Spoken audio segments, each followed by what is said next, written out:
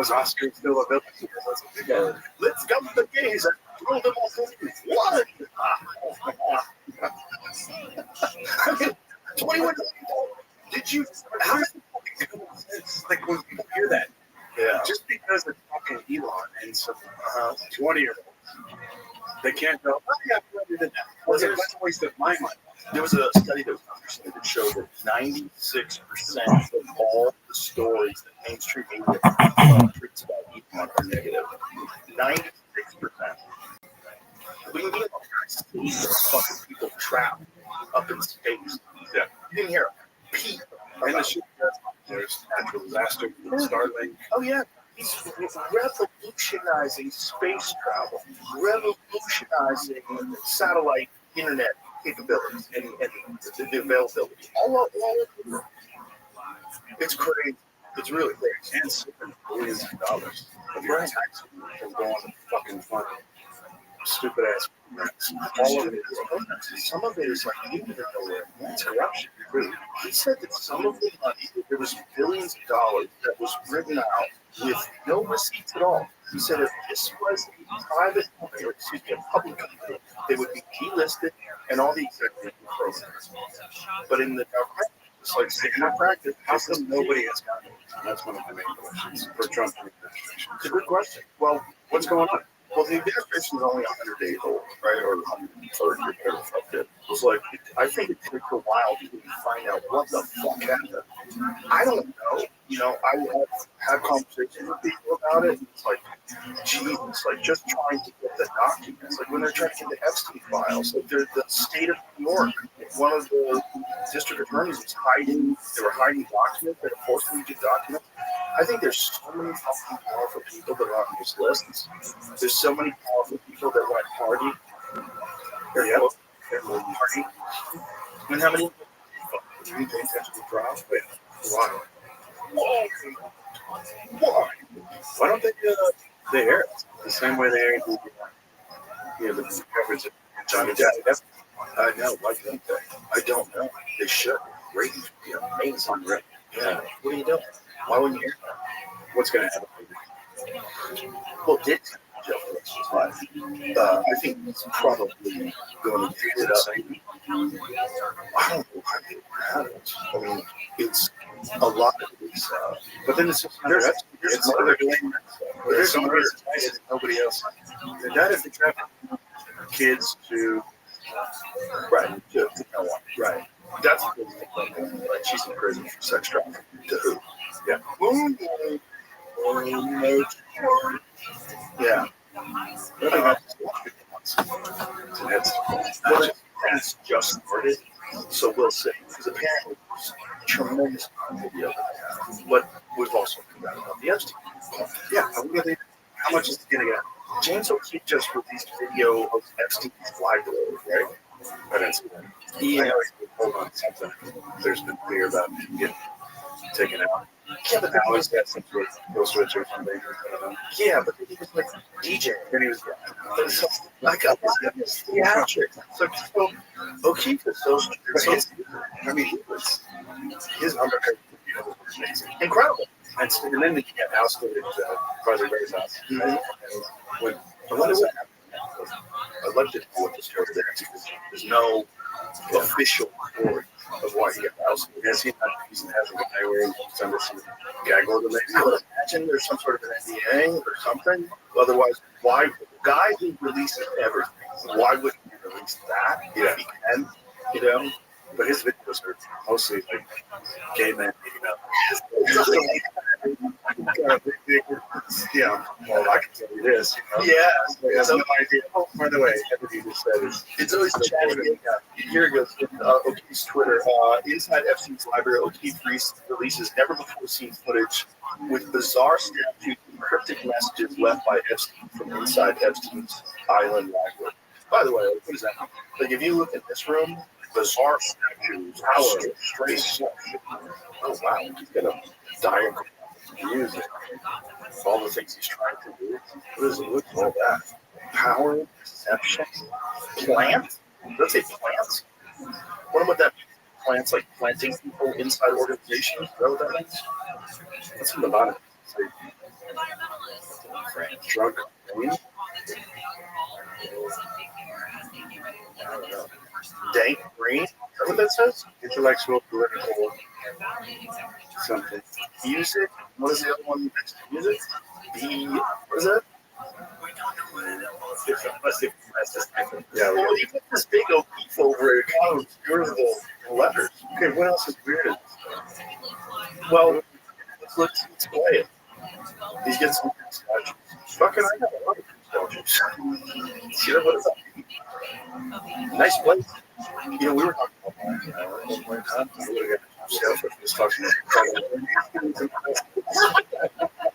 you know the fucking headlines. Aaron Rodgers and Joe Rogan buy the island. We were talking about putting as is on set. We were talking about putting up a podcast studio in the fucking in the big temple. The temple that's the Israeli flag. You know the temple that's the colors of the Israeli flag. You know about that, right? I didn't know that. Oh yeah, it's the. Oh, here it goes. O'Keefe is showing power. Yeah. Okay, boys. Yeah. Were there? You're right. Thank you. Okay. Mirror and face. Dank brain. Does dank brain mean you're high as fuck? It must be, right? That means they gave you a super edible. They gave you one of them Joey Diaz edibles. Right, that's probably it. Right. That's probably it. What is that other one? Mirror in face? What is that? Is that what it says? Yeah, shitty fucking handwriting for an evil villain. Yeah, very moving stuff. Let's show them. Wrote it out a little more. Okay, plants, truth, myth, reality, power, deception. What is that? Plants. Appears, music, brain, rhythm, mimic, time delay, deception. It says dark brain? I thought that was. I don't think that guy's correct. Go look at that other image though. I like dank brain. It looks like an end to me.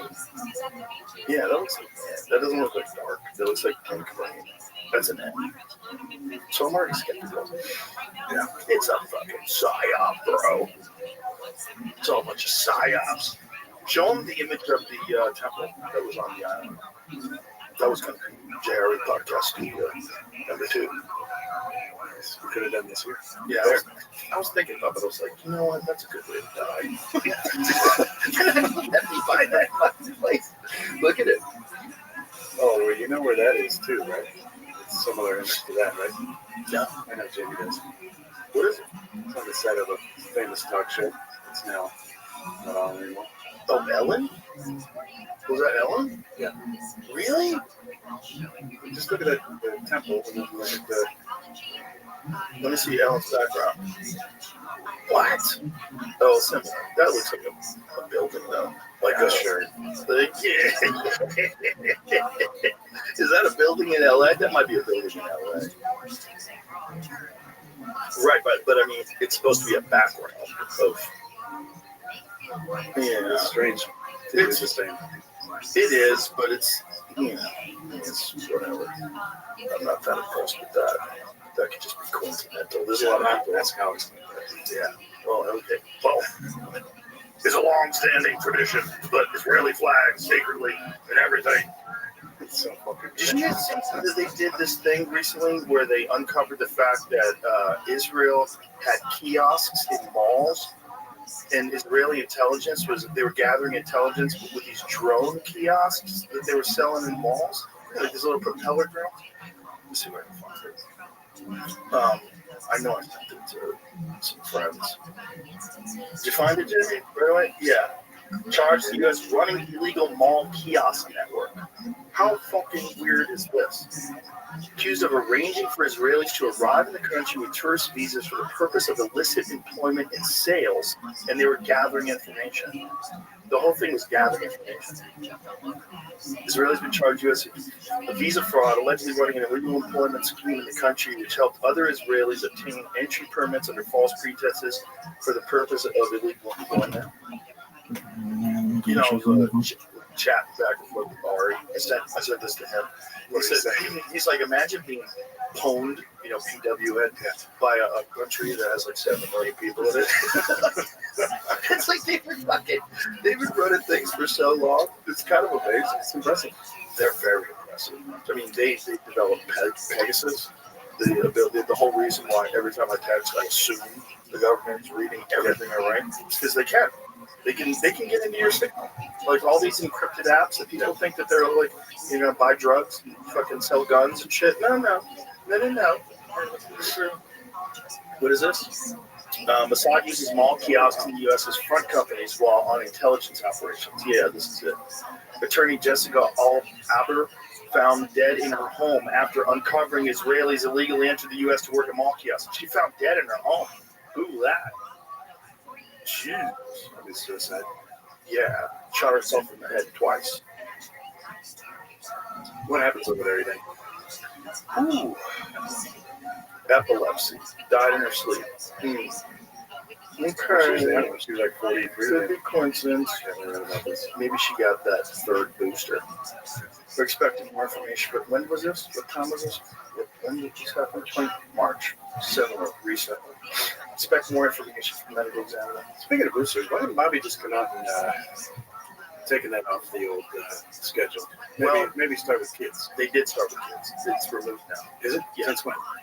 Real recently, within the last day or two. They pulled it from the recommendations of the requirements. The kids. It was fucking insane. It's fucking insane. COVID's not a danger to kids. It's super dangerous for kids. There's a lot of evidence for that now. There's the fact that they've been able to obscure all the vaccine deaths.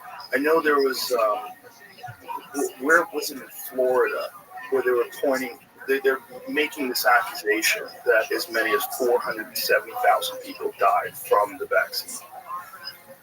What is the Surgeon General down in Florida has been pretty rock solid. Yeah, he's rock solid. Yeah, Black dude, he was on TV a bunch. Yeah, I liked him a lot. Every time he spoke, it was like, yeah. So it's just money. It's literal sacrifice of human lives for money. But same thing, like when is any of those people going to be held accountable? Oh no, never. Well, I would look at everything that's happened in the last 20 years. You know, financial crisis happens. You know, insider trading, fucking the market on purpose.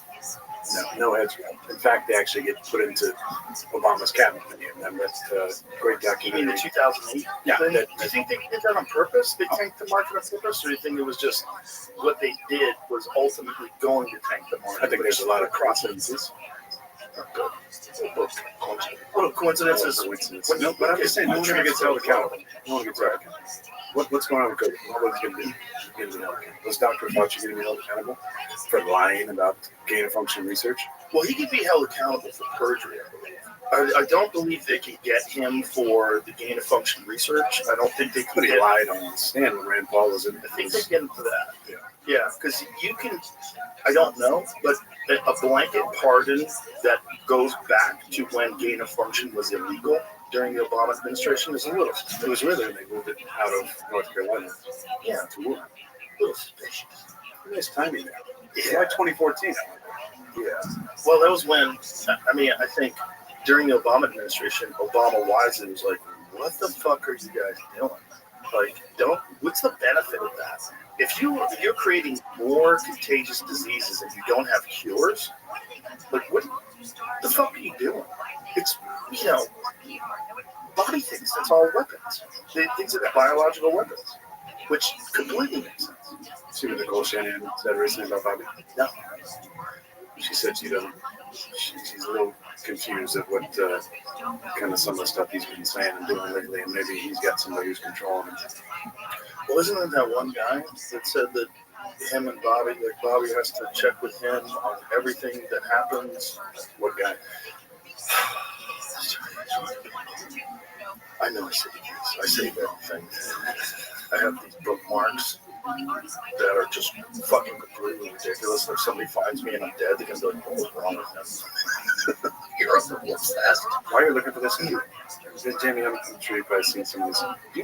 When you're on Instagram, sometimes you'll come across videos, and the voice you recognize right away, but you know that person didn't say it. Have you seen these? Oh, your voice is on the page. I first got alerted to it when John Reeves, our buddy John from Alaska. I heard his voice on some like UFO video. Yep. I was like, John, what the fuck did you hear? He's like, no, he's not doing any of it. I've heard my voice on stuff too, but I heard your voices. Oh yeah. Voices. How the fuck they do this stuff? It's real. It's dangerous too. It's real easy now. It's crazy. What I see a lot of is me selling stuff that I'm not really selling. There's a lot of that. A lot of me selling shit that I'm not really selling. You know, the new products. No, well, it's not just. It's like businesses and shit that I'm not really interested in. Was this the path that Zahi was using? Maybe. That might have been the worst podcast I've ever done. But maybe a good one too. Just to see, okay, this is the guy, this is this close-minded fellow that's been in charge of gatekeeping all the knowledge about and still standing on the same ideas. Even after this LiDAR comes out. The tomography, whatever it is. That stuff's fascinating. Because I've been, even after that podcast, I've been watching more videos from those Italian scientists describing it. They've used it to, this is one of the things that I brought up. One of the temples that they scanned with this was very accurate. And he's like, but this was only 50 feet down. Like, yeah, okay, right, but it works. Like, at 50 feet down, you get an accurate representation of what's inside there, and he was the one, Zahi supposedly, discovered it, but he's discovered everything, basically. Yeah, so, he's a genius. He's the best. So the good thing is that the Graham can go back to Egypt now. Yes. Yeah. So they patched up something. Yeah, well, that was one of the reasons why Zahi came up. Because Graham talked to Zahi. Zahi wants to do this. We're friends now. I was like, bring him in. Let's go. Bring him in. I'll talk to him. I thought it would probably. Did he invite you to? Yeah. What you said? Yeah. If I'm going, I'm going with Graham. Yeah. Or told Graham. I told Graham I wanted him to take me a few years ago. He said I can go and kill me. So next thing you know, I see Graham's taking people to Egypt. Said, yeah. Well, that's nice. It's nice that they patched it up. I went there last July. Did you? June. How was it? Incredible. Yeah. Did you walk away thinking immediately there's a lot of 100%. And what they tell you is complete bullshit. Yeah. I have a friend who went there, and the archaeologist that showed him said this is complete bullshit. Like the narrative is complete bullshit. Yeah. He said the scale of it. He said the scale of it and the technology involved in construction is beyond our current understanding of how to do this. And it's not just the pyramids and the Sphinx. The other temples are magnificent. Not only that, there's probably a bunch of shit under the ground. I know.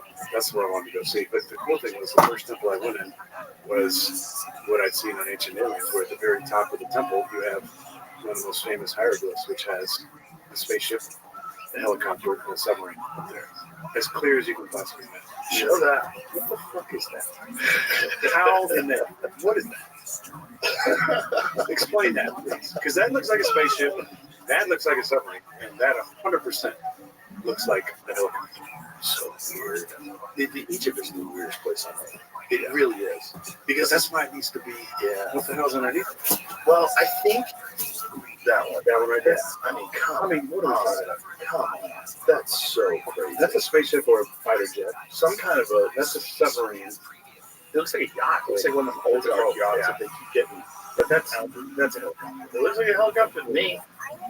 It looks just like a helicopter. Yeah, if it's not a helicopter, what a goddamn coincidence. And, there's a bunch of weird stuff there. A bunch of weird images. And how that one plane that they found that was inside, they found like a wooden plane that was inside one of the chambers. The two of them were just buried there. That was the other thing that he was unwilling to entertain was this King's List.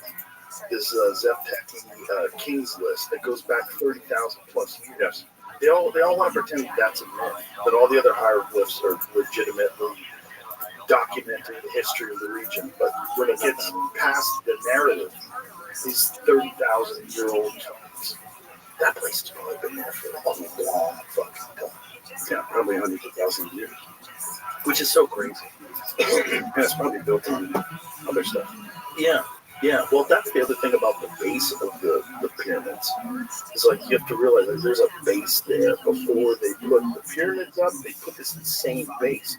And if what they're saying is accurate with these readings, that there's a structure that goes under the ground 2 kilometers, like, yeah, what is that? If they can find that, then you have to throw everything. But aren't you with me? Like, why are we not interested in that? Well, we are. But why is modern archaeology not going, let's fucking figure this shit out? Because modern archaeology forever has been saying that we have the answers, that we have the timeline. We know when Khufu built this, we know when Khafre built this, we know who did this, and they're not correct. It's not accurate. It's too weird. There's no way you have all the information. Also, where'd everybody go? Like, there's people living there, but it's clearly not the same civilization. So what happened to this insane civilization? If there wasn't a collapse of society at an immense level, if there wasn't some sort of a civilization destroying event, yeah, then where did everything? Yeah, what happened? How about this idea? We got a new pope. Mm-hmm. From the States, from Chicago. Yeah, yeah. Let's open up the Library of the Vatican. Oh, good luck doing that. It's been bad. That's wild, right? You're like, what did you guys do? Where did you get all that shit? Yeah. When you're walking through it, like, what? Yeah. What? You have the weird tapestries where you stand on one side looks like this, and the other side looks like that. Insane art, like the crazy stuff. But it's almost like a crazy person's house where they have so much art, almost like the studio. There's so much art that's stacked up everywhere. Yeah, it's worth billions of dollars. I was laughing because didn't J.D. Vance get in trouble for pictures in the Sistine Chapel or something? Sistine Chapel? And I think he did. And you're not supposed to take pictures. And I remember going in there, and they told you to put your phone away. And I'm literally in there trying to be quiet and everything. And everybody around me is loud. They got the camera out. They take photos. Photo of J.D. Vance inside Sistine Chapel sparks backlash. Everybody around me when I was there was taking pictures. It is forbidden to take photographs or films of any type of electronic equipment inside the Sistine Chapel, but everybody's doing that. Yeah, I have photos. Wasn't in 2015. Wasn't when I went either. 2015. Well, I went in, I think 2018 or 2019, and we took a bunch of photos. The photo was taken by an official White House photographer, and there's precedent for political figures being photographed inside. The whole thing is weird. Vatican, Vatican City. Oh, yeah. Who guards the Vatican? Mm-hmm. Why is it the Swiss Guard? Why it's a country. It's a country. You can't. Nobody gets extradited from that when they're accused of crimes against humanity, like Ratzinger. Yo, I'm here. Step down. Just one moment. He was one of the guys that was moving people. Oh yeah. So he was one of those guys that was when they would catch someone molesting kids, he'd move them to another place where one guy molested 100 deaf kids. What's up, Tony Montana? How you living, pimp? He just. What's good in you next? You make billions of dollars yet? All right. How many TikTok accounts have you made, G?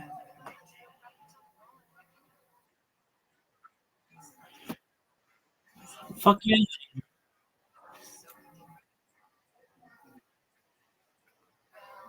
All right. Yeah, dog. Why don't you just create a macro on your computer? Do you have a computer? All right. I can teach you how to make a macro. So, well, actually, shoot. Do you have an Android phone? I know you have iOS, but you have an Android phone, even an old one.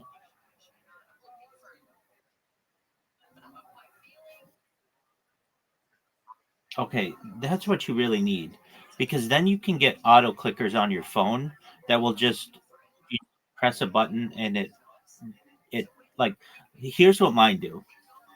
They and what yours can do too is basically you press a button, it opens up the TikTok app, it goes to a random email address creator so that you can verify the emails. And then what it does is it puts that in, it puts in a password, whatever I want it to be. It goes forward, and then it is a captcha. You do the captcha. It says choose a username.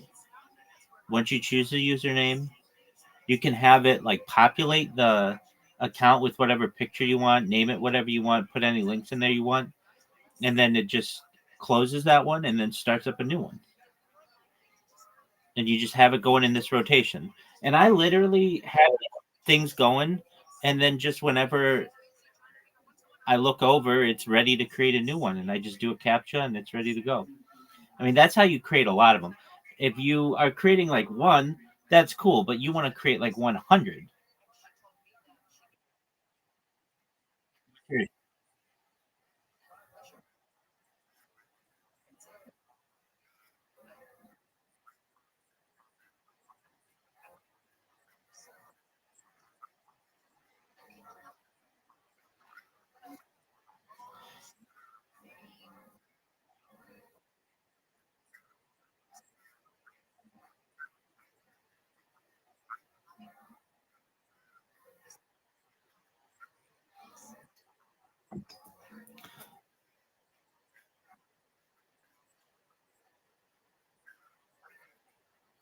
Okay, so hold on.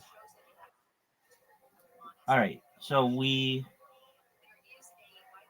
gonna just price this bitch out.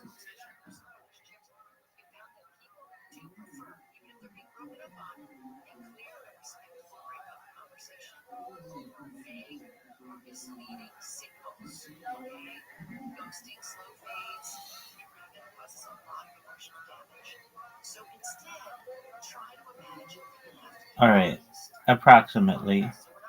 So you need 5,000 TikTok followers. I don't know what that normally costs you, but it's about $60. Is that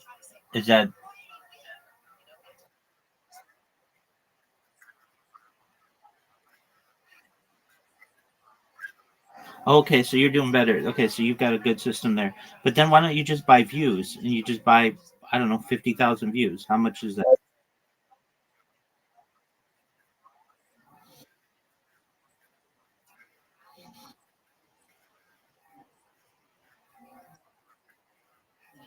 Okay.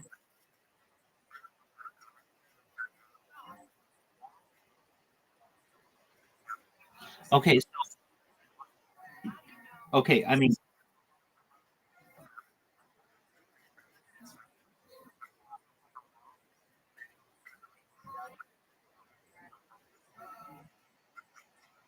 I gotcha. I mean, just try another service.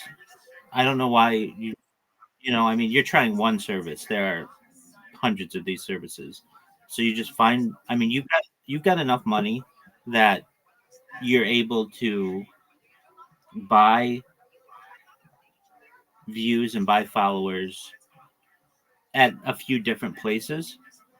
And then once you find one that works, you can create these accounts all day long. I mean, if you did one monetized account every single day for a month, all right. Well, then,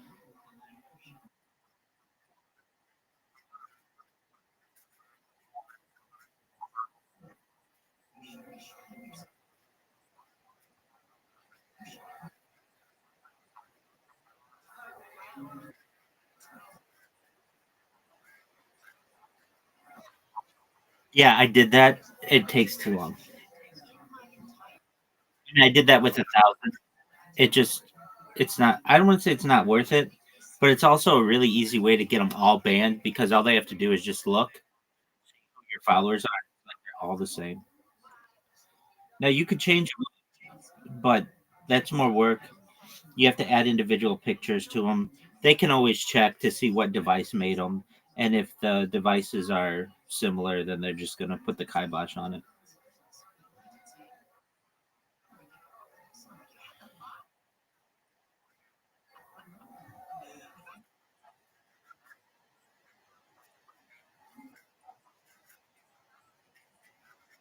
Yes.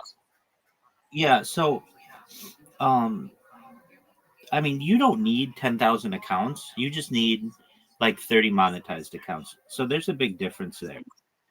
If you're doing that, you just have to put on um, you just need to turn on a VPN when you're creating the account. And then from there, you're basically going to have the opportunity to create basically an anonymous account, not connected to you. And you'll have the opportunity to build that account, get it followers. Once it has whatever followers you want, great. Then you create a new account and you just use a different VPN so they don't all look like they're coming from your house.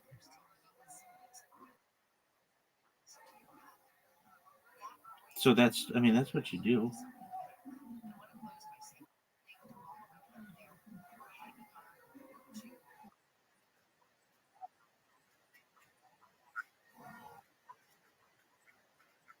Yeah. Nobody likes them. When in terms of apps because they allow for anonymity.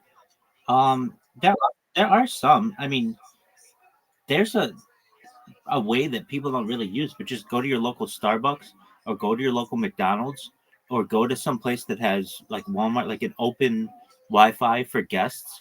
Just go there, create a quick account, and then that's a completely different VPN.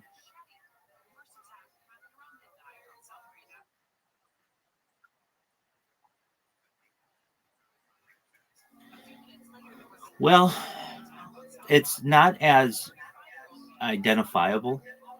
Ideally, though, you just use a VPN.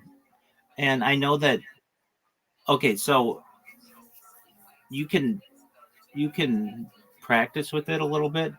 Um, so you don't necessarily well when you, like it depends what the benefit you're gonna need it for what you're gonna need it. So do you need it to be able to go live for 6 hours a day?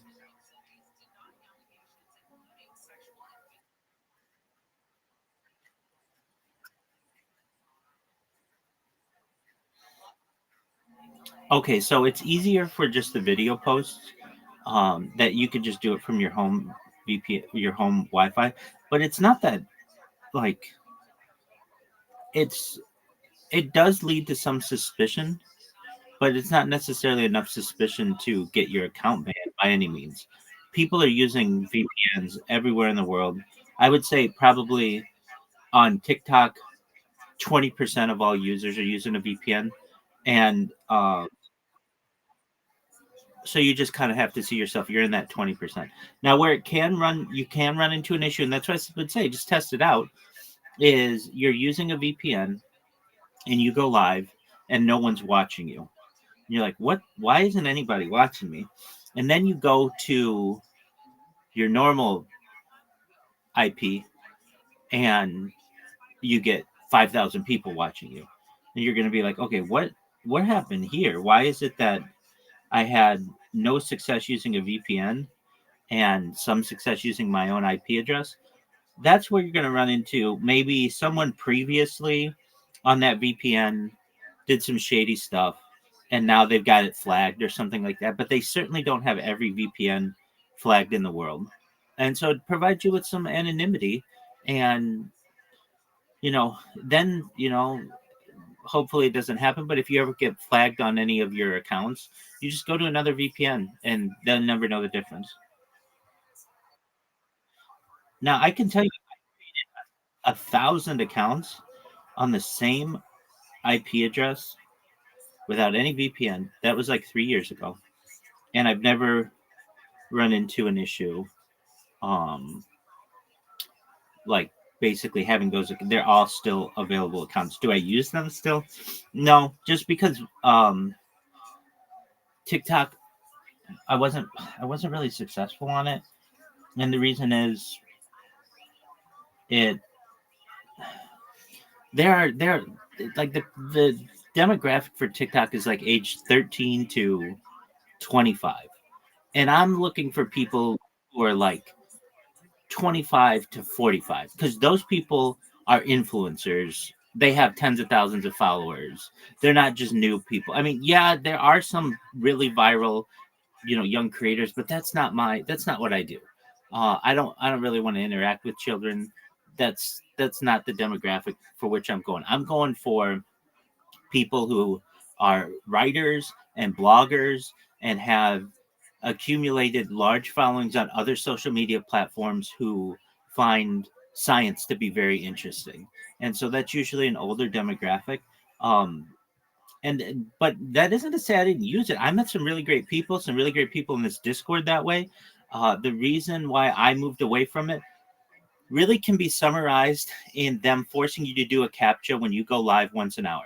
That became too tedious because that meant I had to do. It meant I couldn't sleep on stream because nobody's doing the cat in the middle of the night. Um, Now there is a little way around this, and the way around it, from my understanding, is if you use a computer. Do you ever use your computer to go live, or is it only ever your phones? Okay, so I take it you've never used TikTok Studio.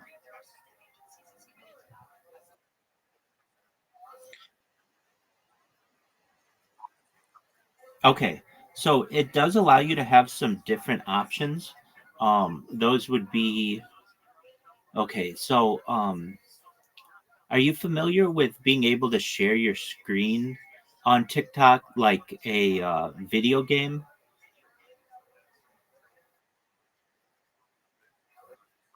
Excellent. Okay, so um, the deal with that is on a phone. I think if I recall, like they change their metrics quite often, but because like you used to need 1,000 followers to go live, and now you don't. And then I think you used to have 5,000 followers to be able to share your screen, but on a computer it was only 3,000.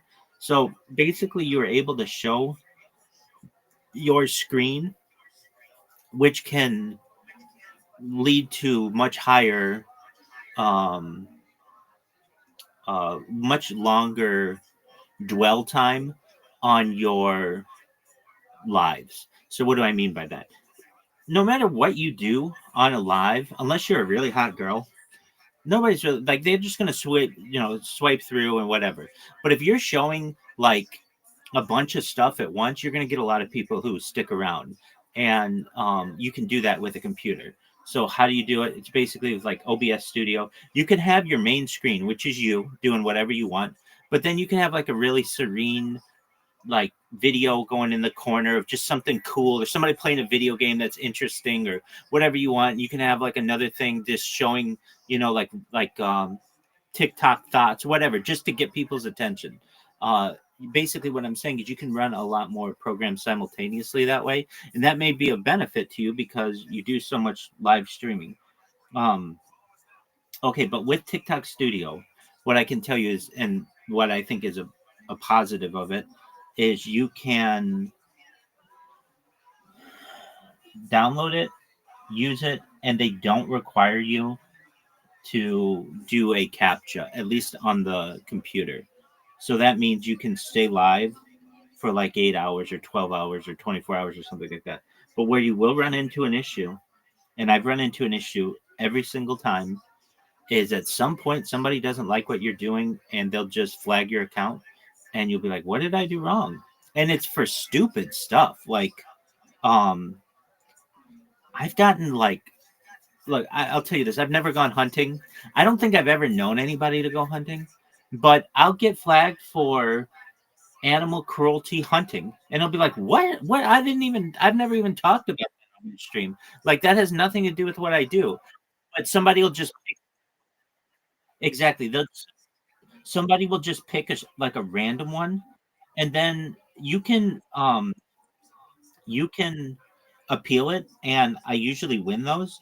But it's like a pain because you got to go through the appeal process, and that can take 2 to 3 days. Sometimes it's faster, but sometimes it's not faster, and or they think like what like or another one that I get nailed for quite often, probably more than any of them, is not the hunting one because again I don't do that, but music.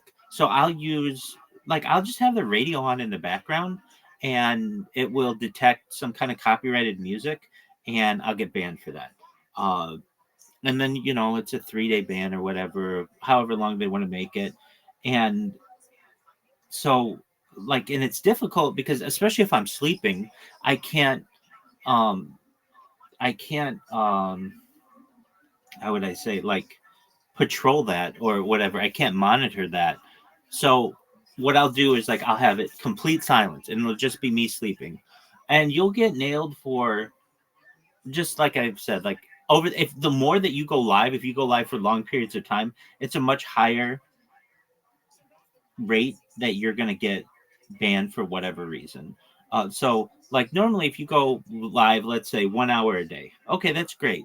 That's basically a 1 in 24 hour chance that you're going to get banned. But if you're live 24 hours a day, that's a 24 times opportunity that you're going to get banned. And it's just like, it becomes very miserable as a streamer. Like, I'm a fan of, like, for the most part, Twitch, Twitch, YouTube, Twitter. You go live, and so long as you're not like live streaming the Super Bowl in HD quality, you're going to be okay. Now, that doesn't necessarily mean you won't get strikes later on because of whatever reason, but they're not going to end your stream generally. Generally, they will for some things, but generally, you're going to be okay. As opposed to TikTok, which is like right away, you're going to get banned, whatever reason. They're very, very sensitive. So, what does that mean for you? It may be of benefit if you you want what's the big thing for you? Conversions?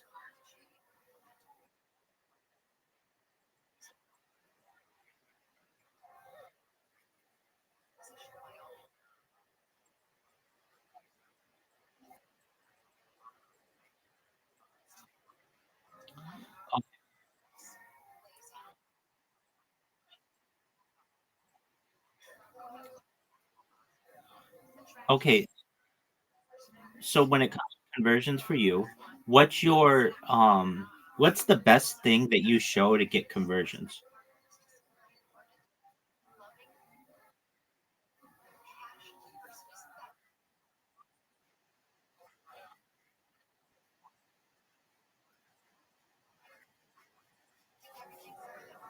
Okay.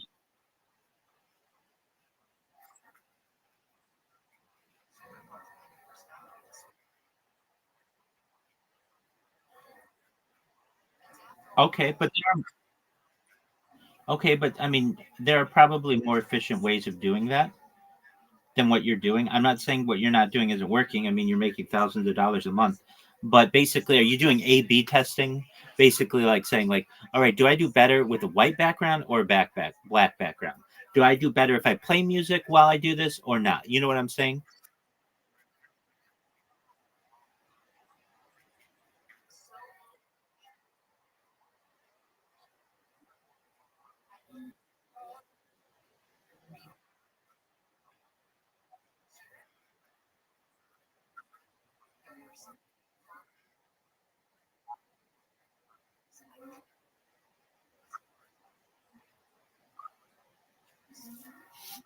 Exactly. Right. Okay, good. So that's something that works really well. To quote Mad Men, it's before and after since the beginning of time. Whenever you're selling any kind of weight loss product or skin clearing product or hair restoration, it's going to be befores and afters. Okay, so there are ways to perhaps, and I don't know if this is like a thing, but like you do the before and after, but then at least on a computer, if you do this on a computer, I think you'll be more successful. And the reason why, and you're already successful, but it's like you can always tweak it to be a little bit more successful. So you have a picture of the before and after, but in the background you have just like a mesmerizing background, almost like to make people um hypnotized to do whatever you want them to do. Like it could be, like what are pictures that would do this? I mean, it could be like the spiral that people use, but it could just be like beautiful colors going in and out of each other, but with your before and after on top. Now you're saying you just read a script, like literally you just speak it, like you're on camera and you read a script. Is that correct? Okay, so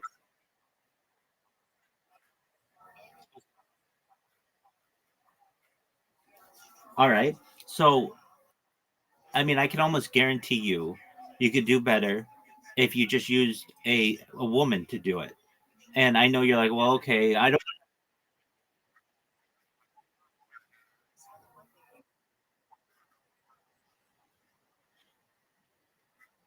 Not what I'm saying, though. Not what I'm saying. You can use a few things.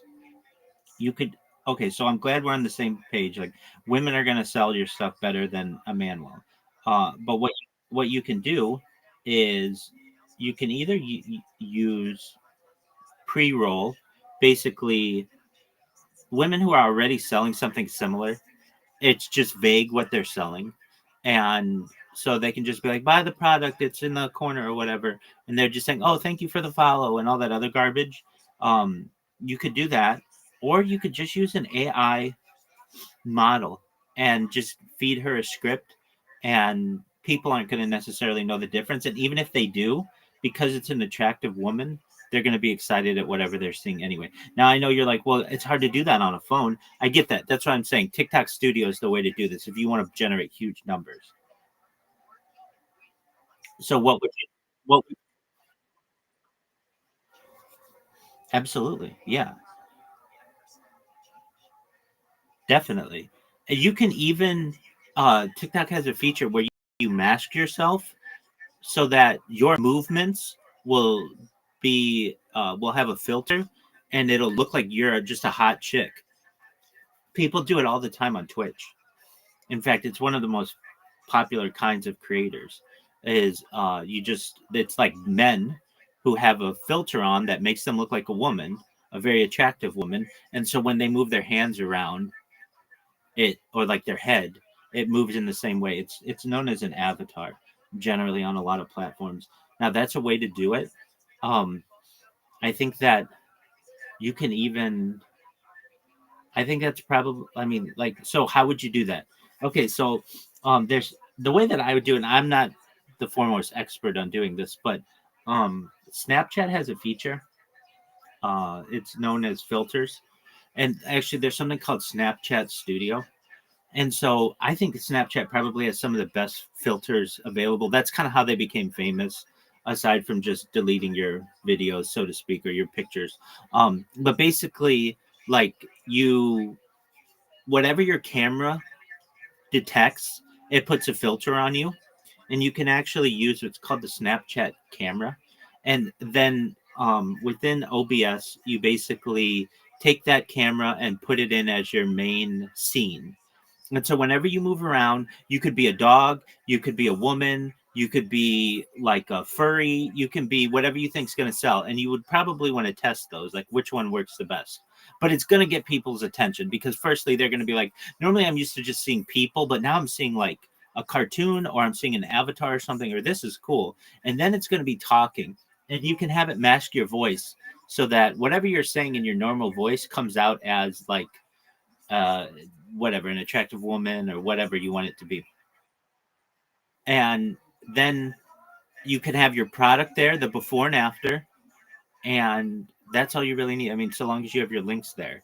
But basically, what I'm saying is like, if you're making like $5,000 now a month, and that's probably a good month, you might be able to double, triple, quadruple it in a matter of days if you have the right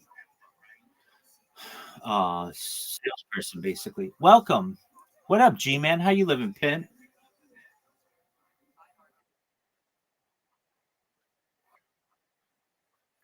Yeah, so what you do is on your computer, it's called Snapchat Camera.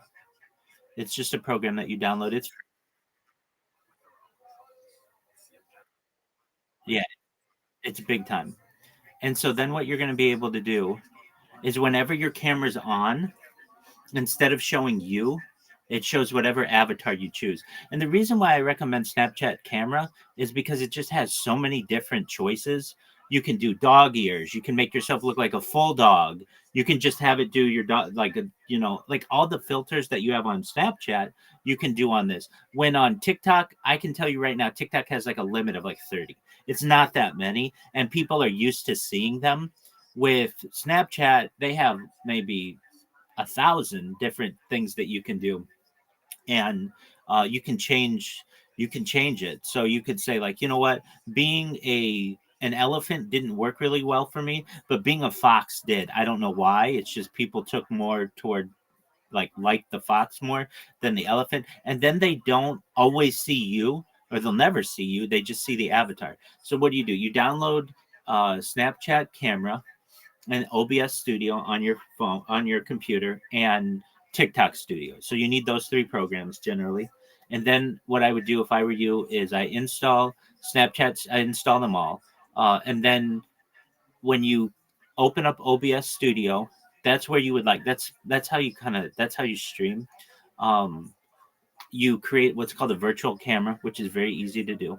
And the virtual camera will only show what you want it to, what you want it to display. And that's where you can create your different views. And so you'd put your you'd add what's called Snapchat camera. And within Snapchat camera, you choose your avatar. So let's say you want to be a dog. I don't care what you want to be. That's just our example. And so you're a dog. And then you open up TikTok Studio and you go live.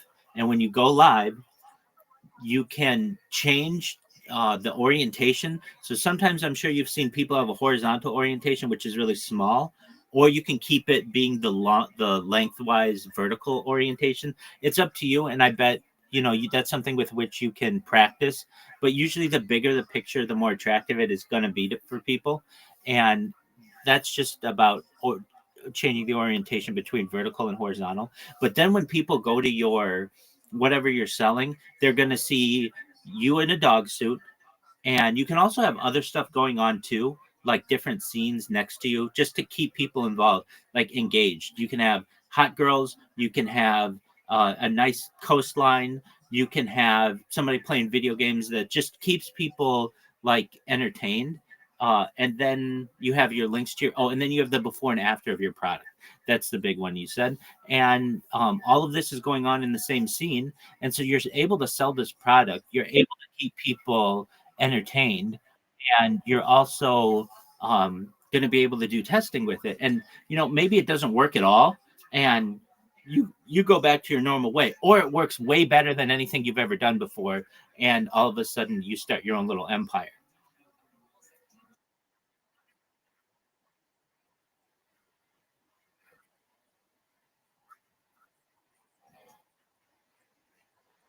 Right, you're exactly right. Yeah. um yeah, people like that. um Exactly.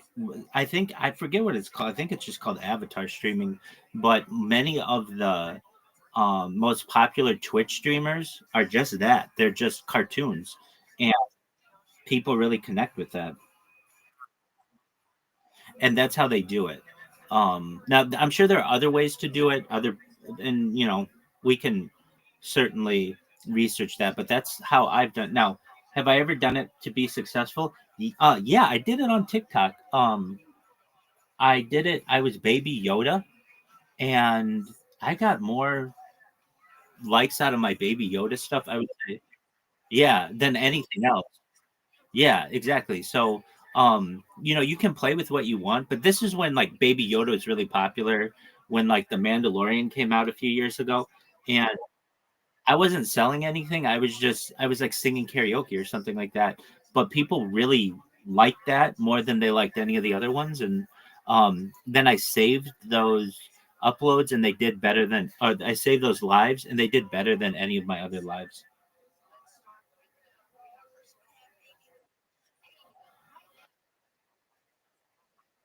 Yeah, yeah, exactly. So, and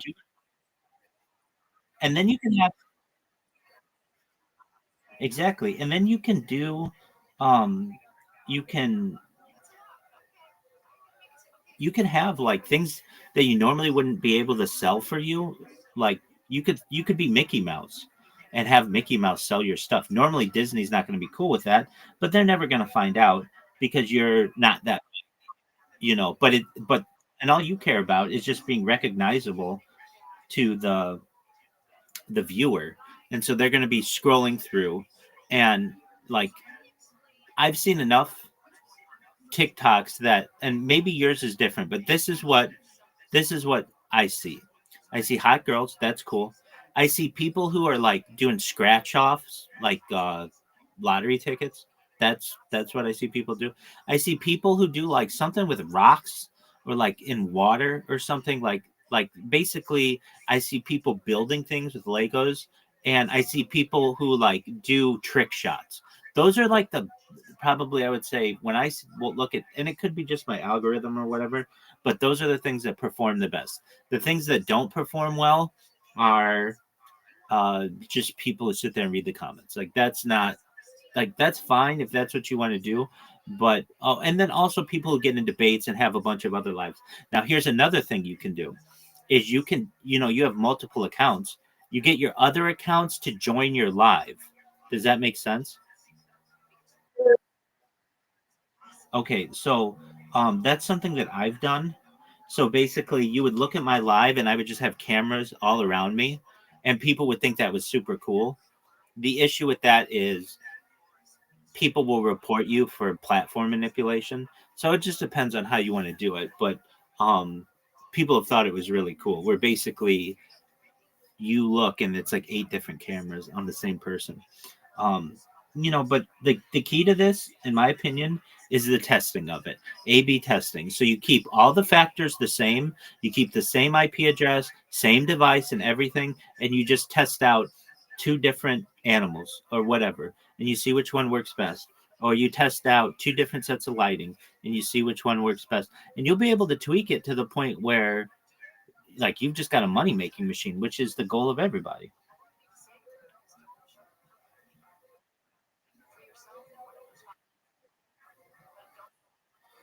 So,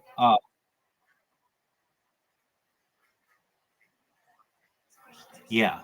Okay, so um you could do that. You you're going to want to be careful about platform manipulation, but yeah. So usually you would need multiple computers generally to do that if you want to do the different animals. Um if you want to just do yourself, that's fine.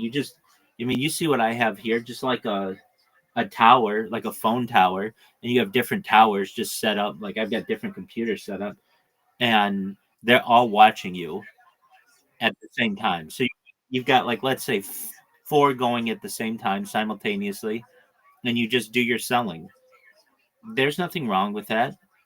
The one thing that will happen though is you'll get hardcore TikTok users who start seeing you multiple times after they already said they didn't like you or whatever. They don't want to be shown you, and then they'll be like, "Wait, I thought this person.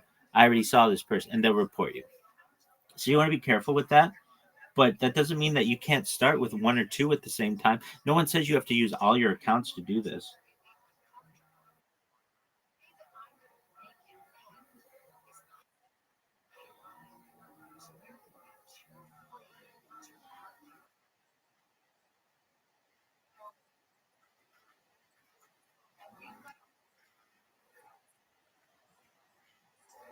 Okay, so generally you can. You just need computers to do that.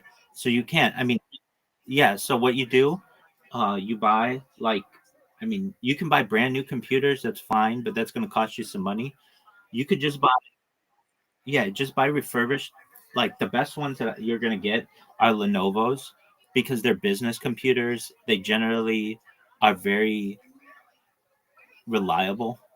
They're what used to be the IBM ThinkPad. These are Lenovo. 2 of these are Lenovo's, and you can buy them for like $150, and they'll run for 10 years for you. They'll run better than any computer because they're made for business. So they're made for the business world, and some company changes its computer, sells it to some third party, and now you buy it off of Amazon. All right, so you buy What's up, man? Okay, I have it. It doesn't always work for me though. I appreciate it, G man. G man, how'd you find out about me?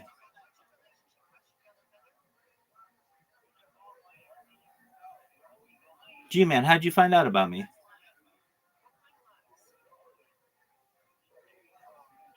Okay, that's fine. Uh, so basically, if you buy those Lenovo ThinkPads, you're going to be able to run individual instances on your account. So what does that mean? You'll be able to run, uh, like basically, you'll be able to be a cat on one, a dog on another. Oh, okay. Oh, that's amazing, G man. Wow, you've been an OG follower. How's your day going, G man?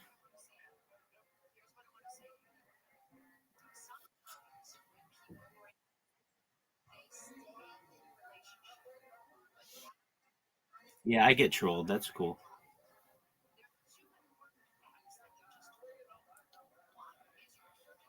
So, you'll be able to have like your four different accounts, and you'll be able to be a different animal in each one of the accounts, or whatever you want to consider it, and that should work for you.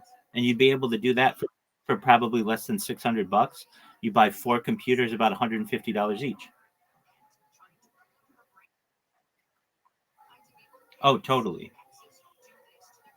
Now, I would before I buy the computers, I would just try it with my own computer to make sure it is um a viable strategy, but chances are it's going to be. And if that happens, then you'll be able to do like four times the amount of sales simultaneously, and probably even more.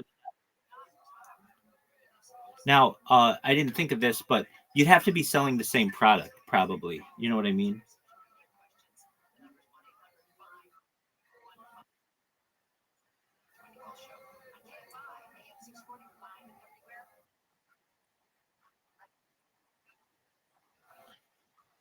Dude, I see it all. I've never been flagged for it. Yeah.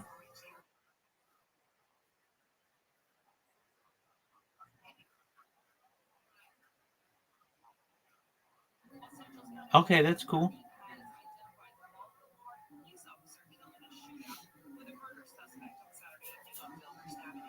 I think this person's using an AI voice.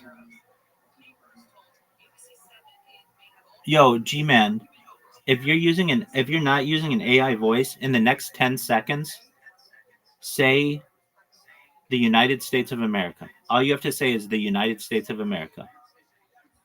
10, 9, 8, 7, 6, 5, 4, 3, 2, 1. Yeah, like anybody else. If I asked Tony Montana right now to say, hey, say the United States of America, he could say it just like the United States of America. No, okay, so it is AI. All right. Well, that's cool, G man. I'm glad you found out about me from Kick. That's going back like a year. That's baller. How's your day going, pimp?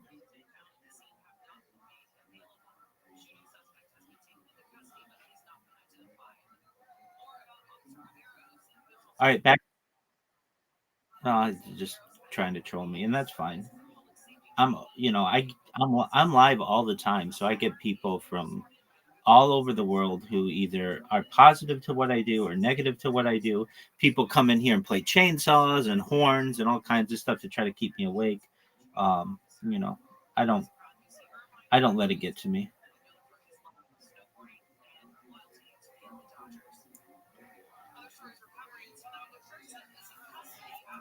Back to your selling of things. Um,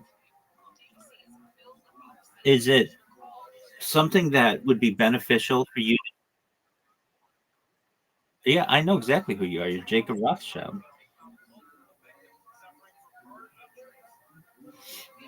which is cool. Yeah, that's fine. Um, so my friend G Man, it's been a pleasure having you here. I appreciate it. Hope all's going well in your life.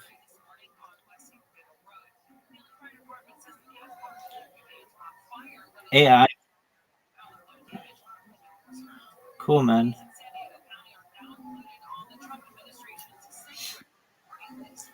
Yeah. Anyway, so basically all you need is just a computer that has a little bit of processing power. You'll be able to have your overlay or filter or whatever you want to call it.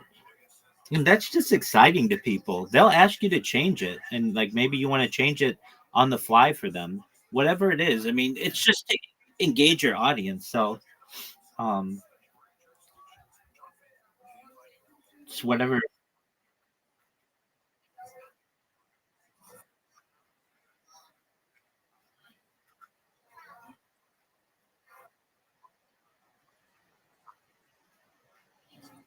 That's an excellent point.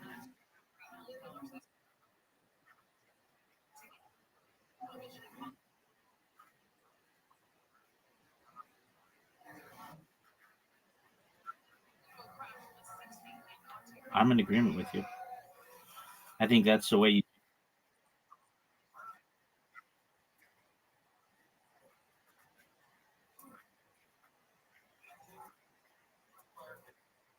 exactly.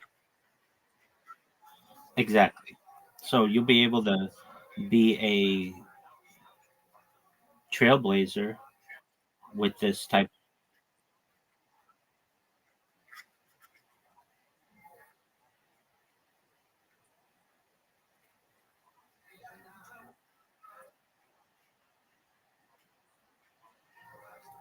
Definitely. What's the most amount you can simultaneously?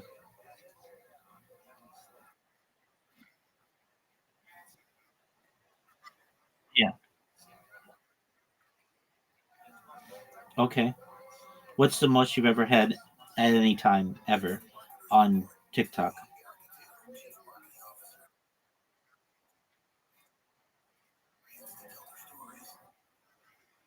Uh, Yeah. Do you know what follow for follows are?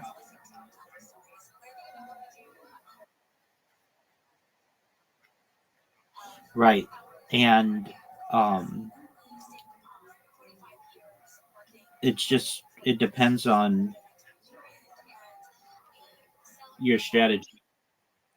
Yeah,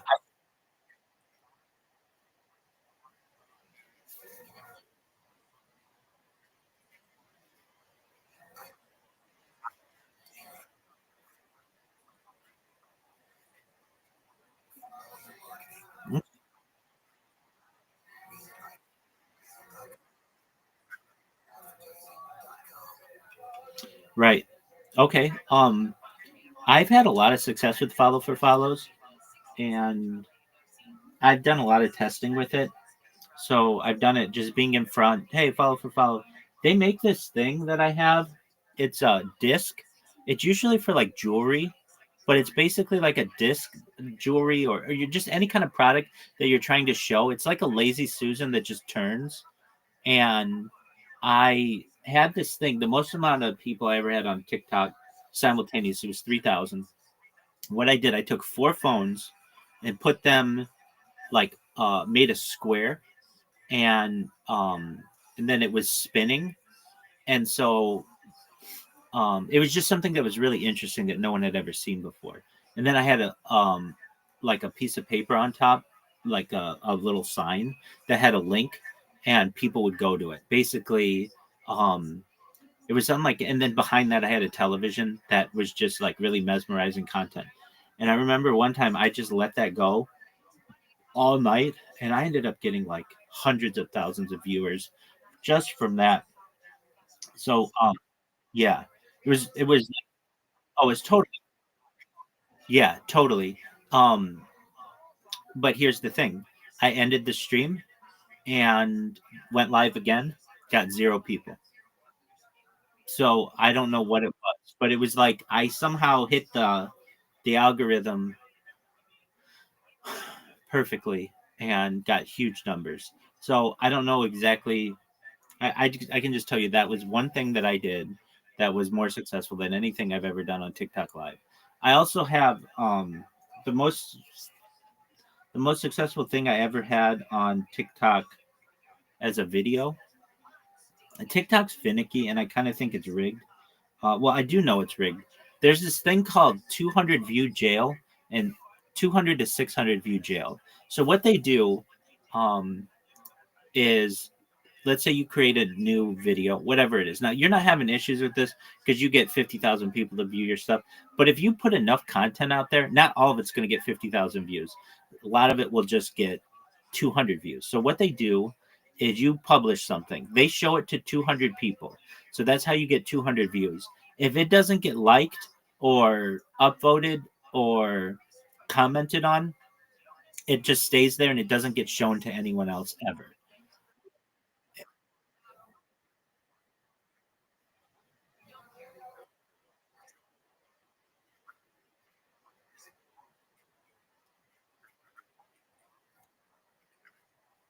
I'm in agreement. Yeah. I have one video. I was watching this person on TikTok who was a television anchor and she was doing an AMA, and I was I would just asked one question, which was, do you use your right hand or your left hand to wipe? It was like a troll question, but she answered. She said, I use my right hand. Oh, I thought you said right. And this is just one video that I have that got 200,000 views, basically just like totally randomly. Now, here's the interesting part. It had no comments and no likes. So I don't know how it gets 200,000 views with no comments and no likes. I mean, you can look it up right now. It's the pin post as Super Rothschild, SuperRothschild, and it's just I don't know why it worked that way, but um, right, exactly. And I'm sure I did get botted, but just kind of like making you aware, like there's just kind of, I mean, I'm sure you know, like random tsunamis of like likes that or things that can come in, but they don't do anything for you. It's not like anything happens. But I do get that sometimes where randomly, I have a couple other videos that just have way more likes than I would have expected. It's like my average likes are maybe like 2,000, 200, 200, 200, whatever, because I put out so much content that it's like not always interesting. Um, I created a bot that would just upload. This is more for Instagram, but oh well, we should talk about that. But basically, I made a bot that automatically uploads every hour of my life on Instagram. So I've just got this huge timeline on Instagram that isn't always that interesting because it's just like my life. It would just be like this conversation, which might not be that interesting to people, but the other people it might be. Um, and I got two. Um, Sometimes I'll get some good results out of that. Do you ever sell on Instagram?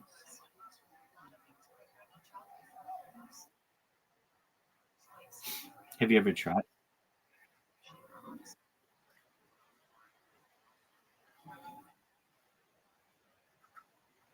Okay, I gotcha. Okay, that makes sense. All right, so TikTok's where it's at. Well, I mean, I think you're right.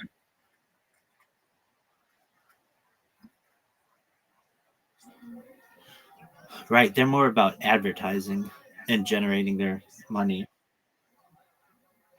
All right. Uh, right. All right. Well, you basically have the tools that you need to be able to be successful. So what do? You go to your computer, you download OBS Studio, TikTok Studio, and Snapchat camera, and yeah. So OBS Studio is the thing that lets you make scenes. So what do I mean by that? Um, it allows you to put like pictures on your screen or put the link at the bottom. Like it has, you can type text on it. It basically allows you to have multiple cameras. It just it basically is the thing that makes your stream have any kind of um, additional content. So if you just did Snapchat camera, that's fine, but you're just going to see you as an animal or whatever. That's cool, but you won't be able to necessarily see the picture that you want of the before and after. If you want to do that, you do that with OBS Studio. And excellent. So you buy those. They're free. You utilize those three, and once you do so, you should have the ability to be able to live stream on TikTok and on using TikTok Studio, and that's going to be a game changer for you. Also, the your connectivity is better on TikTok Studio, I would say, than um, on a phone.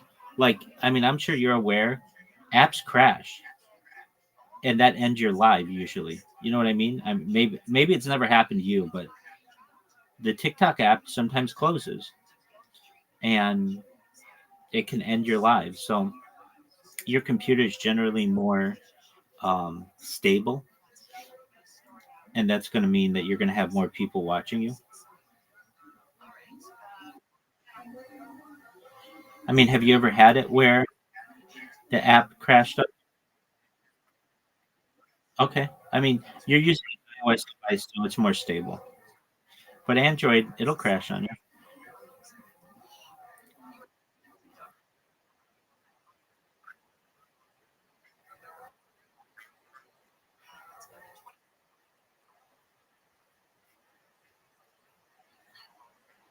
Right. Right.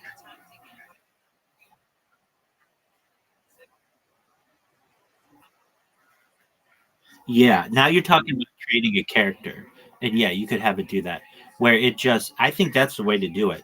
Like, if you want to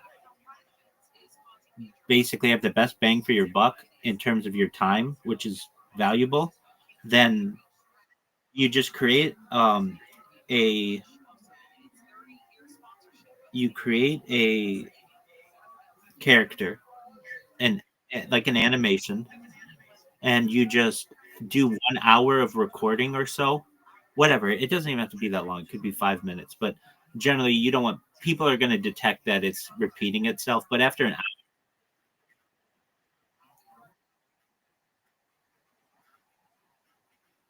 exactly, and then you just have it read your script and do some movements. Yeah, it definitely can do that. And you can do that in a few different ways. You could even just record yourself using Spotify, the Snapchat camera, and then you just play that as like a pre-recorded video, or you could have it do it live. I think it's probably best though to just do pre-recorded videos, because that way you're not going to have any kind of issues with the app. Like, you don't want to have to run into issues where the app can crash or it has a delay or anything like that. So basically, you just, and that's what I was saying earlier, you should just take hot girls who are selling things already on YouTube and then just put your product in front of them and just play that.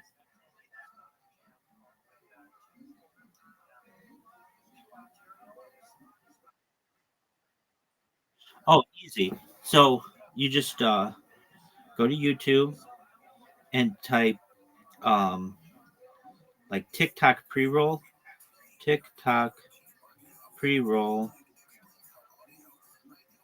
hot girl, and like TikTok. They like have a ton of them on here. Um, Now you want to find the right one of like selling. So girls selling, hot girls selling, and like they have pictures of these girls who are just selling products. And you just put your product in front of it. You can even just like go to one that's like, I'll go to TikTok right now and find somebody who is selling something. So TikTok, and you just need like five minutes of good content. Like even 20 would probably be ideal, but like you were saying, 20 or 30 minutes, but nobody stays on that long.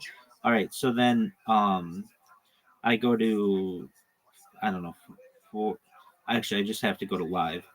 So I'll go to live right now. Okay, so I'm on the live. So like here's a girl selling something. She has really attractive hands. She's showing like some kind of gem. That's fine. I don't necessarily think you need that. But okay, this girl's selling wigs. So that's cool. Um Now I know you're like, well, how do I do my before and after or whatever? This guy's selling shoes. So basically you just screen record like what would it okay, this girl's singing. That's not what we want. Okay, this person's selling like jewelry. So what's something that you sell? Before and after skin product, right? Okay, well she doesn't have to be talking about the skin product 24/7. She could be talking about something else. You find a girl like this girl's doing her hair. Um all right. So let's see. So this girl's doing okay, so that's what you want to do. This girl is selling some kind of fashion stuff, but you could put your link there for her skin for before and after. And she's a pretty girl. People are gonna be like, oh, she uses the skin thing when she doesn't even have to talk about it necessarily.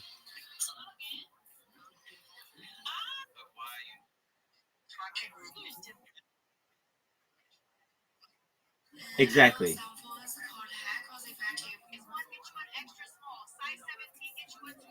You just okay, so what would you do? You like here's a girl, she's attractive, she's selling something right now. You screen record her for 20 minutes. Now she's selling something else, which is fine, but you put your link there and people are going to think she's selling whatever your link is and they're going to be attracted to her and they're going to be like, oh, and especially if you can put a before and after so they know like not only is this a product that works, but you have a pretty girl selling whatever she's selling. They're not going to be necessarily paying attention to it. That's I think can be really good. or or it could just be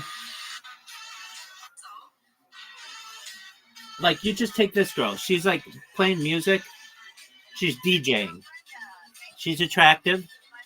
You do a screen record of her and then you put the link in there and you test it and see if it works. Maybe it works, maybe, but basically you just screen record other people's content and then you just play it as pre-roll and then you just have it on an infinite loop.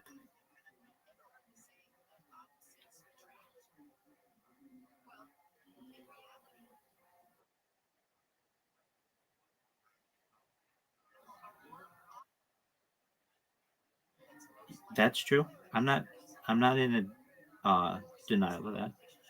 I don't disagree with you.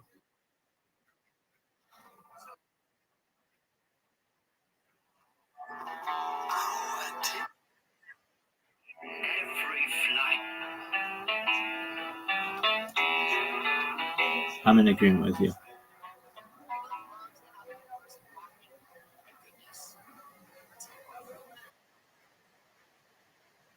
100%. Like even you could I bet you could do what you wanted. You said earlier, create it's just really creating an animation.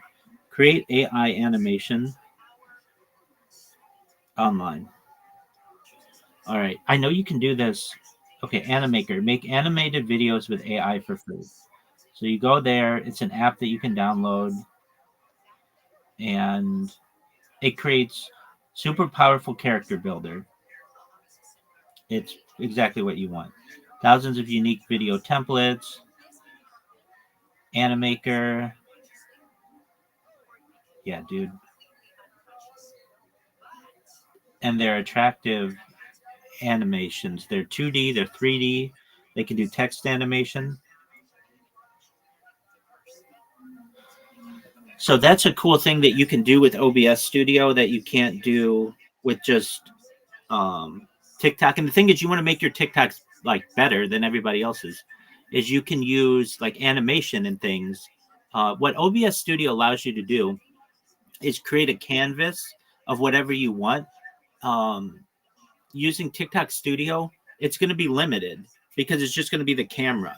You can't like put moving text wherever you want because it doesn't have those kind of capabilities.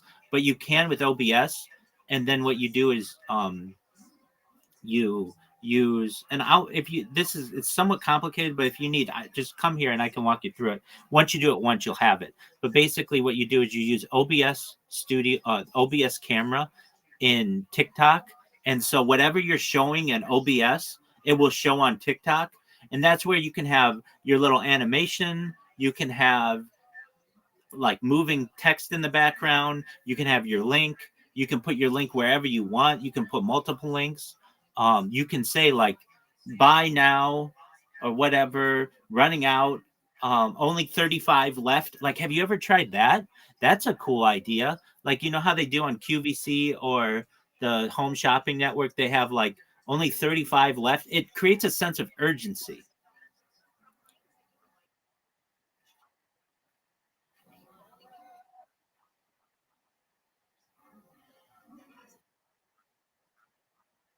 Okay.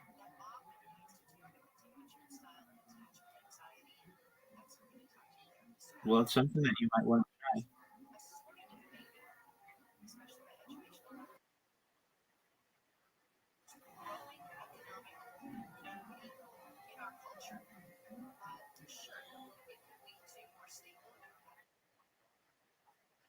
Absolutely. I'm here. I've tried about every way to try to go viral. So I know all of the insides and outs. I know all the back doors.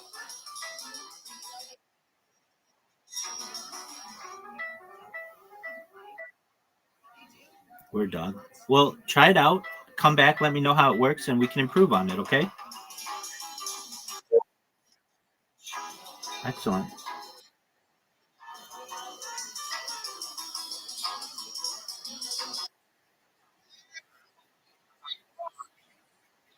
Yeah. No, no, no, no. I go outside. I've done IRL streaming as far north as Santa Barbara, as far south as San Diego, as far west as the Pacific Ocean, as far east as the desert and mountains. I've streamed in Beverly Hills. I've streamed in downtown LA. I've streamed in at Disneyland. But those are expensive.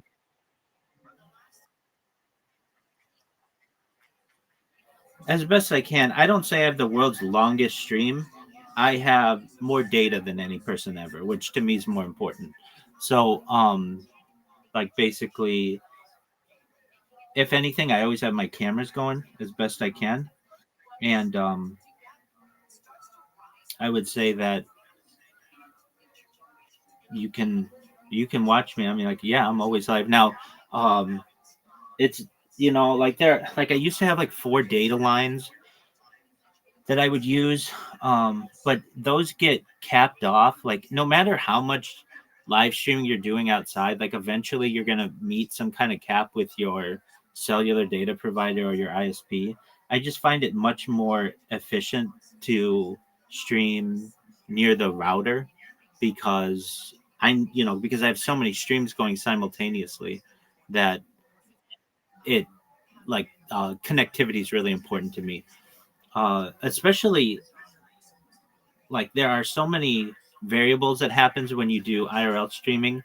You've got you've got to have power banks because your battery is going to run down really quickly when you're doing live stream, especially for as long as I do it.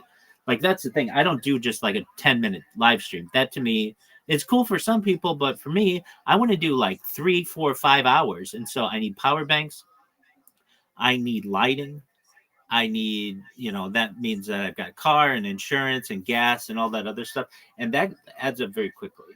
And so to me, it's just easier and more efficient for me to just have my 33 different devices on me simultaneously. And then, if somebody comes into my Discord and I'm doing an IRL stream, I can't interact with them. I don't even know that they're here. So then they just are like, oh, so he's not even live or he's not even in here. So it's easier for me to make this a central hub. But yeah, I do live streaming, and I go outside at least once a day just to touch grass and, go to the mailbox, or perhaps, on a little walk, or just even to take out trash and stuff. But for the most part, this is what I do because I found the most amount of success with it. Like if I'm doing an IRL stream and you come in here, I'm not going to be able to be in a Discord and live on YouTube and live on Twitch and live on Twitter and all those other things simultaneously. It's I'm only really able to do generally one platform that way. But yeah, I have more IRL streams than most people have normal streams. Like I've got a lot of content of IRL.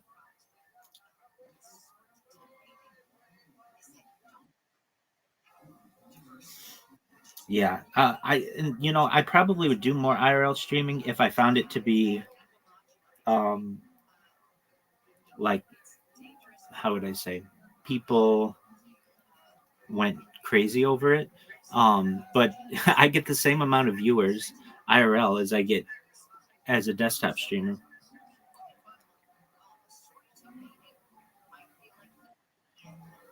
Yeah, I mean, it's just how, like the algorithm wants to place you. Where IRL streaming gets a lot of, I would say, um, bang for your buck is when people do clips of you, because those are the most exciting moments of when you're doing whatever content you have. But you might. What'd you say? Yeah, exactly. Um, so I have a lot of clips of mine that are IRL, and but I feel like then I have to play to the audience. I like to just do what I want to do, and so I'll go shopping or I'll go just like walking and do talking to the camera or whatever. But I don't want to have to like, hey, like I'm gonna go try to pick up this chick just for views or whatever, or like. And that's the thing too, you get people who are in your chat who want you to do things like, hey, jump in front of a car. Dog, I'm not jumping in front of a car while I live stream. Like that's not practical, it would get me hurt. Or you'll get people who say like, uh do you like steal something? Like that's against my moral compass, it's against a lot of things in my religion. Like that's not something that I do. Um I and like basically you're having to type to people simultaneously if you want to keep viewers. That's another thing. When you're doing IRL streaming, you have to communicate with people, and I find it to be very um it's good, but it's a lot of work. And really a thing that hurts me, I think, more than anything, I have a very hard time seeing the screen when I'm outside because of glare. I don't know if you're like aware, but if you use a phone outside and it's really bright out, it's super hard to see what's going on the screen. And some of the things that frustrate me most. Welcome, Miss Aquarius. Are you ready for me?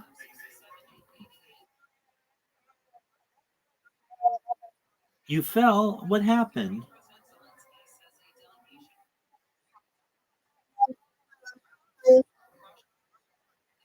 Are you okay? Okay. Well, that's. Are you okay? Just sore. Nothing broken. All right. Yeah. Exactly.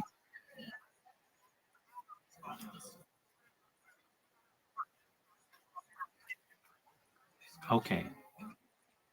Absolutely. Well, I know. All right. Excellent. I play a game with Miss Aquarius every night. So we're gonna do this. You do what you need to do and come back when you've got more results, okay?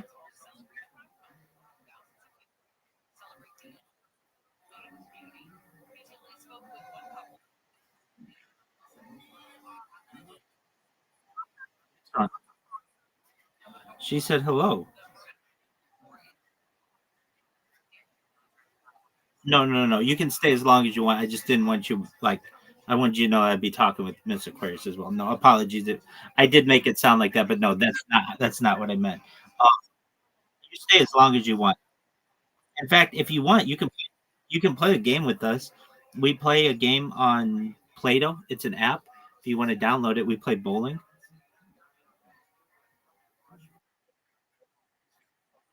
Absolutely, you stay as long as you want. No, you're absolutely right, and Miss Aquarius is right too. Um, yeah, so let's introduce you to. We have Miss Aquarius, a friend of mine who I met on Discord. She just saw me, well, like you, Tony Montana, if I recall. She saw me in a different Discord. She saw me in the socialized Discord and saw I was live all the time, and came in and was like, "Hey, what's your deal?" And I'm like, I live stream my live 24/7, et cetera, et cetera. And then we became friends. And for the last couple months or so, every night we've been playing a series of games. We like to play bowling. And then Tony Montana, I met him within the last week or so.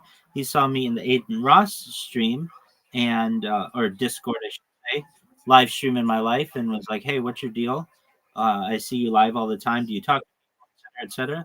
And that's how we became friends. Miss Aquarius, a she is one of the nicest people you ever meet, and Tony Montana, also a nice person, is a kind of like a TikTok guru. Miss Aquarius, do you do TikTok? Look at you, nice strike. Well, my man, thank you.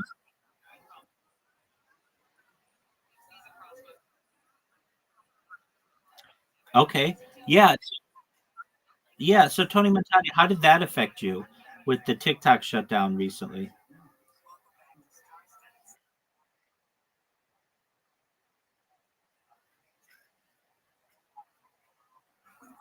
Okay, do you have a backup?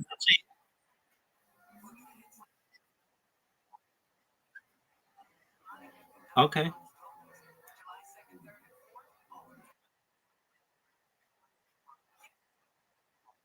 yeah, you're 100% right on that. Did you ever try Red Note?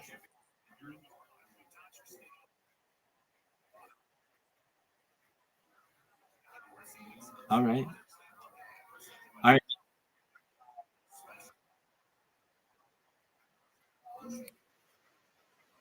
right.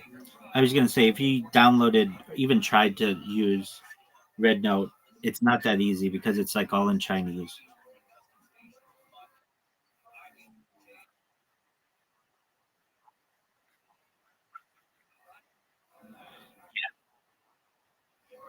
Who do you think is gonna buy TikTok? I've heard Amazon.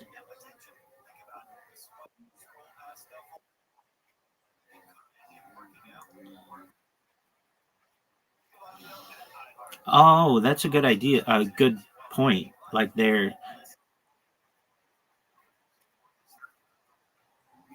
well, yeah. I mean, what else could it do?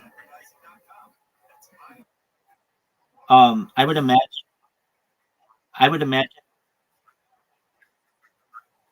Yeah, but I would imagine they'd force you to use Amazon products. And that's going to be well, since you do affiliate, you would just connect with Amazon stores currently. I think it. I think it probably, depending on how much they pay you, could be very beneficial to you.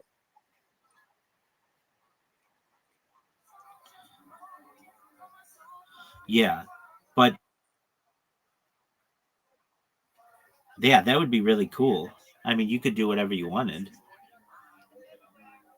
Where do you get your go ahead. Yeah, like where do you get the links or how do people connect with you to sell for you to sell?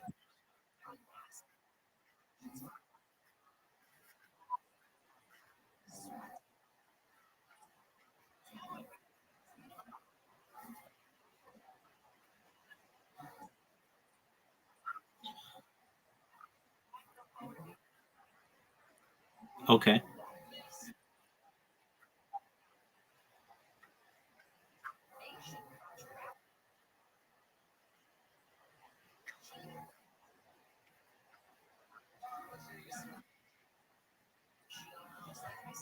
Okay.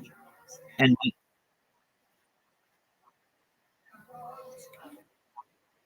you client, I gotcha. Um, do you ever have connections or like discussions with the sellers?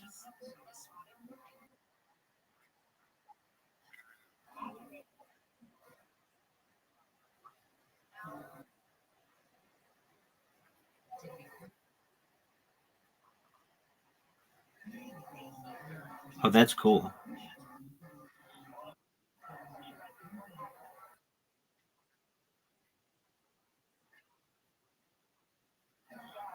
I gotcha.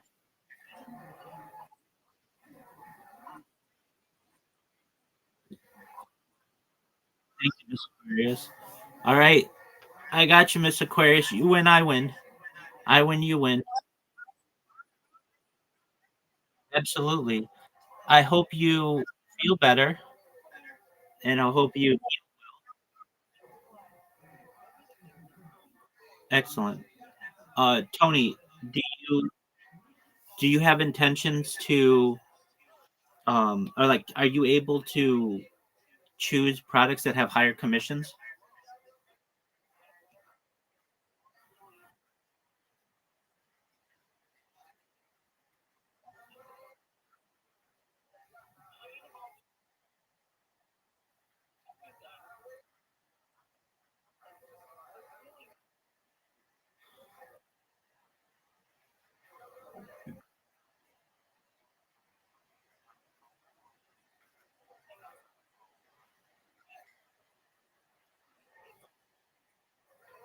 All right. So then, have you ever used Fiverr for? I mean, you probably haven't, but um, with what you're saying, they have super hot girls on Fiverr who, um, exactly. I mean, it starts at $5. You could probably, um,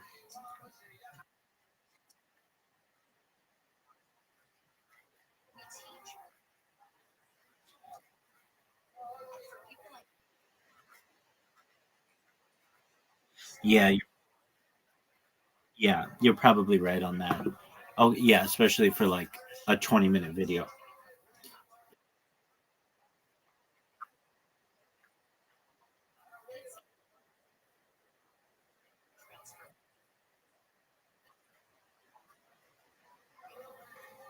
Right.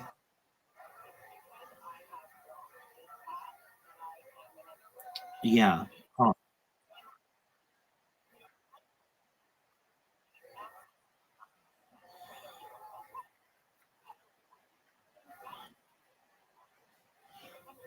I just don't know if that's going to sell as well as a Native American or a not Native American, but like someone either British or American.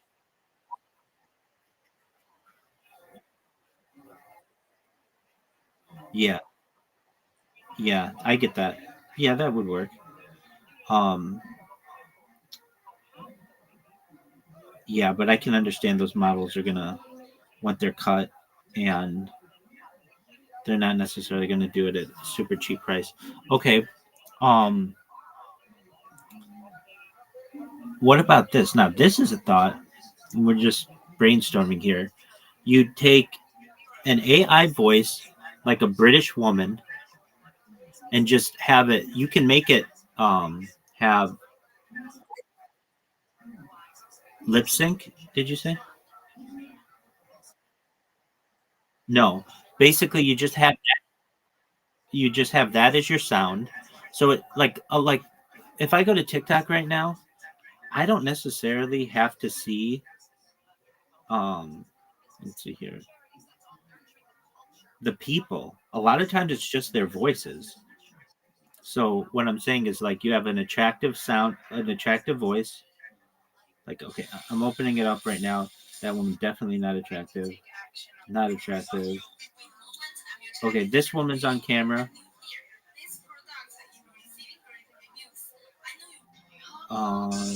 Okay, so here's one. Like this person. So how could you do it? Okay, perfect. You have someone who just has an attractive hand or whatever. Basically, doing so you don't have to show their mouth. You just take this person and then do it.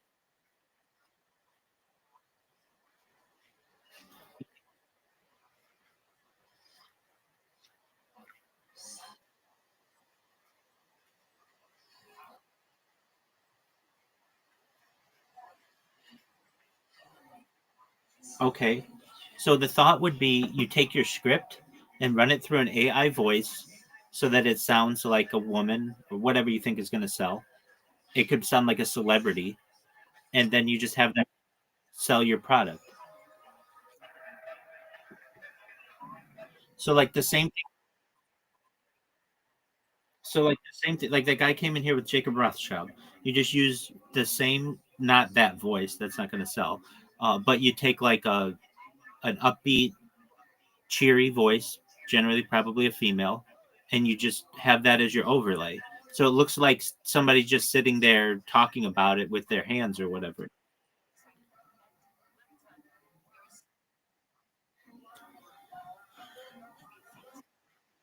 Right. Now, another thought too is, I mean, you basically just need a good 20-minute video that you can just have on. Uh, oh, hold on a second. That's against the TikTok terms, by the way, though, to have pre-recorded content. But if you do it for long enough, nobody's going to know the difference. So the thought is you have okay, so you have like somebody their own video that they have of just somebody whose hand is on the product or whatever. You mute the sound for that. You play your script with like the person reading it who's like a celebrity or whatever, and then you cut to a video of the woman so they think it's the woman whose hands it is, and she could just be talking about the people in the audience. Oh, thank you for the follow. Oh, that's a really funny comment, but just generic things. And then you cut back to the product. So like you only have to show her on camera for like 20 seconds, and that way no one's going to know the difference.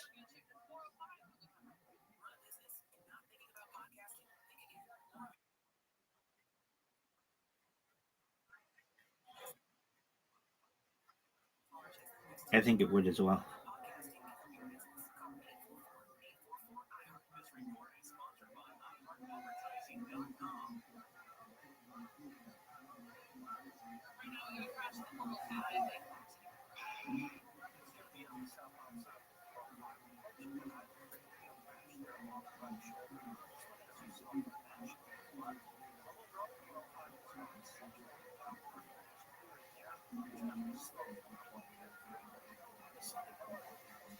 You'll find something though that works better than anything else, and then you just right.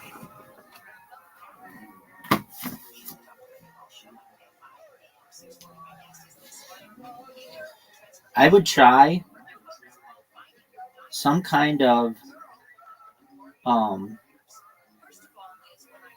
when I tested, I would try some like I would try a chick in a bikini who's just so it looks like she's how could you do it?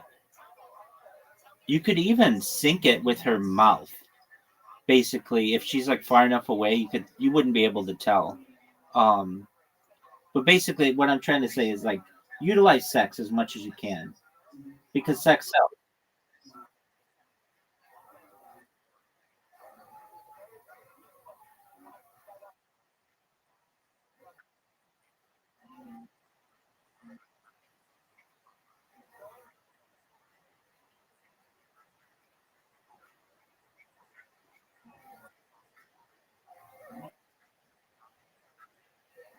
Right.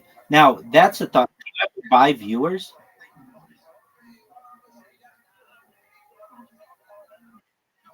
So, like, people want to watch. videos that they think are popular. So you would just buy viewers so that people think it's like a really exciting live.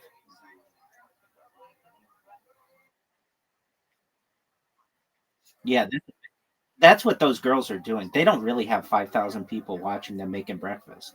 What they do is they buy 4,500 viewers, and then they have 500.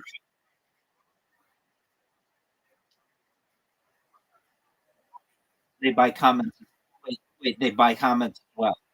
They buy comments as well. So what they do is they just have people who create emojis, so it makes the chat look like it's going, and then you get a real 200 people in there who are commenting on you, and it looks like it's a, all 5,000 are commenting, but it's not. So that's a thought you could have as well. Basically, um, okay, so you have your live, you have, let's say, 1,000 people watch it simultaneously, 1,000 bots. You buy 100 comment bots that will comment once or twice a minute, just like, oh, so cool, or you're so pretty, or whatever, cool product, whatever. You can tell them whatever you want them to do. And then sometimes they just do emojis, just like flame emojis. I mean, just to give you an idea of how common this is, um, on Kick, that's just one platform.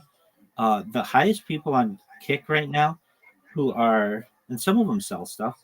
Um, they like Aiden Ross right now. That's how you found me, right? Okay, Aiden Ross right now has 57.4 thousand people watching him. Do you know how many real viewers he has?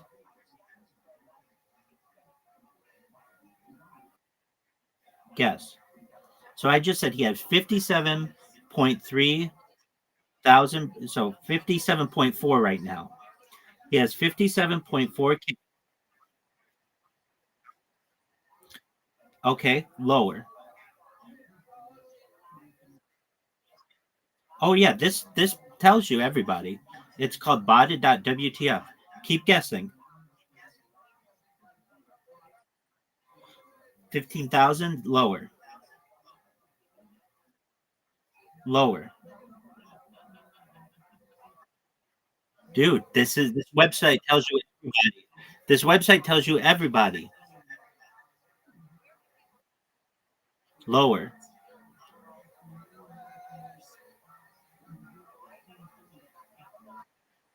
Lower.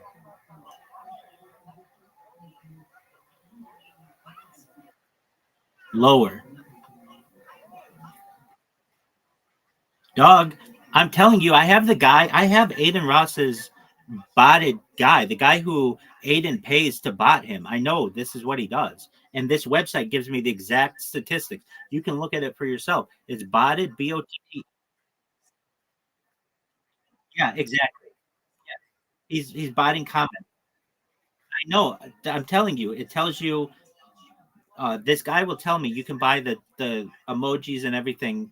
Everything that these people do is botted. Keep going. You guessed 1,000 lower.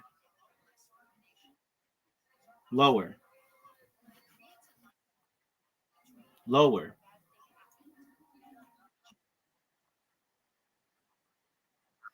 He has 57 people watching him right now. He has 3% engagement. Exactly. He has, it tells you, this website tells you, it has their chat so you can see it live. It tells you their engagement. He has 3% engagement. He has comments per minute. It has unique chatters. So 1,232 of his uh 6,688 people are just emojis. So people who just make that chat go really quickly. It just post. Exactly. Go to botted. .wtf, and you can see all these people are botting themselves. And everybody, and I even have the guys because I'm live in Aiden Ross's Discord all the time, and all these other people, they know who I am. The people who that buy the bots from. The guy comes in here, the guy who bots Neon and Aiden Ross and all these guys, and he tries, like, we've become friends. He comes in here and gambles actually, and we just comment on his gambling. But basically, what it is there's a price. So he quoted me for 1,000 people to watch you 20, because I wanted 24-hour people, which is like really expensive because these servers have to be going all the time. It's about $5,000 a month. But I've even seen videos where Fusi, who's a streamer on Kick, calls this guy who comes in here, the botting guy, and just turns it up to whatever he wants. 5,000 people watching you, 50,000. You know it. Yeah, exactly. It's a very famous clip. So are you on botted.wtf? So you can see, like, it is on a phone. It is on a phone. It's terrible on a phone. If you want, let's see here. If there's an Yeah, it's terrible on a phone. It used to be better, but they redid it, and it's okay. So go to. Do you know how to request a desktop site? Let's see if it's any better there. No, it's not. Do you have the ability?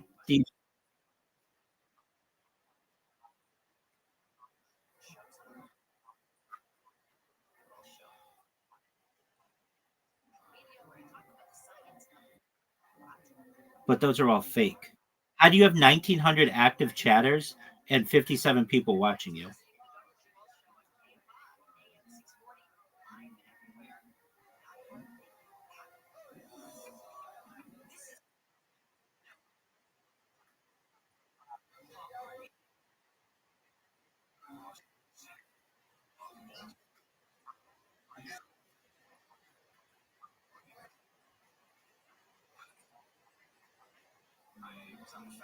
Yeah, so that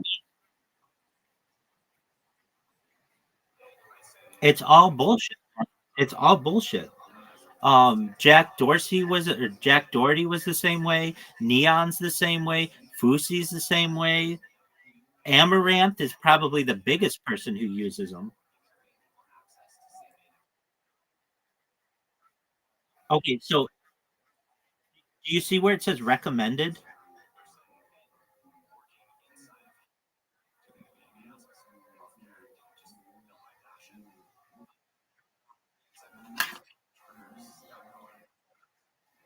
It's okay, that's fine. On the left-hand side, you're going to see recommended right above suspicious. So the and it has Kick, Twitch, Party. Okay, so you go to, it looks like recommended right now. Holy Phoenix has 677 people watching them, and we'll get their statistics in a second. They have 677 viewers, 10% engagement.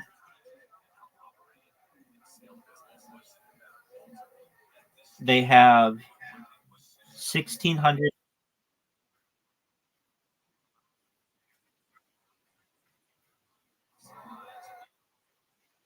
because nobody pays attention to Aiden Ross. That's all botted.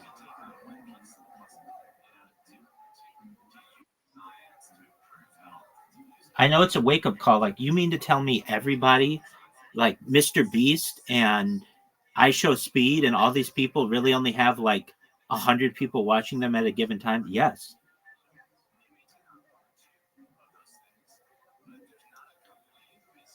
And it makes sense. Why is it that Aiden Ross has 57,000 people watching him simultaneously, and the next closest person has like 1,000 people watching them simultaneously? You mean to tell me he's that big of a draw, and then when he goes offline, everybody just leaves? Nobody, that doesn't disperse amongst the community? Action Man's like this. I mean, if you go, he's got an exposed page, and I know it's not that easy to read, but he basically, like, has people who they expose for botting. Now the question exists: why does Kick allow this for numbers? Kick is a growing platform, and I've heard Eddie Craven. He and I are friends on Discord. We I could send him a message right now if you wanted. Um, he has said in his weekly discussions that we know that people are botting. It's a constant issue in the streaming world. Everyone on YouTube is botting. Everyone on Twitch is botting, and it's just a competition to get higher and higher in the list of current streamers. We don't pay on people who bot themselves. So basically, we just pay on what you're going to be seeing on botted.wtf. That's not what he says, but basically, he says that if they don't have unique IP addresses or unique devices, we don't pay on that. So basically, Aiden Ross, when he streams right now, is going to be paid for 57 viewers.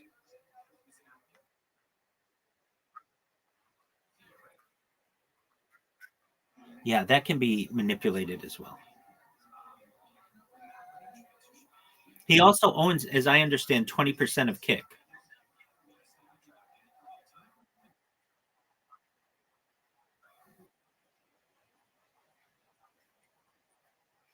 He's a big name, though. Well, I'm not saying he doesn't bring in anybody. The proof is in the pudding. It shows he has 58 viewers right now. Let's test it. I'm gonna go to his stream right now and see if the number goes to 59.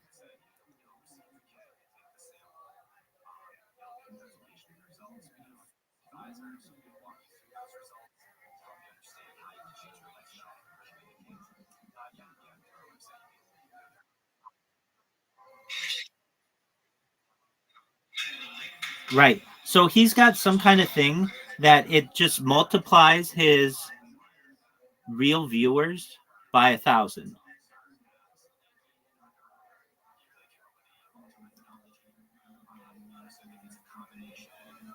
So I just joined right now.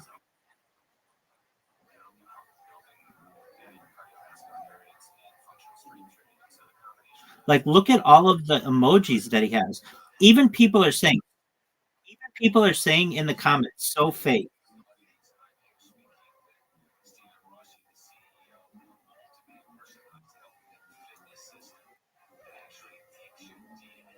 I mean, look at all the reason why his chat goes so quickly is because this person posts this emoji of this Turkish guy who's like got a mustache. Like it's a square. They just keep posting that.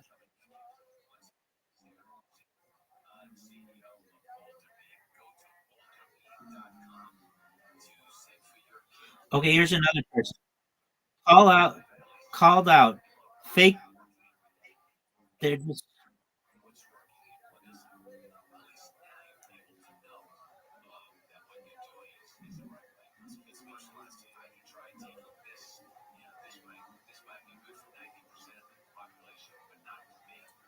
and it makes sense that there's 57 people in here. If it like, have you ever seen? Do you know what Kill Tony is?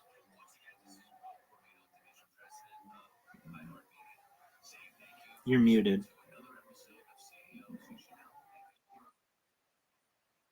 You're good. Have you ever seen Kill Tony? It's the largest live podcast in the world. It's the number 2 podcast in the world on YouTube after Joe Rogan.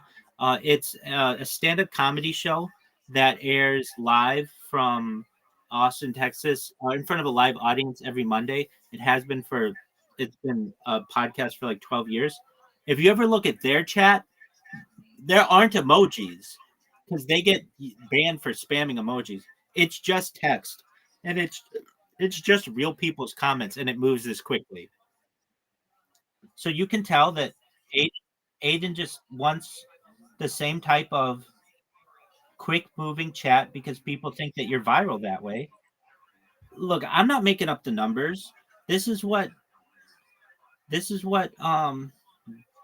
botted this thing, and they're they're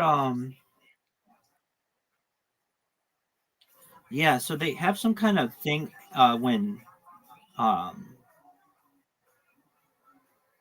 Kick launched their API. They allowed somehow to be able to track this information, and they launched their API a few months ago.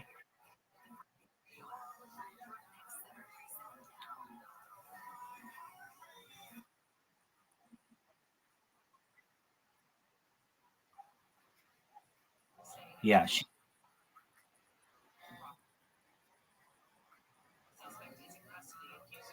I think I think that's probably accurate. Nobody watches her. She's boring as fuck.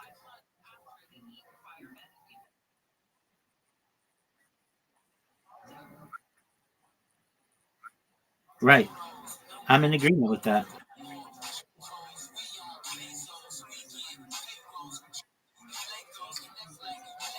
Okay, if we go to Ali Boba right now, or Demi Sucks, I'm looking at her chat. It's an emoji.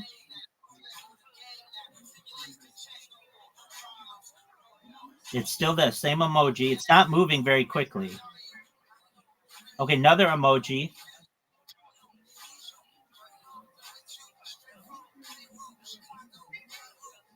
Another emoji. Another emoji. Okay, so somebody just wrote something real. Let's take him to Fig.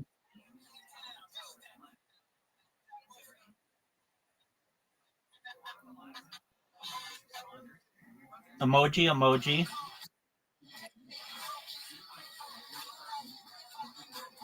Dude, this girl's botting. It's obvious. And I can tell you, look, the guy who Aiden calls and Fusi calls and Demi Sucks calls and Amaranth calls comes in here and tells me all their secrets.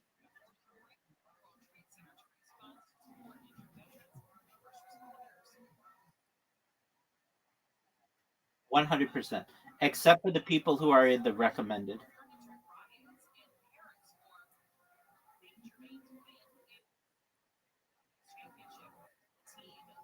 It was a shock to me as well.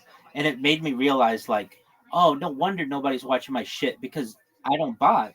And I bought it at one time. I even paid real people from India to chat with me for 30 days. I mean, like I've tried it. I've tried botting, and it's just really expensive to do.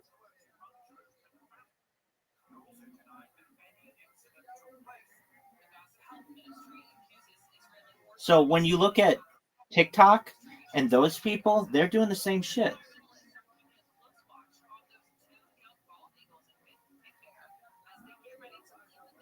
Like,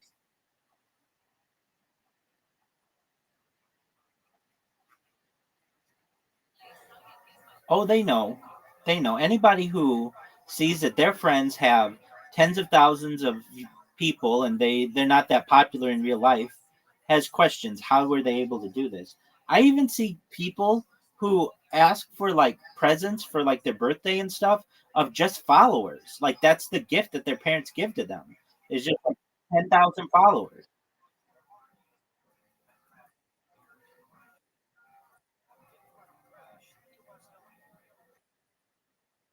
But so what does this mean?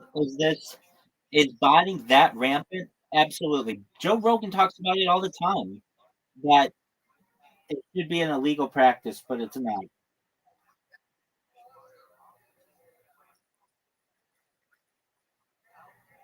No, it's not.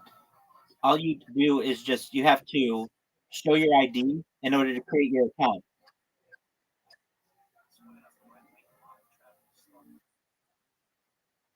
Yeah, I do. I think it'll probably happen in the next 5 years.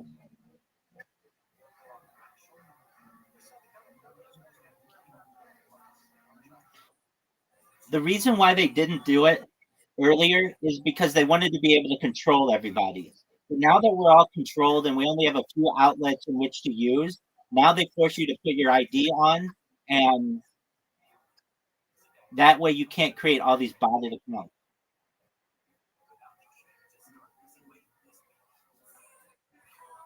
I mean, you see, I'm taking advantage of the system better than anybody creating these accounts, getting my name out there, just making sure people know what I'm doing.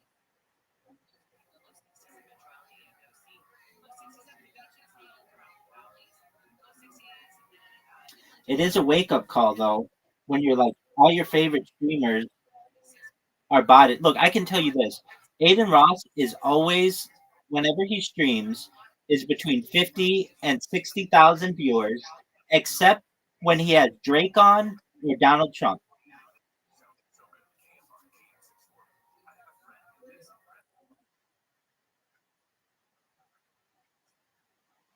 Oh, for sure not.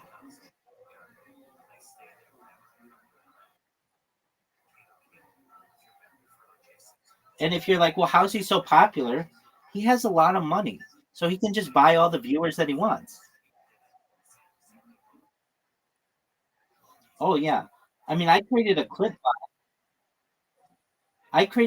bot for all these people, and it's very easy. All you do is have it clip people streams, and then I would put my Discord link in there, and I get people who come into this Discord who saw this years ago, and they're like, "Yeah, I didn't know you were such a big fan of, I don't know, some Polish streamer."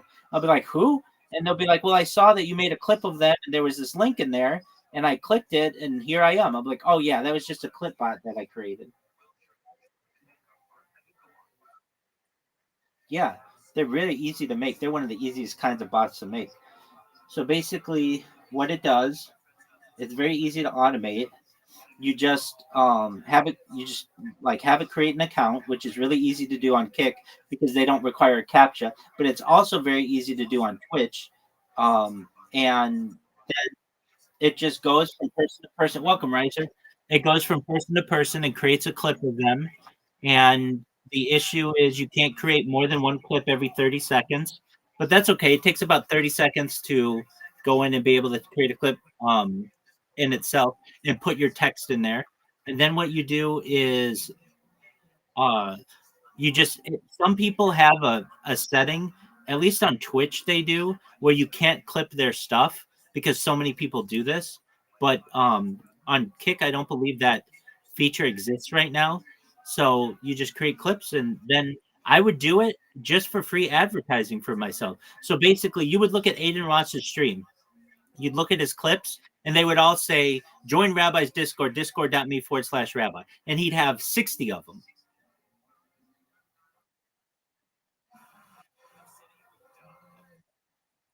Yeah, and I still get people the randomest ways of people to come in here, and that would be a way that I would do it.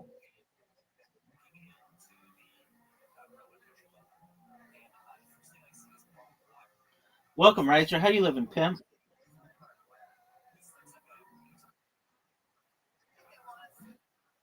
I'm excellent, baby. Hey, you wanted an idea, or we were talking about it.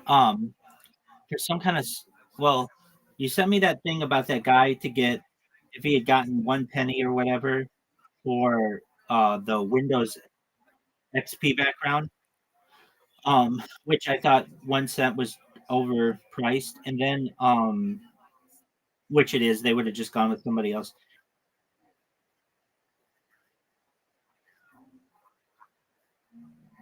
Um,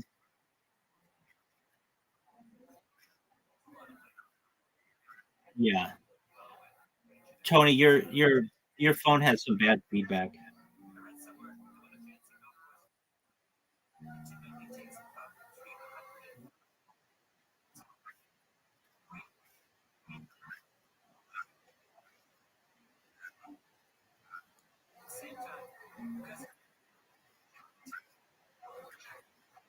Tony, do you have my other account muted, the one with Joe Rogan on it? Mute that one. Okay, all right. So you're basically getting feedback. Um, oh, okay. So there are some things that you can do if you want to limit it. You go into the Discord settings and turn on noise cancellation.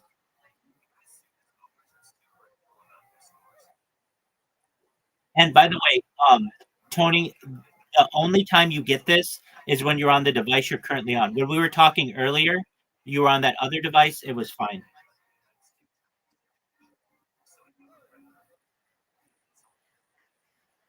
Okay, take your time. All right, Riser. You had mentioned um oh about a fidget spinner. So it's just an oversaturated market. It peaked in probably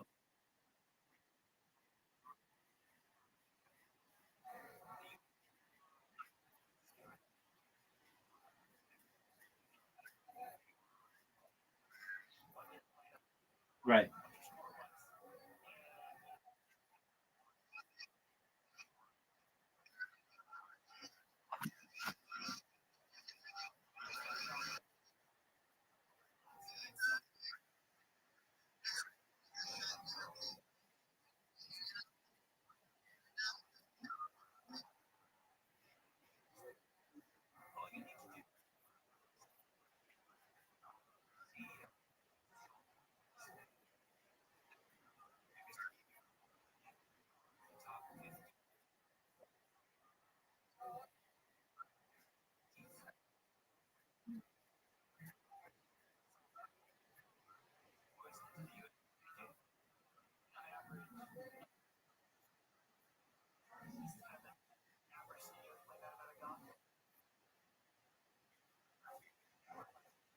All right, isn't that like a small machine shop? No, isn't that a machine?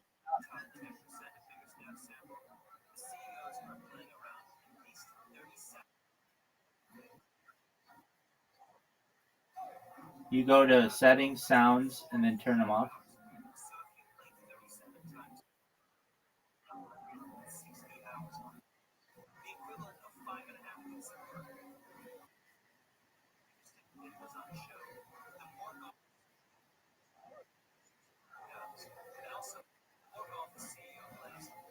Yeah, there is notifications.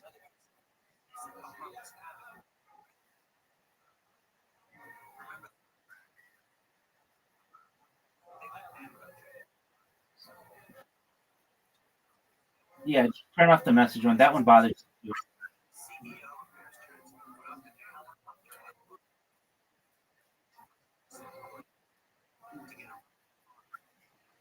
So you're basically talking about creating a small machine shop, right?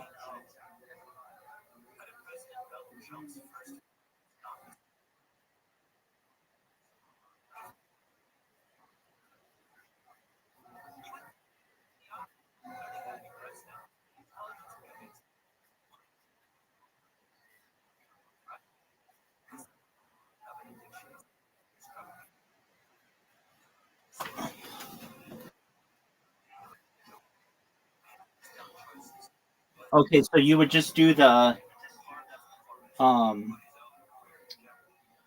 designing in North America?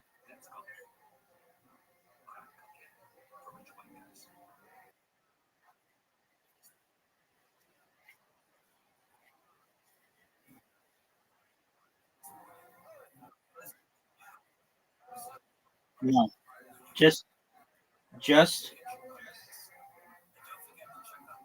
describe them to me.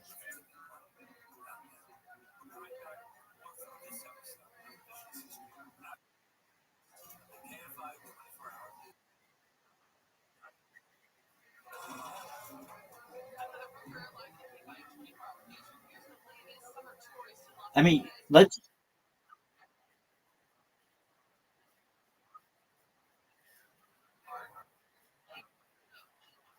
no. This idea sucks. I'm just getting ready to shoot it down.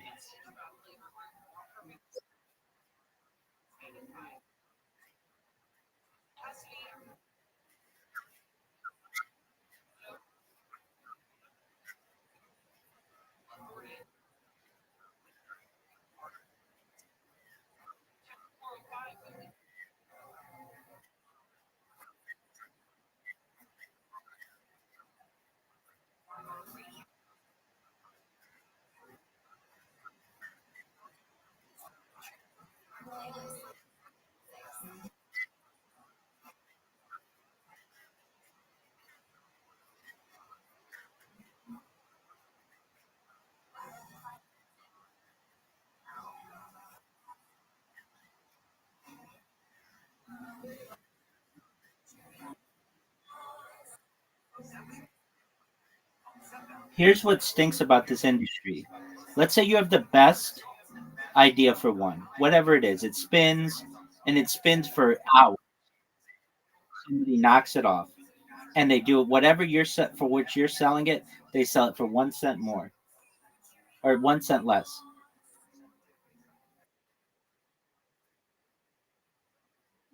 Yeah, but even in China there are competitors. My friend used to do this. Basically, everything that you see in like a Walgreens or a CVS or Rite Aid or whatever you have, is created in like this one area of China, Guangzhou. It's like this mega city.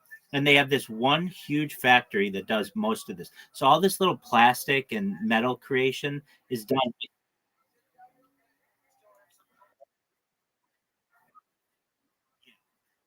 It, like everything that you see in a CVS or like in an airport, um, like or like a 7-Eleven, all that's made in this one area of China. Now they have competitors, but generally because it's the cheapest to do it there. So you go in there and they'll create the mold for you, they'll create the packaging for you, everything that you want, and they do it cheaper than anybody.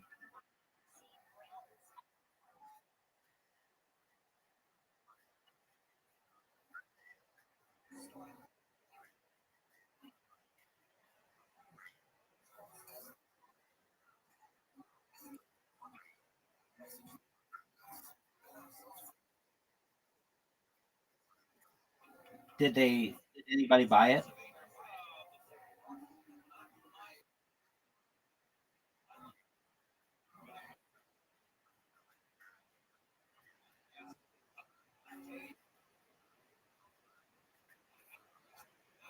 Right. What you're really going for is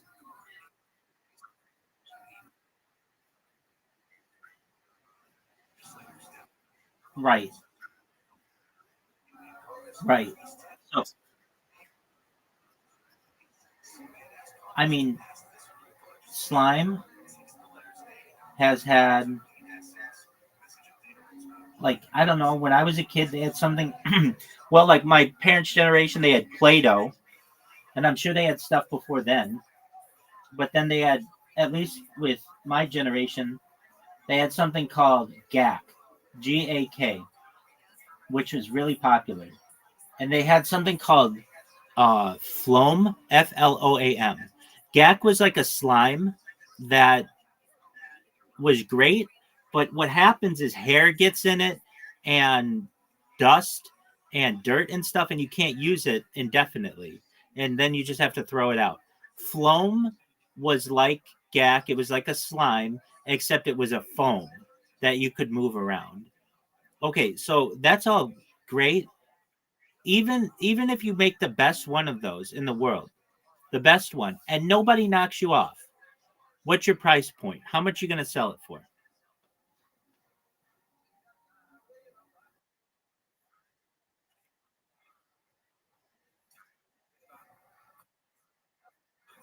Okay, but what I'm trying to say is, you know how children are.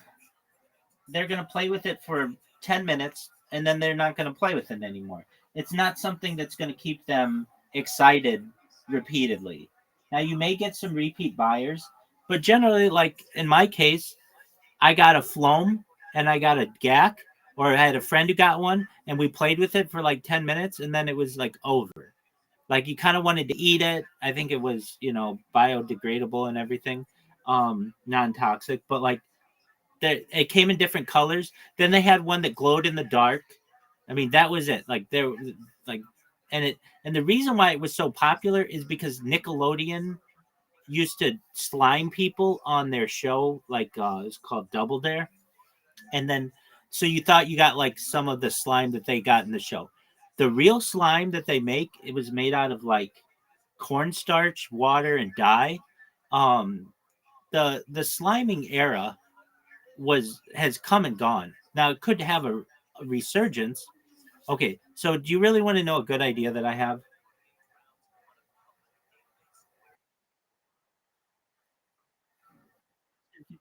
Okay, okay, excellent, absolutely. It's related. It's okay. So that kid on Shark Tank, I think I saw that one as well. And the reason why he's going to make some money is because he's a kid. It's a kid product, and he got an investor. But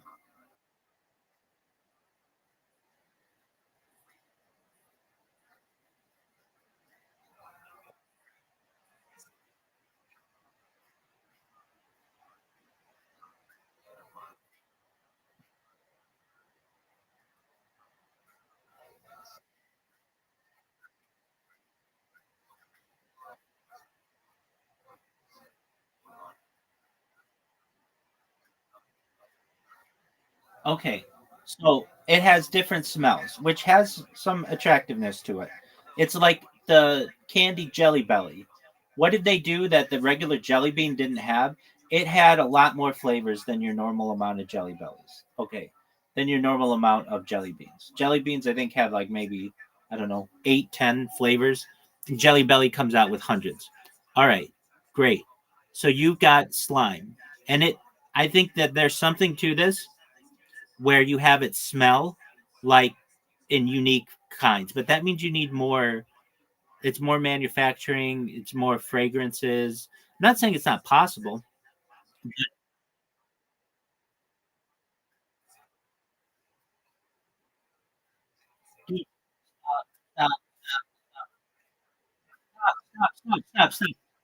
Stop, stop. This is already a product. It was on Shark Tank. Absolutely, yeah. They smell like popcorn and beer, and I think it's called the Mandel, but there are a bunch of knockoffs of it. It did very well. Um, Okay, yeah, it's called Manly Indulgence. The original Man Candle, Man Cave Scents. So, original Man Candle. Yeah, this is the one. They have fart smell. Oh, that's how it started, was the fart smell. And it did really well. And so then they opened it up to Beach Babe. They have Bacon, New Car, Freedom, Golf Course. It was on Shark Tank.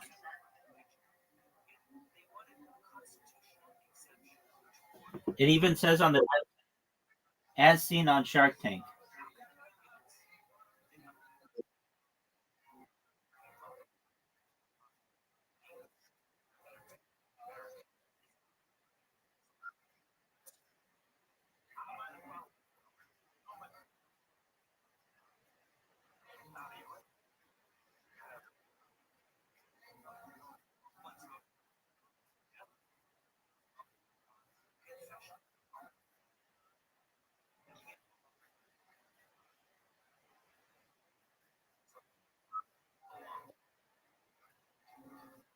I get what you're saying. So why wouldn't you buy the bacon man candle and have that going all the time?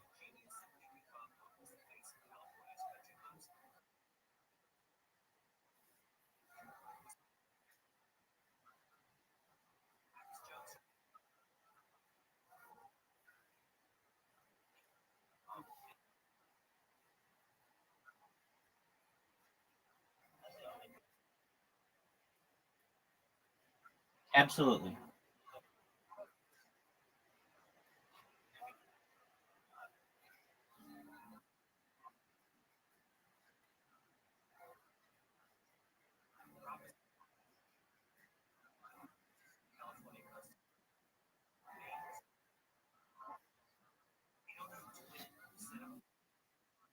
I mean, then you're going with the Yankee Candle Company or some other can. There, you know how many Etsy stores just make unique candle smells?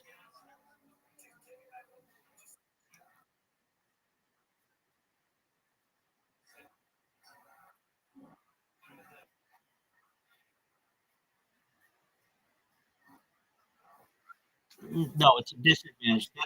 That's why they have Yankee Candle Company stores, so you can smell it in real life.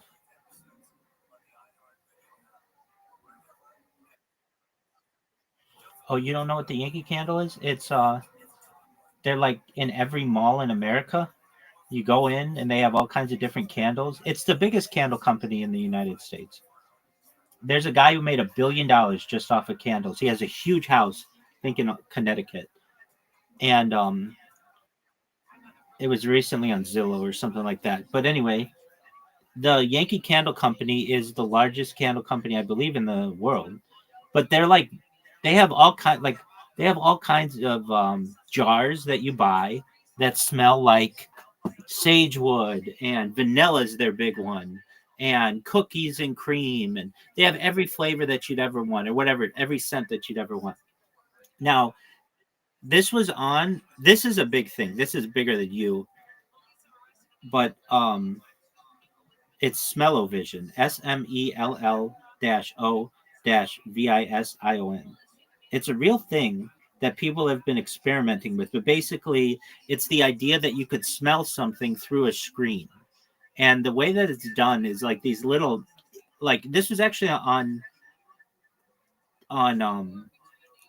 it was on uh Shark Tank years ago. It was like season 1 or 2, and nobody bought it. But that doesn't mean that it wasn't a good product. It was too early. But basically, smell-o-vision is going to be a game changer, like television, where you can smell stuff. So how's it work? Basically, you have a little device that emits smells that are sent electronically from whatever's being shown on television or on the internet or whatever. So what does that mean? You're watching someone barbecue, or like you're watching a cooking show. You could smell whatever it is that they're cooking, and this little device emits it. Now, what is it emitting? It has little inserts that you put in there that basically can change smells based on what it.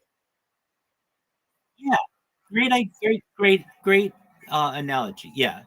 Why isn't it popular? It just is a difficult thing to do accurately, and there isn't a huge market for it yet, but there will be in the future.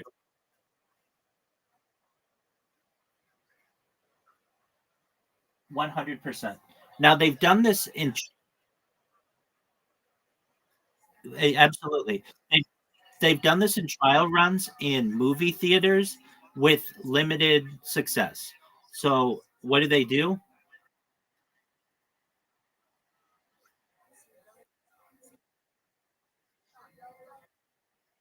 Tomorrowland. Okay.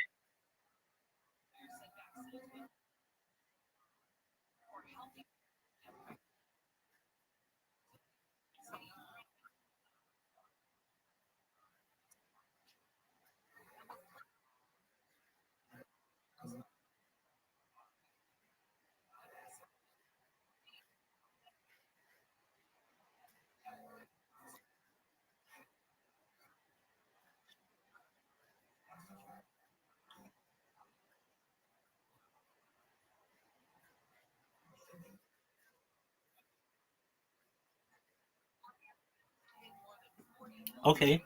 So you've experienced smell-o-vision, and that's the future, and it'll be integrated into Netflix. No, it will be. It will be.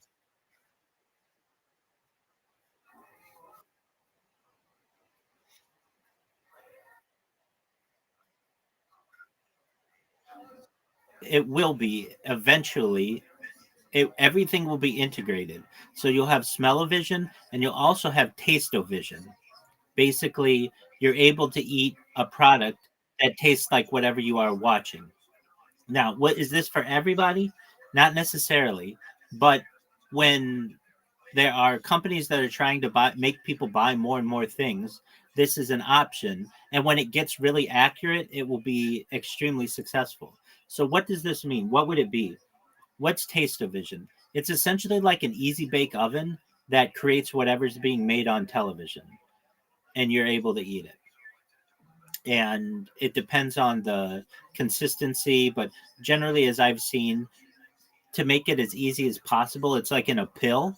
So basically, you're watching a cooking show and they're making barbecue or whatever. Well, barbecue is really messy and stuff, and you can't just import meat into a machine, but you could have little capsules that integrate different flavors in it. And just like you said, like printer ink, some of them run lower than others depending on what you're using, and then you eat that pill, and then you can basically have an interactive experience. And then utilized with smell-o-vision, this will be very popular, especially when companies, food companies in particular, recognize the influence that smell has. People don't know this, but just in advertising, smell is the number one sense that is linked to memory. That's a huge opportunity for marketing.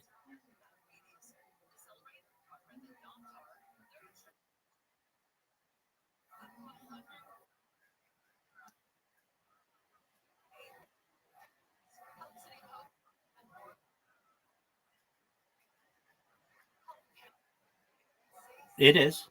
That's correct. But it's not necessarily, I mean, I can think like when I smell certain women's perfumes, I can link that to different women with whom I've been just because it reminds me of them. I can even do that with different colognes I've worn and what well, I don't really wear cologne, but like I should say like I've smelled around me.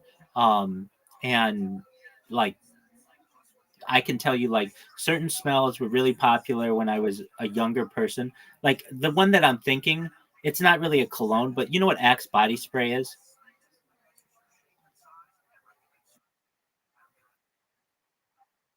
It is. Exactly. So it's not really a cologne, but it'd be something that like I would like a deodorant that I would wear. And it just had like a time, like it's kind of gone by the wayside, but it would be very popular. And if I ever smell that, it just makes me think immediately of sweaty adolescent men because that's who wears that stuff.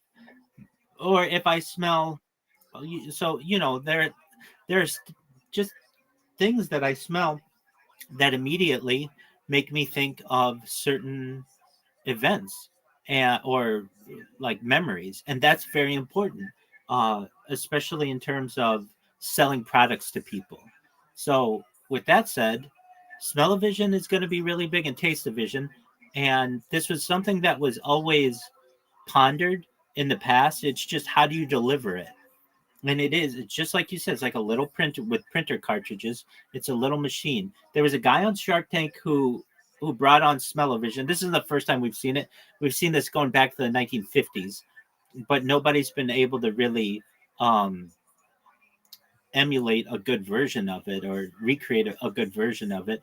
But it will be, and there'll be some company that comes out with it, and then it'll start to catch on. And imagine it'd be really cool if you were watching a cooking show and it smelled like barbecue or whatever you're watching. That's going to stimulate hunger. It's going to make people want to buy more and eat more food. That's an incredible way to sell product.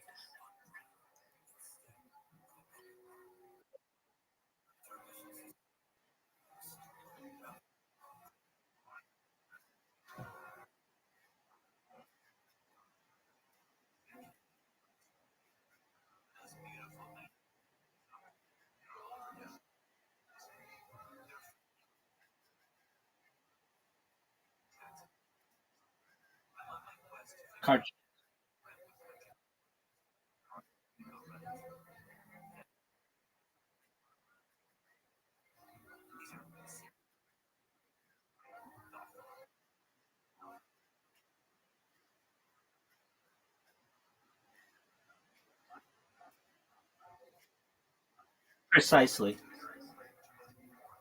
So you can make any.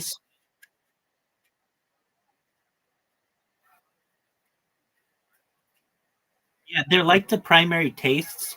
There's like unagi, sweet, sour, savory, and salty.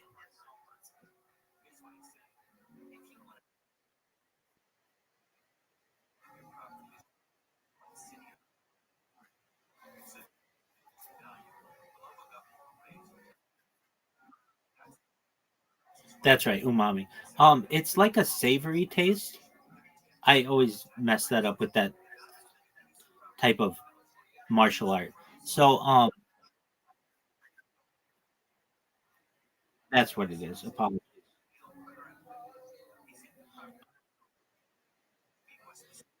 Umami is umami is savory. So it's like,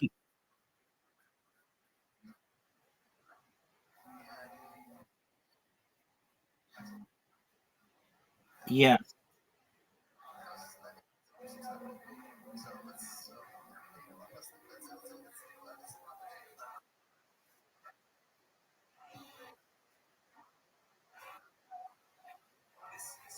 Isn't that interesting that like none of those taste the same?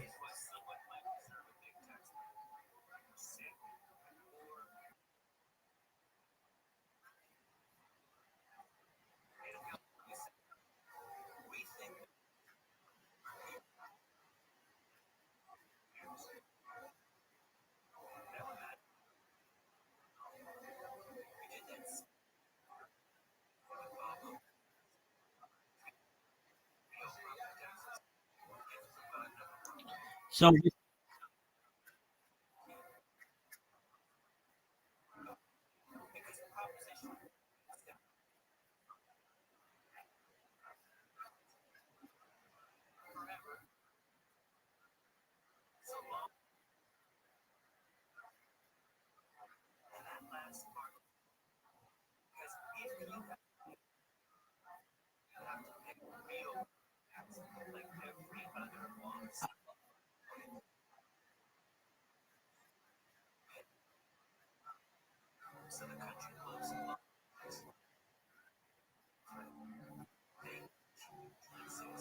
I'm in agreement with you. I just kind of think of them as savory foods, like almost salty.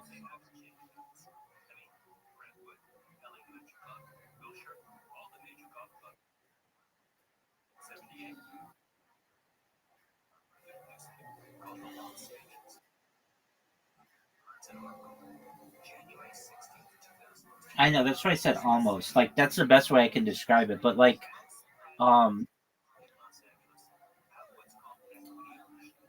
it's difficult to describe. It's interesting that we don't really talk about it that much. I don't know why they don't just call it savory, by the way.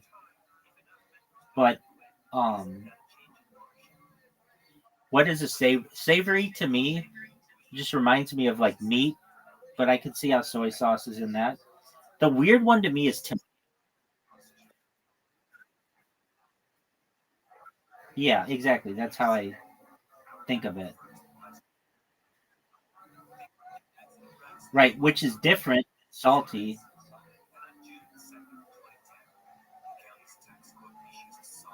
So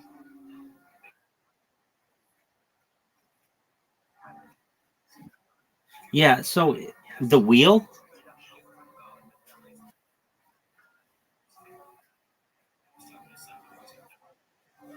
what are they?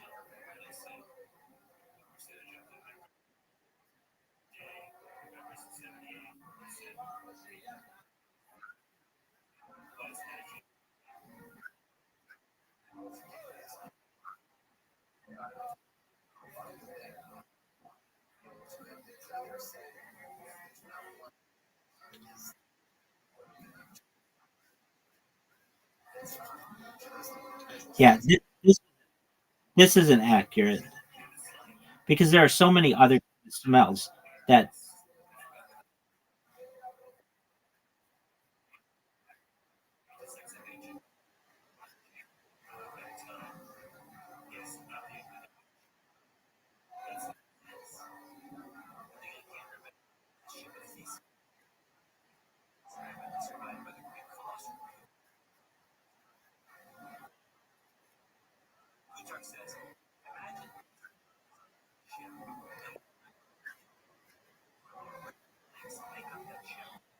Doug, that's just one guy's opinion.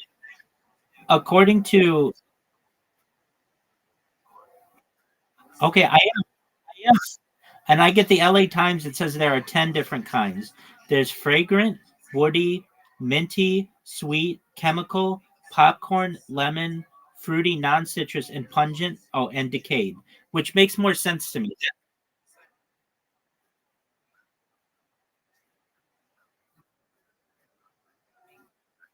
Yeah, but it includes butter, molasses, and fried chicken.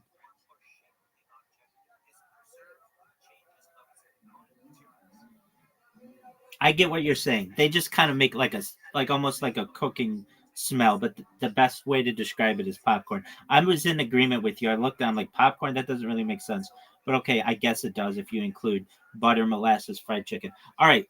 So what do? You get 10 of these little cartridges: fragrant, woody, minty, sweet, chemical, popcorn, lemon, fruity, pungent.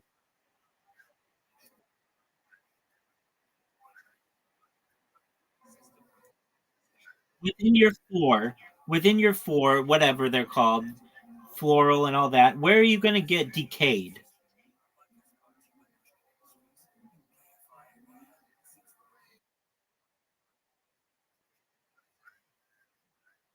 It's in none of those. It's its own thing. Where are you going to get chemical, like kerosene and ammonia?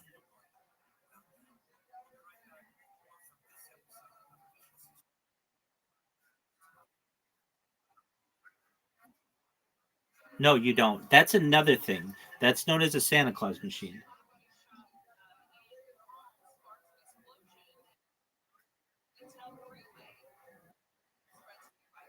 Well, we could talk about that. A machine that has every element, or generally every element in it, and can create anything.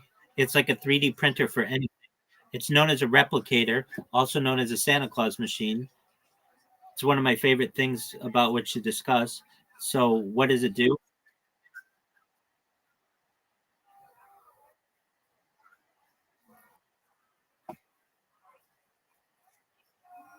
Yeah, I mean that's what 3D printers are basically. It's just 3D pro.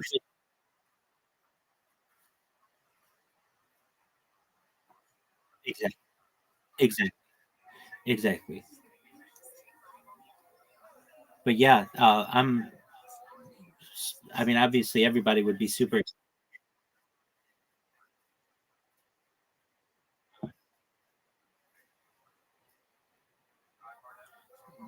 I mean, that's just like a lab grown diamond.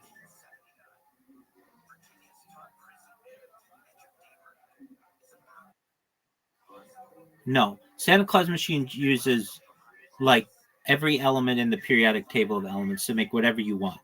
So it could make a car. It could make a cell phone. So long as it has, so long as it has the necessary elements, it'll make whatever you want. A lab grown diamond is only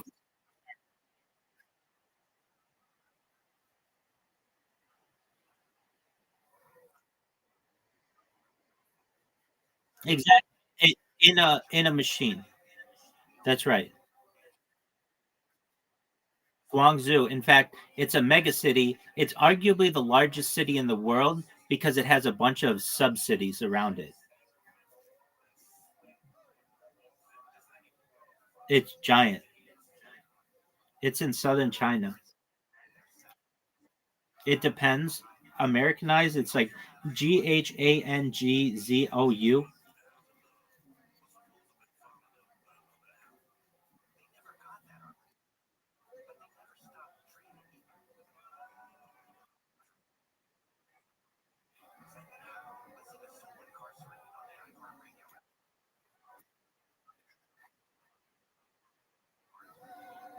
Enlighten me.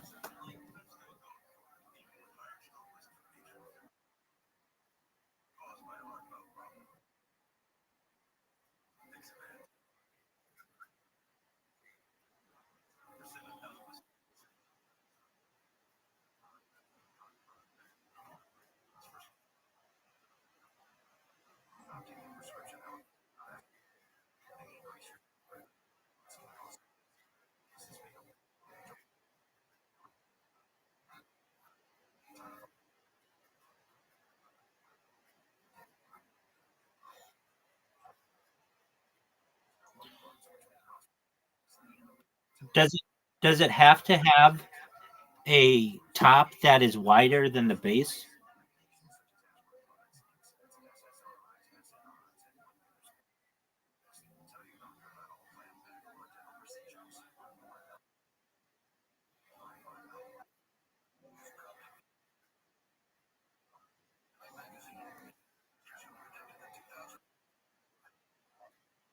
I see what you're saying. Yeah, okay. That's baller as fuck. Yep, I see it. I see it. It's baller as fuck. Yeah, I see it. I'm looking at them. Have I ever seen one of those? Yeah, in the Southwest, like in desert areas.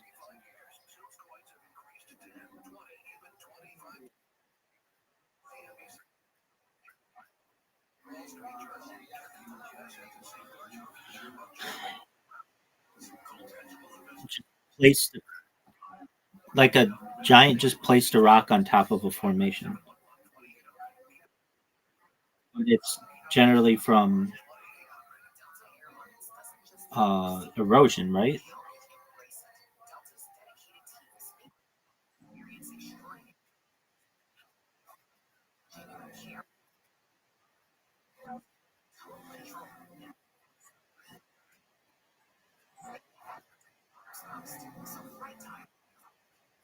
Right.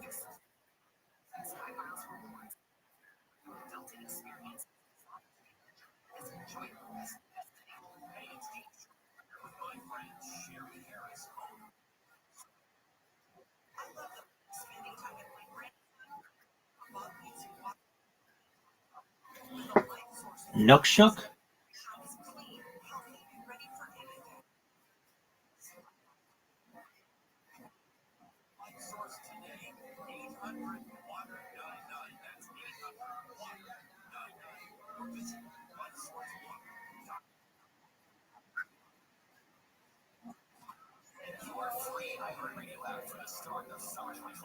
Are you sure that it is not the Inuit people?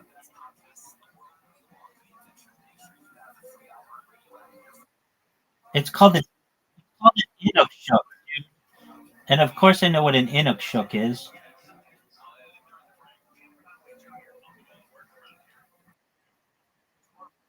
Yeah, it's an Inukshuk. You were saying a Nookshuk.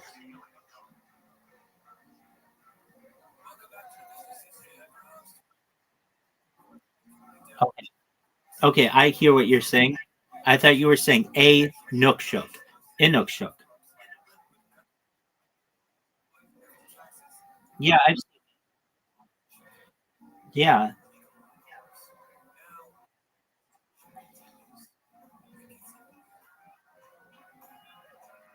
All right, are you ready for $1 billion idea?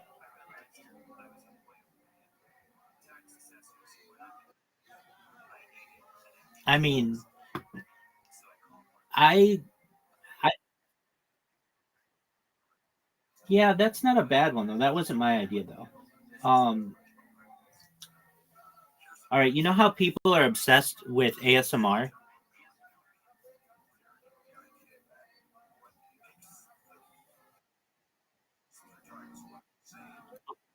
Yeah. So basically, it's an ASMR software where you can create anything that you want.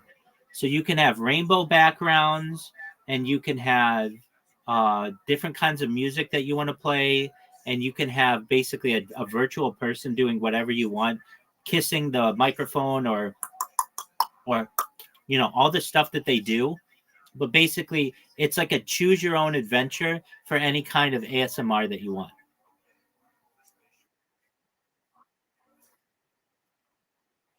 Absolutely, 100%. You could. You could have it being built.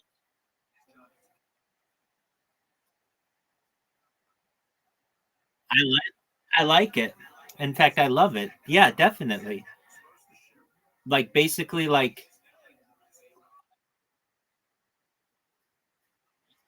yeah, it does. So basically you would type in a prompt like you would like take Stonehenge and you'd have Stonehenge, you know how it's like in a circle?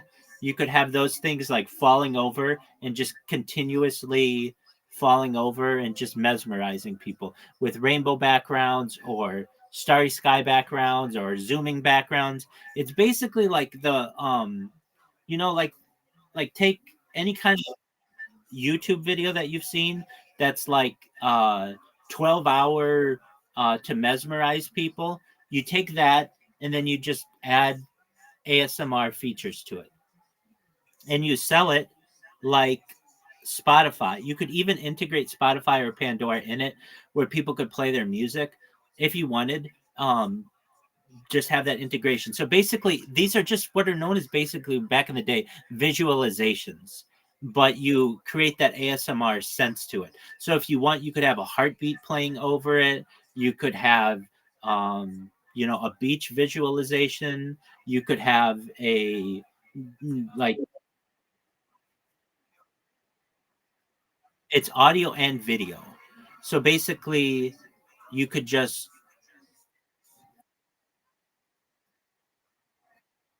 um yeah, no, video is a key component of it. No, ASMR can be video as well, at least, because it's. Let me make sure ASMR isn't auditory only. I thought it had to do with like people.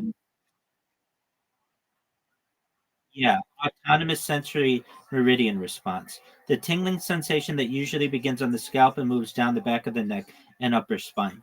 So, you definitely could do this with video. So, like, I'm gonna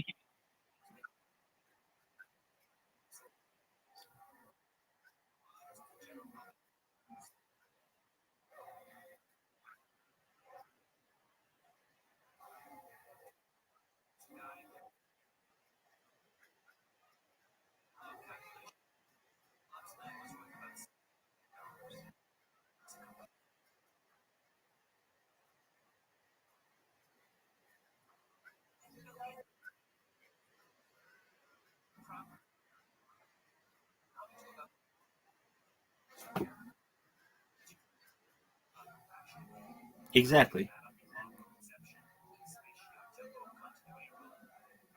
So it basically exists on YouTube right now in some ways. There are people who listen to like 432 hertz sound with like really serene backgrounds and they fall asleep to that.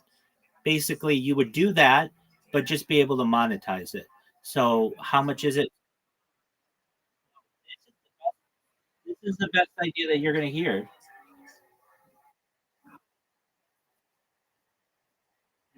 It can't be.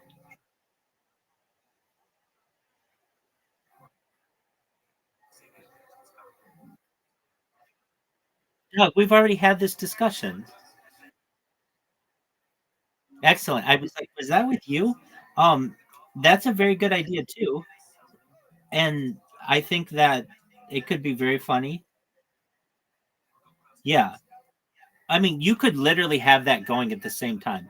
It's basically an AI generator that allows you to create ASMR content, but you could choose whatever sound you wanted. So you could be like Mickey Mouse reading Literotica while uh, having a scene of a serene beach. And then it just plays that.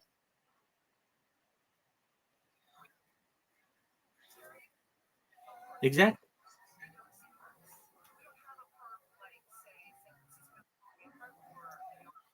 What are your thoughts?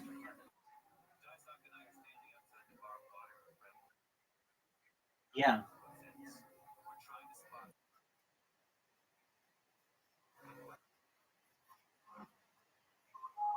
Oh, no. No, I definitely will. People come in here and ask me all the time, "Do you have any good ideas?" And um, that's a $1 billion idea.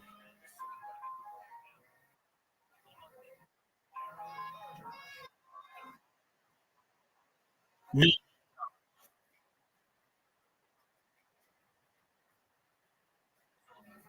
I didn't use ChatGPT.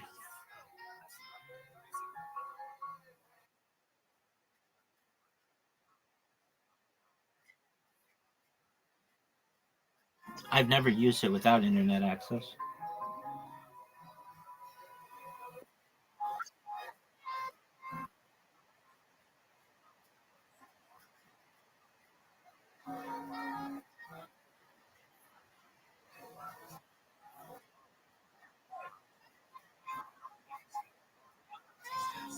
What's your question? Yeah. Though I don't like when it does that. Well, if I wanted to search then it's too much like a search engine, and I understand why they do it because they're starting to want to get into that search engine. Um, didn't we talk about this? How the EU, yeah, limiting what Google.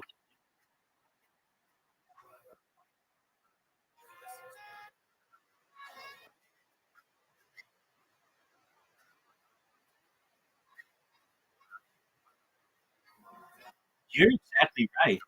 You're exactly right. Yeah, I think it just probably searches multiple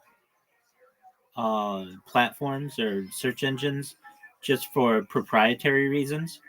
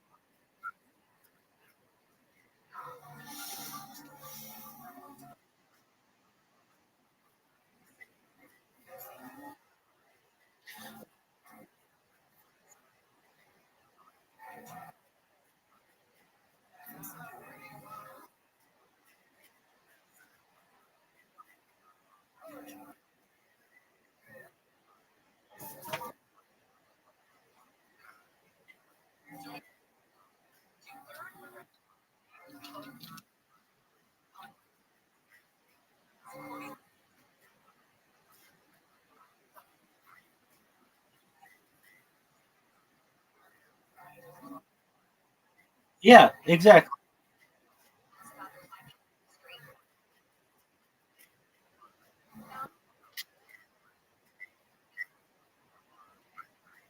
Wait, yes.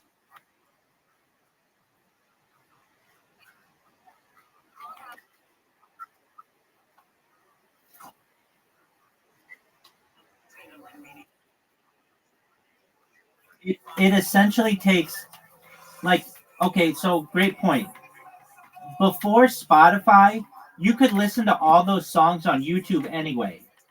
But it was a pain in the ass because you had to click on every single one and it wasn't necessarily creating playlists for you, and it didn't give you visualizations like it like you know that you wanted.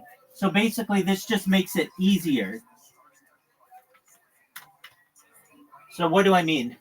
Instead of going in and finding 432 hertz sound on a beach, which somebody has made, I could just take 432 hertz and put it on a beach or on the moon or in space or in a mall or in a factory, wherever I want, whatever I want the background to be. And it just will play. Exactly. Not saying exactly. And that would be really tight. And I'm telling you, that's $1 billion idea. And I'm gonna, I mean, people are already hearing that I'm using it. But if anything, in the future, I'm going to make a lot of money off of that. And I won't even care. I'll donate it all to charities because I won't need the money. But yeah, I mean, on, we'll donate it to Smell-O-Vision and Taste-O-Vision research.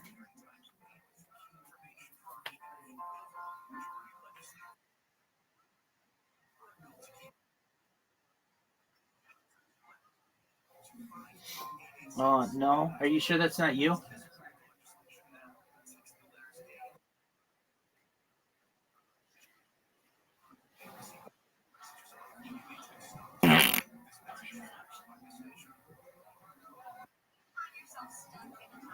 Yo, big dog. All right. Sounds like a you problem, baby. Not a you pick, a you problem.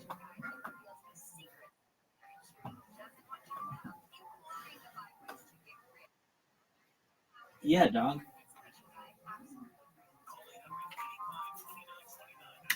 But yeah, that ASMR,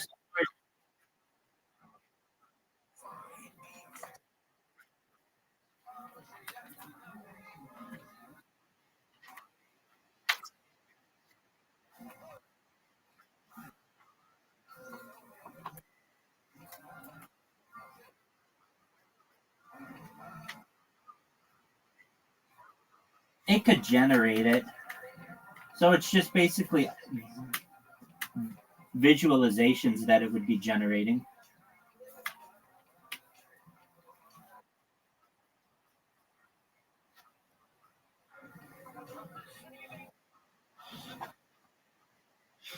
Oh, that's the easy part.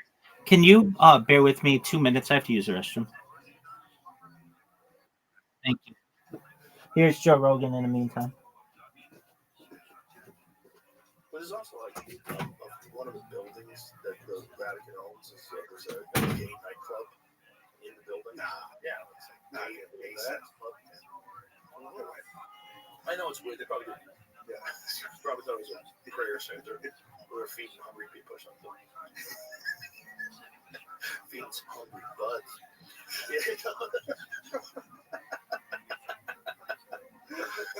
Yeah, it's just crazy how these elite people in power before the internet, they were just doing stuff. They had complete control of the media, and they were just doing whatever they wanted to do, and everything was in secret. They had these little, fucking meetings, like skull and bone types meetings, where you all wear cloaks and shit and go to Bohemian Grove. All that. Is that shit not happening?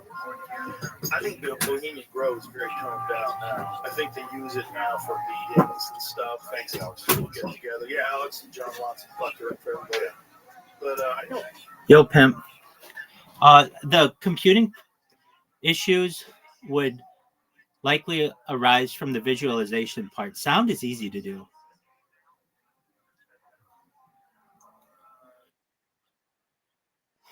Okay.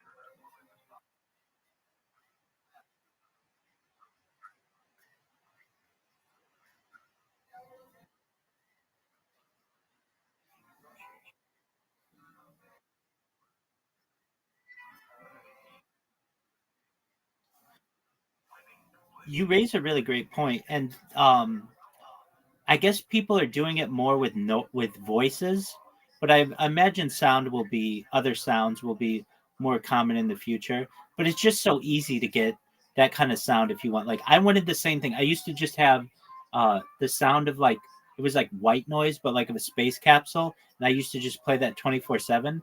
And I would just go to YouTube and get something that sounded like that, and it worked really well.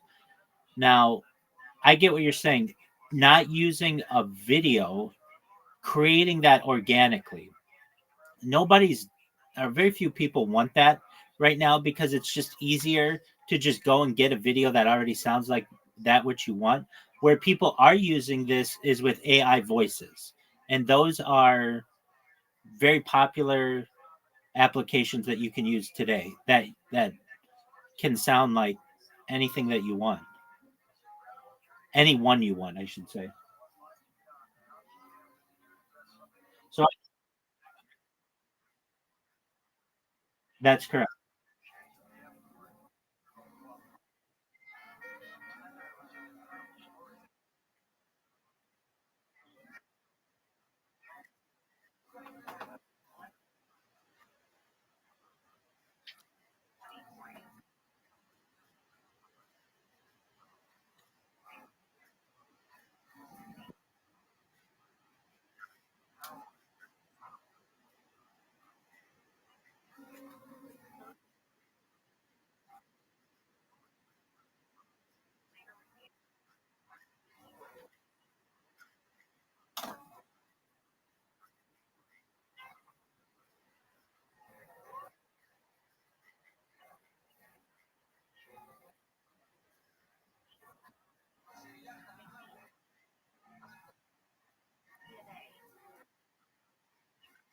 Okay, I've used others. Like I made a whole video that just used like a Brooklyn accent that I wanted to do, a Brooklyn woman's accent.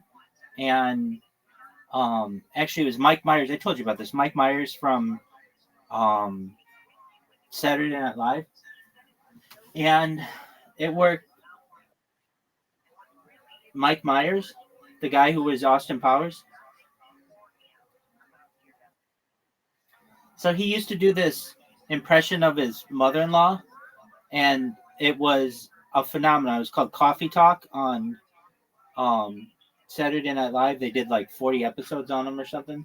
And I wanted that voice. And so and I can do it, but I sound like a man. I couldn't sound like a woman. And he could do it that he sounded like a female. So I just took a sample of his voice from those Saturday Night Lives, 30 seconds, and ran it into this program, and it generated a minute's worth of content for me. And then I had to do Fran Drescher and Maggie Wellen as well, the like who was Janice from Friends.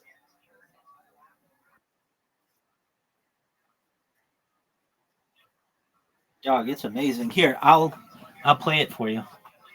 Just a moment.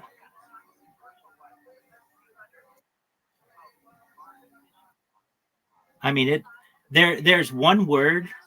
I had to do a little bit of editing, but not really. There's one word instead of saying rabbi, he says rabbi. But aside from that, it's like he keeps saying rabbi, rabbi, rabbi.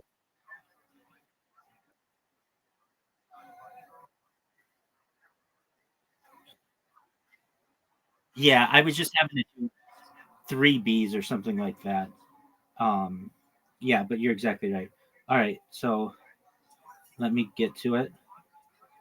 I would play it on my phone, but for some reason, it's like the oh, I can do it with this device. Just a moment.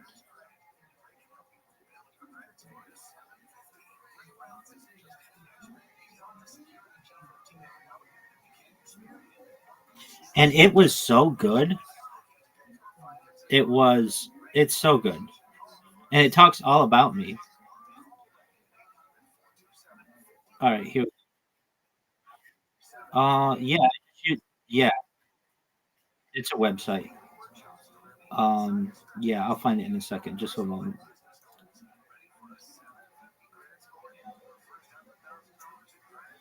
Have you ever seen the show Friends?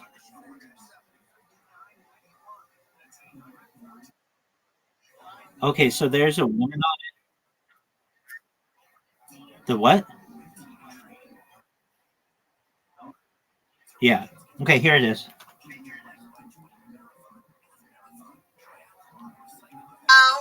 My God! Say no more, sweetheart. Listen up, ladies. Do you all know about Rabbi Rothschild? Rabbi has been streaming their life all night and day for world peace for more than 3 years on YouTube. They have more data archived on the internet than any person in global history. Data is Earth's #1 resource. And Rabbi has more data than anyone. Rabbi is a real-life Truman Show. Rabbi is going to make everyone who will help to promote them very wealthy when this project goes viral. I could listen to Rabbi talk about technology forever. Antimatter, life extension technology, mind uploading. Rabbi talks about it all and more. Rabbi truly is the total package. And have you seen that schlong? It leaves me verklempt. Please join me and the rest of the girls in Rabbi's Discord server at discord.me/Rabbi. Please tell everyone you know about Rabbi. This is the biggest event in global history. Please share to be a trillionaire.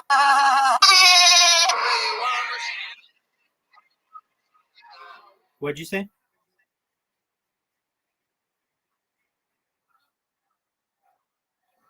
Are you serious? Um, like 3 months ago. Isn't the voice good? Little hiccups, yeah. But here's the thing, too, Riser. I did not do too much editing to it. I was just like, you know what? I want to just get this out and have it just say this. I'm fine if it doesn't sound perfect because I'm a perfectionist on some things, especially with some video editing. And I will sit there and make sure the audio is absolutely perfect. I did it all on my phone. So I didn't even use a computer. Like, just to give you an idea of like, it was just very quick. Um, I know I could have made it a lot better, but I just needed to get the point across. I didn't need to make it perfect. Okay, so you asked what software I used or what website. Now keep in mind that was a custom voice that I created. So basically, I went to YouTube and took 30 seconds of Mike Myers doing this impression, and then plugged that into this website. And so it'll do any voice for you. You don't have to be like they didn't have like Mike Myers coffee talk voice. I had to have that. Okay. Um 11 Labs is not as beneficial. It's just real simple website. Just one moment. I've used natural readers. Those are all good if you want celebrity voices that are already pre-created. But if you want to do your own, um, yeah. So it's called voice cloning. Voice cloning, and that made me feel really good that you said that was the best thing that you've heard promotional thing that I've had. Okay, it's UberDuck. UberDuck.ai. Now the issue with this is I just use the free version, and I think it has like a minute. You can do up to like 30 seconds or up to a minute or something. Now that was a minute, but you could do like a minute per day or something for the free version. But yeah, it's a really simple website. You basically upload your voice to it or clone it from an audio file, and then it'll create whatever you want. And you give it your script.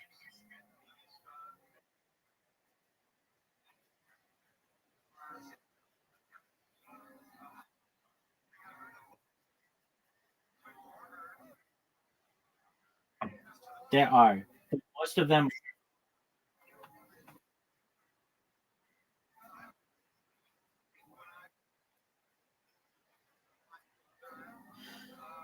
Yeah, well, that's why I used UberDuck because it allowed you to do. Oh, I know what I did. You could just keep creating accounts, so you could do as many as you want.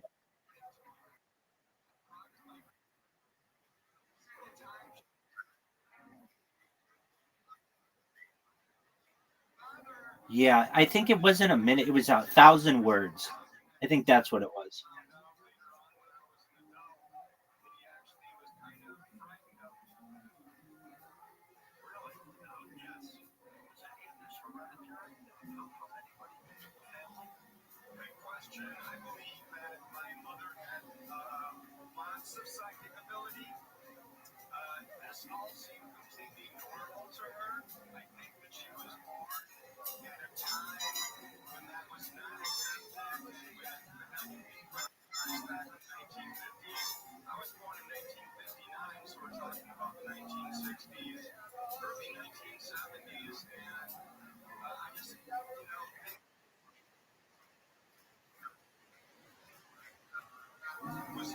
You want me to describe it?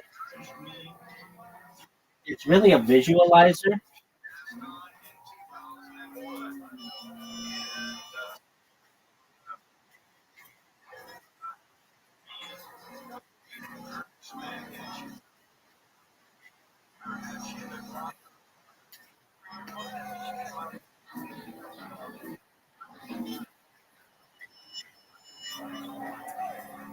Um, well, that's a good point. I would say the reason why I'm so focused on it being audio or video is because video is king. And any well, it's both in ASMR.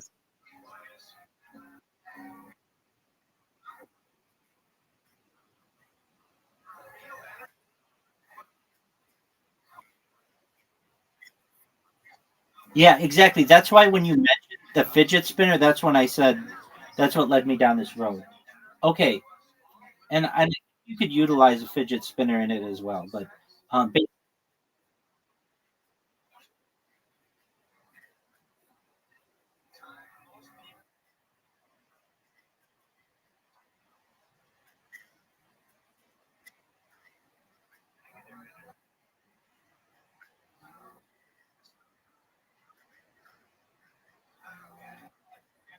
exactly, exactly. Have you ever been to the Reddit subreddit oddly satisfying? Okay, so just it would just be stuff like that, like people painting a pickleball court, people like a machine filling jars of paint of different colors, um, people doing like really cool tricks on a skateboard, but like infinite loops of it, so it just always is going.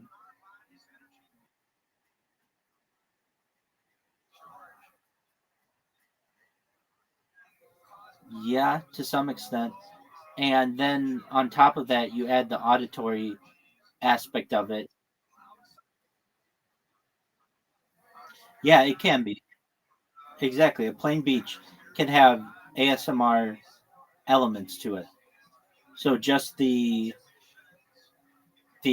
waves going back and forth is just very serene and very calming, and that might be a benefit to people.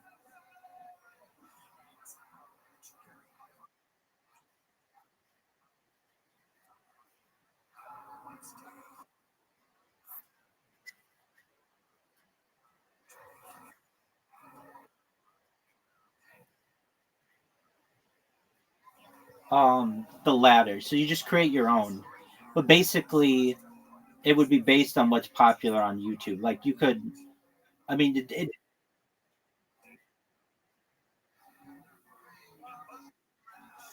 you don't need YouTube. You could literally, it's just you. You have a prompt. What kind of ASMR, stimulation do you want today? And it would be like, I want 432 hertz sound flying through space. Enter, and it would just generate. You're flying through space, and it's a 432 hertz sound. And you can be like, no, I don't want the flying through space where I see planets. I only want to see stars. And then it would just show you with stars. And then you'd be like, yeah, but I don't want the stars to be white. I want them to be multicolored stars. And then it would just be multicolored stars.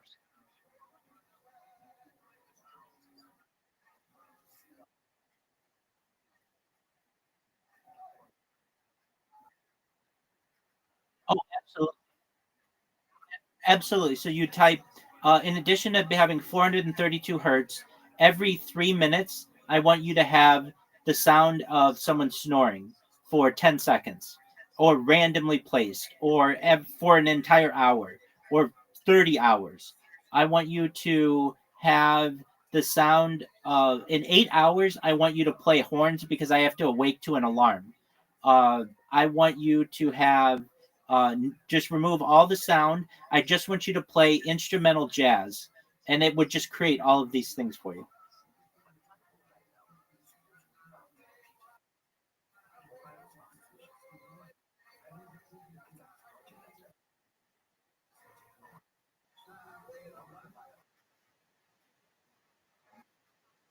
Would to Spotify, yeah.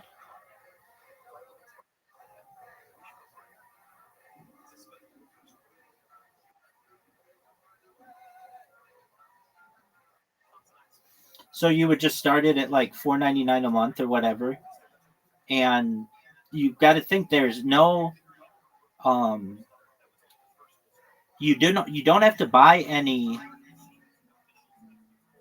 artist rights or anything because it's all AI created.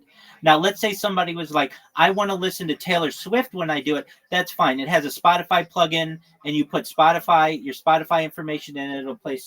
But that's Spotify.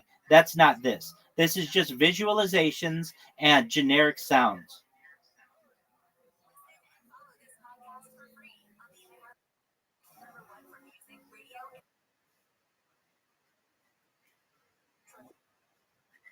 It doesn't now. I mean, it will create an entire symphony for you in 1 minute or in 1 second.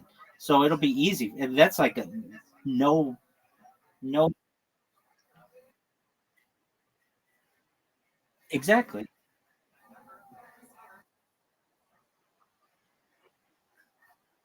I mean,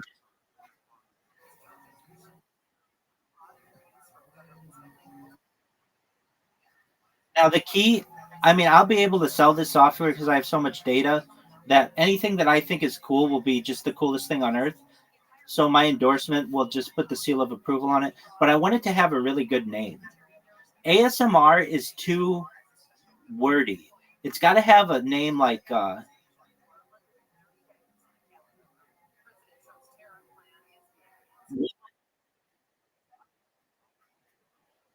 they don't. Spotify doesn't have the word music in it, and people recognize that.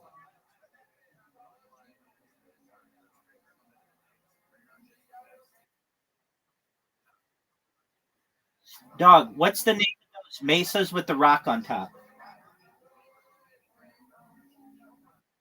There you go. That's what it's called. Yes, it is.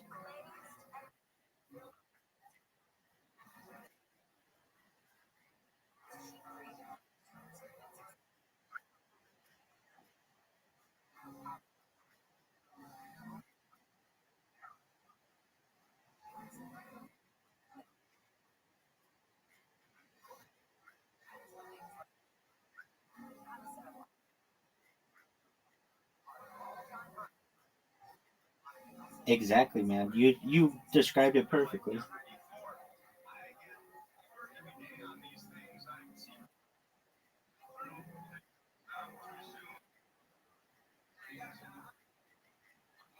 I mean, yeah, it sounds like, and it sounds like voodoo. It so here's the thing. It rhymes.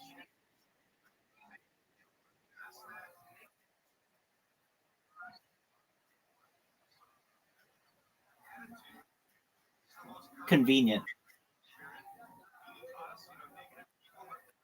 It's like YouTube, but hoodoo.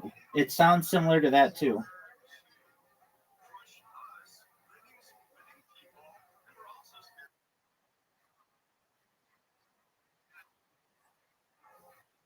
Exactly. Which was built off what was once known as the boob tube, which was a nickname for television.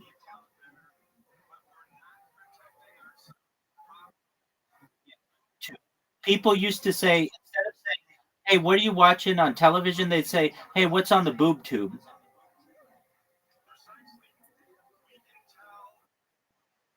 It was popular from like 1960 to 1980, maybe even 1990. Probably not as early as 1960, but like 1980 to 1990, it was very popular. Boob tube, Urban Dictionary. Yeah. So the boob tube was a 1975 parody of soap operas and TV commercials. It's slang for a television set. So that became popular, and then YouTube took that name, and then Google bought YouTube, and then we're gonna have Hoodoo.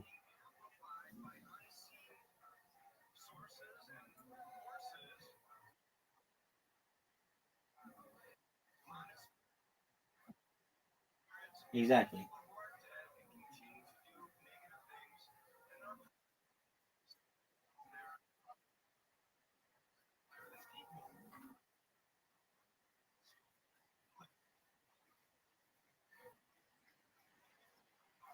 A soapbox? Oh, a soapbox. So back in like the 1910s, 1920s, 1930s, but even perhaps before then, but that's when this term became popular.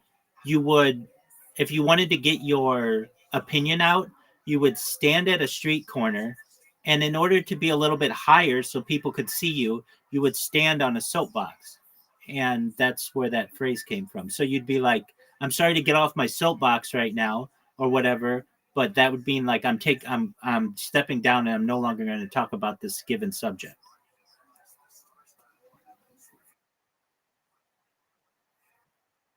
No, there's soap opera.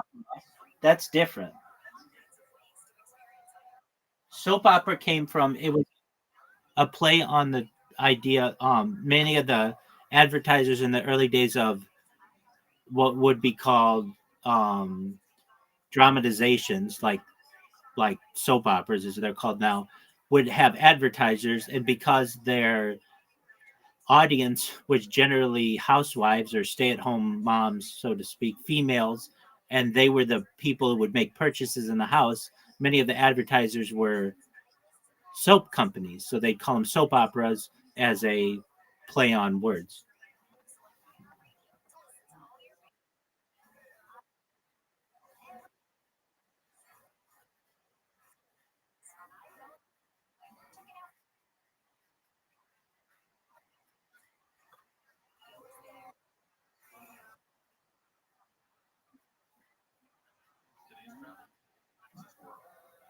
Oh, what is that?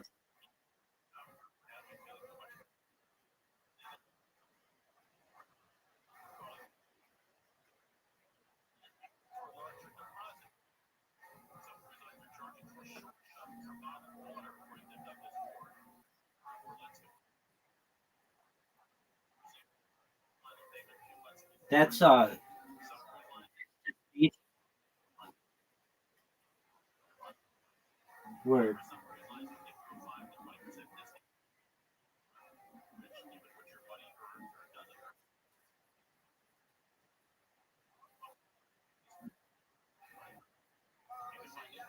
Yeah, it's basically like sound effects, like a soundboard.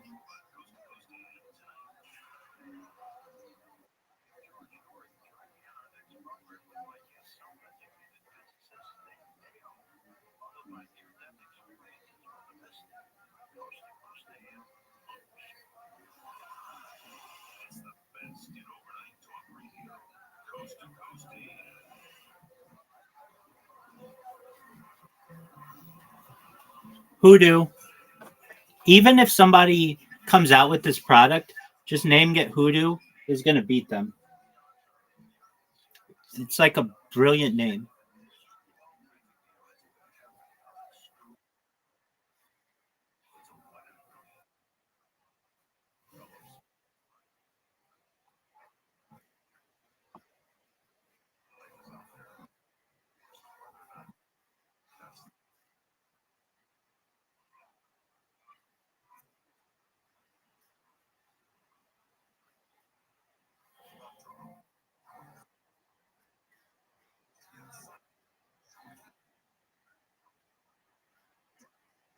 Yeah, that's not what you want. You want custom speeches. Speech.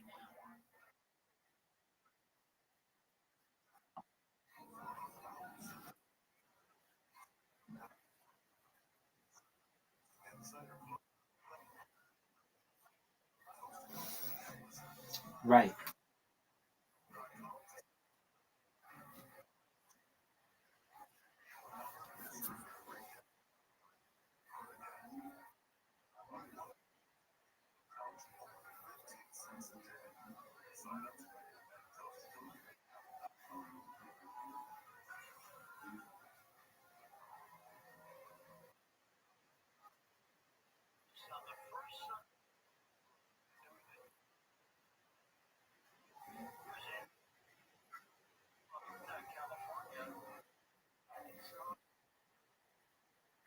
Correct. It's like sound effects. Though it could.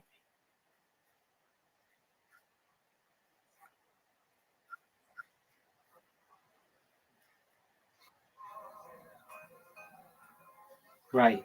I'm in agreement with you. It sounds like they're just trying to market an AI voice cloner for ASMR purposes. So they call it an ASMR voice generator, but it's really just voice clones that are used in ASMR videos or for ASMR purposes.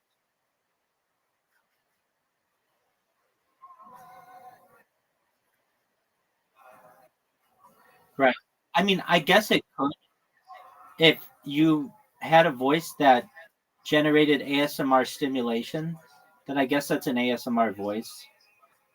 But then isn't every voice an ASMR voice?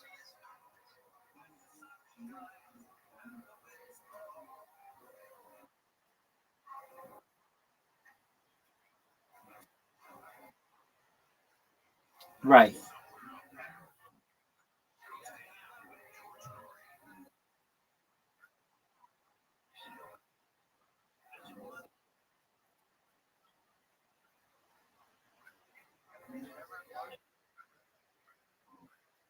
Like sound effects. I'm in agreement with you. That's generally how it seems. But I guess it's anything that generates an ASMR response is an ASMR sound. And a voice could do that.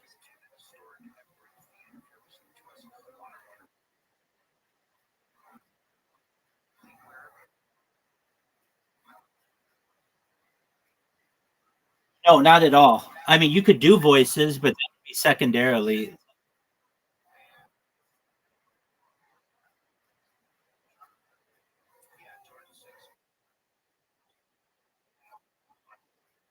Yeah, unless you wanted somebody to read a book to you or something like that, which this could do, which Hoodoo could do, but generally it's going to be sounds that stimulate ASMR responses from people. And those are generally like sound effects that like give people chills in their spine.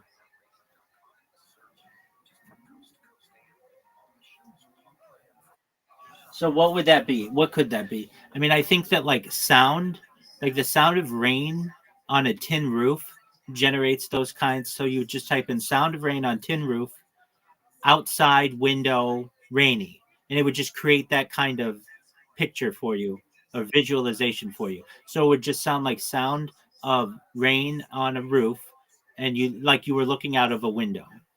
But then you could change it to be like sound of waves on a beach with a beach scene, and then it would just take you there. Change it to that, and all of this is really royalty free. So it's not like you have to pay somebody for their license of a beach or anything like that. It would literally be generated for you, and they could you could make it. I want it to be an anime beach, and it would make it an anime beach. Or you could make it, I want it to be photorealistic, and it would do that. I want it to be this certain beach from Google Maps. Okay, and it could do that for you. All of this is royalty free, essentially.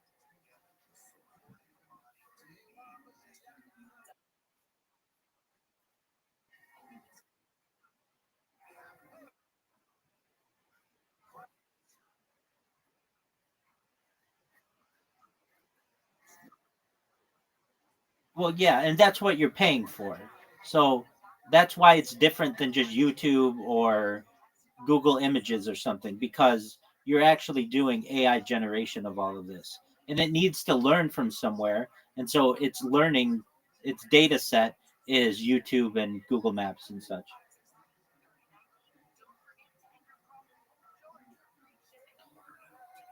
and then it could have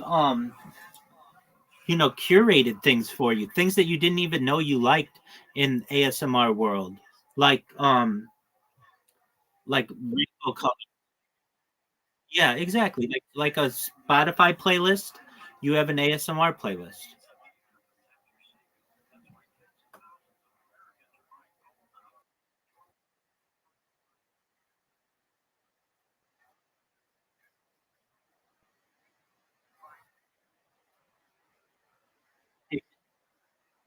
Yes, and that's where you would connect it to Pandora or Spotify or whatever.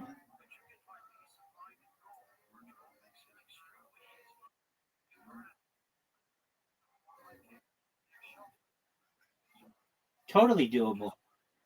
Absolutely. It just needs a plug-in to Spotify.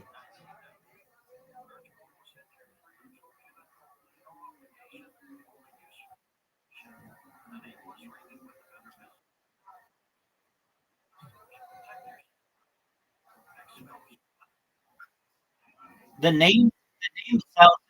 Hoodoo sells it. I mean, that's a winning name. Uh, how do you market it? You just would have you would just have some people to know that it exists. So I would just use it, and people would see what I would do. But also, you just have um, other users use it. Exactly, absolutely. You just do oddly satisfying on Reddit. Like, have you been go on Reddit right now? Go to oddly satisfying. I'll do it with you.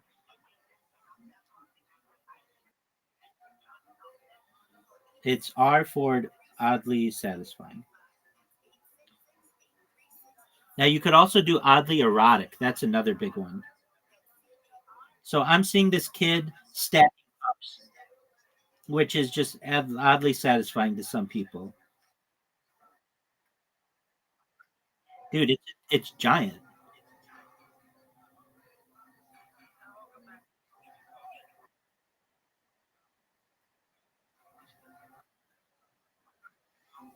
Oddly satisfying is one of the biggest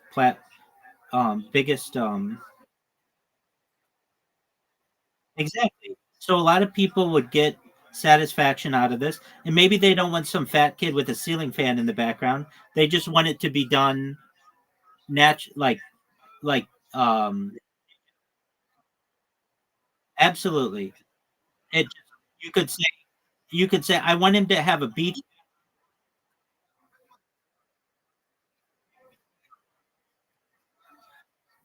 Right. Um Now where I really think it would be big is go to oddly erotic, because this triggers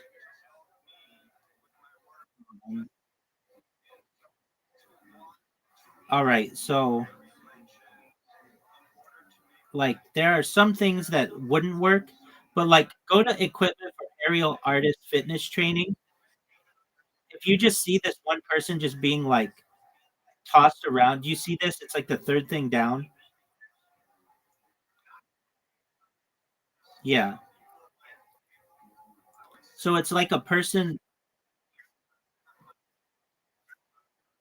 Yeah, not everybody's as perverted, but or they just don't know that it's available, or it could be newer. Who knows? Don't judge a book by its cover. Look at this like woman. Yeah. So there are people who would just be mesmerized for hours just watching a hot chick be in this kind of contraption and playing different sounds. It would just be very erotic to people. I'm trying to see other things. Okay, here, here's no, that's not sexual. Absolutely not. Go to mid-air fueling. It's like the four more down.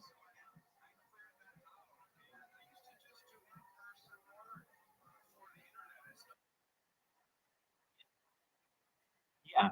So people would just find that to be extremely calming and erotic and satisfying. Um, so just like that's not even a really good um like these are just some these this is like if I wanted better stuff. um oh, exactly. Okay, so if we go to uh the, that could work. um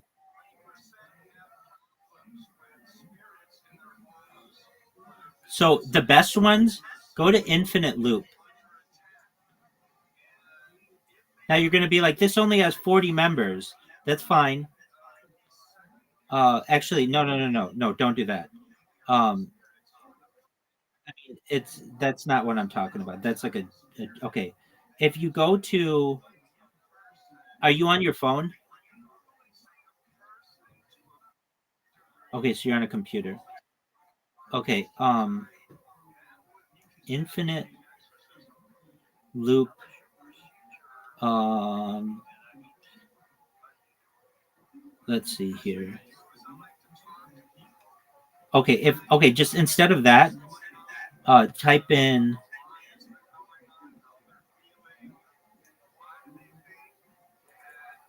better every loop. Reddit/better every loop.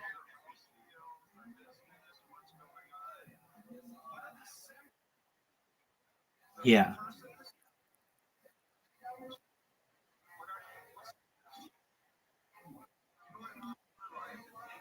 So this isn't. Is it like some guy in like a circus?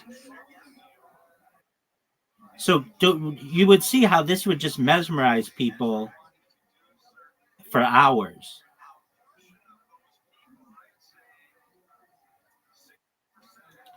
Okay,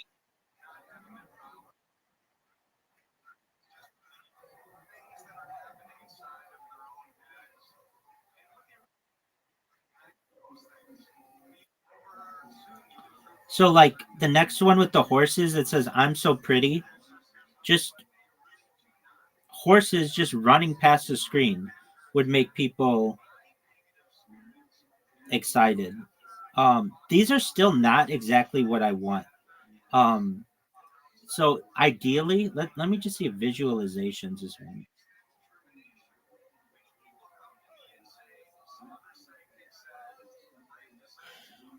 Um, no, that's more data visualization. Uh, okay, let's see here.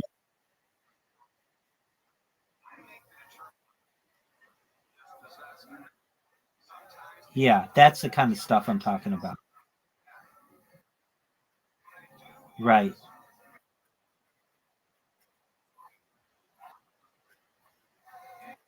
Exactly. Exactly. Um, so those are usually known as infinite loops, but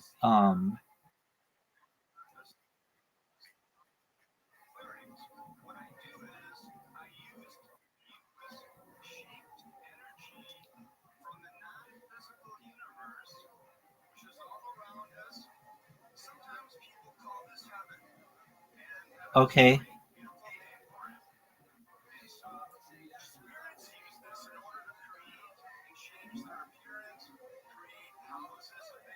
Infinite loop communities.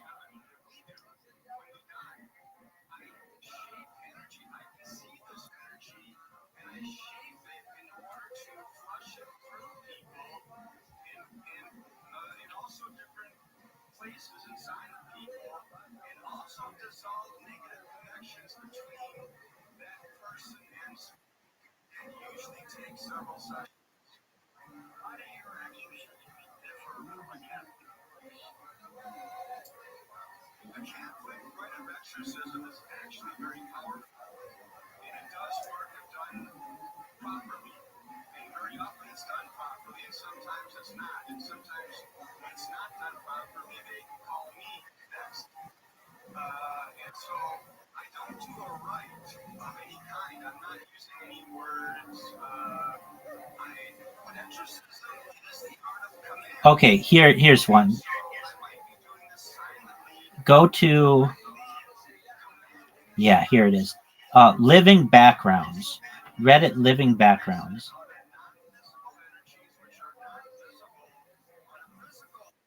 That kind of shit is what I really think of when I think of the visualizations.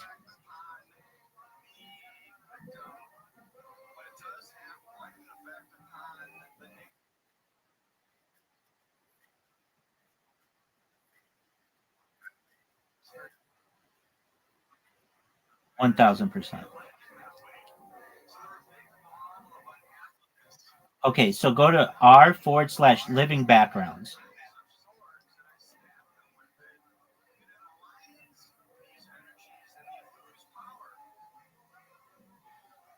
Do you see, like, the first? You don't have to hit play, but like the first thing says 4K abstract relaxing fluid motion. Go down a little more. Go to first living background.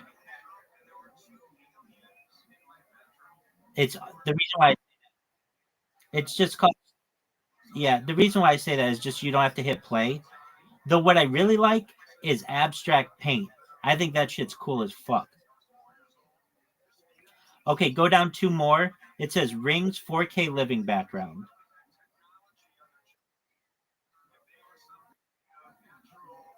I mean, can't you see how people would just watch this for indefinite amounts of time?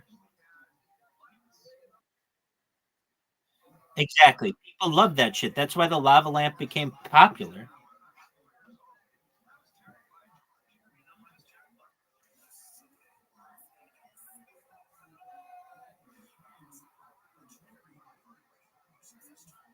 And Hoodoo is, oh dude, Hoodoo also sounds like Hulu. And Hoodoo is gonna have all that shit in it.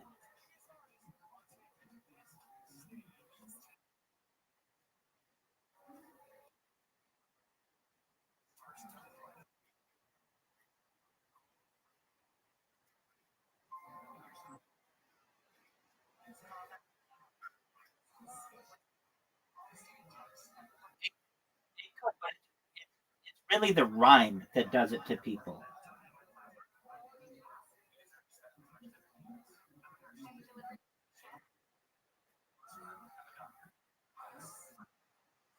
Cocksock would work.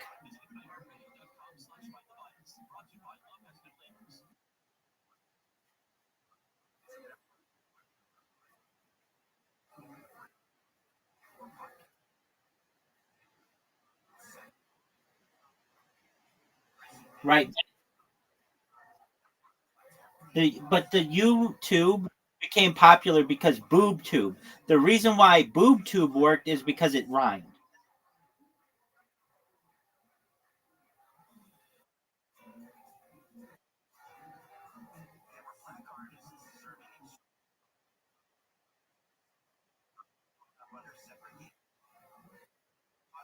Precisely. Yeah.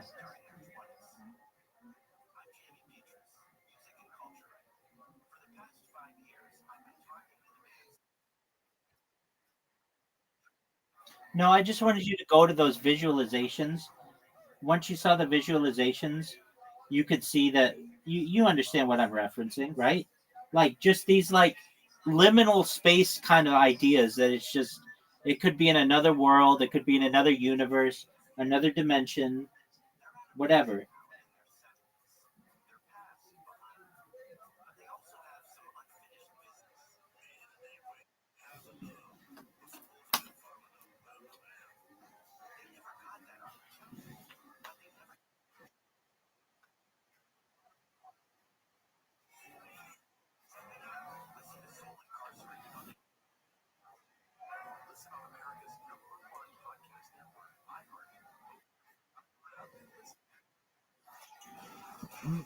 Pardon me, I gotta go to the bathroom again. Drink some coffee. There's a feeder to it. Oh yeah, the feeder. Yeah. It means they invite entertainers and different people. Oh, so they should like nice things. Well, then they figure out who they can hand select for the main group. I got it, buddy. I did too. I'm not gonna go. No fucking way. No fucking way. I remember what Nixon said about it back in the day. Fuck your sleep. I remember seeing everything. Like the guys all got together when no one's around. Did we the last time about the Nixon? What's the Jackie Gleason story? Yes. Yeah. What's the last story? It's my favorite. Of all the UFO stories, that's my favorite because it's plausible. Yeah. You know, Nixon and Jackie were buddies. So if you're buddies with a guy who likes to drink, and the two of you are playing golf and drinking, see some shit. Yeah. That's what I would do. If I was the president, that's what I would have Jackie Gleason. That right. You win, fund your campaign. Right. You show me some shit. Yeah, right? Play around the golf. If they brought you, would you open it up? I think Hoodoo, it markets itself. Like basically, if you like ASMR, you'll love Hoodoo.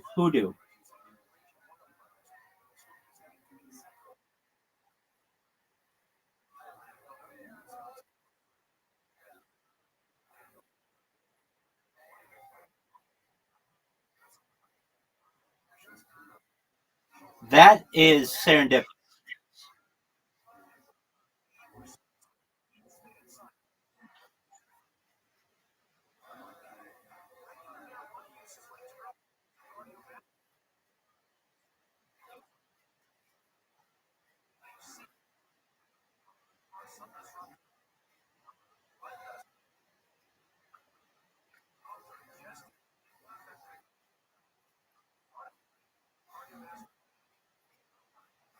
And that's it. It's just like, and you summarized it perfectly. I like it because it rhymes, but it's the meaning of it that, yeah,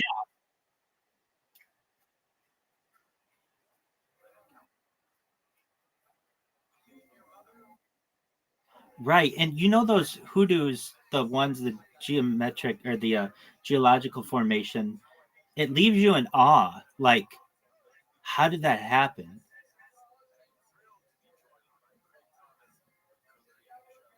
And then on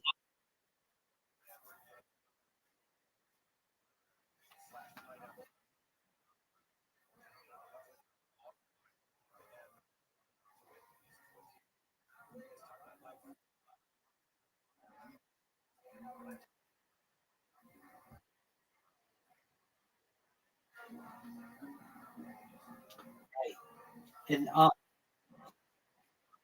you said something else. Oh, or well, and then there's the like beauty of the rock, like the layers of the rock. That's like it's perfect. It tells a story, and it makes you think about like all of the history that occurred to make that formation. Then it's the awe of how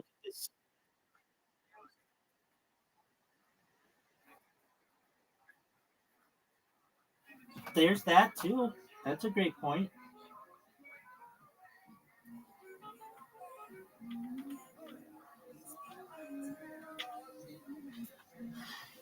Now you named something else that could be another kind of software. So I've got Hoodoo, but Inkoik, what'd you call it? A Nookshook. That's something else. So we have to come up with whatever that is. But I don't think you call it Inukshuk. You just call it Nookshook.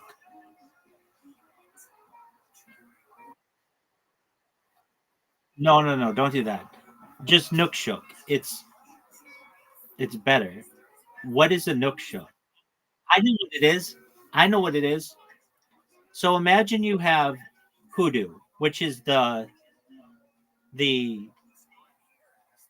ASMR software that you can use on your phone, you can use on your computer, you could use on your television. It's just like Spotify. Okay.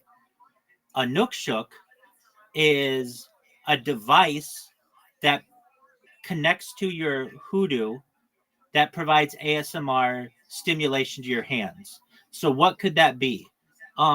I'm thinking of it being like a Bluetooth device, though it might run on Wi-Fi in the future, where it can morph into anything that you want. Like it could be okay, so I'm not talking like a shape shifting thing, but it could be. I guess it would be the brand would be Nookshuk, and then like let's say you wanted to be a fidget spinner, there could be a fidget spinner version of that where it makes all kinds of lights and colors and could vibrate to the different sounds that you're seeing on your television or your phone or whatever. But really, what I'm thinking is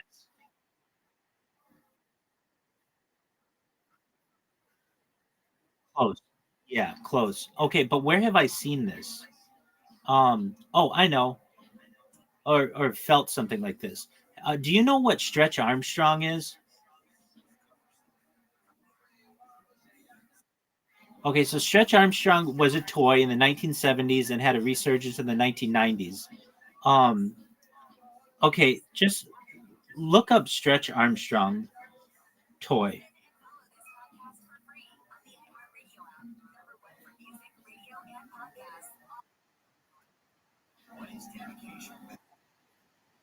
You can stretch his arms, and it had this like gel inside of it that could make it like it could just be anything that you wanted. So imagine like this thing that you can pull on and it would more yeah, like Gumby. There you go. Like Gumby, like that. Like a rubbery like substance. So that's a Nookshuk.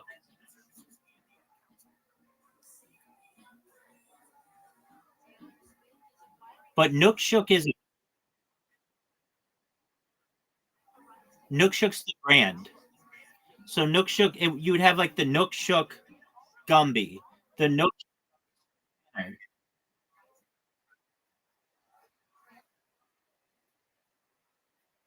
It, exactly. So it's exactly that's what I'm saying. It's the brand. So you'd have the Nookshuk spinner, which is like a fidget spinner that connects to the app and like goes in the sound of the, the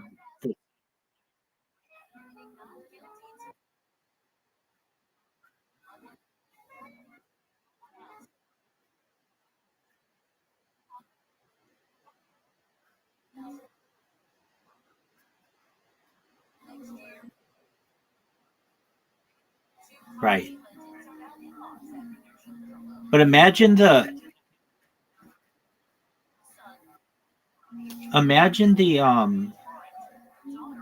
the Nookshuk Gumby. I think that's a great name for it. I don't know. It's probably trademarked though.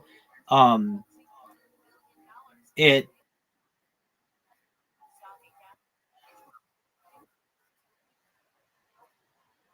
yeah.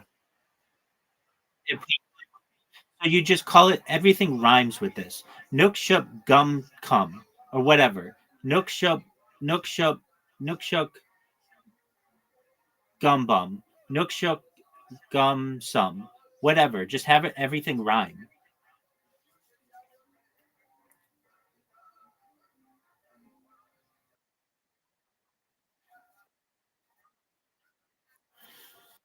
Exactly. There's only two types of humor that are more powerful than rhyming that I yeah. Well, but the highest kind is nonverbal like mime is like the highest because it appeals to the most amount of people. And a simple one of this is just falling down. Falling down, you can show falling down to a baby and they think it's funny. You can show falling down to China and they think it's funny. You show falling down to someone in Argentina, they think it's funny. It's just it appeals to the most amount of people.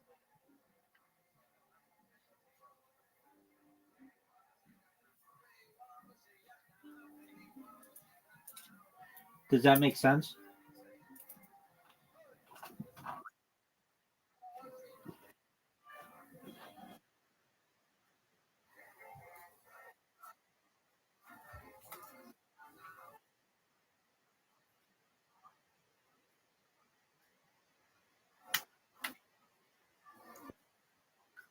Well, there's that, but it is meaning like imagine you have a sitcom, and I don't care what the sitcom is.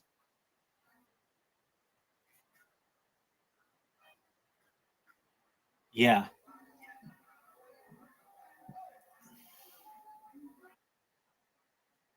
Um, I think it if you look at the amount of laughs that you would get, like in a sitcom, imagine a sitcom. You could have a rhyme that would be cool. You could have alliteration that would be a little less cool. You could have a really good pun, which is really good. Or you could have somebody who does slapstick falling down. That the moment when they do the falling down, it will have the loudest laugh. Same in theater.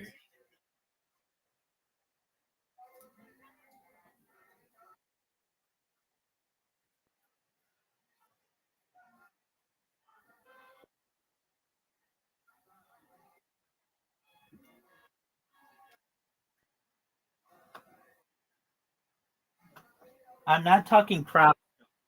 I'm talking simply human physical. Yeah, yeah, those are funny, but I'm saying you don't even need props. But wait, I'm in agreement with you though. Props are an important element to humor and are very much underrated and not seen as um, important in with comedians, but they're very much under appreciated. So like the guy, did you? I'm sure you didn't, but did you watch Kill Tony this last week?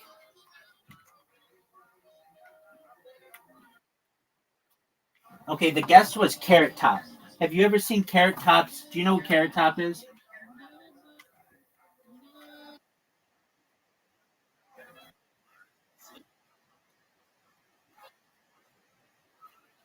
He's had some movies, but he's a comedian. He's had a show in Las Vegas for 30 straight years, which is really difficult to do. And what this show is he's a prop comic.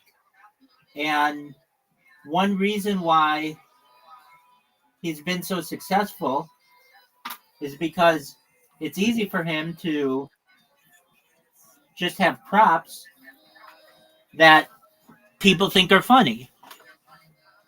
What's difficult for him to do and why he prop comics generally in comedy did not get a lot of love is because it's seen as hokey. It's seen as corny.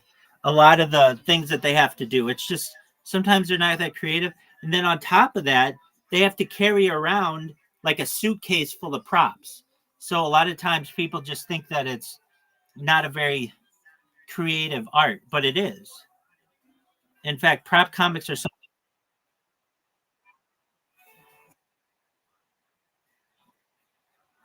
Yeah, no,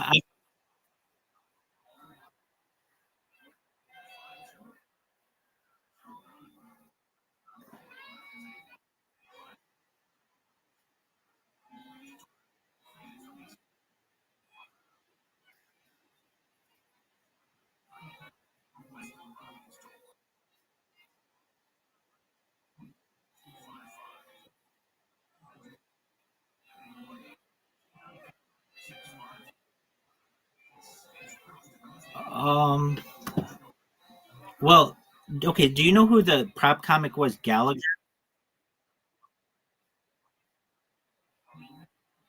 Yeah, I mean he tells jokes, but like then he goes into his he's got like a not a suitcase, but like um a like armoire thing that's full of like a his props. Exactly. Yeah. Basically like a big piece of luggage.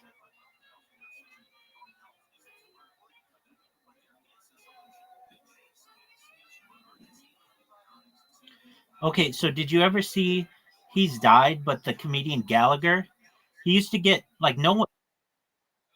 No, Carrot Top didn't die, though he's 60 years old, which I in my head he's always going to be like in his 20s.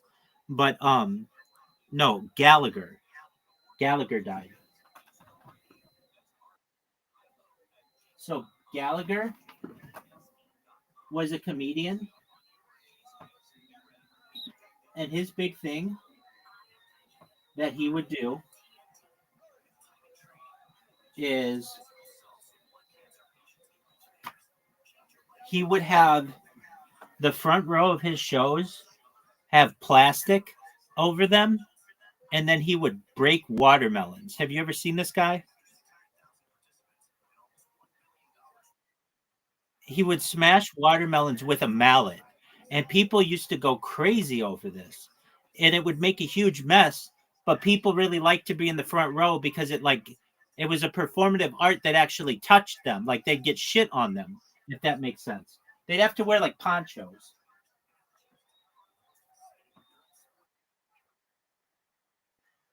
100 100% correct.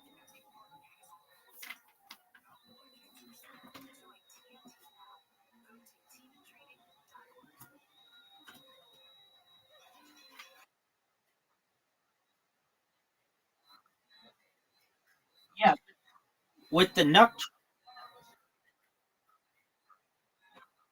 it could be.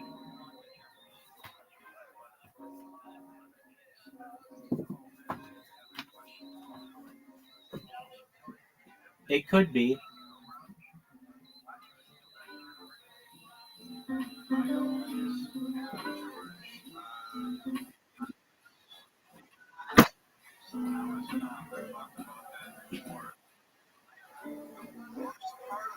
Okay, so how would you make ASMR humorous? I mean, just using using the hoodoo, you would just say, "Please create a scene for me of a very serene background at 432 hertz, but at random intervals, integrate comedic ASMR." And like, what would that be?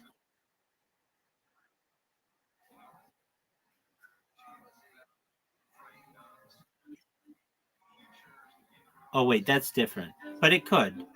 So you would have your Nook Took or your Nook.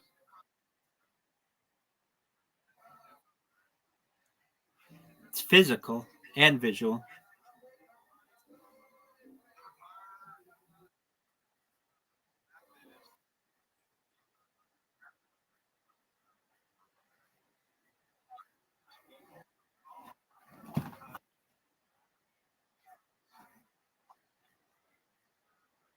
Hold on, hold on. Um, that's that's what's. I'm sure you probably heard this. That's what's known as haptic feedback. So you know those suits that people wear in video games?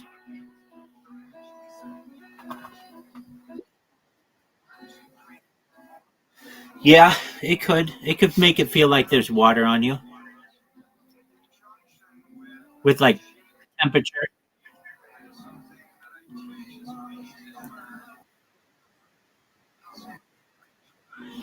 No, it could make it feel like that though.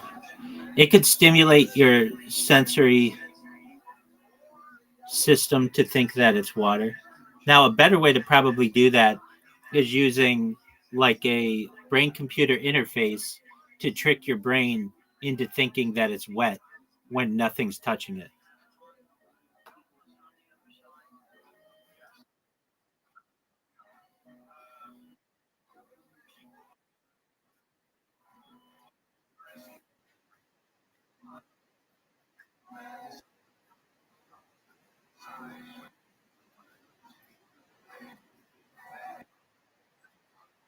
That's true.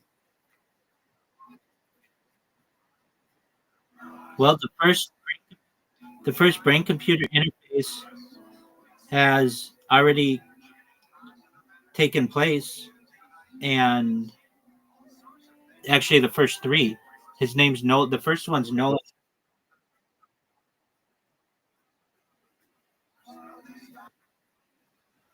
It does, yeah, yeah. It uses Bluetooth. I mean, yeah, he's able to. The guy Nolan Aspro, he's able to use a mouse cursor using his brain. But the key point that they wanted it for, which they wanted it, is to be able to send Bluetooth signal between the end of his spine that works, and then jump the gap where his spine is broken and into the bottom part of his body so that he's able to move his legs.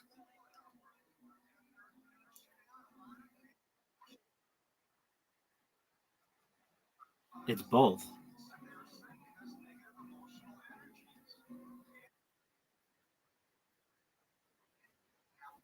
Yeah, that's why they put the brain computer interface in him.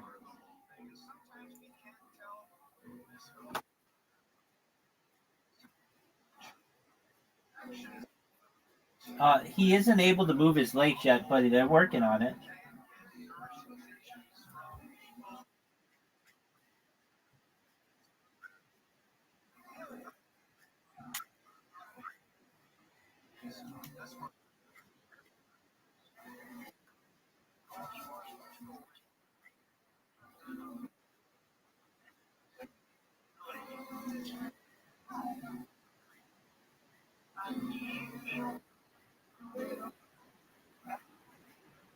It's not that so much because in that scenario, you're using wires that are continuous.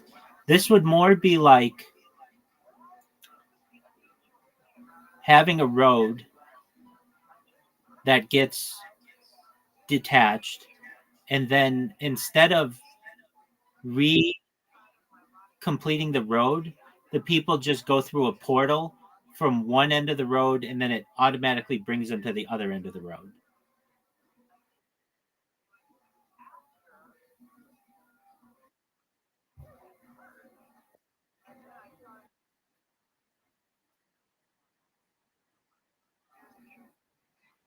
That's another kind of project that is being worked on, but this one in particular is to send a signal from one end of the spine that works to another part of the spine that doesn't work, and continuously send signals. So it's like, how could we think of this in telephone terms? It would be like, normally you have a telephone wire that works on a cable, but if you split that cable, instead of reattaching it, which is what you're talking about with stem cells and all that, and that's something they're working on as well. Instead of doing that, you just send the message wirelessly from one end of the cable to the other detached end of the cable, basically mimicking a completed circuit.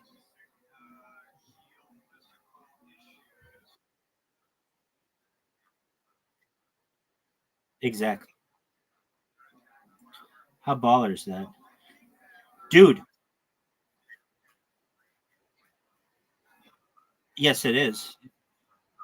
Right. And I've always been very skeptical. They talk about it was the reason why they named it that was a Norwegian, or like a Nordic king, but there's no evidence that this king ever existed. Another one that's like this that was chosen because of this, Wi-Fi. Wi-Fi doesn't stand for anything. It's a play on words of lo-fi and hi-fi, which were a type of music and like a type of audio. But they needed a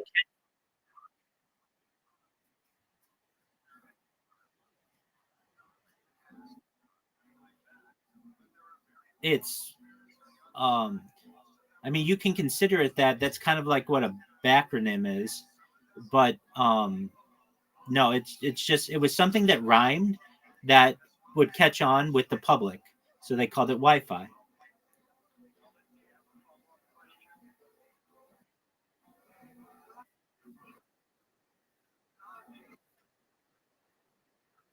I believe it means. I believe it means. It means fidelity.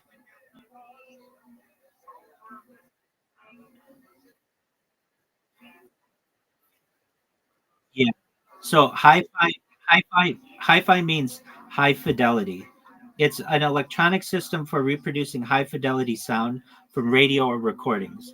So they needed a name that was catchy, but Wi-Fi doesn't stand for anything.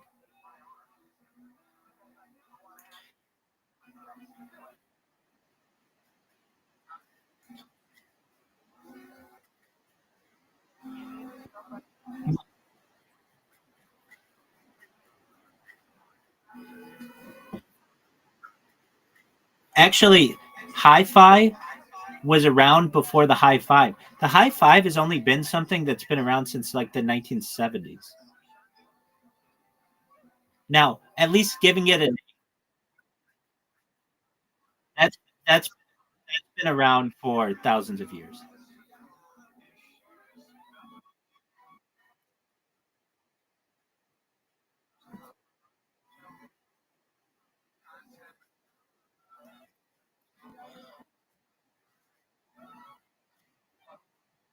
It didn't have a name.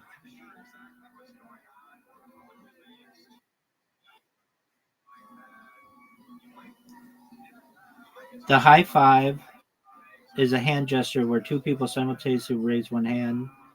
Um, yeah, I found this to be very interesting. Origin. Hold on. The use of the phrase as a noun has been part of the Oxford English Dictionary since 1980 and a verb since 1981. Wouldn't you think that it was around a long time before then? Okay, I would. But at least as a name, the high five originated from the low five, which has been part of African American culture since the 1920s. The exact transition from a low five to a high is unknown, though many theories exist about its inception. So basically, like, it only the whole like slap me some skin or give me some skin with five is hasn't been a maybe people have been doing it for thousands of years, which I'm sure to some extent, but it didn't have a name.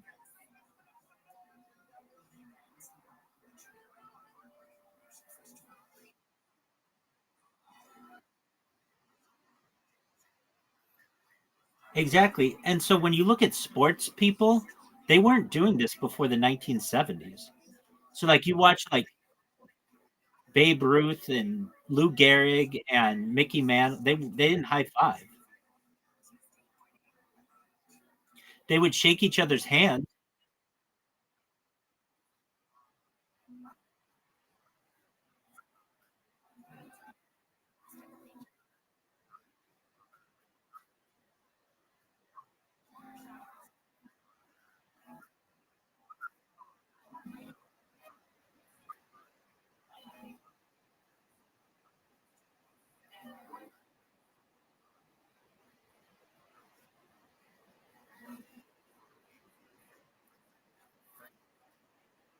October 2nd, 1977. October 2nd, 1977 is considered like the first most public one. It happened in a major league. Yeah. It was between Dusty Baker and Glenn Burke of the Dodgers at Dodger Stadium the last day of Major League Baseball season. It was in the sixth inning. Baker hit a home run of Houston Astros pitcher J.R. Richard. It was Baker's 30th home run of the season, making the Dodgers the first team ever to have four hitters with at least 30 home runs in a single season. As journalist John Mualiam tells the story, it was a wild, triumphant, momentous moment and a good omen for the Dodgers headed to the playoffs. Burke, waiting on deck, thrust his hand enthusiastically over his head to greet his friend at the plate. Baker, not knowing what to do, smacked it.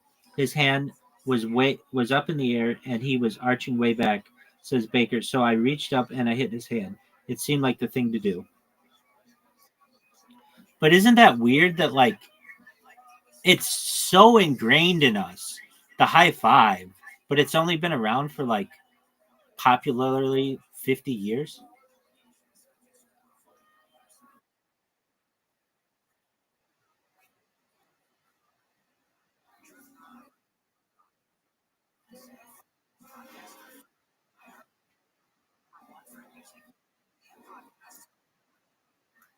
Like the idea that your grandparents didn't high five; they would shake each other's hands.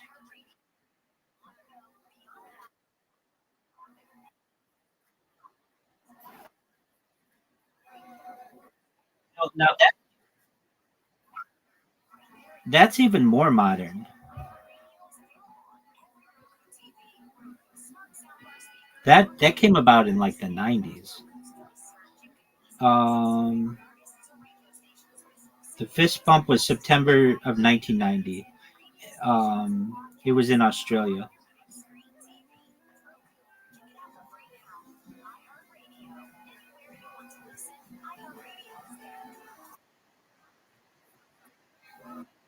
Yeah, I mean, I know as a kid, we never fist bumped. I never saw it until the late 90s, maybe, was like the first time.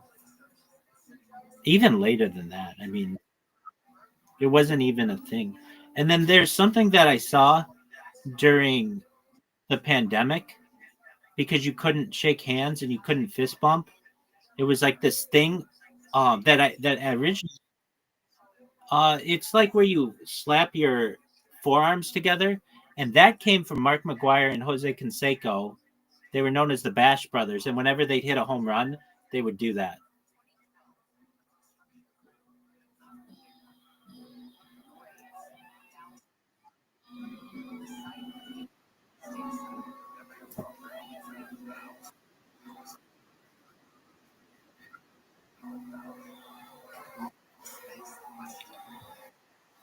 My cousin, he didn't invent this. He saw it in a movie, but it was this thing that I remember doing with him. Um, okay, so can you see me? Okay, so imagine you're going for a high five. You purposefully miss on the high five, and you slap hands on the bottom.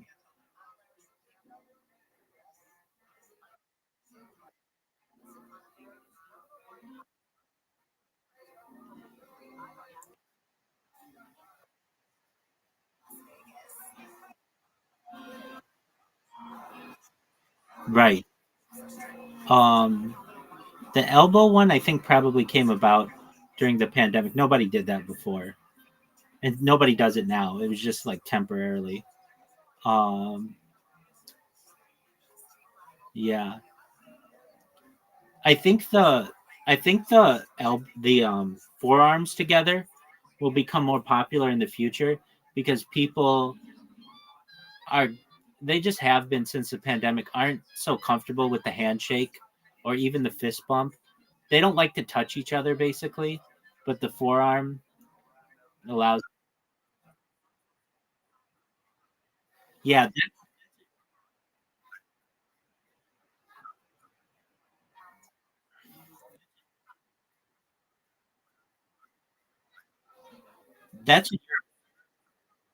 that's a European thing, but is not. It's like a continental European.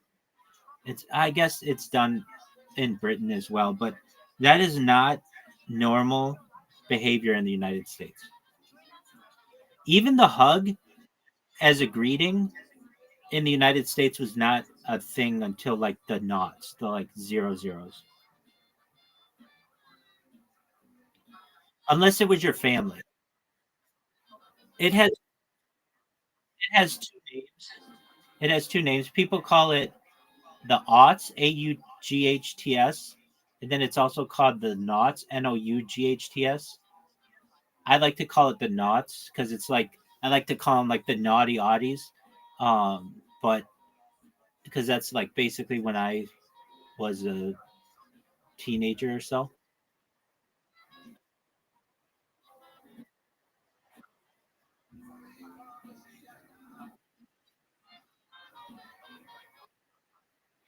Yeah, so it would be like after 9/11, basically.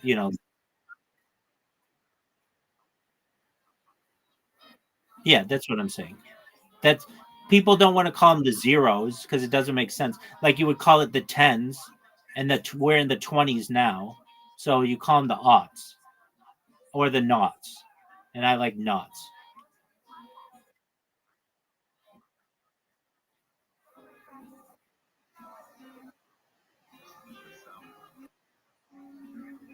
I think because the term zero has a negative connotation.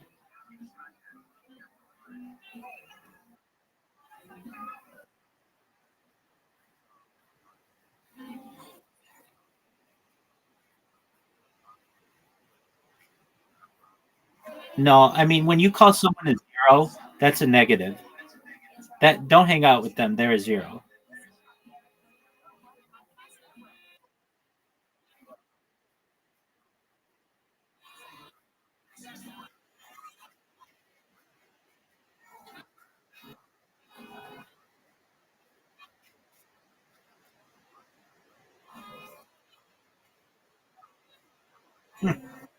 Shut the fuck up.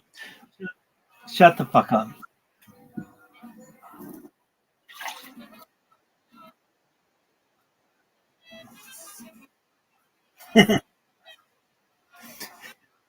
Dusty Baker. Yeah,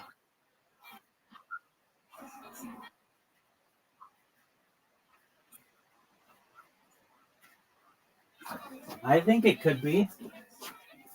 He was a manager as well for the Anaheim Angels.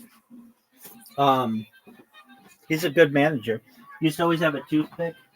That's how I recall him. Um, look, I don't know. I just now that's a good idea. That's a good idea. Um, yeah, exactly. Yeah, but okay. So imagine this. Imagine this. Okay, so the I think the um original intent of the toothpick was to clean your teeth, but we have floss and flossers that do that now much more efficiently than like a piece of wood. But imagine a toothpick like shape, but made out of whatever they make candy canes out of, like peppermint.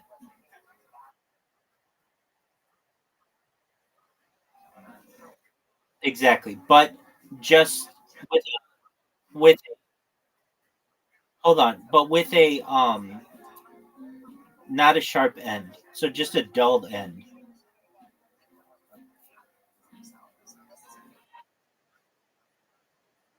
Made out of candy cane stuff.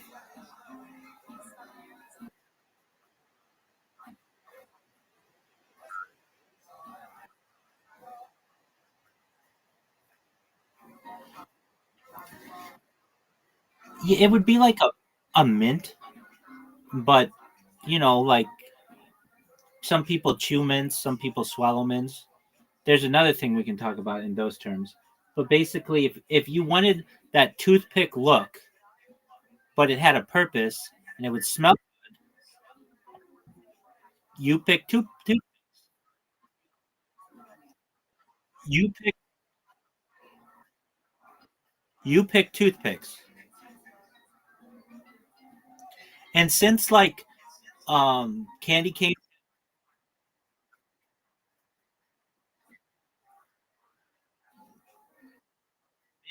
mint, mint had its own spot.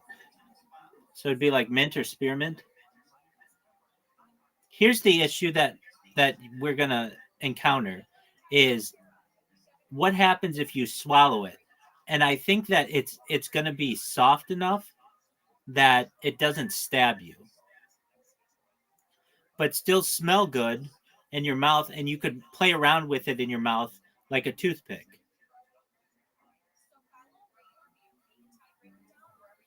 But if it like got shit, dog, I bet you it kills people every year. It could like I'm not saying a lot, but I'm thinking about children who put things in their mouth that could be sharp.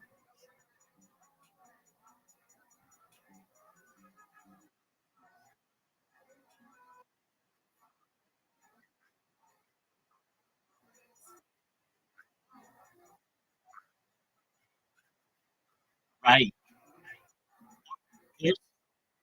exactly, or side to side. And I agree with you. Like an alligator, that scares me as well. So you would think that a a toothpick is not going to break, but a U-pick toothpick would break. It would just break like a candy cane.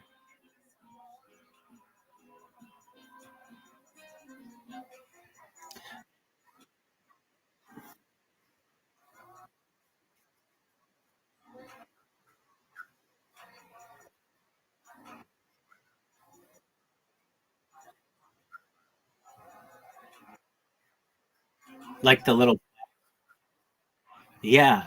But think about this. Oh yeah, yeah, yeah. Good point. Those hurt a lot of people every year, like in club sandwiches and stuff.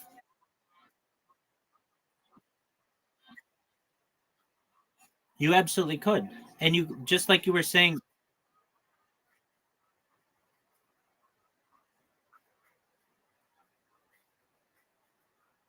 right? All of that. Basically, they make the little swords that it's all plastic or wood that can hurt people, and it hurts people every year. So we need to replace those with whatever they make candy canes out of, but they don't have to be flavored necessarily if they're going to go in a club sandwich or whatever. They could just go, they're just, they're basically edible. Perfect. There you go. Or just no flavor. You don't want it to affect the flavor of the food. So there are multiple kinds. There's kind that you could use in like a drink for like cherries, or martini for like uh, lemon wedge or lemon uh, twist. Or you could have, but those still can hurt people. So you have the whatever they make candy canes out of, but just no flavor. Basically, what we're talking about is just edible toothpicks.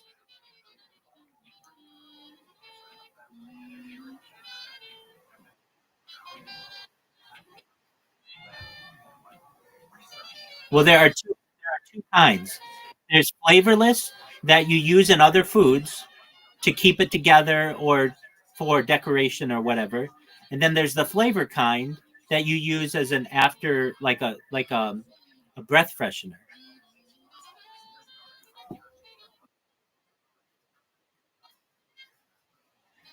Yes.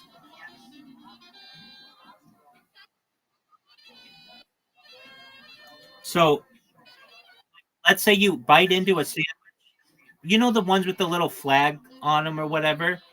Like if one of those, that can hurt you, but with the U-pick toothpick, it's just gonna break,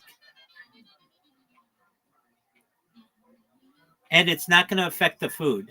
In fact, in fact, you could just have it so you just don't even have to pull it out. You just keep it in there, and it would just be like a little crunchy part, but it would have no taste. This is a brilliant idea. And aside from being a brilliant idea, I love brilliant ideas, but I love safety more than just about anything. So this is a very safe idea. And there are people who hurt themselves on this kind of stuff. I bet you, we're gonna look it up. How many people choke on, yo dog, how many people choke on like toothpicks a year at the emergency room? Not at the emergency room, but they're sent to them. A dangerously tasty treat. The hot dog is no, that's different. I think hot dogs. We could talk about that.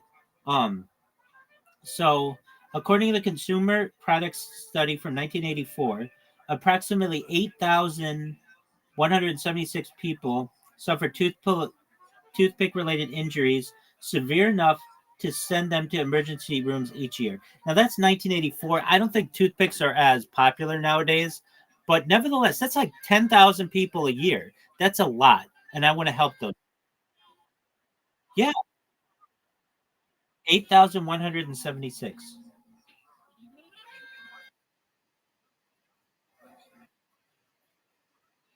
Well, that's hold on. That was in 1984, and that's just in the United States.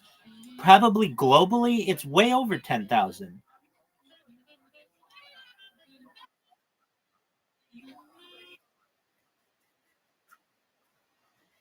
Yeah, going to the emergency room. So if you're just looking at toothpick injuries per year, it's probably 100,000.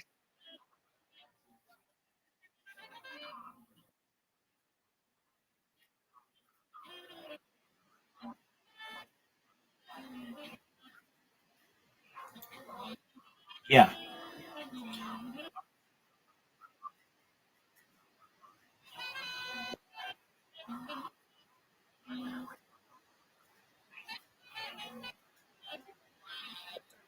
Um, how are you, Sharon Ron? How you living, pimp?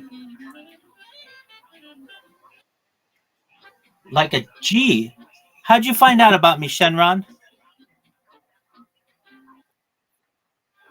No way, I'm on 4chan?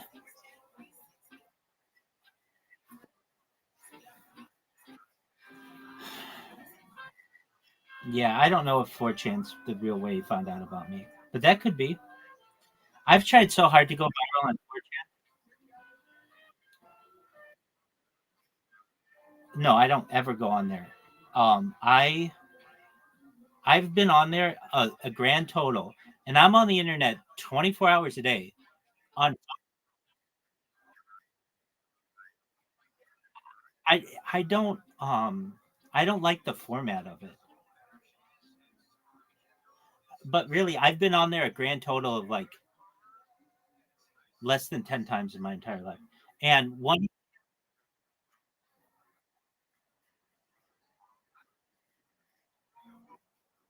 dude, same here. Dude, we are brothers. I I'm in agreement with you. And we need to there needs to be like a what do I want to call it? Like a library of all of them in the world because they could be like tracked.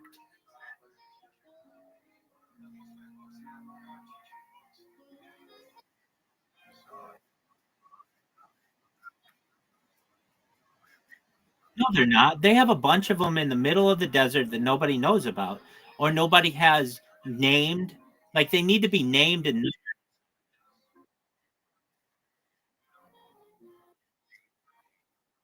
oh yeah, those are the best kind. Those are the best kind. That's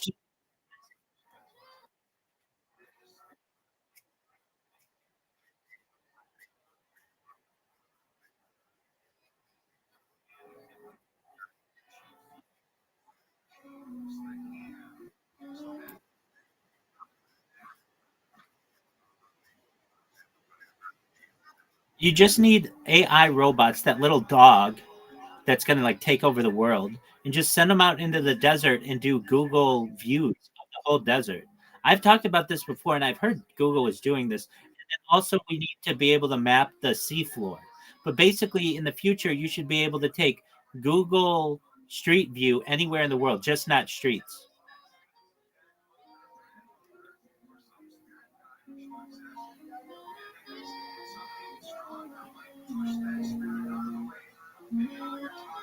You know what is a really good product name?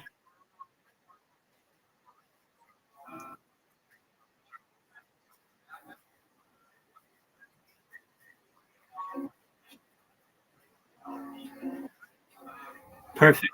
Solar.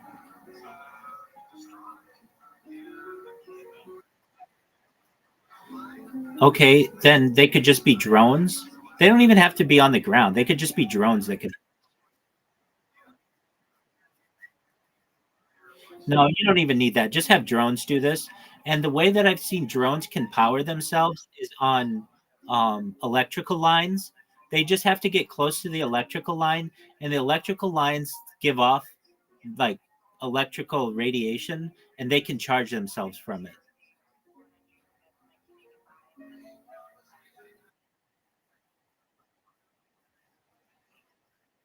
That's an excellent point. So you could just have like little power stations in the middle of the desert where they could recharge.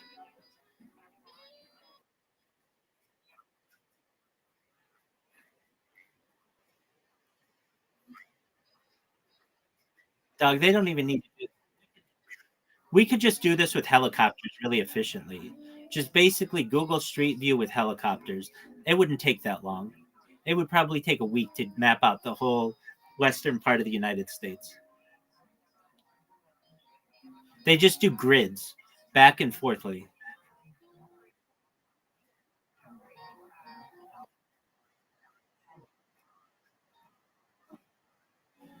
Yeah. So basically, no, I want to be able to see it in 3 dimensions.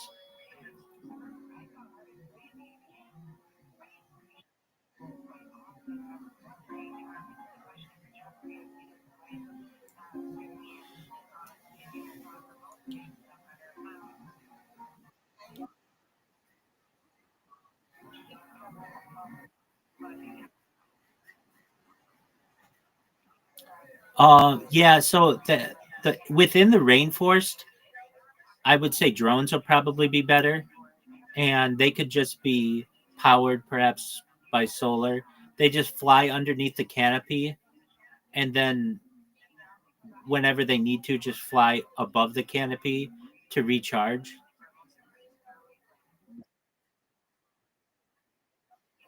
That could be too. I mean, once we have more efficient solar batteries, this really won't be an issue. And you only need to do it.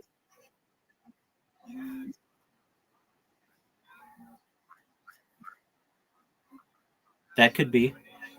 And you only need to do this like once every few years just to get updates on it. It's not like it has to be done continuously. Though that would be ideal.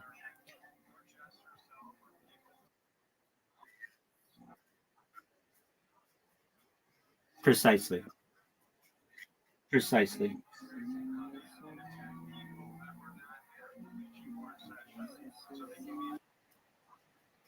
Yeah, I love it. You're the one who got me into it.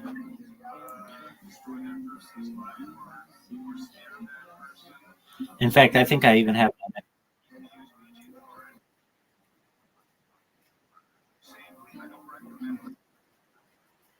Oh yeah, that's just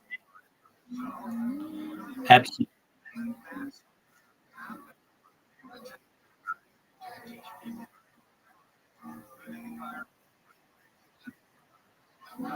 right. But this would be anywhere in the world.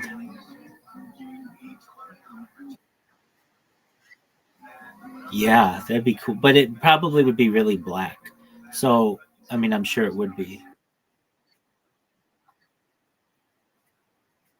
2/3 of the whole game is that because the Earth is 2/3 water. Um, no, but you could do the terrain like basically in infrared.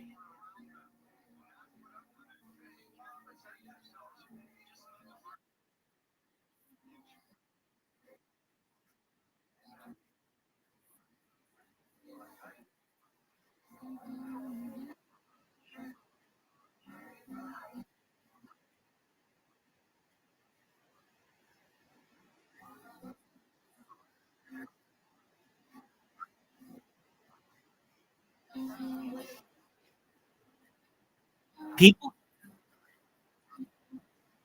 people kind of do. People kind of do that on Reddit. There's a subreddit that's known as "Where was this taken?" and it's just pictures. Yeah, it's very good, but it's his. It has to do with history as well. So basically, it'll be like people at like in an old picture of like with a Grand Canyon background from like the 1970s, and people would be like, "What? Where was this taken?" It was like an old family photo that they found, and then you get yeah, these experts will be like, "Oh, that was from 1962 because that rock formation fell in the 1970s."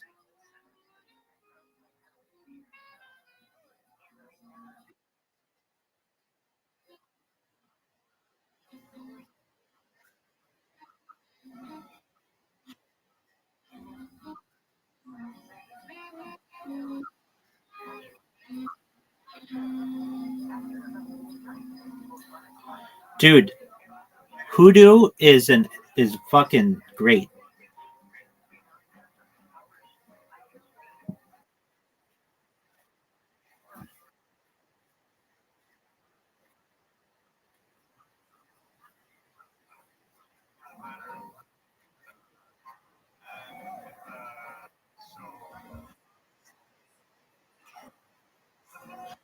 Oh, I know what I said. You know what the name of what company I really like is Snoo. Do you know what Snoo is?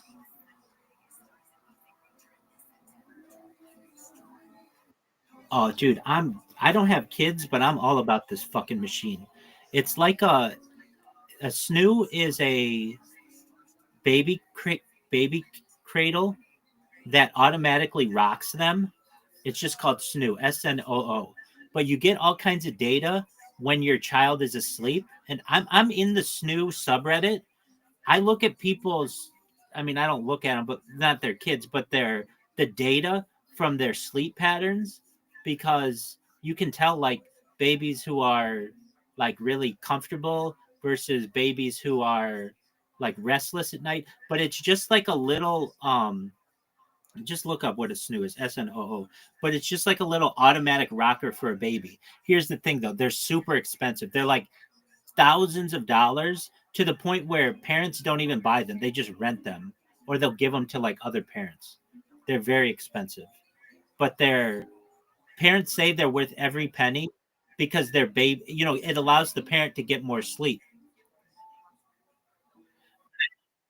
But I love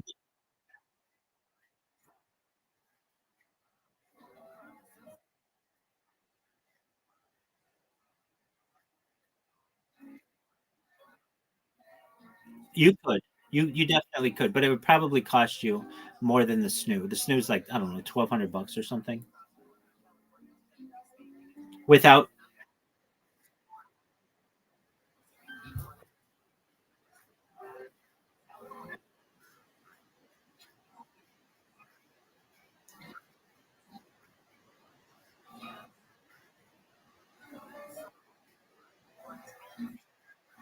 you could. Yeah, but I mean,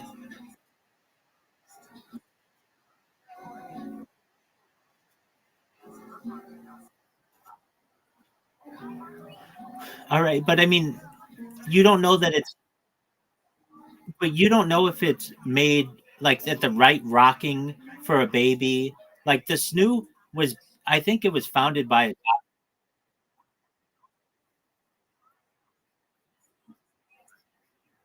that's true. That's true. But I mean, imagine you're gonna, okay, so they're $1,600. So imagine you have, I don't know, one kid at $1,600. But if you have 10 kids, then it's $160 each. Can you really beat that in terms of price?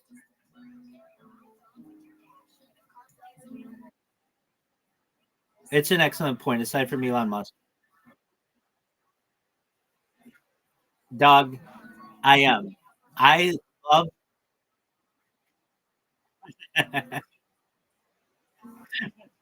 that's right. That's right. For the price of four coffees a day, for the price of four coffees a month, you can have your child be rocked into no, that's what it's like. These people are super into it. I mean, I'm into the data because they have this thing that it just like, I mean, sleep has always been fascinating to me. I've had sleep studies. I have sleep apnea. I have a CPAP machine. It runs in my family. And I feel like there's a I don't I no, you're absolutely right. I cannot, it's in a case over there. I cannot um wear it at night without having severe I don't wear it well at night. I don't, which is when you have to wear it. I always end up subconsciously taking it off. So I almost like I can't keep it on. And there's a population. Yeah, exactly. Um I feel I I feel like I'm being suffocated. Yeah. Yeah, I stopped breathing. And Yeah, not you're just you. It's like because you're snoring.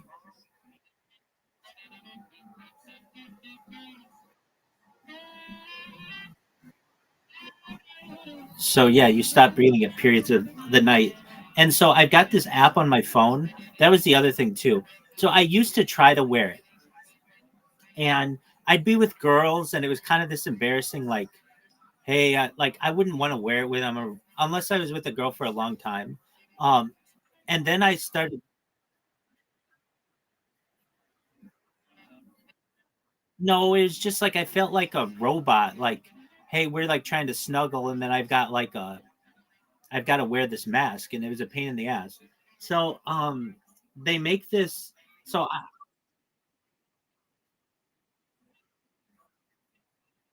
now that's something like now no they have that they've had that for a long time, pretty close to it. It's well really like a hammock, but they used to have something called the vibrating bed that would basically be like that.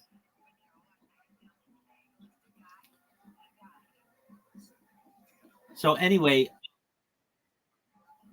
yeah. So um, I used to wear my mask. I've had a few CPAP machines, and I had went through like every kind of mask that you could wear.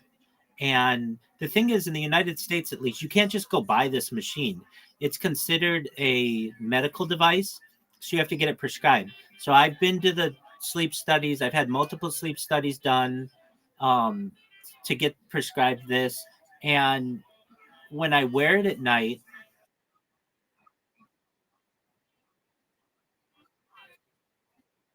I've done two at the clinic. So you just spend the night in a like a medical facility, and then they monitor. Oh, that's another thing. They put all these sensors on you, and yeah, yeah, and then they have like a microphone. I could not stand. I was up like most of the night with all the equipment on you. You can't turn over. It's just very difficult. Anyway, so I would wear a sleep mask at the beginning, and I would find in the middle of the night or in the morning I would wake up and I wouldn't have it on. And it was just like in the middle of the night, subconsciously I would just rip this thing off because it was scaring. It was almost like I was scared subconsciously. So um I haven't worn it. And humid water, like distilled water.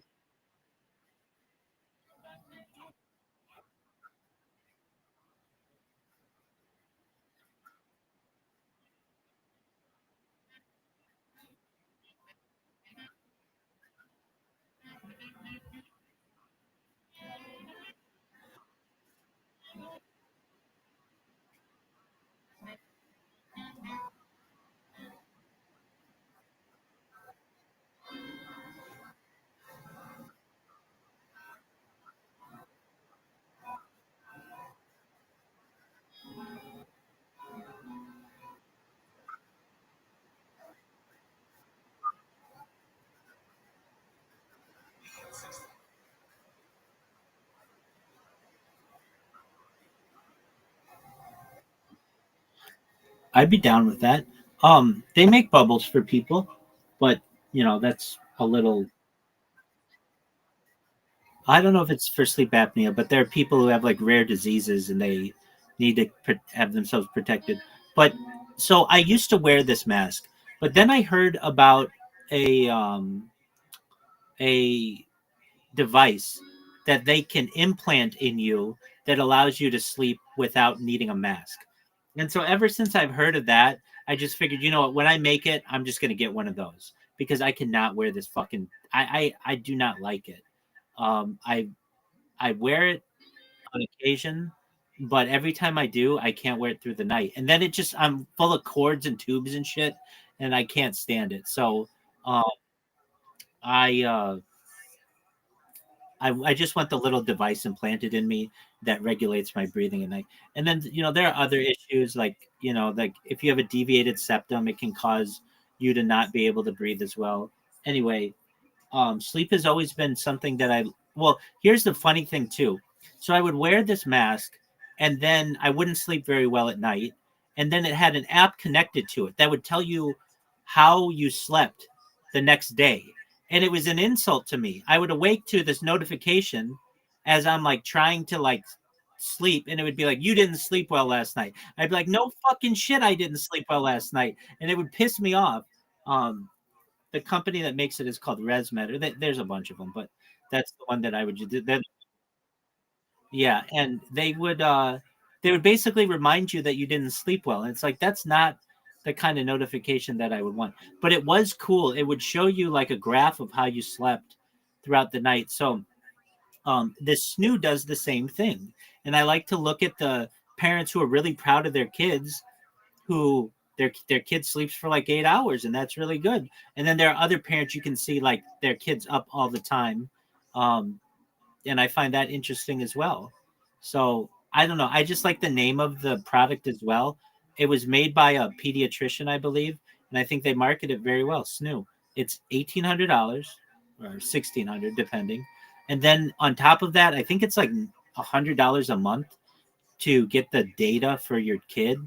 But basically, it from what I hear from parents, it's a lifesaver. Like if they can afford it, they absolutely do, and they pass around these snooze once their kids grow out of them, like they're golden. Because you've got to think you're a parent and you can only get so much sleep, and you're limited already for like $1,600, and the child will sleep.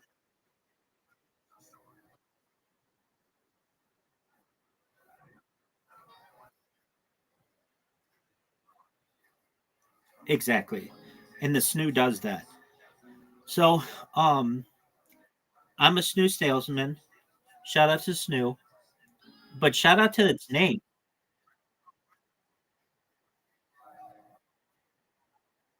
Exactly. Exactly. Um, yeah, so I think the snoo is pretty baller. Anyway, why did we get on snoo? It had to do with naming conventions. Like Hulu. Oh yeah, it's like Hulu, Hoodoo, snoo. That's what it is.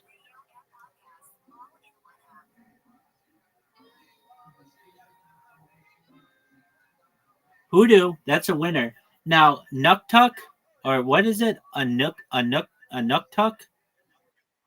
Nukshuk? That one's a winner. No, no, no. Think about that one.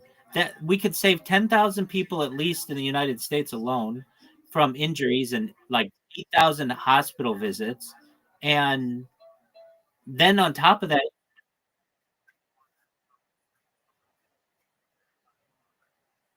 no, they wouldn't. They would not want. No, they would not want you to have it.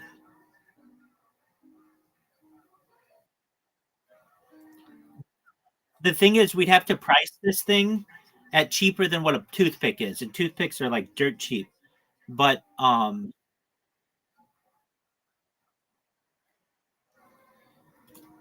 yeah, but that's not what. Yeah, but that's not what. But personal injury lawyers don't like that. They like injuries, which is probably one of the. But just so imagine, I know I've said it, but just imagine whatever they make that candy um of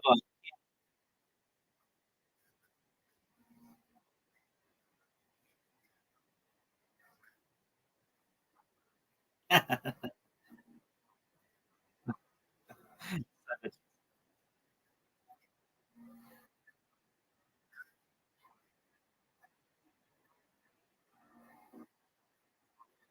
Well, here's the thing: you would sell it to restaurants. Exactly.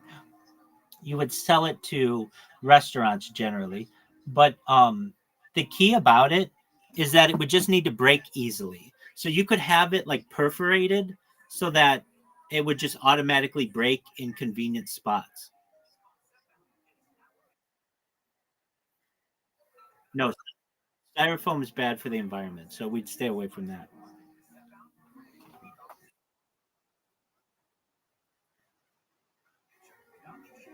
Okay, styrofoam though is doesn't decompose very well and breaks up into a million pieces, so we want to avoid that. It's literally just whatever they make candy canes out of, that type of convection and no taste. Does that make sense? And it's known as the U-pick toothpick. And you know what? Well, so here's the thing: when you buy the U-pick toothpick, all the proceeds go to the U-pick people. The Nookshuk people, that goes to the Inuit people and anybody else in that group. And but the U-pick toothpick, you know how like people think of candy cane to be like a winter.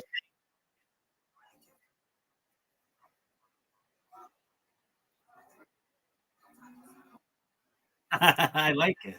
I like it. All of these are great ideas, big dog. And you watch in the future, people will be like, Rabbi and Riser were talking about that 50 years ago, and they finally have toothpicks that don't have taste, that don't hurt people.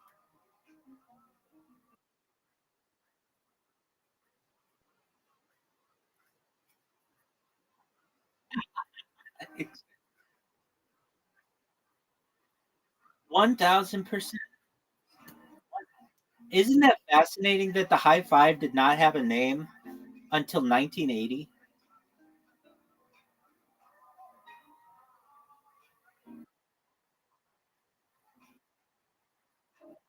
Word dog. In 19.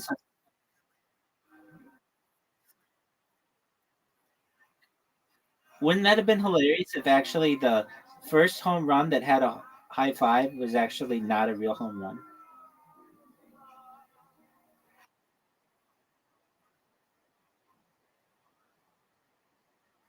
Yeah, but you know what would happen? Whoever discovered that would high five the person afterward.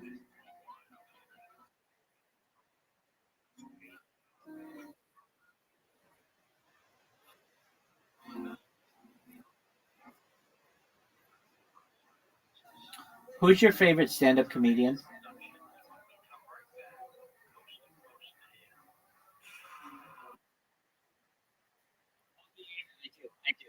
I do. Is he really? Who's your favorite stand-up comedian with a special?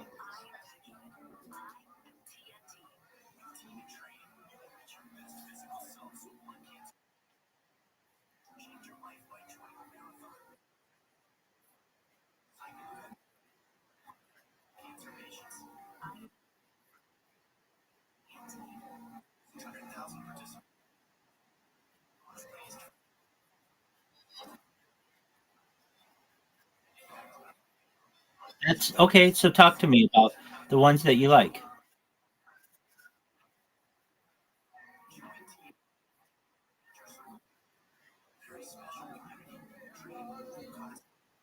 No one knows who that is.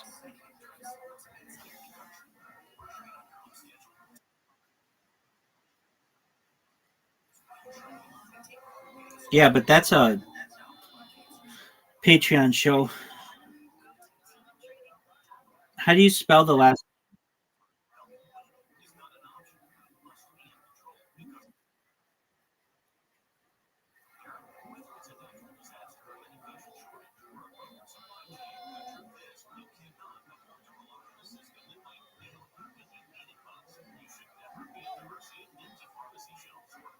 Okay, which one? Ron Punches.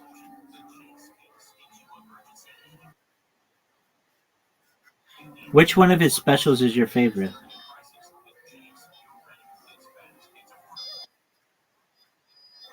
Okay.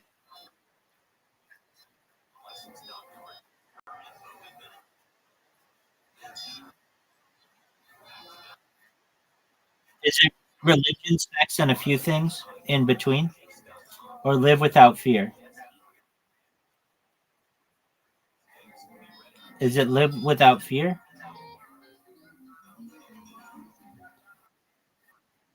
Is it Royce tries stand up for the first time?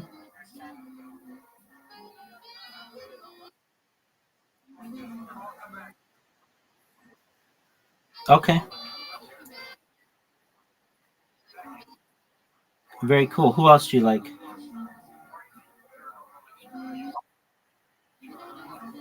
T.J. Miller.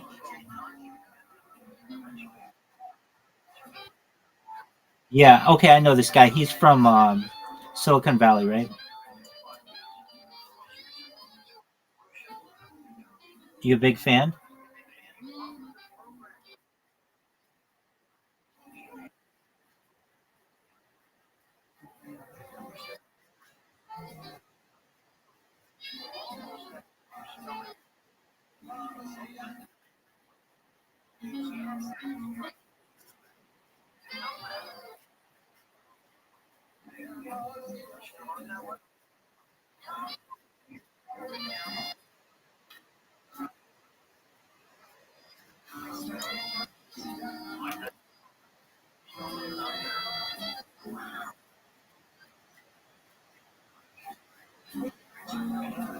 That's baller. I love when stand-ups do that.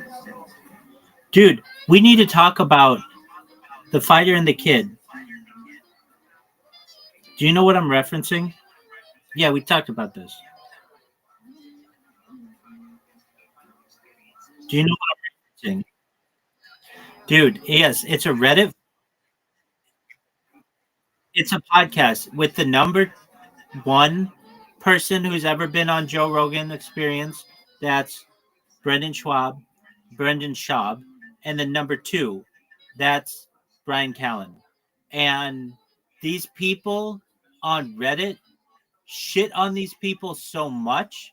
It is so funny. And there's a whole lingo to it. I got really into it the last week. I even watched Brendan Schaub's stand up. His stand up is the lowest ranked stand up in the history of IMDb. It's got a 1.7. His he put his he's only has two specials. One that was on Showtime that is the lowest one in global history on IMDb. It's a 1.7. And the second one is uh just went right to YouTube and everybody just made fun of him. And it's terrible. It's not funny stand up. But the Reddit people,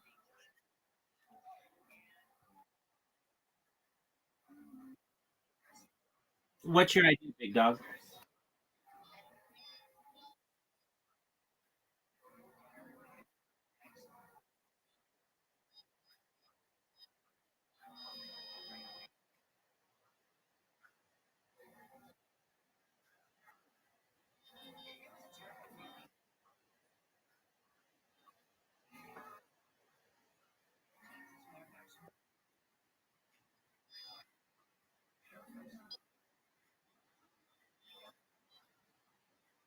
You're good.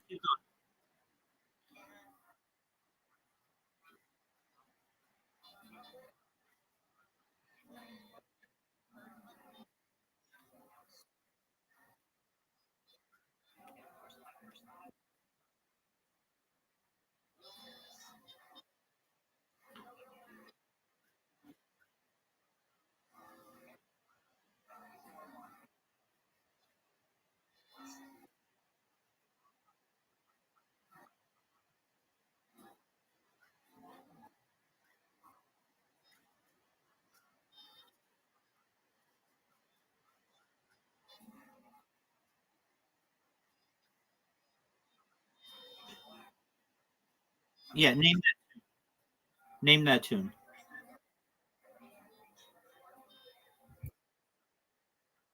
No, I fucking know it. Name that tune is the name of that genre of game.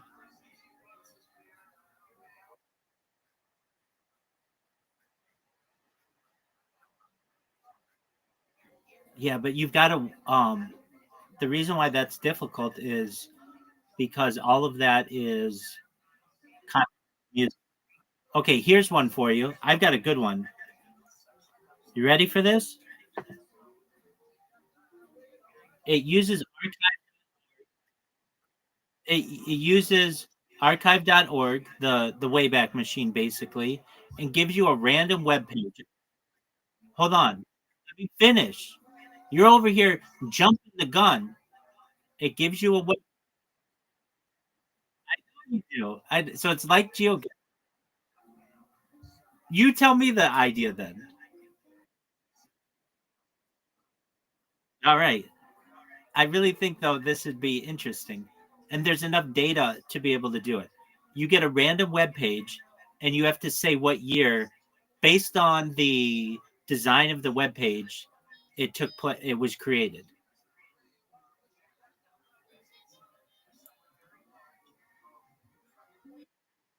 It's a fun game.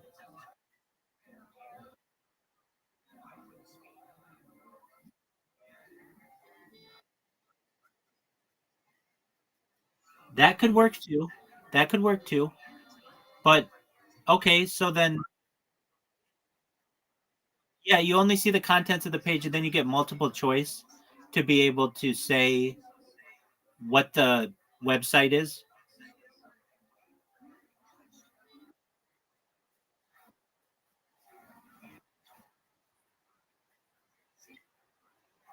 Right.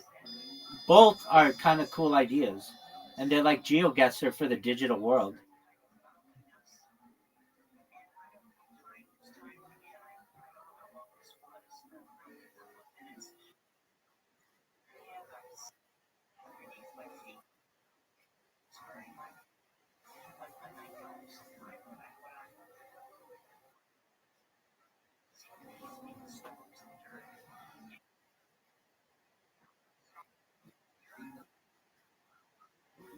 Right. All right. What about Hoodoo's sick as fuck, man. That whatever.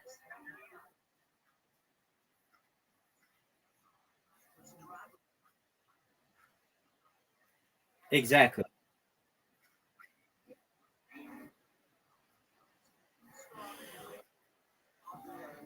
That's different. But imagine sucking on a you pick toothpick while doing hoodoo, while watching and listening to hoodoo, while playing with your nukshuck spinner.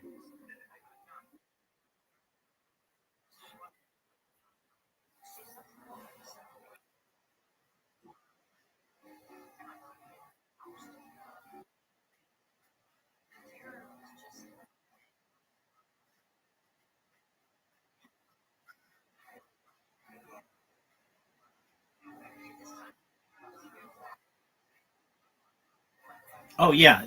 Well, I mean, it's already been used for years in the sex, like the cam girl industry, where basically you can make their toys vibrate if you give them money.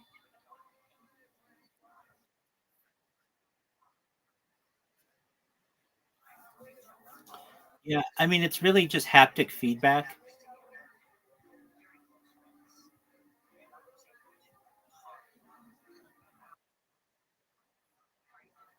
Depends on what you want and how good. Let's look. Yo, dog, how much are haptics?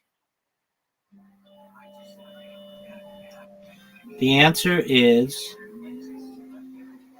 like about $5,000. That's for 250 VR titles. No, apologies. Prices for haptic gloves are $50 to $100. 50 to $1,000.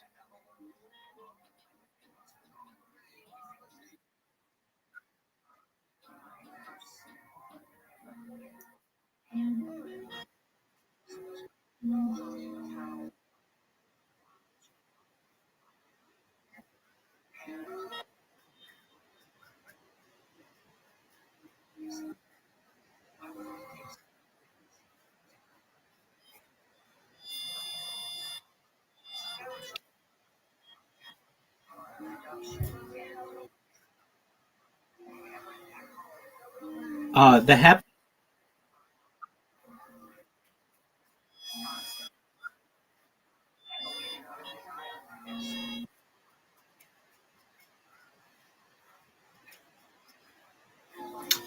AI is much more. It sucks. The reason why it sucks is no one cool uses it.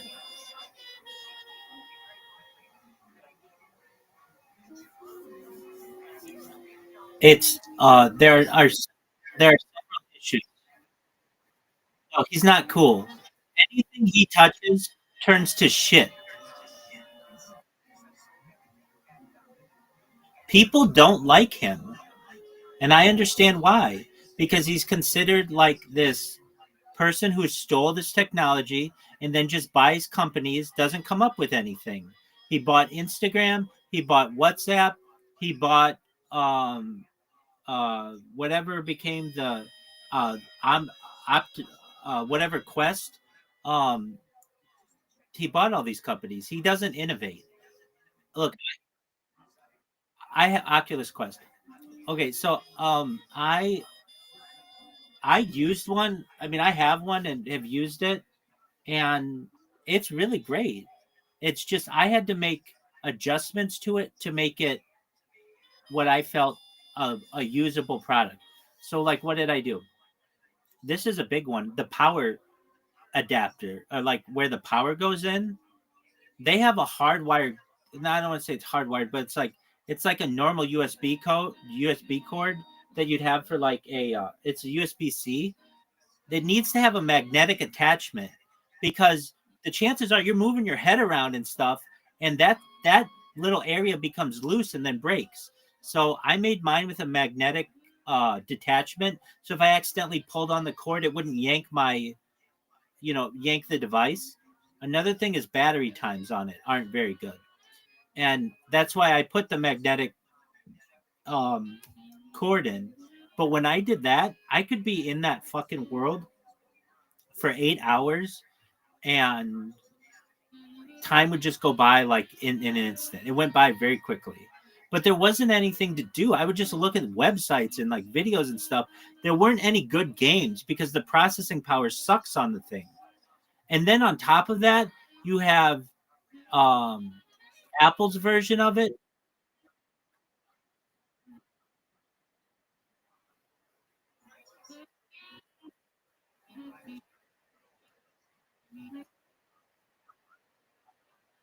and that's what.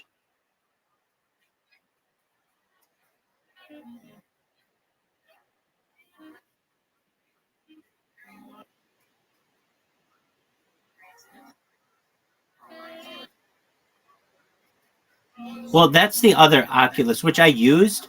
My friend had it, and it was amazing. I played games in that, and that was amazing. But you had all kinds of courses.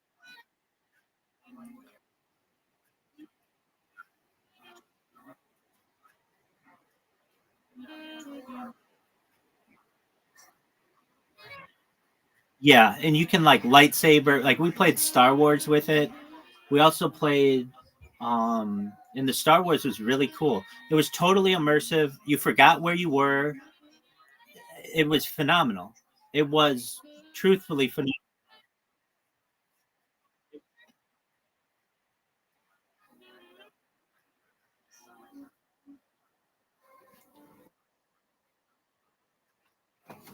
Yeah,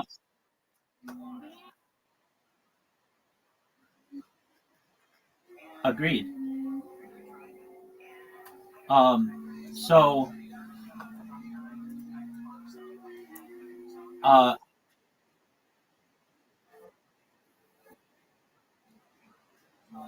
well, so like the version um, the Apple, whatever they call it, what do they call it?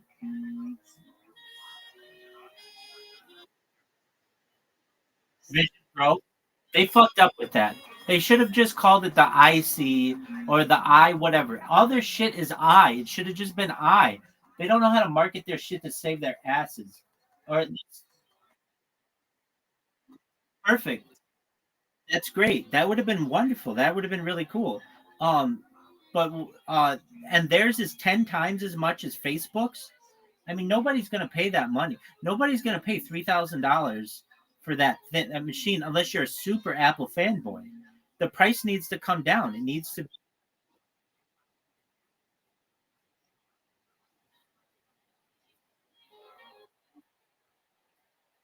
right. It, it's just to be an immersive experience.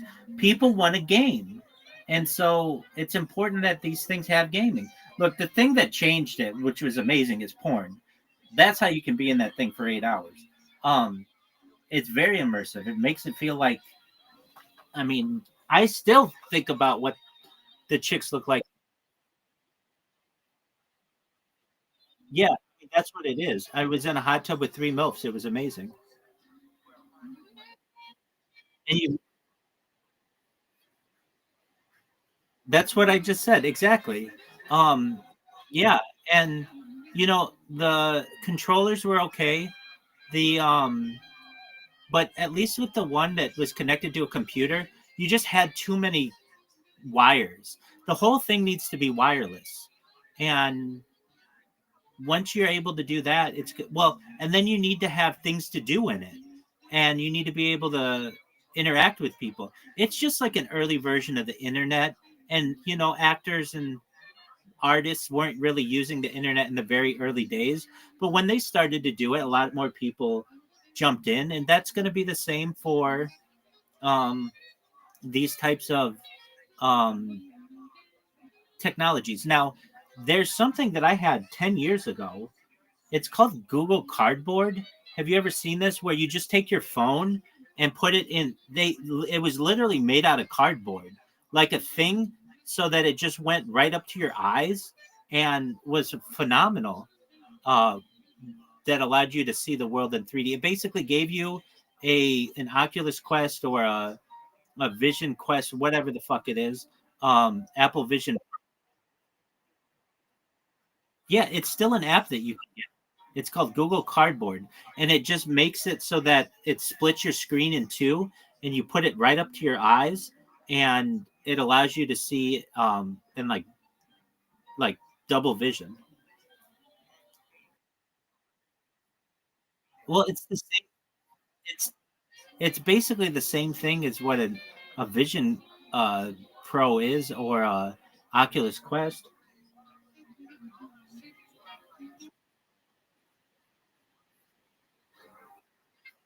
Yeah. So no, no, no. They wouldn't sell cardboard. You'd make it out of cardboard, or you could buy a holder.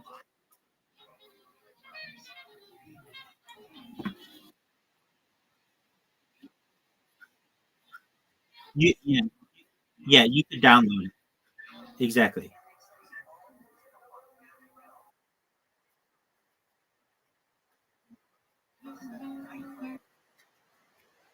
Yeah, that they didn't sell the blueprint; they gave it to you. So it's discontinued, but Google Cardboard is a discontinued virtual reality platform by Google, named for its fold-out cardboard viewer into which a smartphone is inserted. The platform was intended as a low-cost system to encourage interest and development in VR applications. Users either build their own viewer from simple low-cost components using specifications published by Google, or purchase a pre-manufactured one. To com- to use the platform, users run cardboard-compatible mobile apps on their phone, place it into the back of the viewer, and view content through the lenses. And I had both. I had the cardboard one, and I had the one that I bought, and it was released 10 years ago and discontinued 4 years ago, but it worked very well. It was amazing. I remember using it to be in Google Earth and like look around the Earth, and I just thought that was the coolest shit.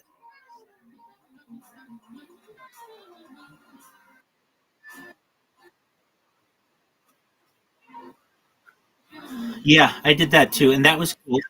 That was cool. Yeah.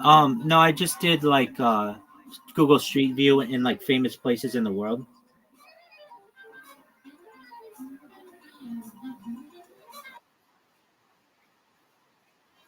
No, but it was close. It was good enough.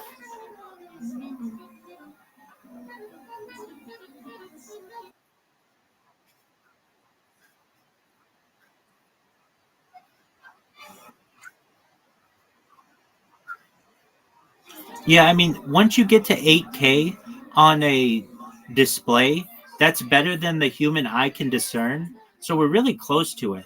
So basically, once you make something 8K, you can't tell the difference between reality and a digital display.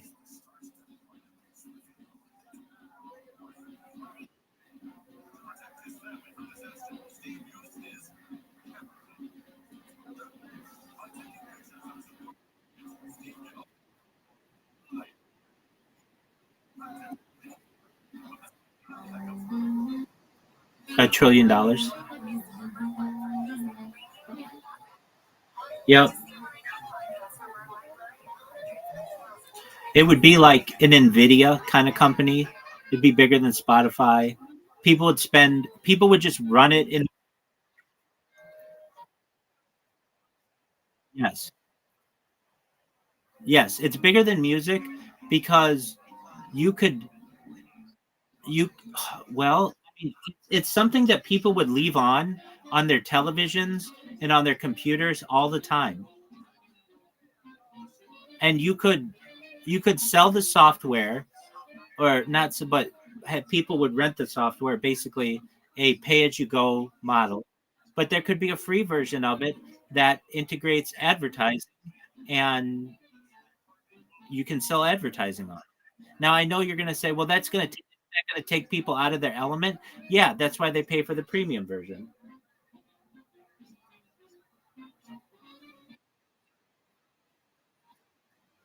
Exactly.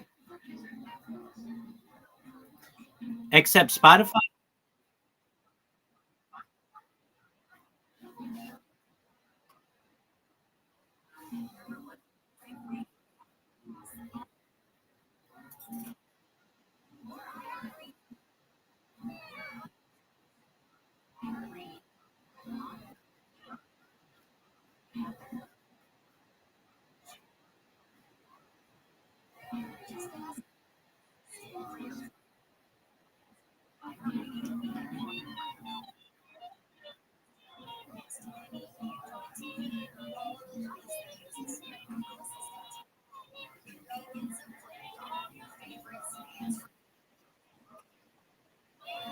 right now,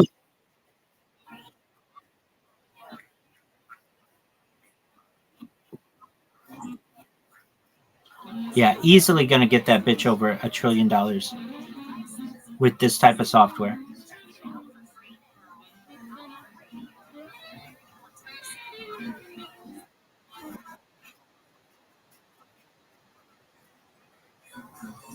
Um, well, here's the thing.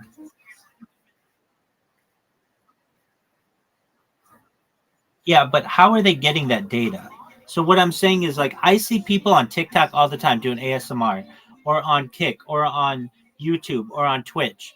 But is that money really in the ASMR, going to ASMR activities? No, that's just going to the popularity of these different apps. So I probably think ASMR is probably closer to $20 billion or so. I think it's more than what's being currently um, priced.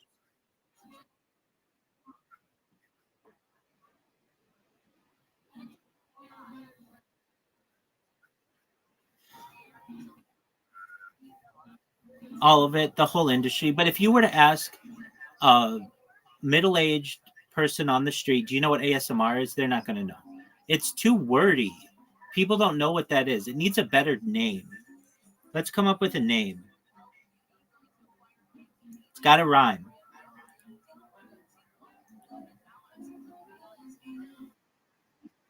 Yeah. ASMR is too wordy. 4 letters, it's 4 syllables, it's too much.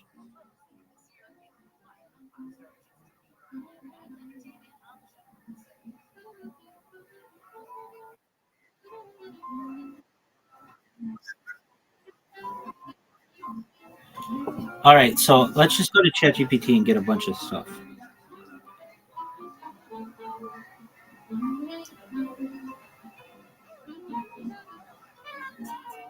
Yo, dog, I think the term ASMR is too wordy. I bet you agree. Can you come up with 50 ideas that rhyme, like, or come close to rhyming, like smooth move or something like that, that could be ASMR alternatives?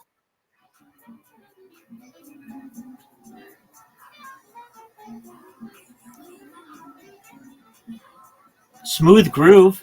That's a cool one. I like smooth.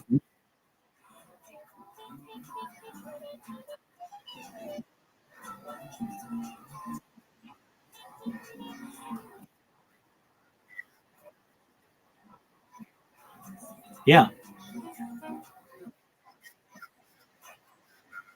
it's two. I know it's not just going to be one, but it rhymes and it's two. That's perfect. You can't have something that rhymes with just one syllable.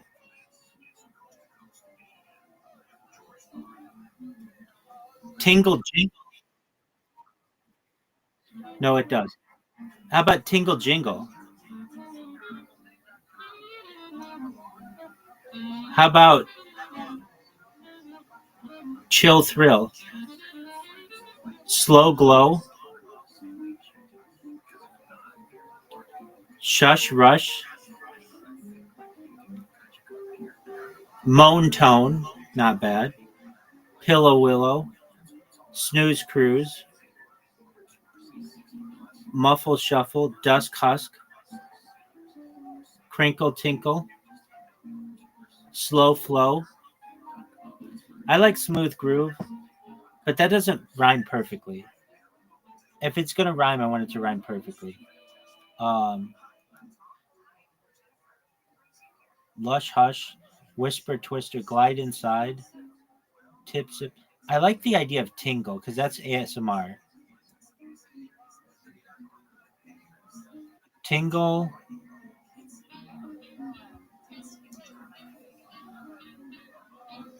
What are 26 words that rhyme with tingle?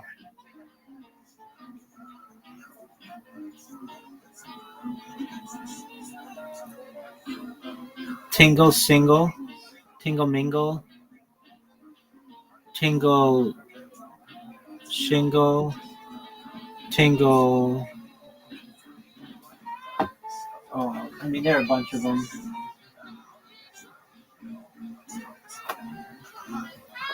Um, Tingle mingle kind of works. So instead of calling it ASMR, you just call it tingle mingle. It's still four syllables, but they rhyme.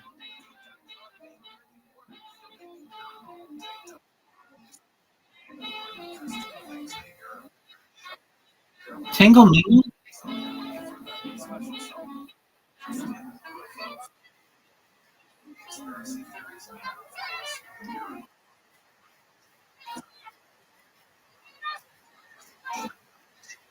I think that's because nobody really knows. It's not like there's not a perfect phrase that summarizes, but there could be.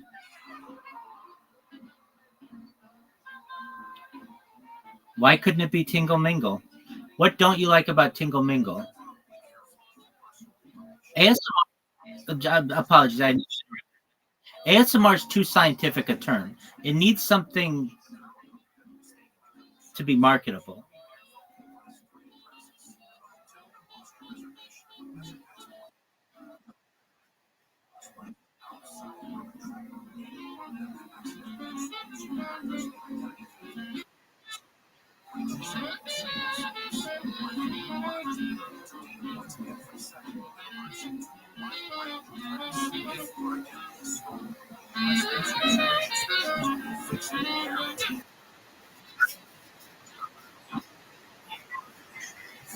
Yeah, okay, but that's a little too NSFW.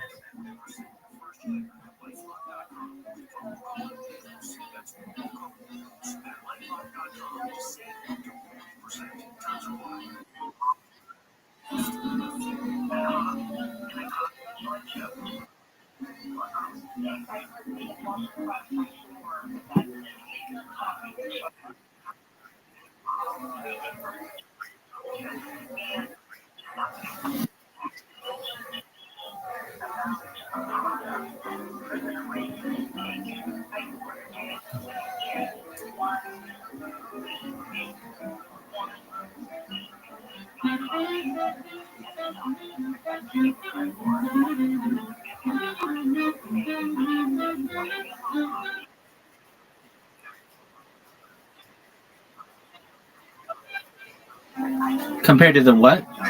Toothpick market? What is the entirety of the toothpick market?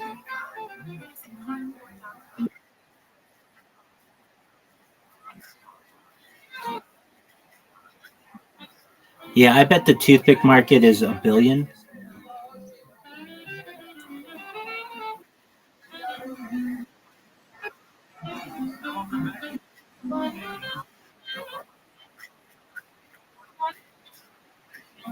Okay. Hold on, you're not including all of the stirrers and the little swords. All of that is $1 billion.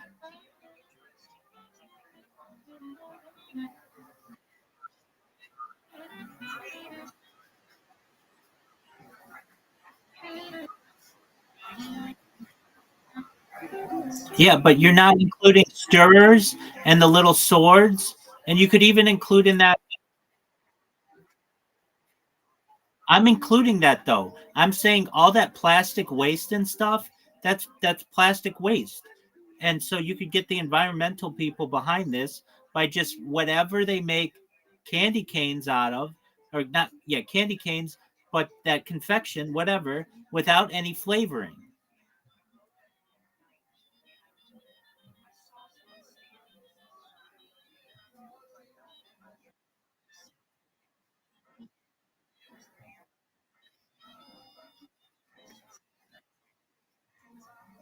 It's a waste, it's plastic waste.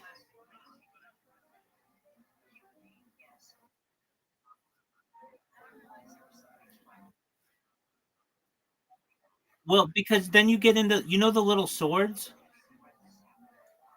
for garnishes?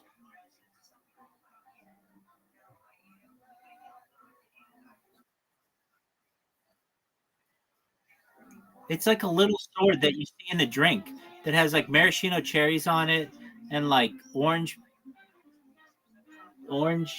pieces. Just look up the phrase cocktail sword.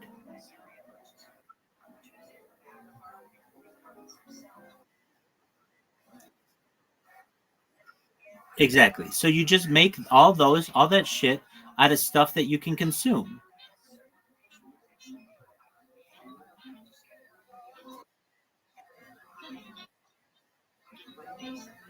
It's $1 billion idea. Nothing crazy.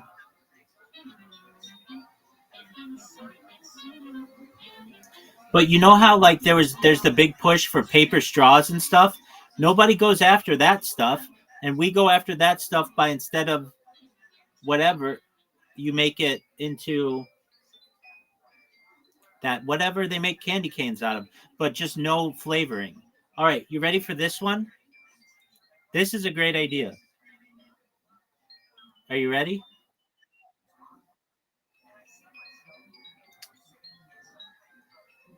Hot dog straws.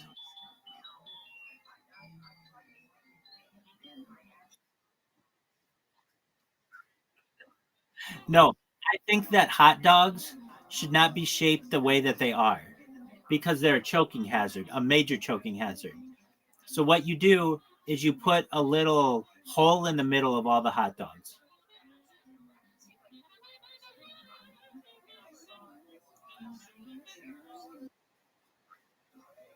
Well, if you swallow a piece of hot dog, like a baby or a child or something, and it normally is the cylindrical shape of your esophagus, which causes you to not be able to breathe, or of your windpipe. It causes your trachea. It doesn't allow you to breathe.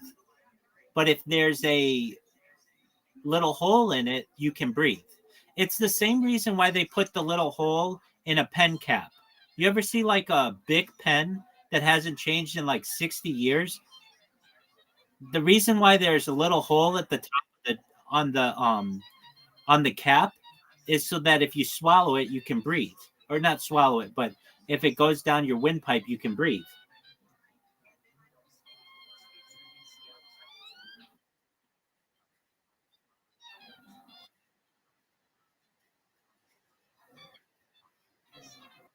It used to kill children. It used to kill children. That's why they had to put the hole in it. So, and look, let's look at deaths from hot dogs a year. How many people die from hot dogs a year? You're welcome. How are you? What dog? I'm in all kinds of servers. What's good in your neck of the woods?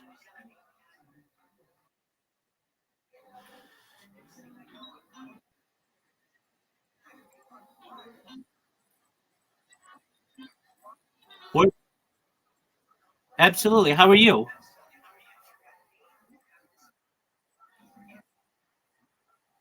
Yeah, I heard you guys saying how sexy I looked and how muscular I am, but it happens so often that I have to ignore those types of compliments.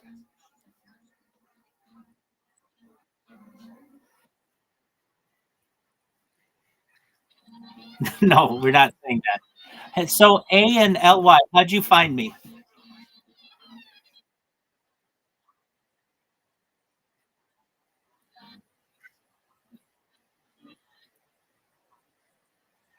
Okay. Okay.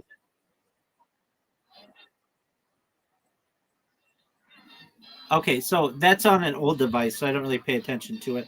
I'm live right now in half a dozen discords, including my own, including Aiden Ross's Discord, the Socialized Discord, Fish Tank's Discord. Do you mind if I tell you about myself? I'm Rabbi Rothschild. I stream my life 24 hours a day, 7 days a week, 365 days a year for world peace. I've been doing so for more than 3.5 years. My streams go back to the pandemic. We've seen the death of a queen, the birth of AI, the coronation of a king, and everything in between. A or LY, have either of you seen the movie The Truman Show starring Jim Carrey or the television show Big Brother?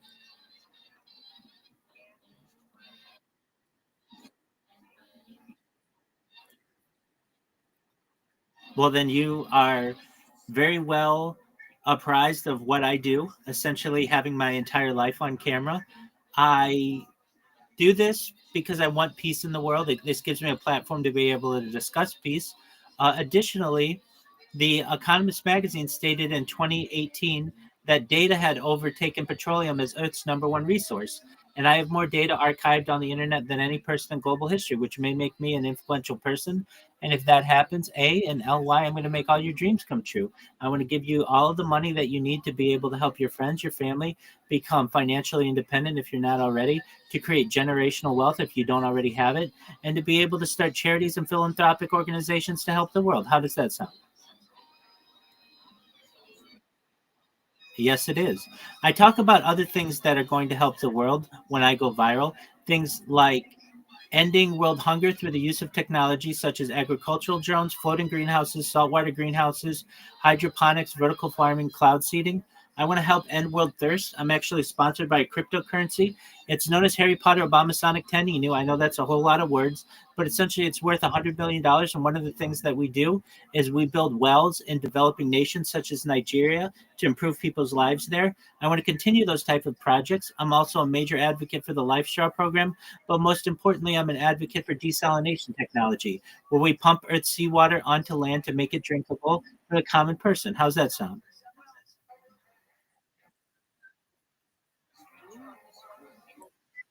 Excellent. Very well. So you can watch every. Go Go ahead. More absolutely. Oh, great question. I was in the middle of the pandemic, and after work, well, like normally I would go to work every day, but I started working remotely, and I was able to have the opportunity to play golf at Tiger Woods' golf course here in Anaheim, and I wanted to see what my golf swing looked like on camera. And so I started recording my golf swing. And sometimes I would hit the ball with a slice or a hook, and I would make some funny jokes to myself. And I thought, you know what? It might be interesting to upload these funny videos for my family in the future if I ever have a wife and children. And so I started doing that every day after work. And I became more comfortable just working remotely on camera. And then I ended up very soon thereafter starting to live stream it because it was taking me too long to upload. And then I realized that I'd just become so comfortable on camera that I didn't really mind being on camera all the time. And it was an interesting opportunity for me to create essentially a vlog for the world. In the past, people would have created a diary or a journal. And instead of doing that, I was just creating basically a virtual diary or virtual journal or digital diary or digital journal. And then soon thereafter, purchased like a bunch, like 33 different devices, and started putting them in 360 degrees. And I haven't looked back since.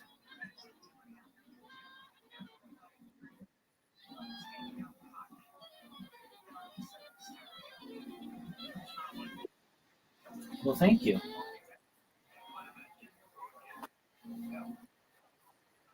Oh, I love doing it. Yeah, absolutely. I'm able to connect with cool people like you and Riser and people from all over the world.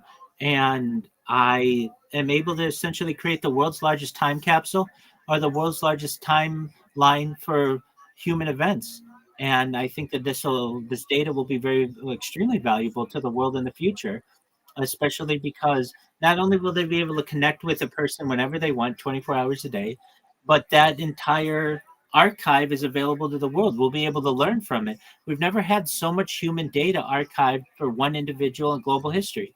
People will be able to study biometric aspects of my life, biological aspects of my life, things like my sleeping habits, my circadian rhythms, my breathing patterns, my eating patterns, my behaviors, social, every aspect of a human can be studied from this. And I think that may be very beneficial to humans in the future.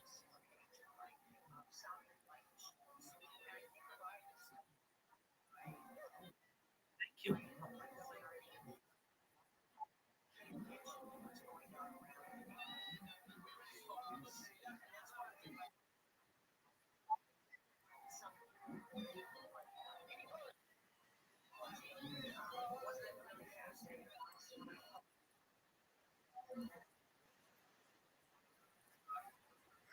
Yeah. No, these are just different categories which I have interest. So I'm a well-rounded person to the best of my ability. And in the future, when this server goes viral and my project goes viral, I know that I'm going to have people who have interests in all of these different activities, and I want them to have a place to be able to have those discussions.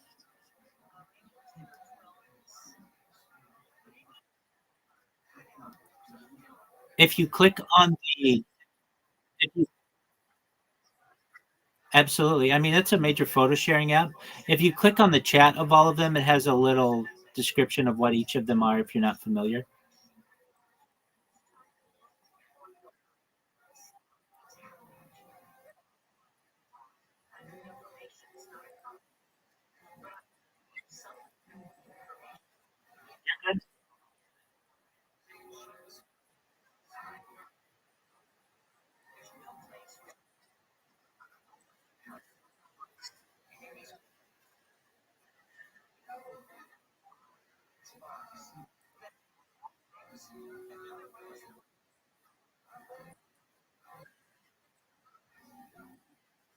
Description.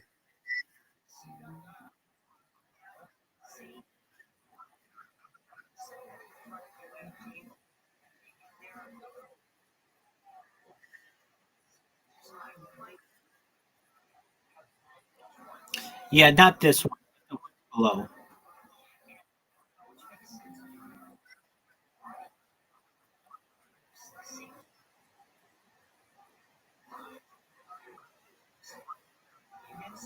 Yeah, but even lower than that, the like those have some, but what those are really for, I have bots in there where you can play all kinds of music. But what he's really referencing, I think, are like where it has like if you go to the Reddit one, look at the Reddit one. It's a text channel. It has everything you'd ever want from Reddit in it.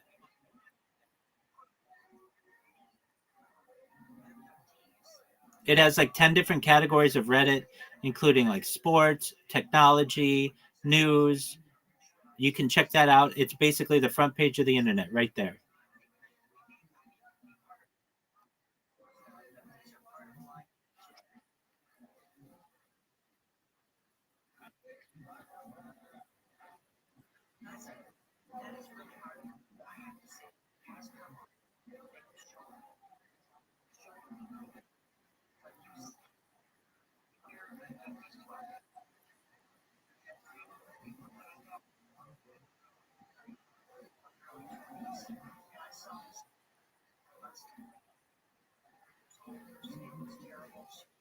Yeah.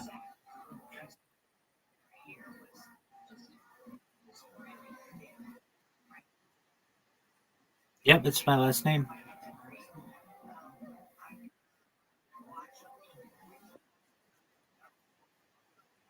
Oh, I wish I could tell you that I was directly in the banking aspect of the family. We're a big family. There are 3,000 of us in the United States alone. So we have quite a few different professions. Yeah, I mean, we generally all have our beginnings going back to Germany.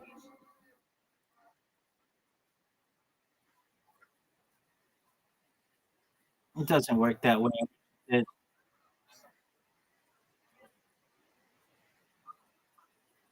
okay, well, that's fine.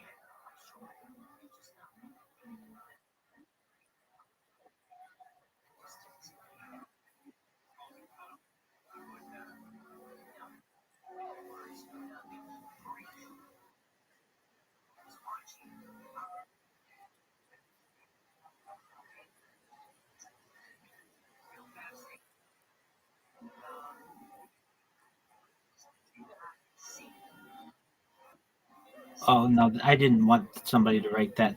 Somebody probably just spammed me. I get that all the time.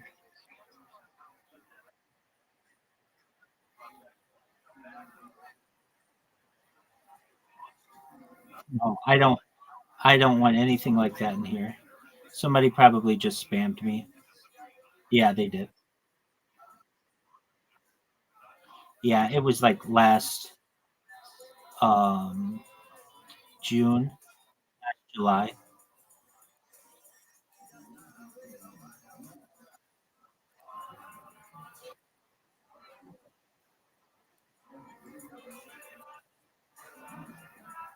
Yeah, I mean I get people who come in here and spam me all the time. I can't always control what people do, but yeah, I don't have a church, but I do have. I am a member of multiple communities, and yes, rabbi means teacher. I made smicha, which is rabbinical ordination, about 4 years ago.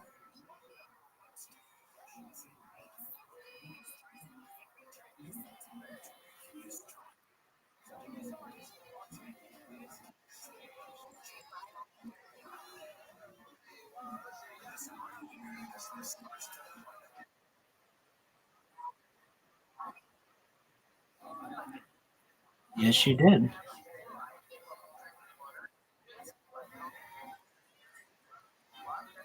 I appreciate that. Thank you.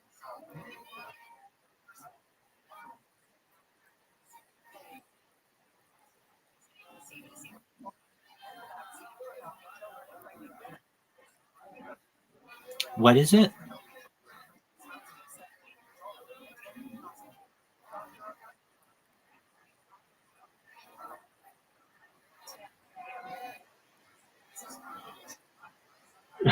Yeah, I'll delete all that. Thank you for making me aware. I haven't looked at those in obviously quite some time.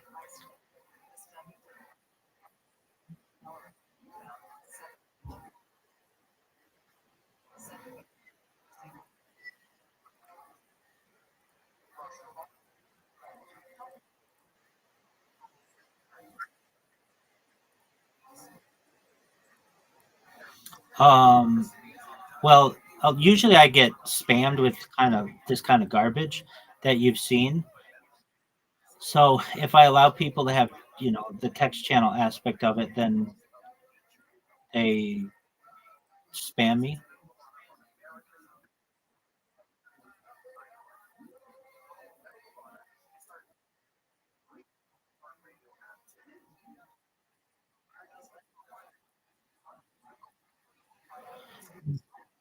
They spammed it in every single chat that I had. No, no.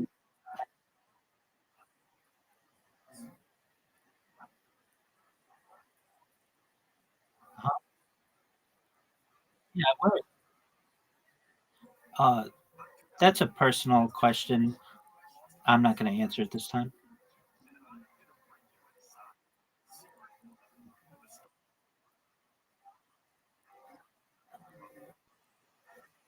Absolutely, wouldn't it?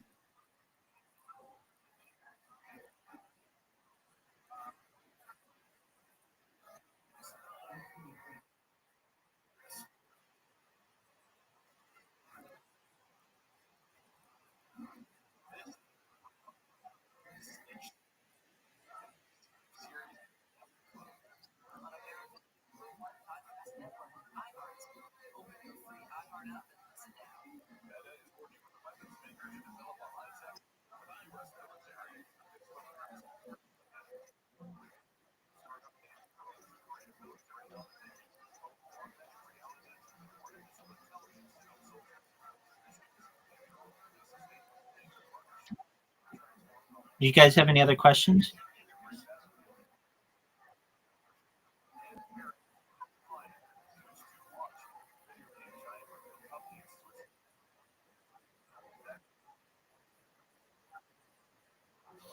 Yeah.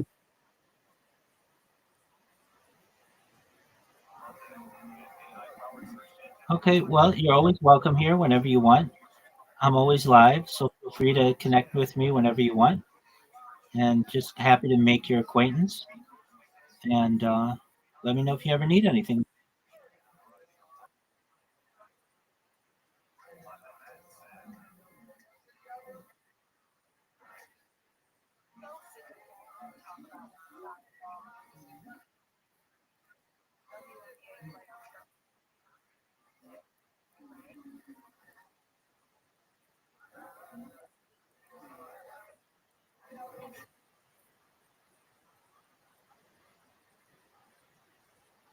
Well, fortunately, I've been able to somewhat semi-retire. I'm a certified project management professional, so if I ever do need to make any money, I'm able to just by completing projects. But I do have savings from my career. I've launched apps on the App Store and Google Play. Do I go outside? Yep, I have streamed as far north as Santa Barbara, as far south as San Diego, as far west as the Pacific Ocean, as far east as the desert and mountains. I've streamed in Beverly Hills, downtown Los Angeles, Disneyland, basically everywhere in Southern California.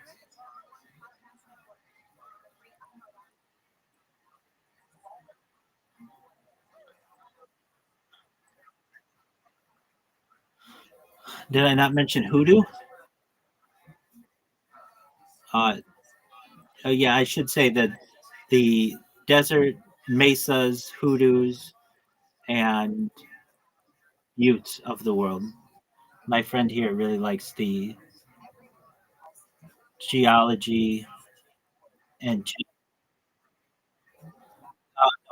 that's a secret.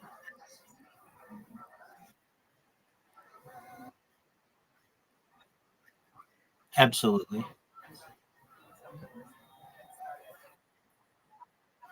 Yeah, it's just an idea that we have.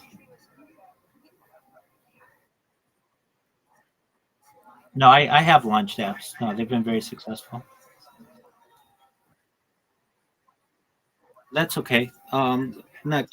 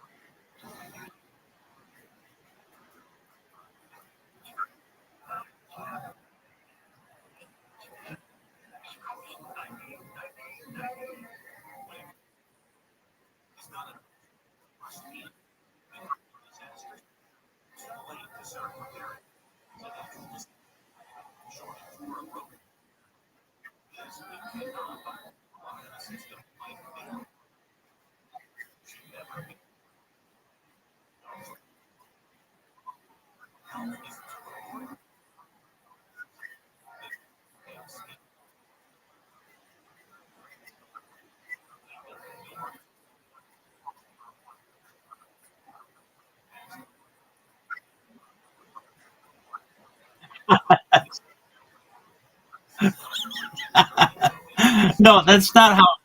Why, Riser, are you explaining it that way? No, you would be able. That's garbage, man. That's that's not the idea of anything you would be able to. No, no, that's not the idea. If anything, it would show you, dog. That's sucks. That was a joke.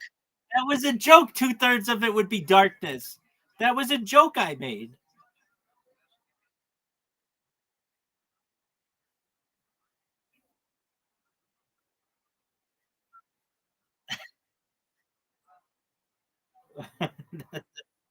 That's a terrible idea.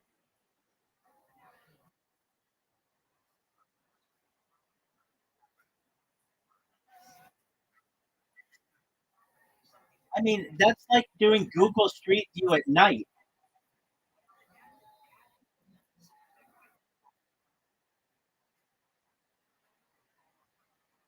That, okay.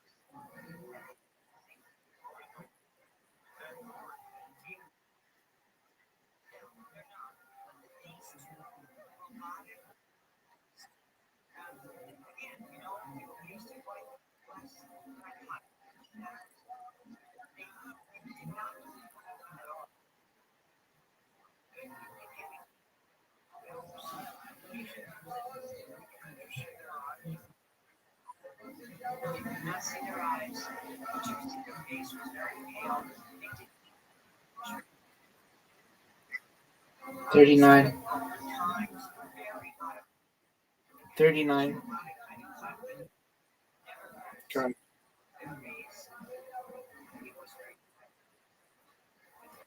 Live the dream, baby. Every day is a holiday. Every day is a feast.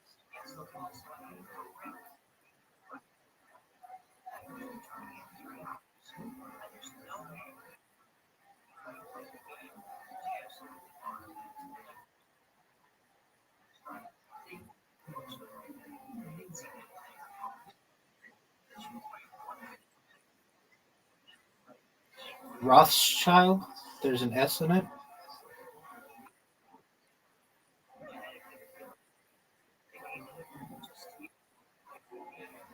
You're good.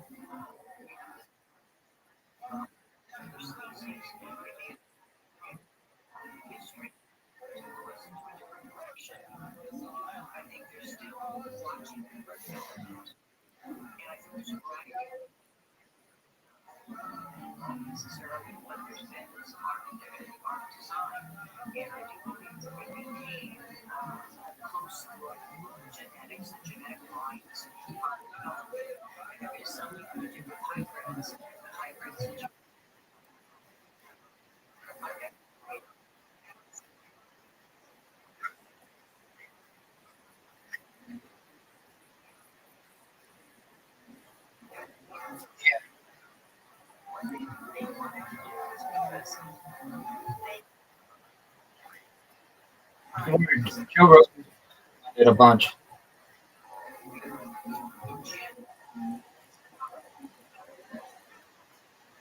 Joe Rogan's been talking about it a bunch.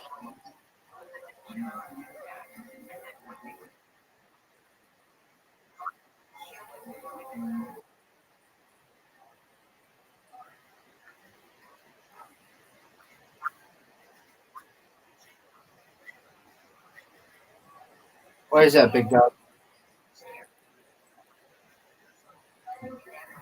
Why? Oh yeah, definitely. That's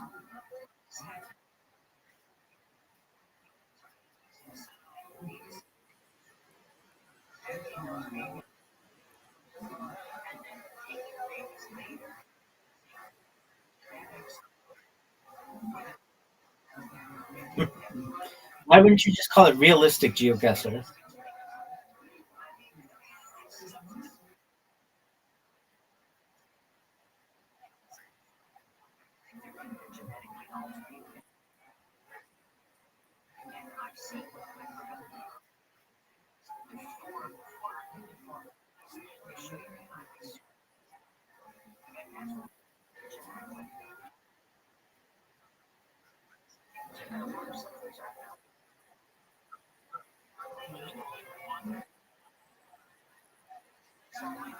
I don't know who Robbie is, but Rabbi, how what am I supposed to do?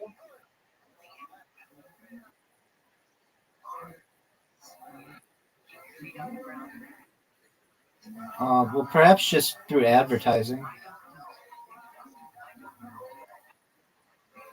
Yeah, just in the little in the corner have like banner ads scrolling, and then you just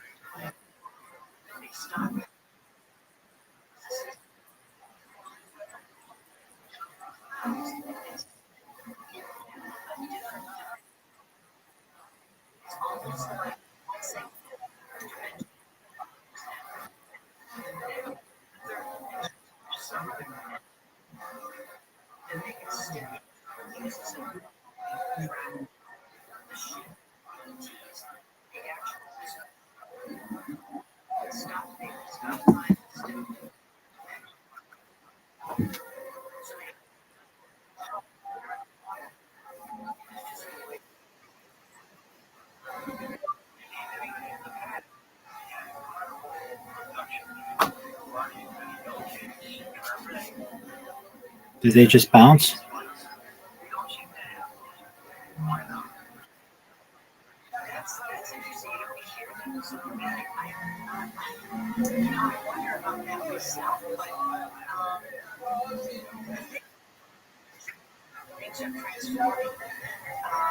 That's what I do, baby. I mean, dude, let's talk about that. Do you know what the number one choking death amongst children 3 and younger in North America is?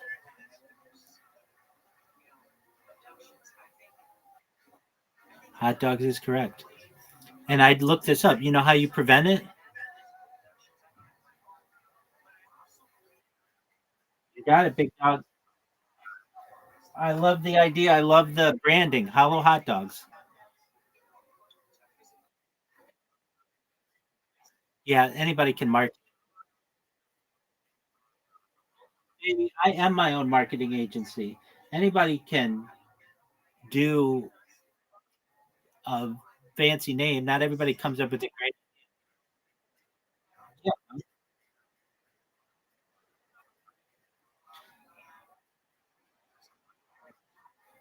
yeah, that's okay. Hot dog straws. That works too.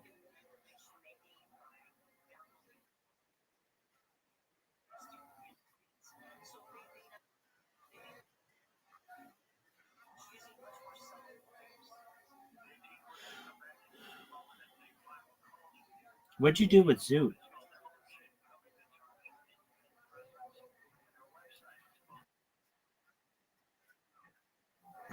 Dude, he's been in here so much.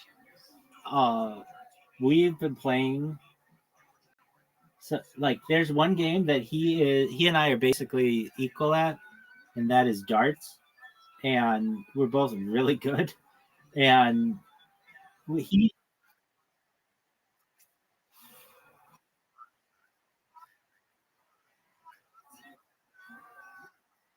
yeah, play me in darts. I'll send you an invite.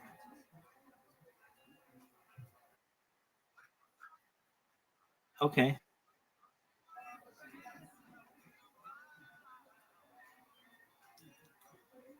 And he is in here like 6 times a night. And now I know you're like, well, where is he now? I think he was in here earlier and he's at the gym right now. He's been doing this gym thing, which is fine. I mean, I'm glad he's getting healthy.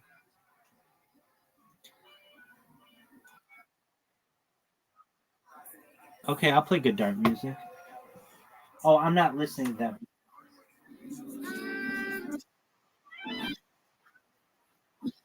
Dude, that was amazing.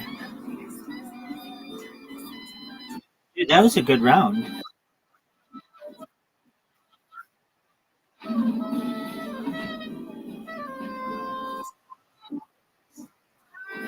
It is finicky. That's a good word for it.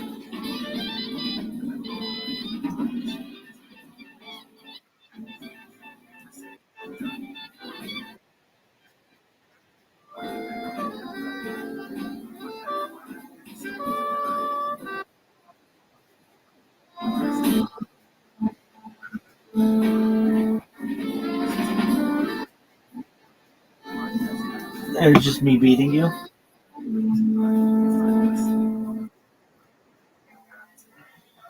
I mean, we were just playing. All right, let's play. I okay. I have this thing that I do with Zoot.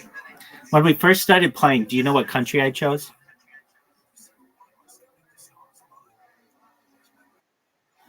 Australia, just to piss him. Australia, just to piss him off. And I and he would get pissed off about it. So then, and I used to call myself the Thunder from Down Under, all kinds of shit like that, just to get in his fucking head. And he's like, "You can't be Australia. I'm Australia." And I'm like, "Okay, fine." So then, they don't have. I mean, the U.S. is just too easy, and they don't have Israel, and so I would choose Wales because they have a dragon on their flag, and it's like an available choice. And I do this thing to piss him off. Whenever I'm about to score, I ask him, "Zoot, do you know what the dragon attack is?" And he's like, "Just do it." Then I fucking score on him every single time. And if I do choose to be Australia, sometimes I say, "Zoot, do you know what the thunder from down under is?" And he's just like, "Just do it," and I fucking score on him. I am so hard on him, and when I say that, I mean it. If he'll see this in the future, I talk so much smack. And oh, dude, okay, so I beat him 20 games in a row in mini golf, and after each win, I would interview him, and not only would I just be like, "Oh, do you have any statements?" But I'd be like, "Here we are on the green of the fifth hole with Zoot. Zoot, I'm here with Fox Sports. We want to just get in the mind of such a terrible dog shit mini golf player. What's going through your mind as you lost 18 straight games?" And he would just be like, "I'm a terrible player. I don't even know what to say." Or like he was just like, he's like, "Play me again. I just want to play again." So we played, and these weren't we like sometimes tied. No, these were 20 straight wins where he did not get any points. I just got into his fucking head.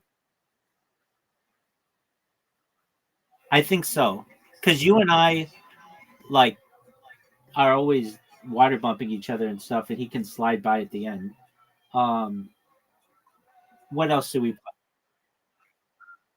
play?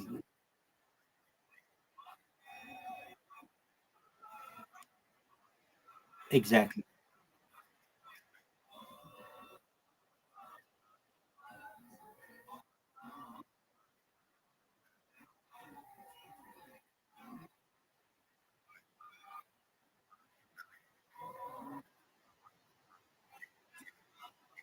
Yeah.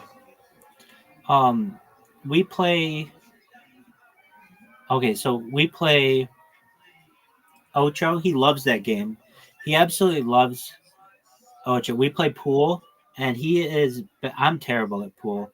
I've played. It's my worst game of any of the games. We've played. Uh, yeah, we play that one all the time. That's Blitz League. We play that one all the time. Um, we play mini golf. We play table. He beat me once. Yeah, he beat me once.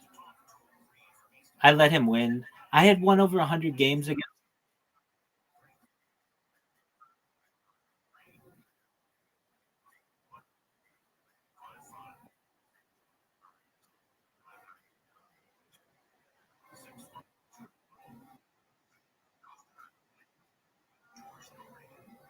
To be honest, I was not paying attention as we played, and he got literally every good letter. He got the Z, he got the Q or the X, he got all the S's, all the blank tiles. It was a perfect storm, but it was bound to happen, and I wanted to lose because I had won over 100 games. There he is. Speak of Zoot. How are you, pimp? Zoot. We did. Zoot, are you ready to play some mini golf?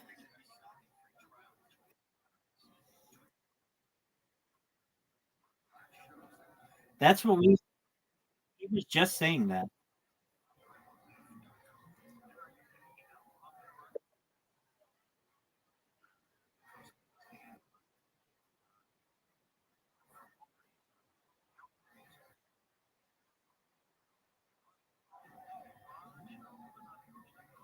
That's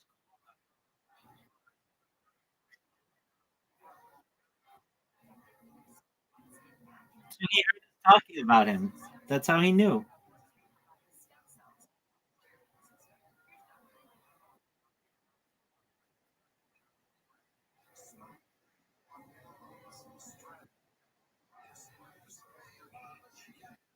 But we didn't say anything bad. We like you. I did tell him about. Well, you heard. I told him about interviewing you.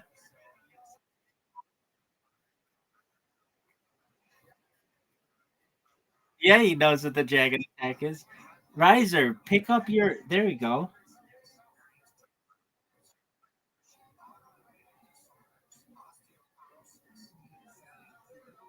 And then I make him rank my shot. Riser, what would you rank that shot out of 10?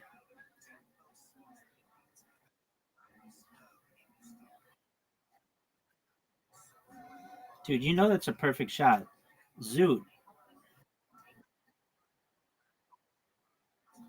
I'm not. No, it's not.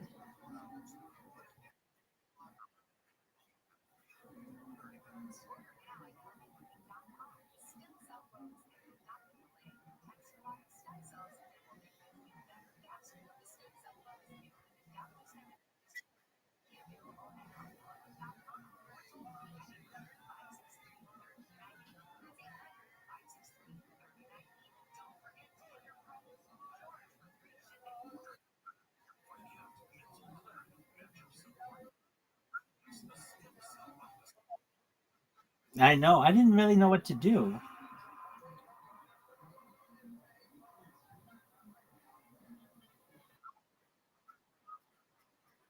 Yeah, but you'd have to bounce it around all kinds of crazy places.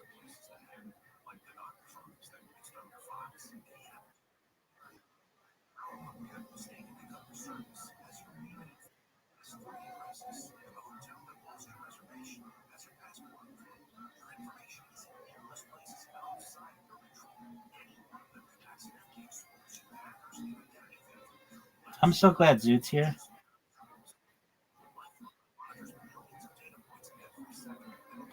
Riser kind of has an interesting shot. Which way are you going to go?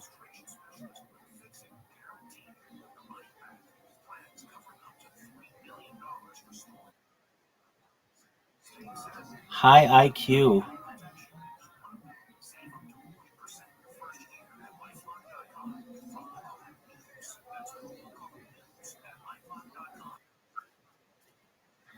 What is what?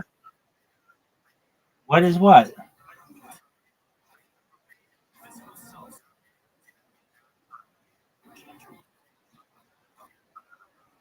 Dog.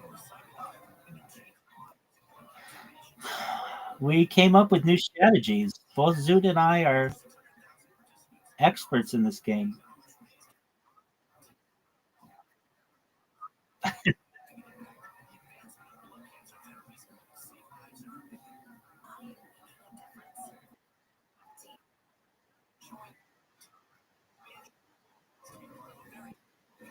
What? I love you too, big dog.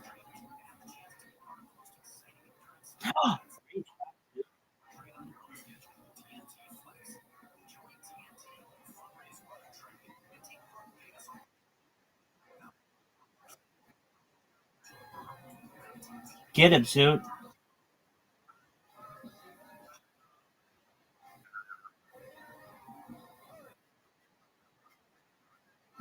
You're not going to make it. No.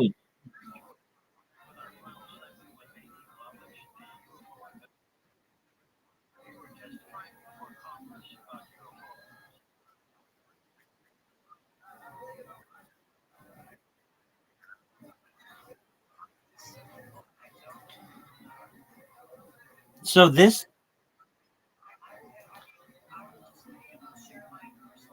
Oh, Riser.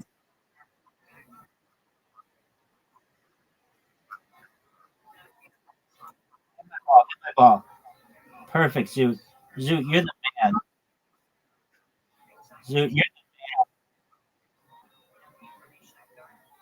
Zoot's the man.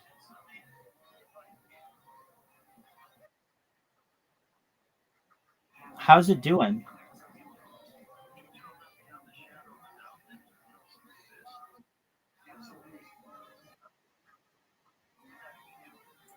All right, and you are 1% owner of it, so you are up 500. You're up like $200 on your investment, right? Oh, good on you. Are you gonna sell?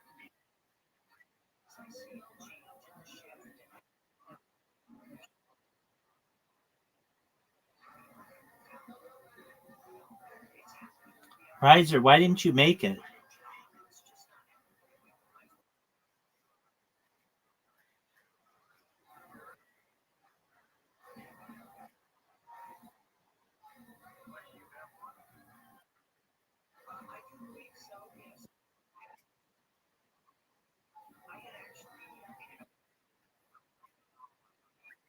Huh.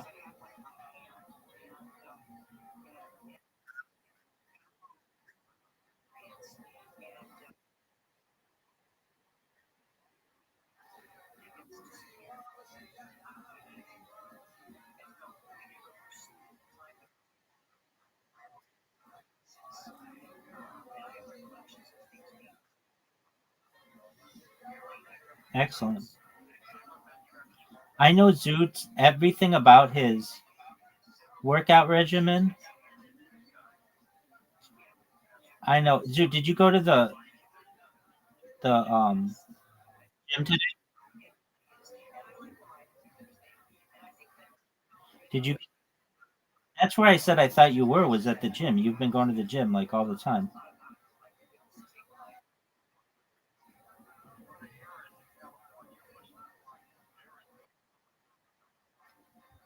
Riser wanted to know if Riser wanted to know if you were at the library or the book adult bookstore.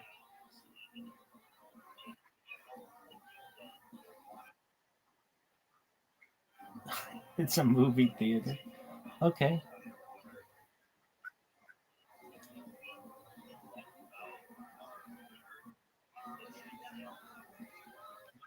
WTF was that, Riser?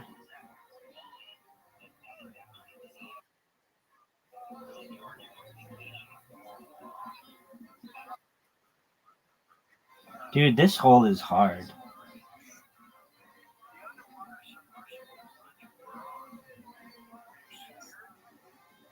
Get it, Zoot.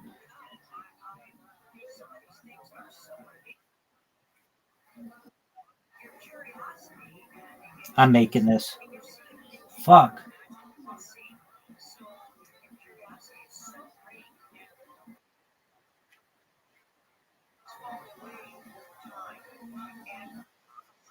Get it, Zoot. Yeah, you need it harder. Looks like I just won.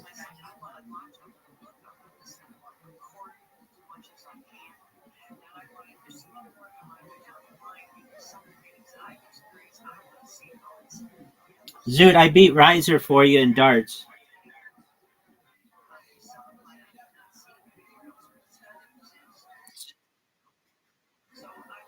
That doesn't make me mad at all. Oh, you quit?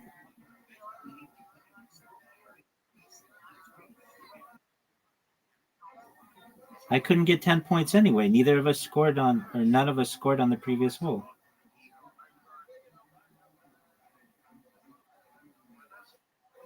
That doesn't make me mad at all. It actually is easier because I don't have to wait for you to shoot.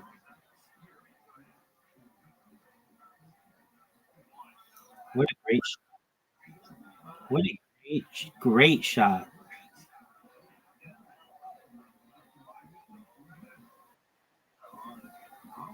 Are you serious? What is going on? No, he quit. He quit. No, no way you make that. Hit my ball.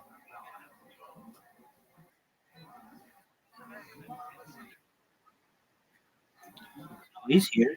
He just he thought he was being cool to stop me from getting 10 points when he didn't realize that none of us scored on the previous hole and it wasn't going to be a perfect game either anyway.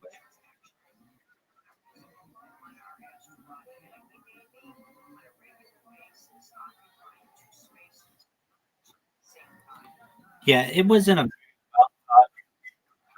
Oh, by the way, Riser, I got over 1,000 wins.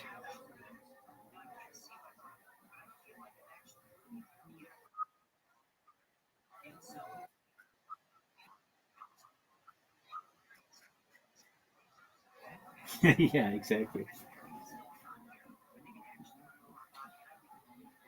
Oh, don't play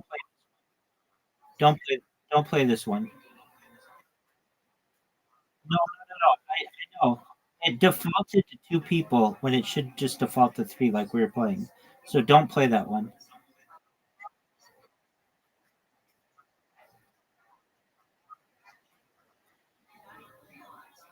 Zoot, accept the in. Oh, Zoot, accept the invite. Okay, Riser. Zoot, you ready? Zoot sucks at this hole. He always hits the wall and then hits the car. Oh, good job. Perfect. No, that's a good shot. And then Zoot and I always ponder whether it's possible to have a hole in one on a hole. Welcome. How are you, Z Dubes?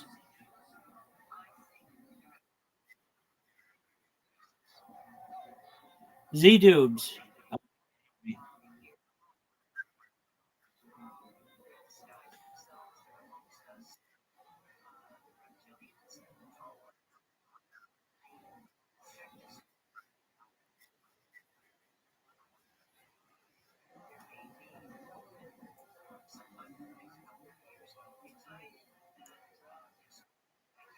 Z Dubes, how are you? Welcome.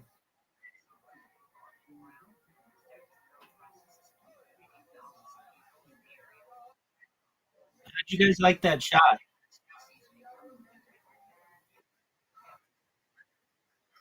Yeah, it's a tough one.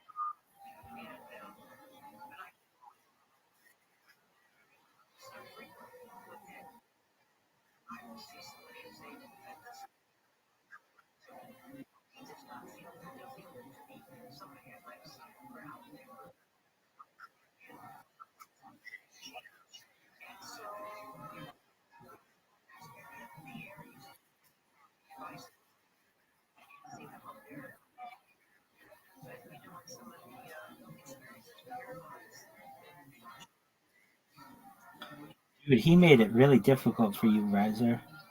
Riser needs one of the best shots of his career. Oh,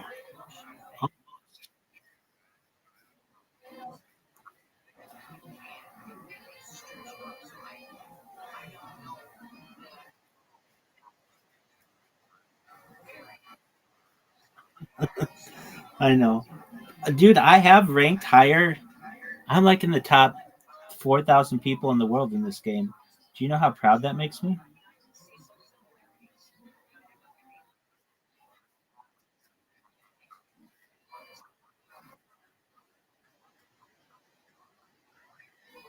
If you play ranked, it tells you what your world ranking is.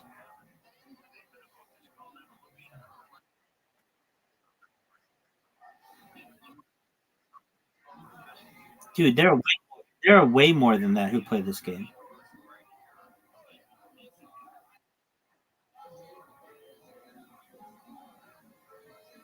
Right now, there are 40,000.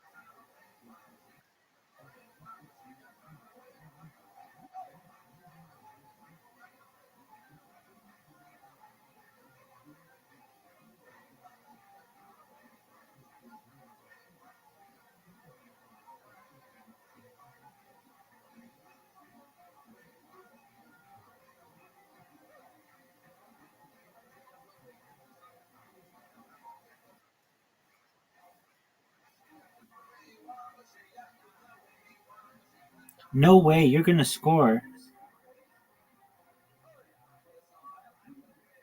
I can't believe I didn't.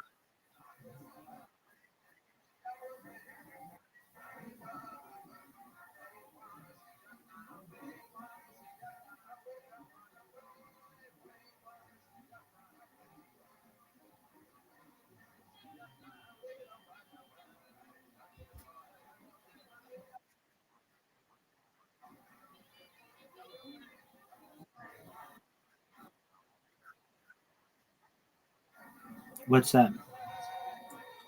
Vegemite? Vegemite. Kangaroo. Dude, Zoot, tell him the ranking.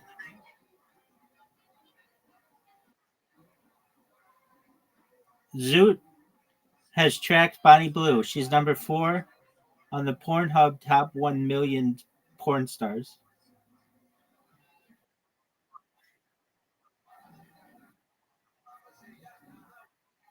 Yes, sir.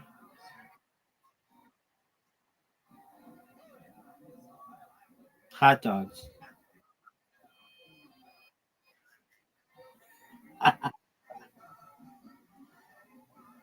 um, it's an American food. I mean, it can't be very good. Do you like them?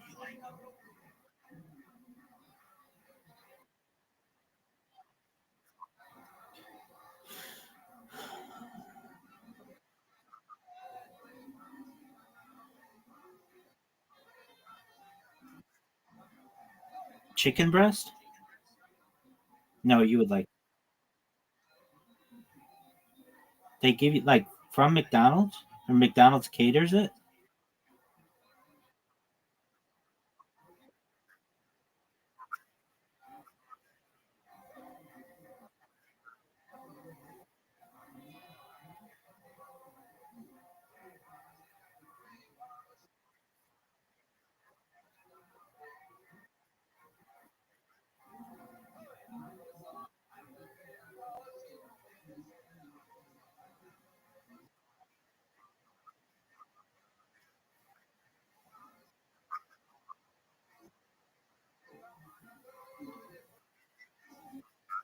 I I saw it.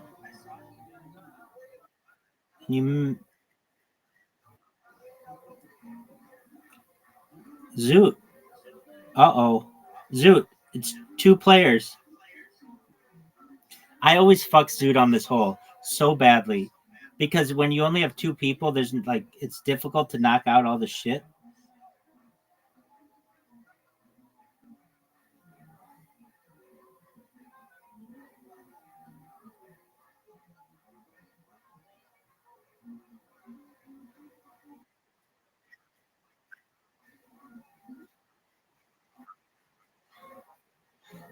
Agreed.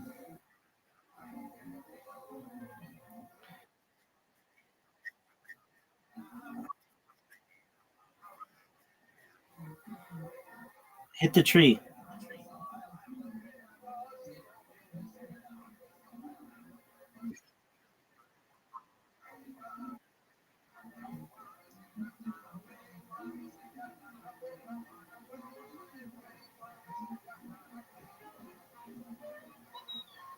Zoot has a chance to win. I don't know why he's fucking around. Like a really good chance to win.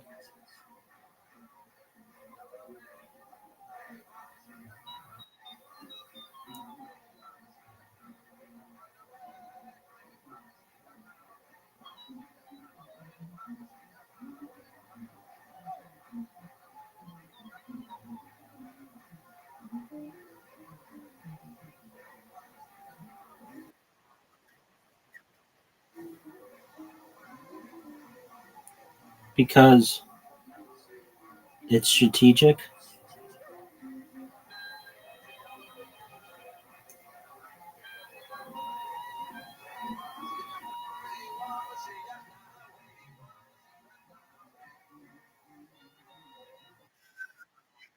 Get it. Are you serious?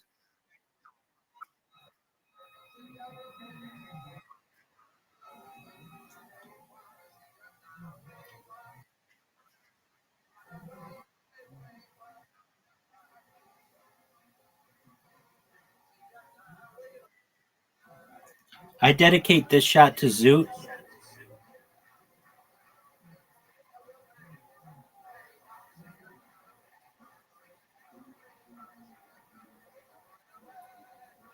Zoot's been getting a lot of dick pics on Snapchat. Has he told you about them?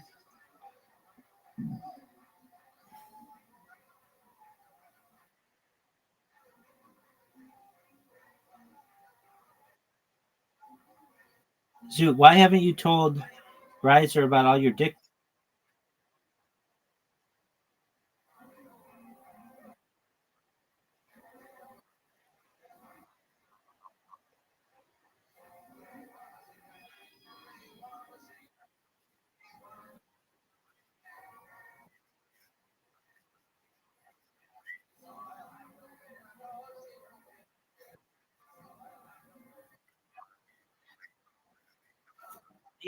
He was recently in a gangbang with like 24 dudes.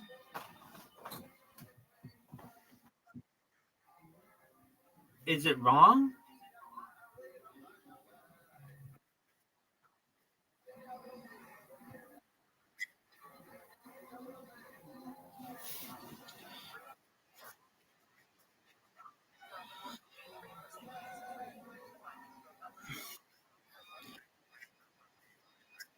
Sold.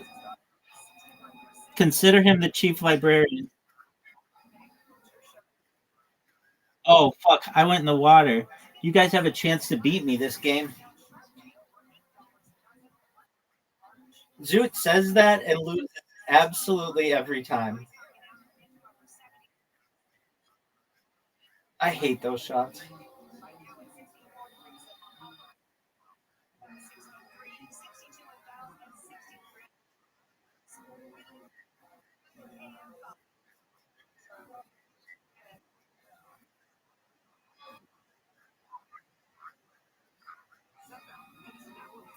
My shot had a chance.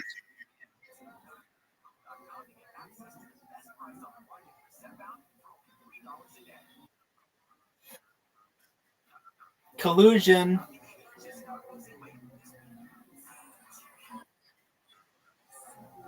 Yeah, it is. Text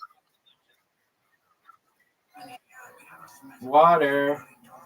How didn't he go in the water, Riser?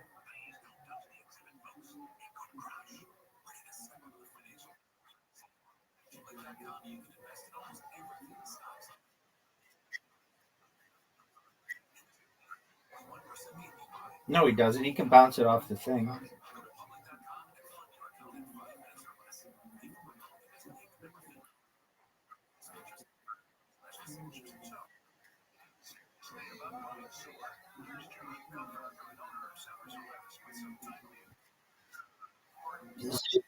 Get your point, Zoot.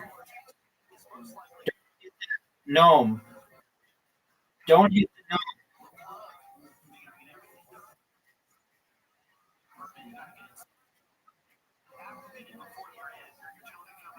What a shot.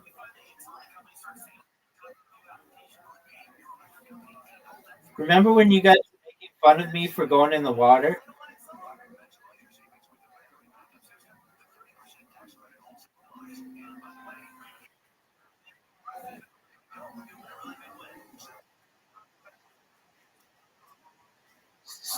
'69.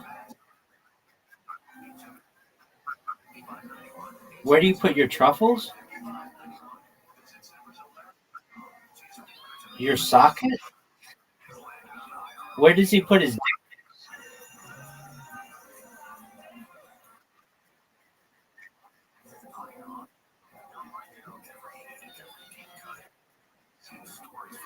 Dude, are you gonna go? Zoot, Zoot, look at the time.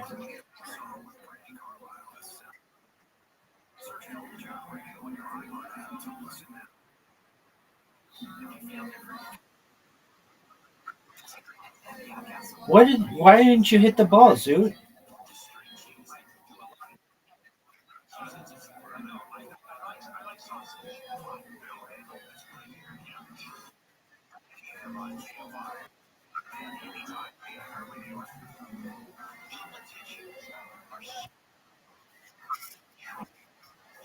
Zoot, you're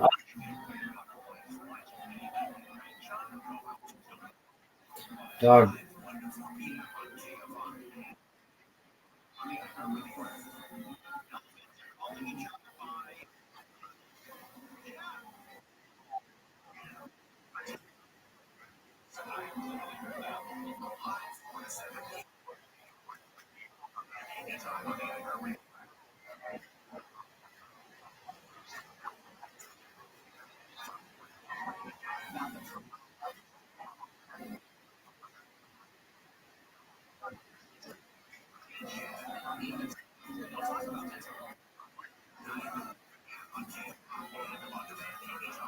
It's fault, Riser.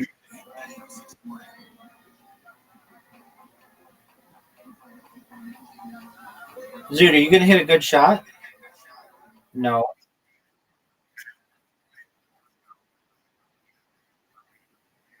King.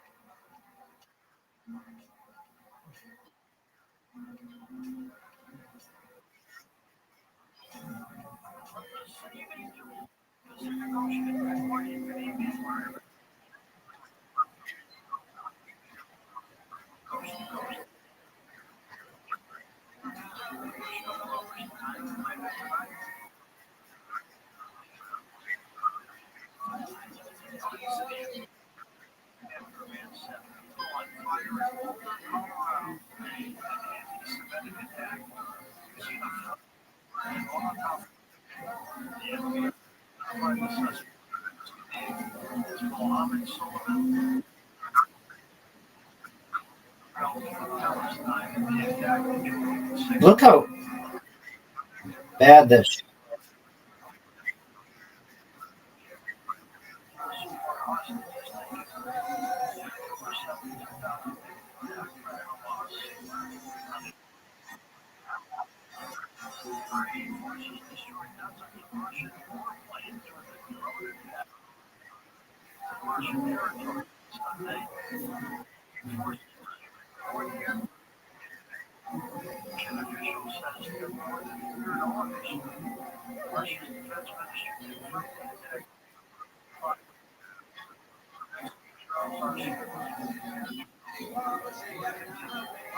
Get him.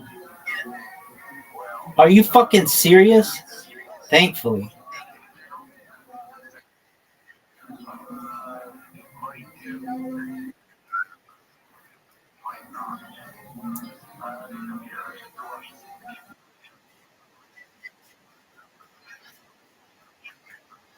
Exactly. Oh, Zoot. Not what you wanted. Hit him.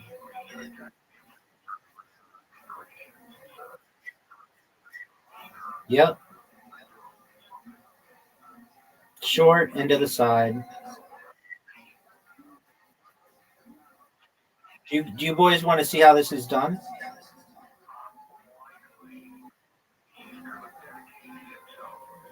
Oh,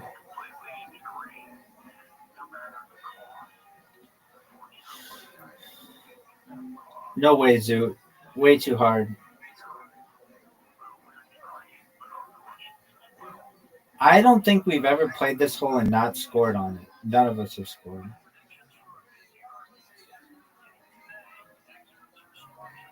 Riser. Big time shot. Short.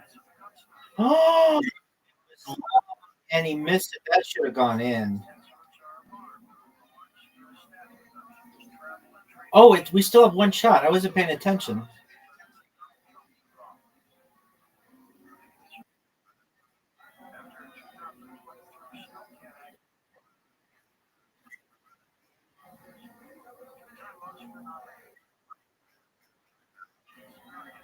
Riser, Riser, you're losing. You're not just losing to him, but you're getting dominated by Zoo.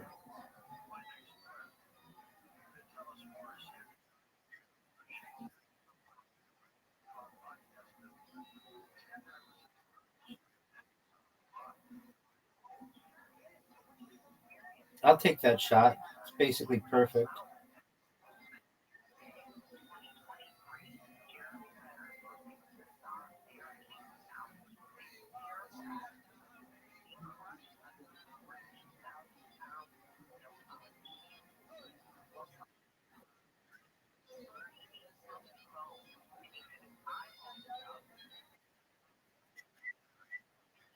Why don't I just put it in the hole perfectly?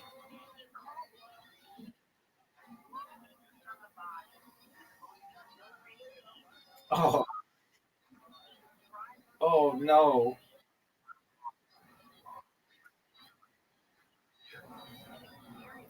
Zoo, why are you doing that?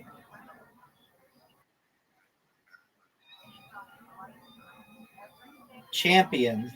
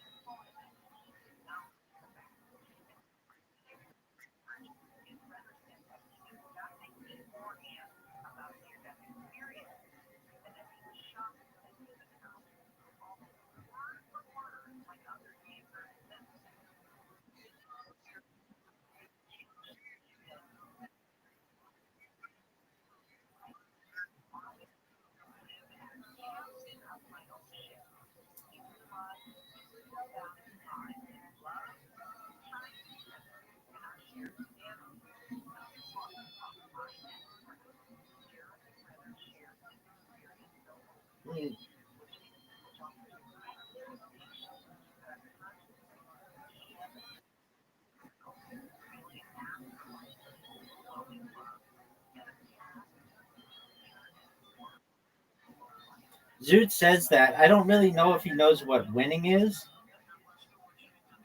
but I like to hear him. It's really nice. Zoot won skee ball, everybody.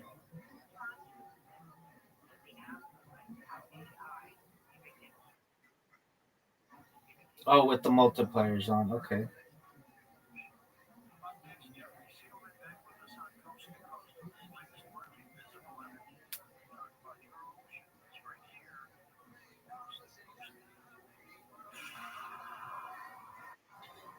Guys, you're going to tell Zoot about our $1 billion ideas?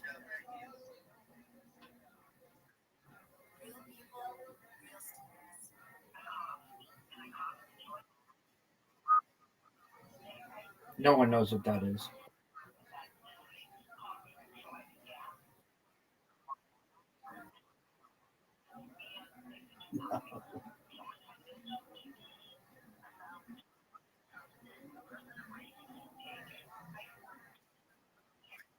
Dude, I'm not explaining. That's you, baby.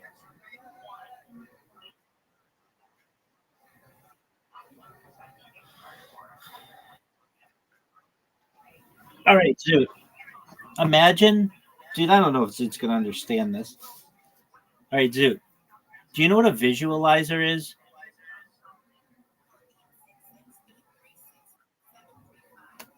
All right. So, Zoot, do you know what ASMR is? Okay. So, imagine it's basically like an AI creator ASMR generator. So, you could create a background that you wanted to be like rainbows or hearts or flying through space or whatever. And then you can make any sound that you want. So, you could have it be raining on a tin roof or popping of popcorn, or you could put someone in the center of the image who is blowing on a microphone or touching with their nails a keyboard. Whatever it is that you like for ASMR, you can create with an AI generator. What do you think of that?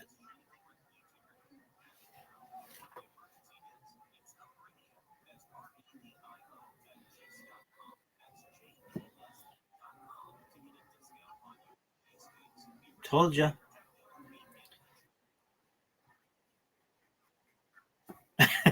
Yeah, we weren't gonna move forward on it with Zoot. I wanted Zoot to say,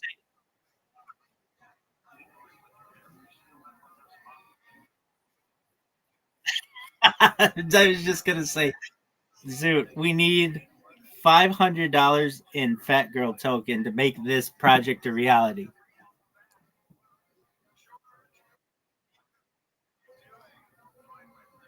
Would you sell if we had, like, let's say we had a magic wand and we could create all the software perfectly? Would you pay $500 in Fat Girl token to invest in it?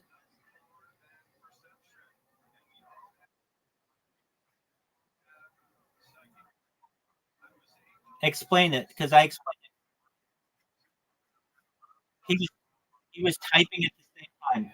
He was typing at the same time. We can hear it on his Android device. Riser, you explain it. I did a perfect job explaining.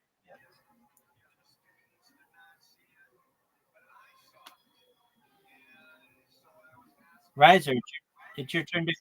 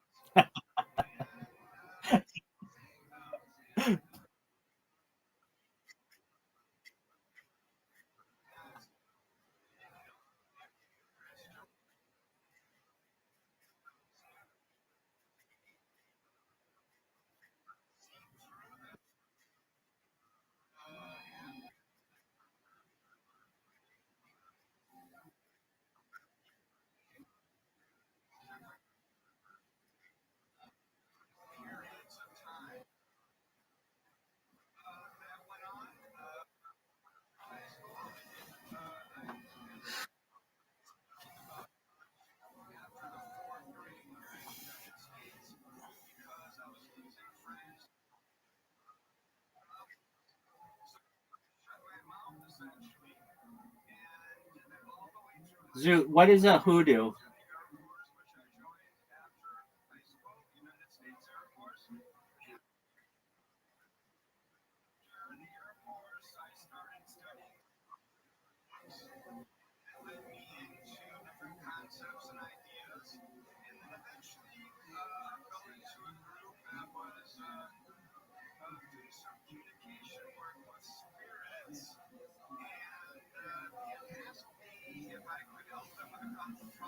Zoot, who do you think is a better mini golf player?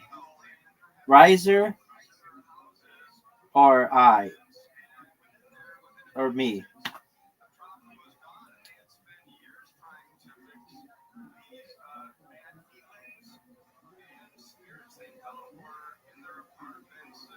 Zoot.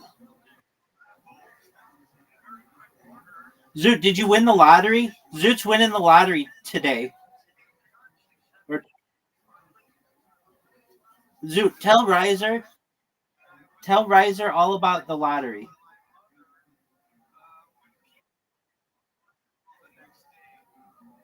You do pay taxes, or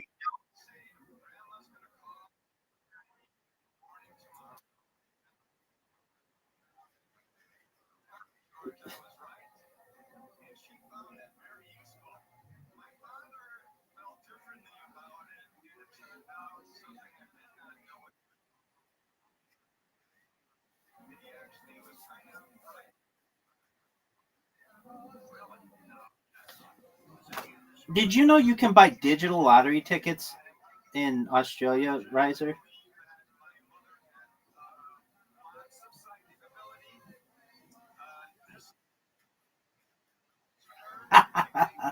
They're probably a better investment.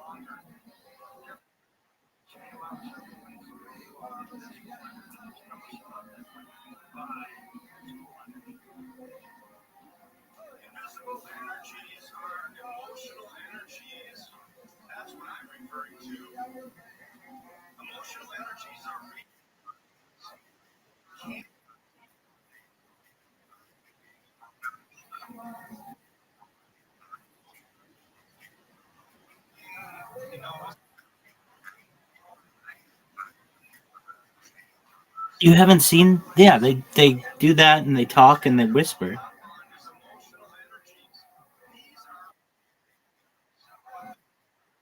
They just talk very just like they're like, hey, hey, now I'm using my voice in a very soft manner, and I'm gonna click on the keyboard.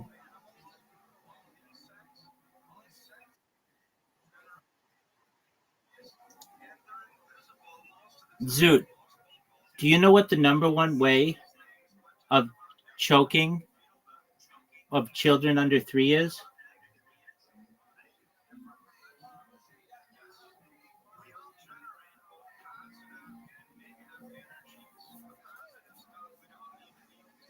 Zoot is in his own fucking world.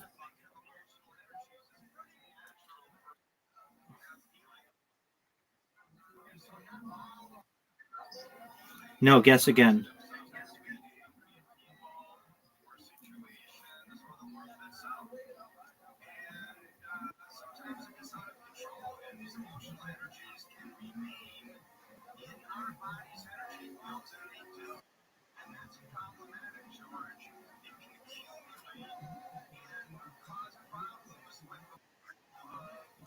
No, good guess. Guess again.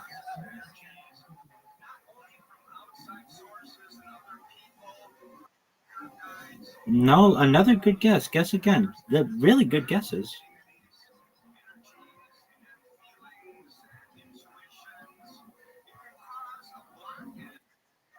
Yeah, you're right. Good job. And so we came up with I came up with an excellent idea. It's called the hollow hot dog. It's a hot dog that's hollow.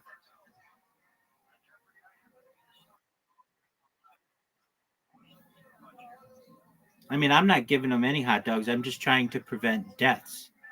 It kills like 86 children a year in the United States. So globally, probably hundreds.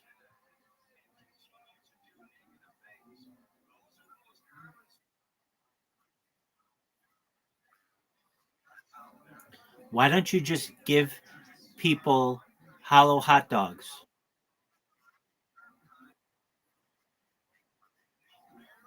Yeah, but there's something called like I just was reading about it. Like a perfect cylinder.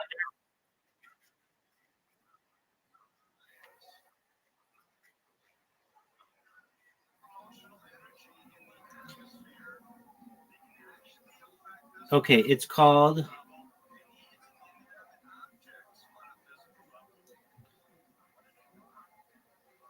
um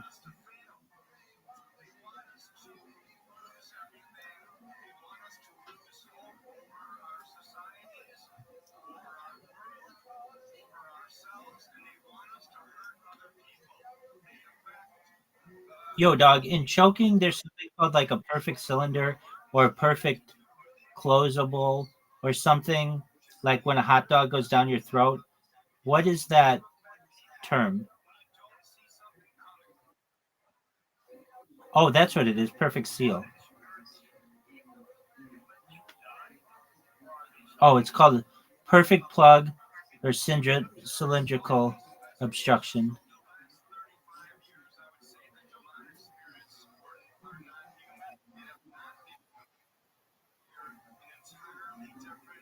Perfect occlusion. Zoot, did you tell Riser about how good you are at darts? He's good. Play him at darts.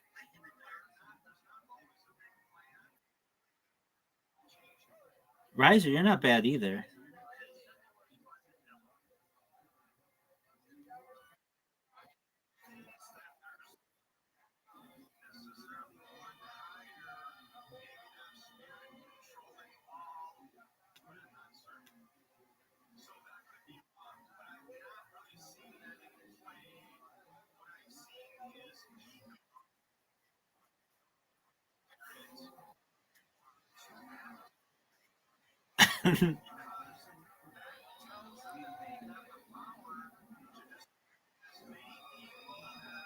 There are no fat chicks at your gym, right? Only Asian chicks. Tell her about your coin. Do you know the etymology of the coin, fat chick coin? It's like investing in a fat chick at the gym is the equivalent of buying Bitcoin in 2008. Is that right, Zoot?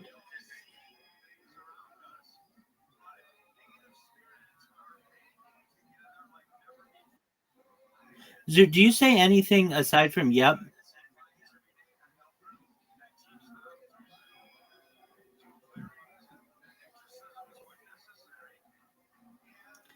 Zoot, what is a hoodoo?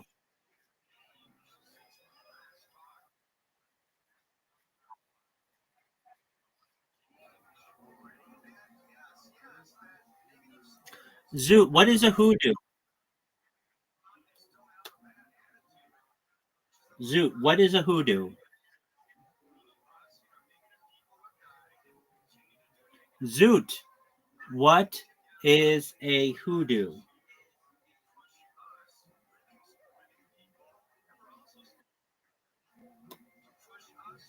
No, no, that's a hollow dog.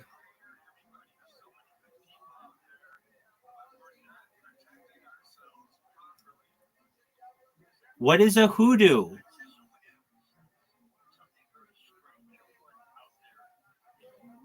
Riser, yeah, it doesn't sound like it. Riser, do you realize like how wonderful that name is and how we're on just another level than Zoot? There's like Zoot is like the least common denominator human, like people who just literally work on their reptile brain. And for him to understand the beauty and essence of a rock formation is just never going to happen.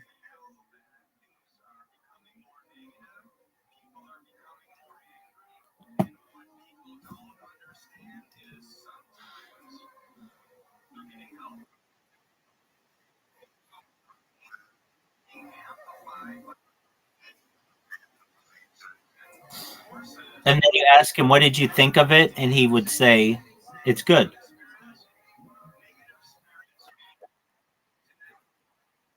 He says, "Yeah." Zoot, what did you think of the free sample? Yeah. No, did you like it or did you not like it? Yeah. Can you describe it? Yeah. Zoot, why haven't you told Riser about all the dick pics you've been receiving? Oh, he left.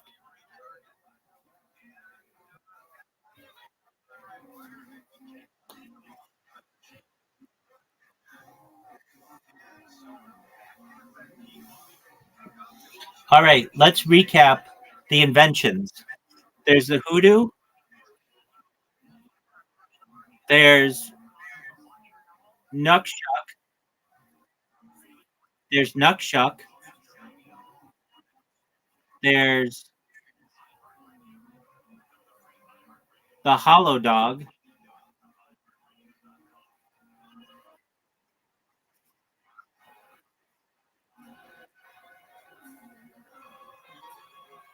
there's the toothpick, the you pick toothpick.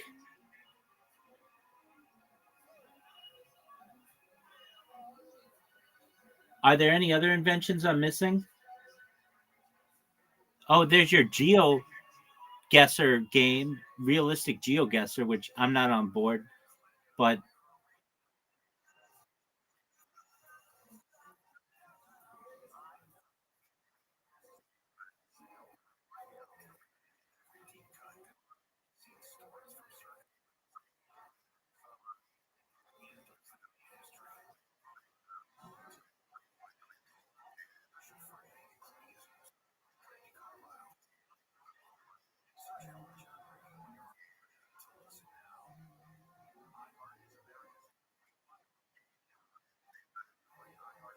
That's not. That wouldn't help you. It's about forcing air into your. No, that's already been invented. Hold on. There's.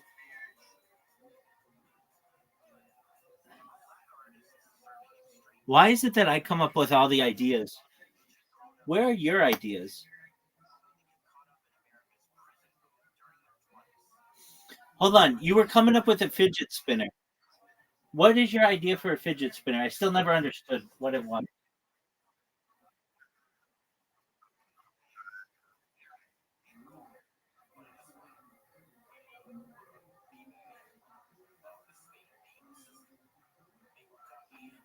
There's a Santa Claus machine, but that's already like a thing.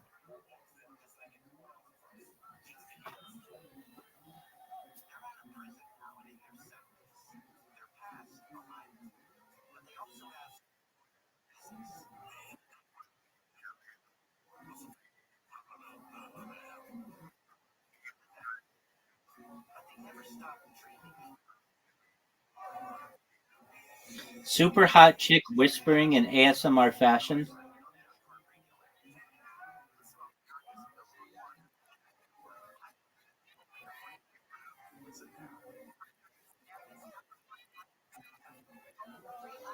Depending on your audience, perhaps super hot British chick whispering in ASMR fashion.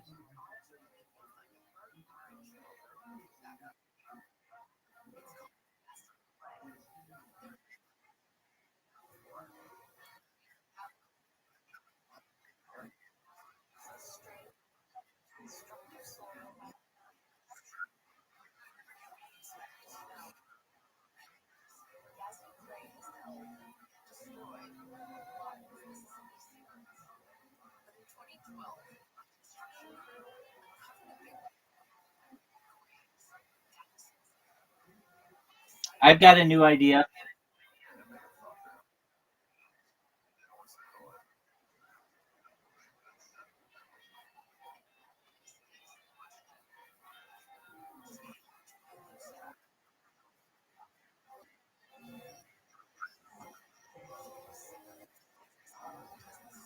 Are you ready for my idea?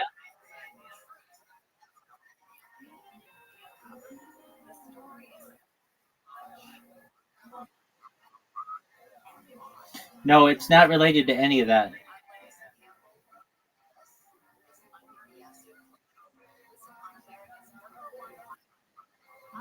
Fingerless bowling ball.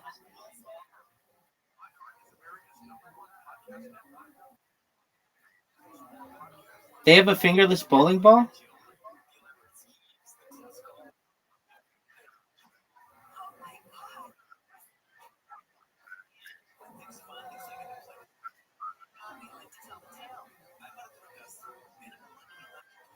Are you good?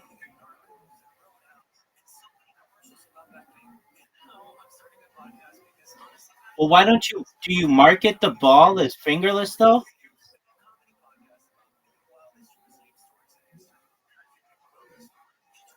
You still use a normal bowling ball.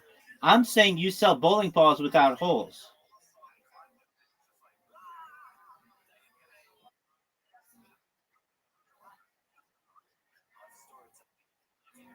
It's basically like a cannonball.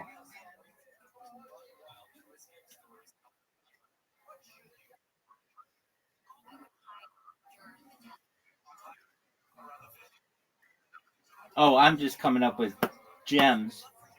What about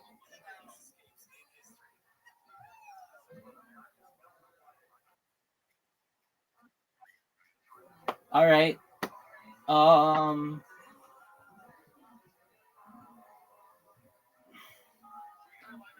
all right, what's a food problem that needs to be solved? Uh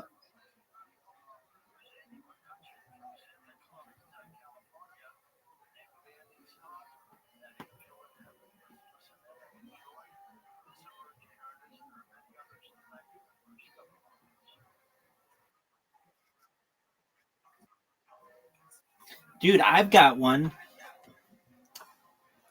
I always no, I already came up with that. Um, oh, who? No, you came up with nothing. I'm the person who's going to save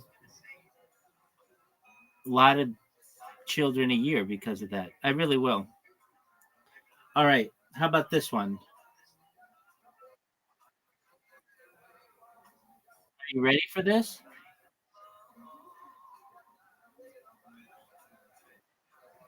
I don't really. Okay, I'm going to give you a problem. I'm going to pee, and we're going to come back, and I want to hear your solution, and I have a solution.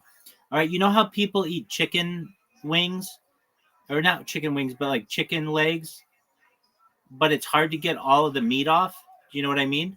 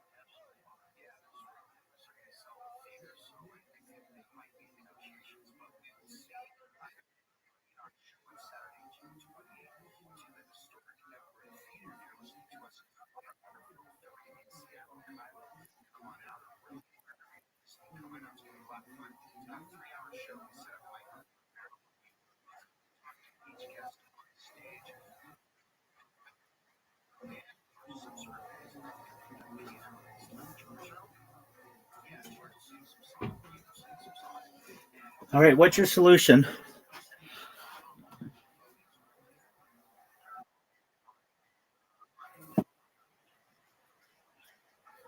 I heard you say that. Yeah, but that's a different thing.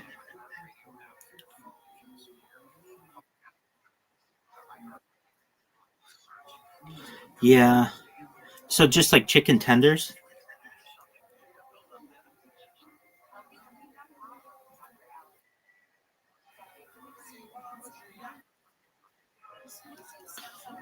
Did you know that,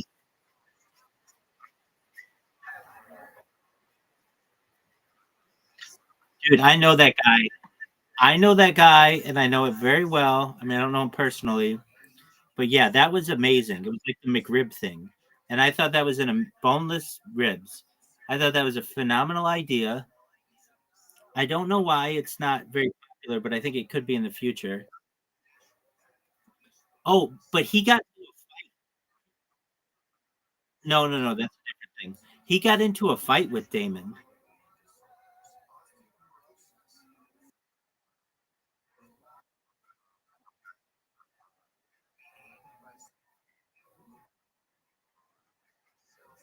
Of not being very greedy.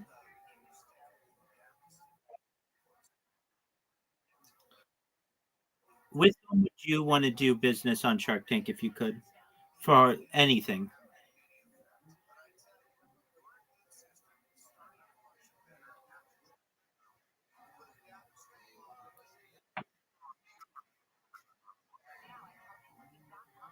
What'd you say?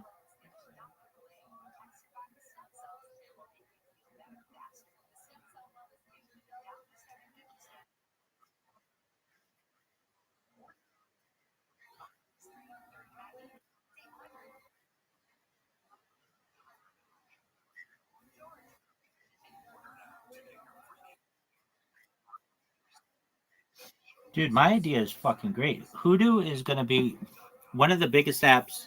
It'll be like, it'll be bigger than Spotify. It'll be probably like a top.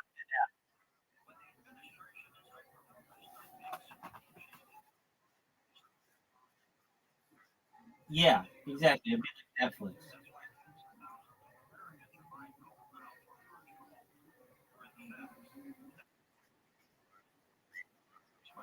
Fuck that motherfucker.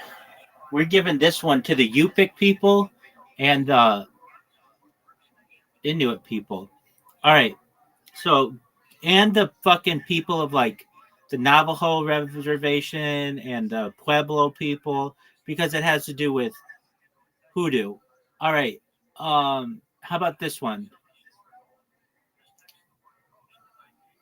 Did you know that chicken wings used to just be thrown out before the invention of, like, before they made chicken wings popular? Let me make sure that's correct. Dude, what's this theory I heard that chicken wings used to be just thrown out before people started eating them? Yo, you're probably thinking of the story behind the buffalo wing. And yeah, it's mostly true. Chicken wings weren't always popular and once were considered scrap meat or soup stock before someone flipped the script. The backstory: Buffalo, New York, 1964. The story goes that Teresa Bellissimo, co owner of the Anchor Bar in Buffalo, New York, invented buffalo wings by accident. One night she needed a quick snack for her son and his friends, so she took leftover chicken wings, usually used for broth and tossed out, fried them up, tossed them in hot sauce and butter, served them with celery and blue cheese dressing, and boom, the buffalo wing was born. What used to be considered undesirable parts soon became a crave-worthy bar food. Why wings were undervalued. Less meat compared to breasts and thighs, considered low-value cuts, often used for stock or thrown out by butchers or kitchens. But the buffalo wing craze, dude, I honestly think that you just have to remove the bone and then crush up all the stuff into like a paste and then just make nuggets out of it. The reason why I think that is because it is the little bones and stuff get caught in people's throats. Did you know that chicken wings are $180 billion a year industry?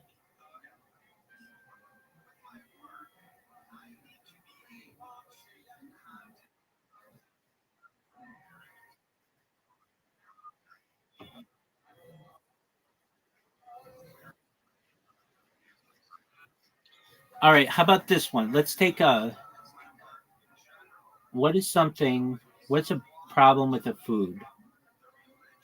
What's a problem with the food? Ice cream headaches. But there's a solution to this. You just move your tongue to the top of your mouth and it gets rid of it nearly instantaneously. Um, Brain freeze. 100% of the time it works. It let's look this up. I don't want to give the wrong reason. Why does moving your tongue to the top or the roof of your mouth stop a brain freeze instantly? Great question, and actually got a cool pun intended physiological explanation. A brain freeze, aka an ice cream headache, happens when something super cold like a slushy ice cream hits the roof of your mouth, your palate quickly. The cold sensation suddenly chills blood vessels in that area, especially the sphenopalatine ganglion, a nerve bundle located near the back of your palate. Your body, thinking something's going wrong, rapidly constricts, then dilates blood vessels, which triggers pain signals that are referred to your forehead, like a false alarm to your brain, like an ice pick headache. Why does pressing your tongue to the roof of your mouth help? Your tongue is warm, and when you press it against the roof of your mouth, you warm the palate up again. It stabilizes the temperature, calming nerves, and it stops the rapid constriction and dilation of blood vessels, which stops the pain signal from being sent to your brain. So that's why. You didn't.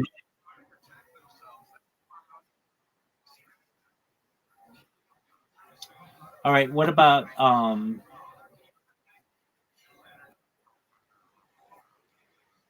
you got 11 labs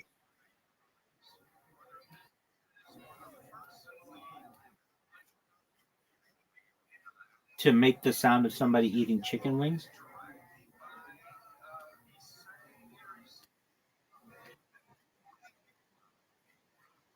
Do you watch Hot Ones?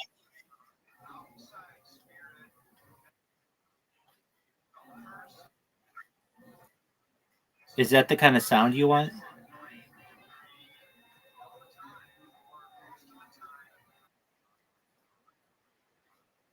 That's what I'm thinking. I'm trying to figure out what you want. Okay, go ahead.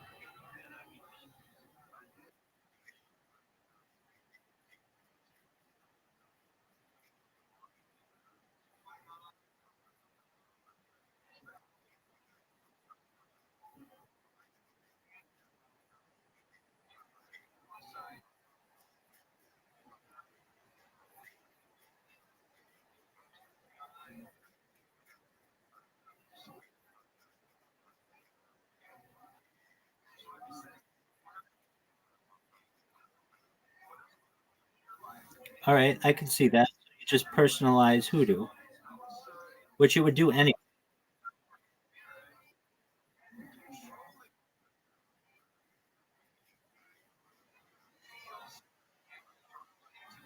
Okay. Well, you didn't even think it was a good idea at the beginning, and now you're trying to personalize it.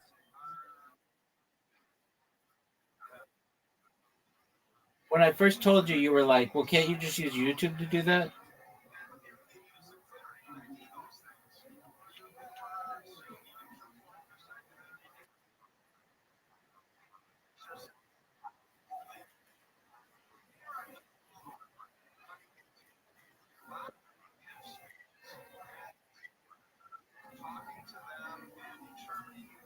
All right.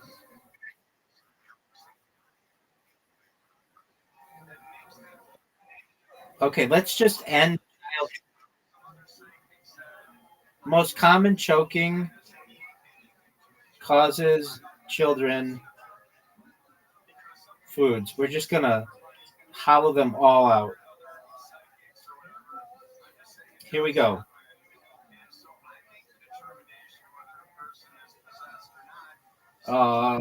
Grapes.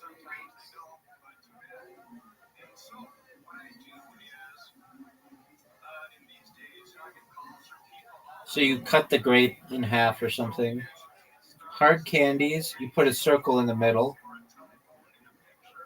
What do you call those? Like a peppermint? You just put a circle in the middle. Everything needs a circle in the middle. And I think companies will like this because it means they have to put less product in.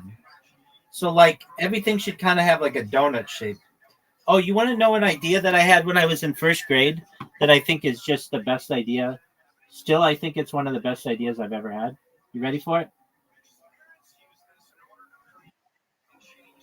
It's putting a donut hole in a donut and calling it the whole donut, but it's a pun. It's like whole WHOLE, but it's also HOLE.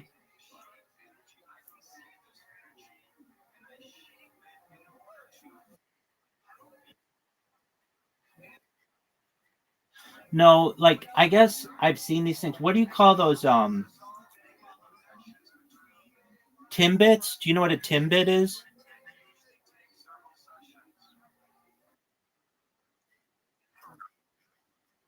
Yeah, no, I know. I've never had them, but I know that they're a thing. So imagine a timbit in the center of a donut.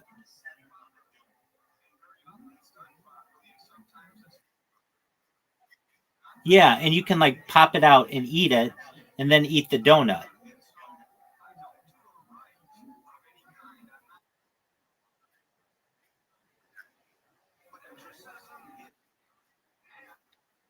Well, it would just be, but it's the whole donut, meaning like you get the entire thing. So I think there's something also like sexual about putting, like popping something out. It's at least erotic. I think it could be very popular.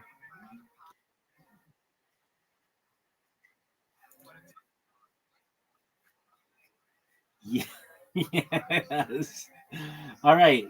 What about what are we gonna do for newfies?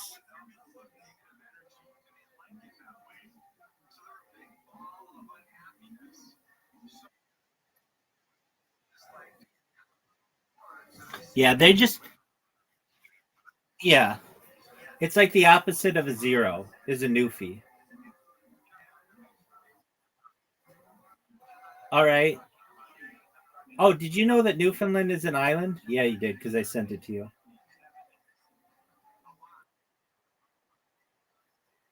That is wild. All right.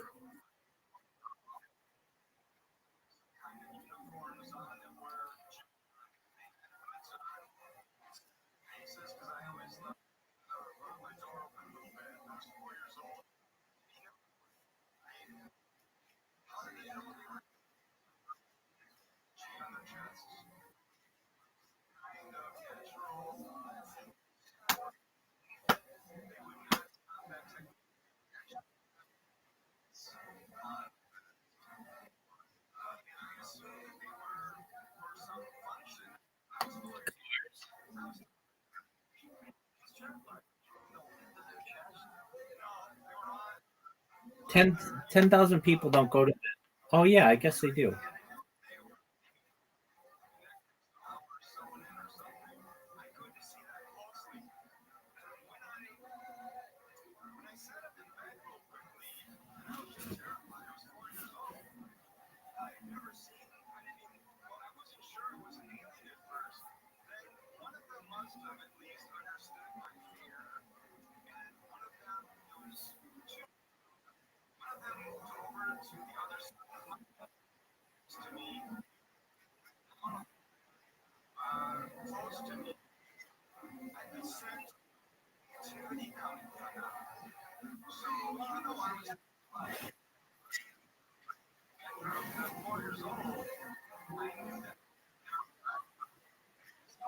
What are you using?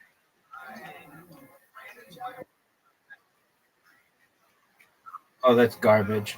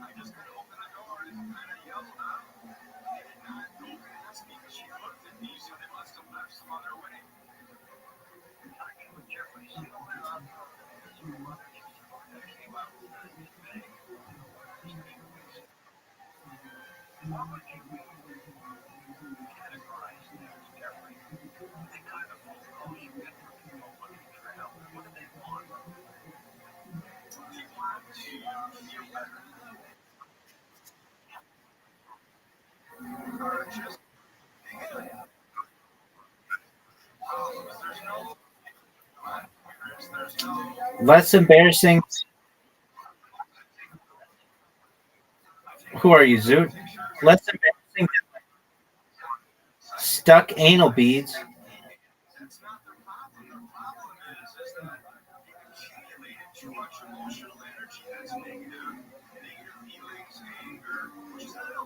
All right, how about this one? How do you get soccer to be more desired in North America? Go.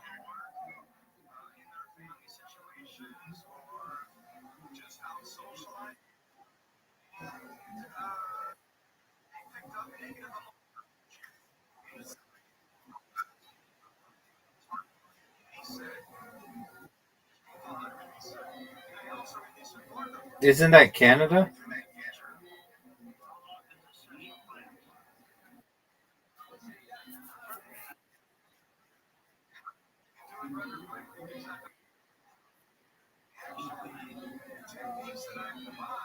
The Olympics at the same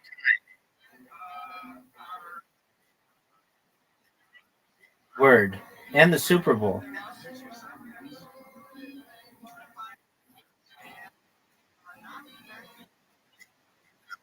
No, I know, but just to bring more attention and get a lot of people there. I was just joking, but okay.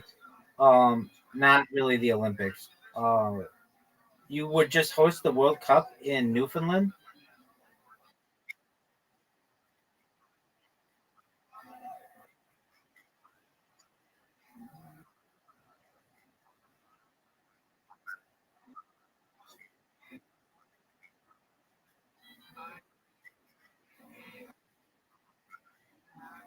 Yeah, that would be. Wait,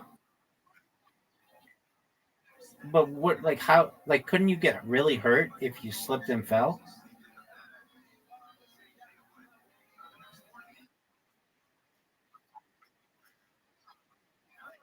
No, like your head's gonna hit like the soft ground. That's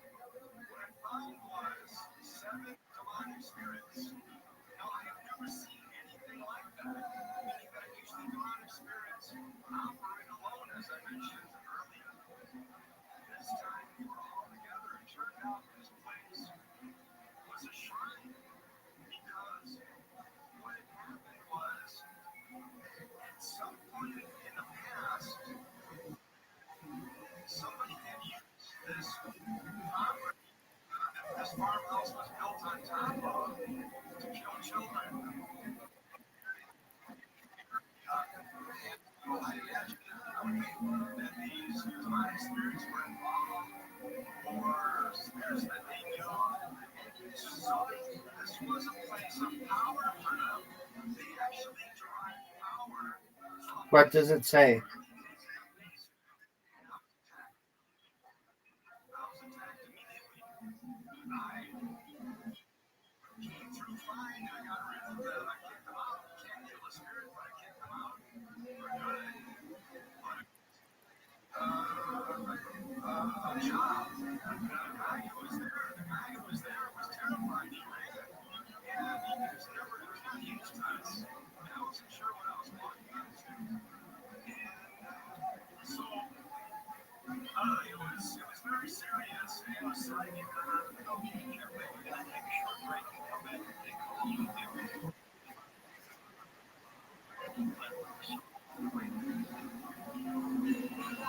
Cactus related injuries.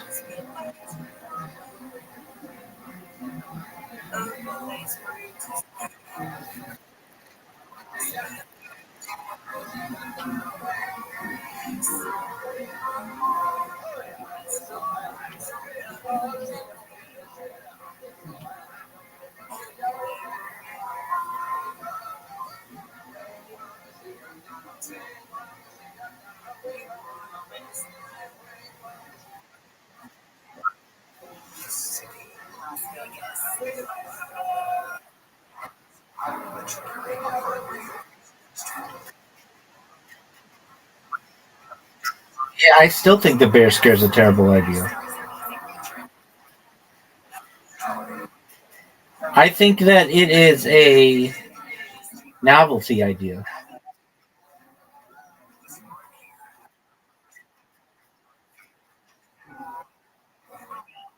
Like a gun is a good bear scare, but if you can't use a gun, then why not make this like device that's like absolutely wild?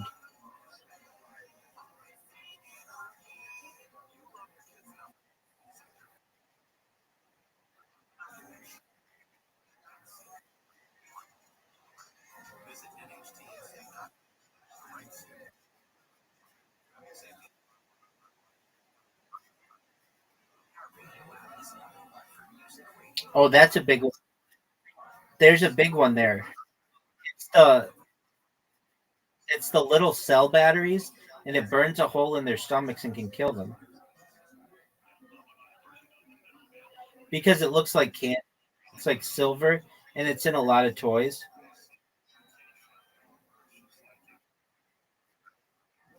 They eat those too, but the big ones are those cell ones.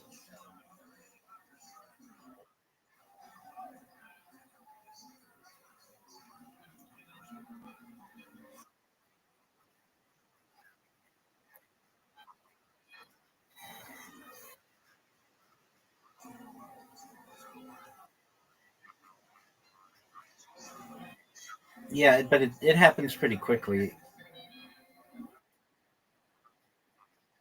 Oh, here's one. Yeah, there's something like more people die from vending machines a year than from sharks because they try to tip them over and they fall down on them. Okay, here's one. You ready for this?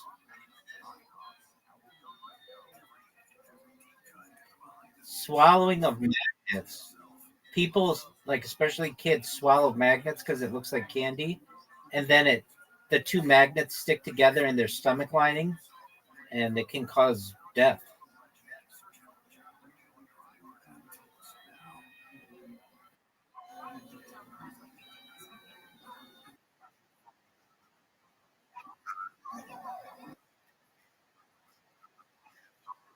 Yeah, I bet that's a big one. I see like once a day somebody dying from taking a selfie just on Twitter. It's usually these guys in India who are like hanging off the side of a car and they don't look the right way and they fucking get hit.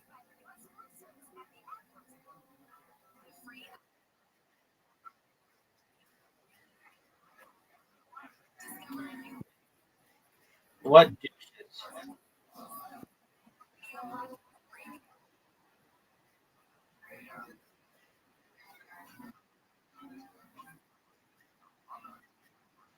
Oh, for sure.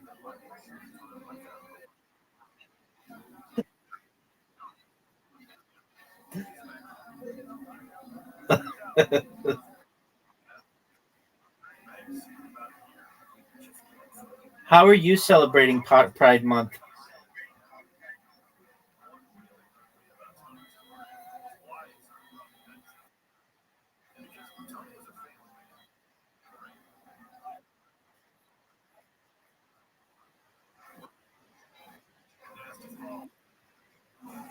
Very cool.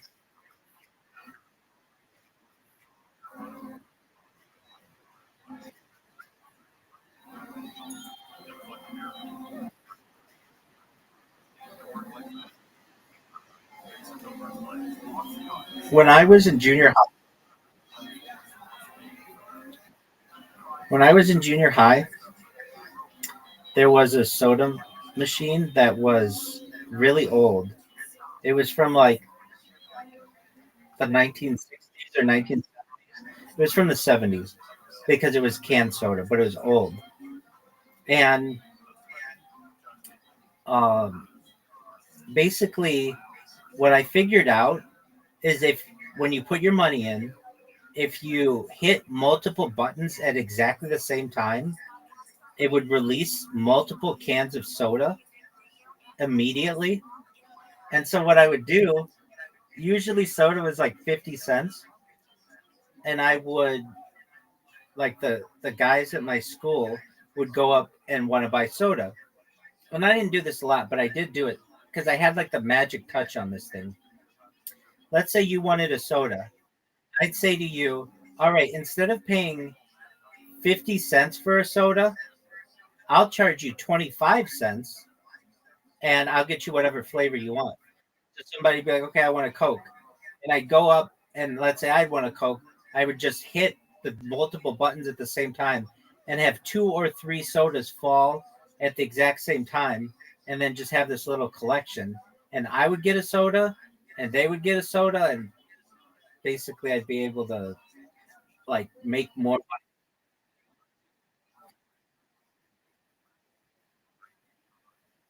like exactly the same time.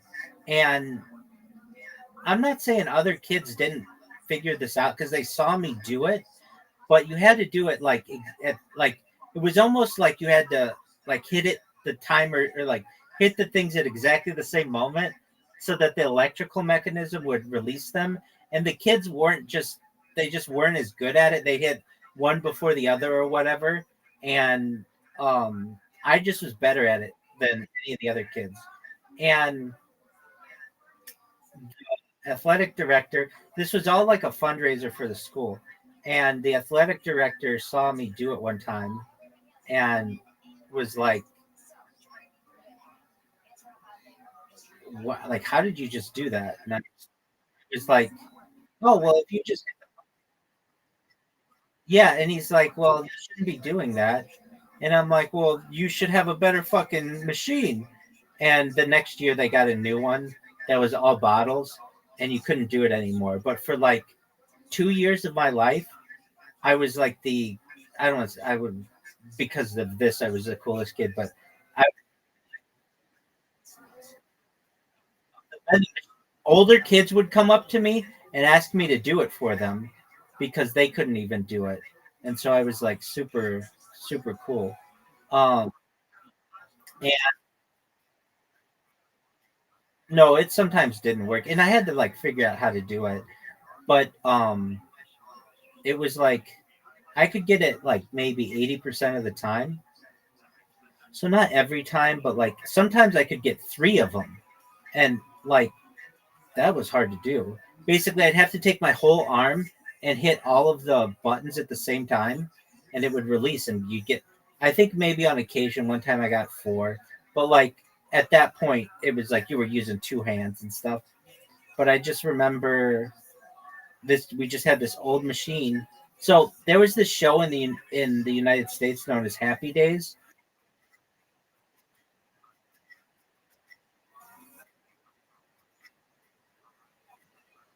I wish that worked. No, I wish that worked, but that was not a thing. There was a show in the United States called Happy Days, and the coolest guy in the show, the Fonz, Henry Winkler, would go and he could just hit the jukebox in a certain spot, and it would play a song. And that's kind of what I was. I could hit the vending machine in a certain spot and get multiple sodas.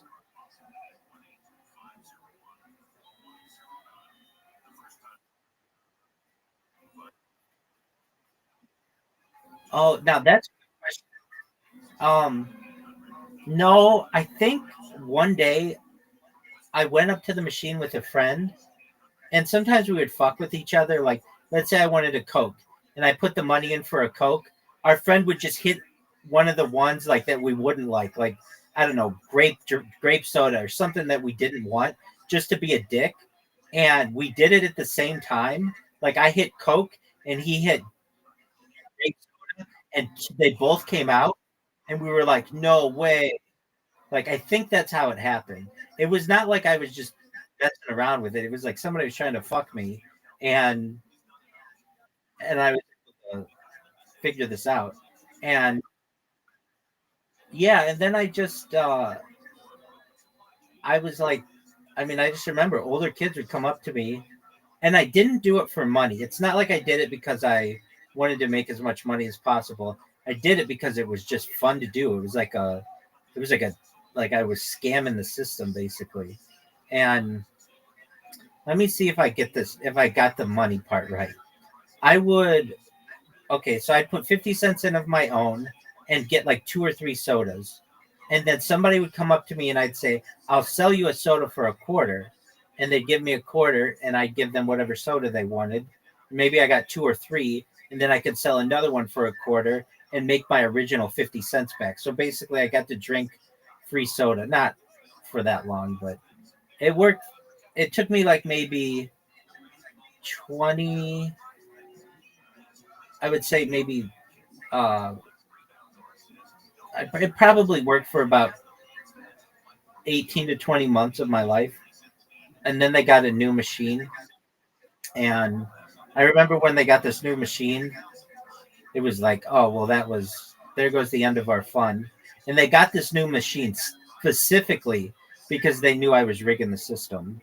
And I would teach other kids how to do it too. But literally, you had to hit these things at exactly the same time. But it became like a game, like, you know, and I could see if that machine fell on you, it could kill you. It was a very heavy machine.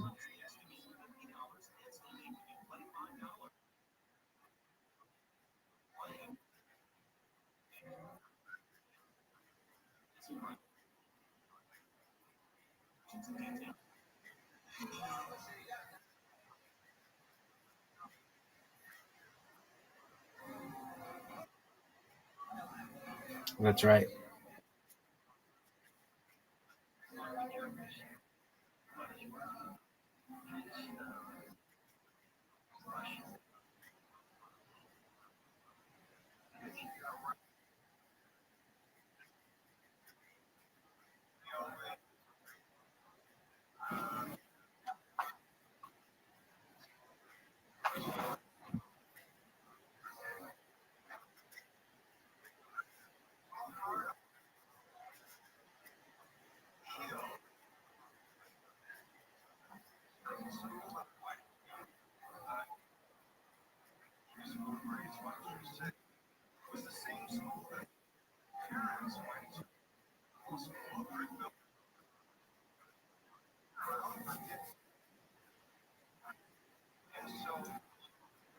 Yeah.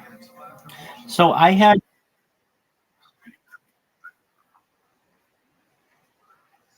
yeah, exactly. So that's the difference that of my system where I'd hit the multiple buttons and get a thing.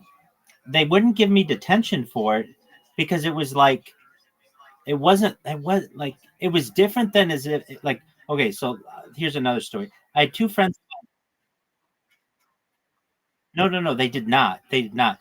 But I know these two kids, they were friends of mine who broke into there was like a closet that kept all the candy and they broke into it and they got in trouble to do that because that was like you were maliciously stealing. But my thing was like I'm not really like the teachers were like he's not really stealing if we have such a shitty machine. I mean, I guess he is, but it was like it was like a fine line that I played, so I never got in trouble for it. But the kids I knew who would like actively take from the the vending supply, they would get in trouble for it.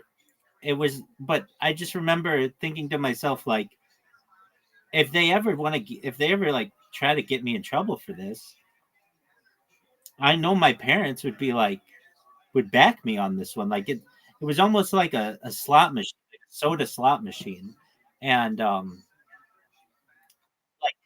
they wouldn't like it would be one thing if I went into the closet where all the soda was stored and took from there. That's like breaking and entering, basically. Like that's theft. But if you want to have a shitty machine, that's on you. And if I'm able to sometimes get fortunate and get multiple sodas and then I got really good at it, then that's basically your fault. I do remember that.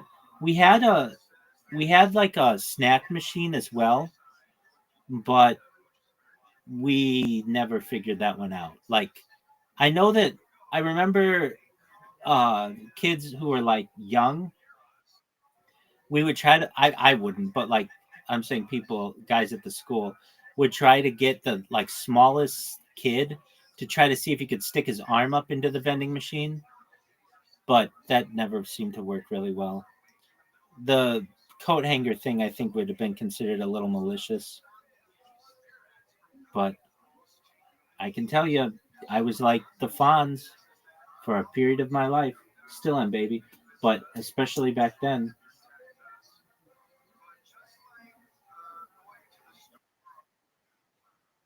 Yeah, man.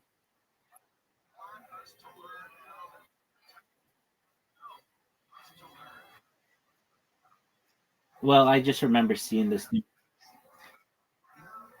They brought in a new vending machine. Not only was it like too advanced to pull that shit, but also it was more expensive.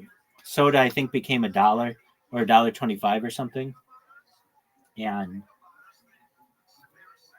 when I was a kid, soda in the can was generally, I mean, I know I'm older than you are, but like it was 25 cents.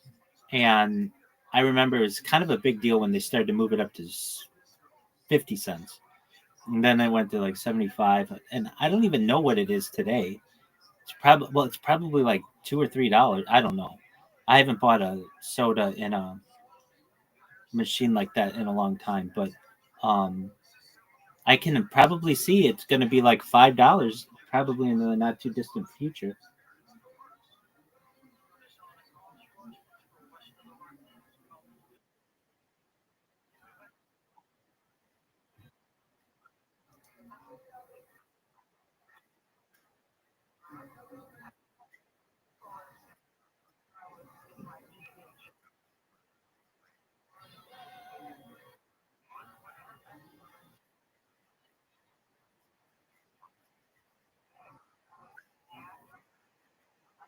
Oh yeah, what would you call your? I love it. That's a beautiful, beautiful name. That's a great. You took the words right out of my mouth.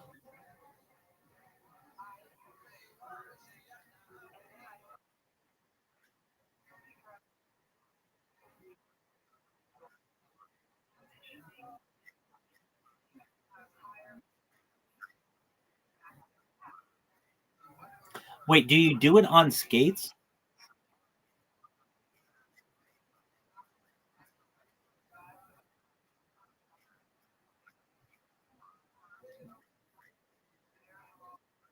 Do you do it on skates? Is it okay? I mean, is there a way to do it on shoes?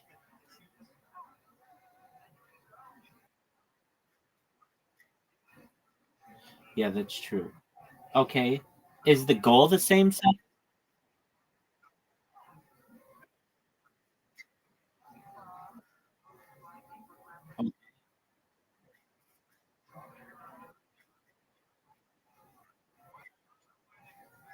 Okay. Uh, and you have all the equipment of hockey?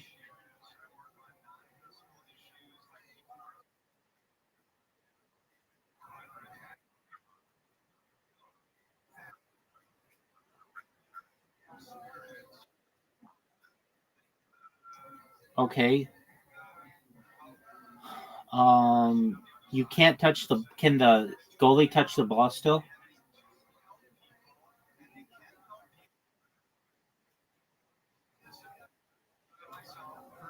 No sticks? No hockey sticks? Have you ever tried to kick a ball on ice skates? Isn't it difficult?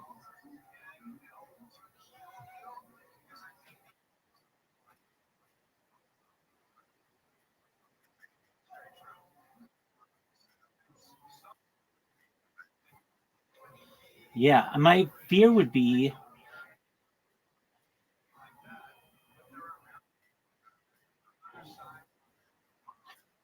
when you kick the. Okay, well, wouldn't you puncture the ball with your skate?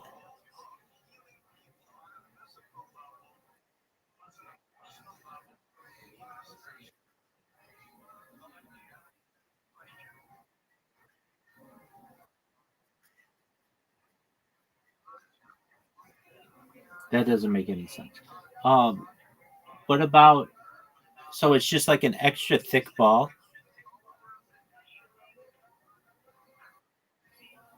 Okay.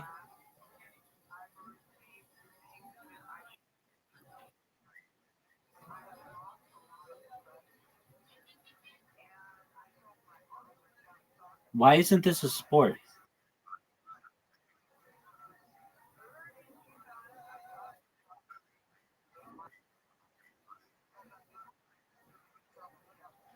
Okay.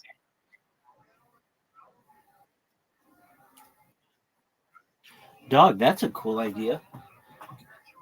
You know why I don't think hockey is that popular?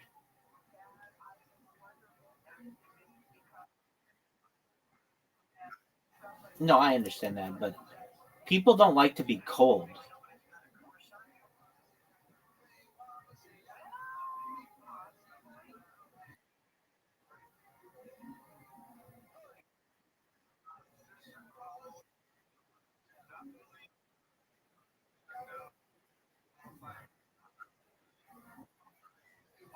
Dude, what about how about this? Now this is a thought.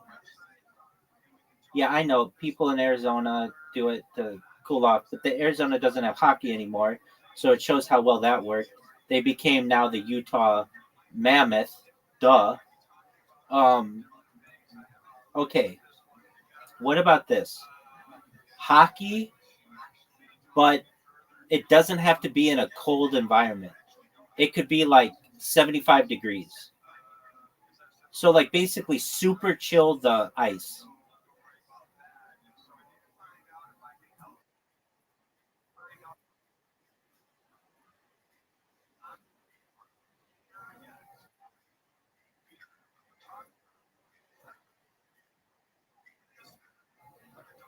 Okay, I mean I've been to like some youth hockey places and they're cold inside.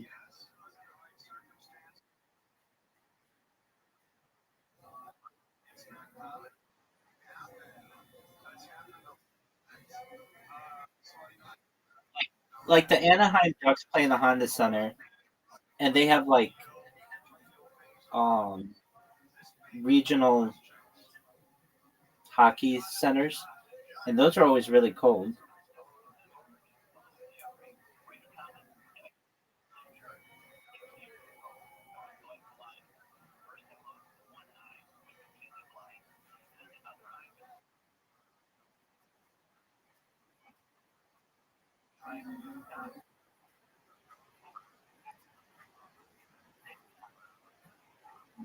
Too cold. Too cold. It needs to be like 70. It needs to be like 69 degrees.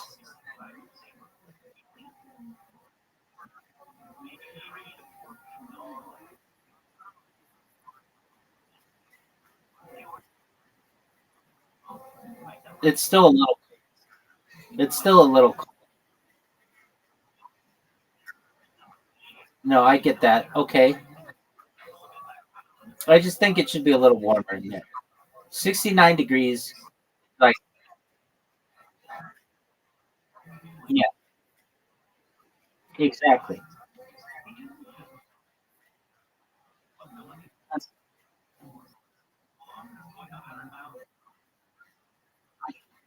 I think they should. Okay. How about this? Have you ever seen hockey? Have you ever? Oh, I know. I'm sure you've seen this. This was on Shark Tank. Did you ever see that thing where it's iceless skating rink?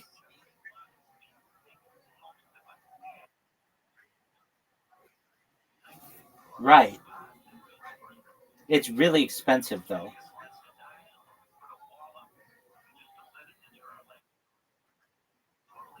That's true. But it should, yeah. All right. So okay, how about this? How about this? Playing hockey on that kind of ice, on that plastic ice, or playing soccer on plastic ice.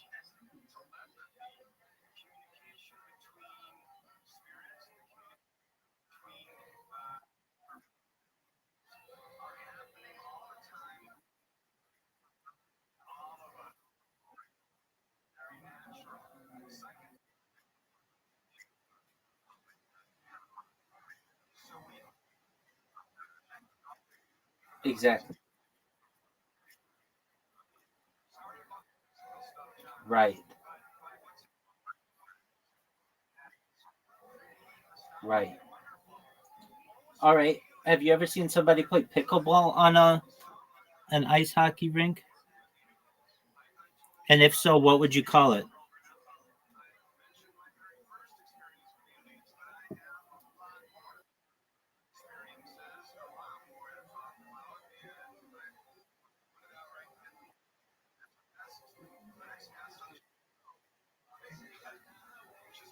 All right.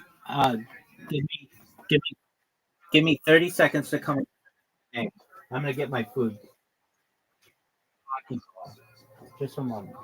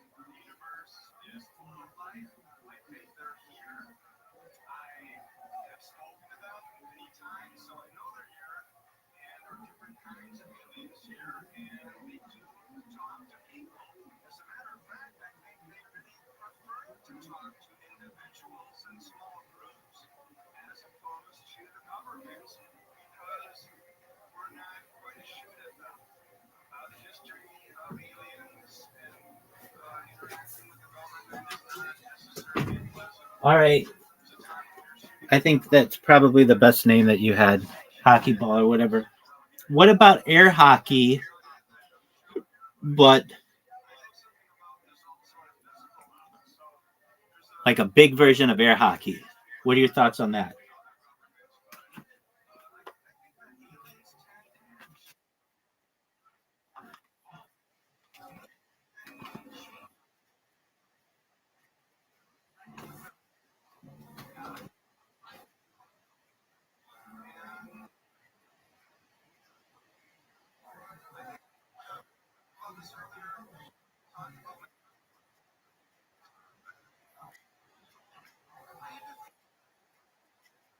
Exactly. I think hovercrafts are very much underrated.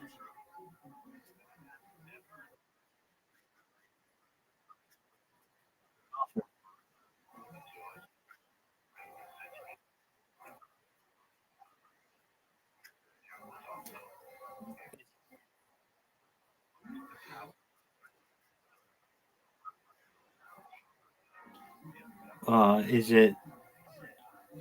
Does it involve air hockey?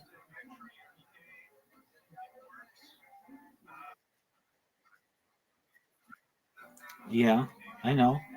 Is it the one where he? I don't think this is the right one, but he says he'll give somebody like a, a certain prize if they hit a hole in one at his house, and they hit it through his window or something.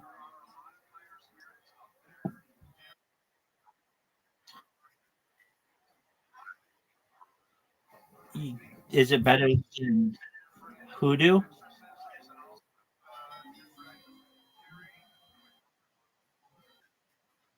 I think, dude, I need Facebook. This shit is garbage. Oh, baller. Yeah, I have seen. I've seen something like this. Yeah. Oh, I mean, I've seen this, but I haven't seen this video.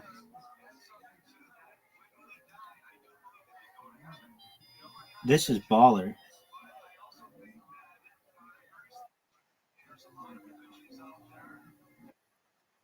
dude. Okay, imagine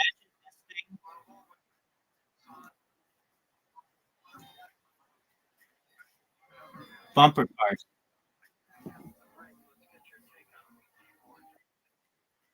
Yeah, right,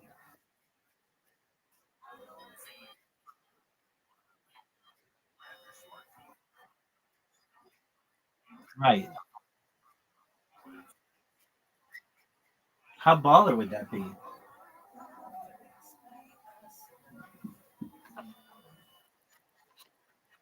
I like it.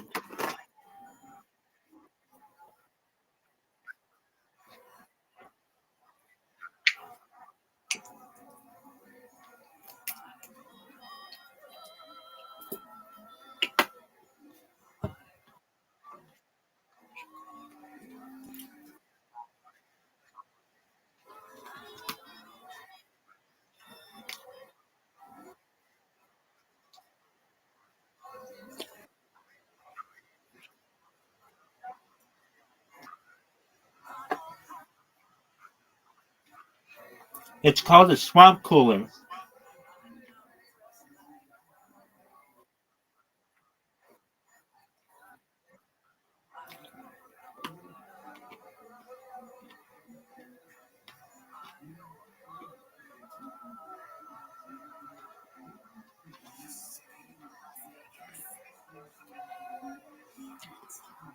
Arguably, I mean, what is?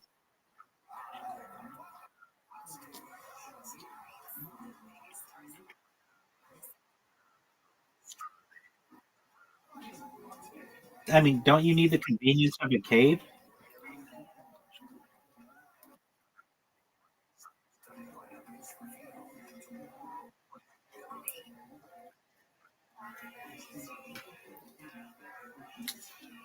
All right, let's think of a sport you can play in a cave. Laser tag.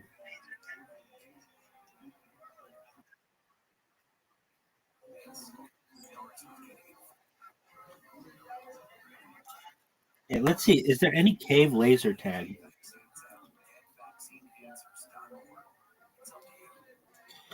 I'm surprised laser tag isn't more popular.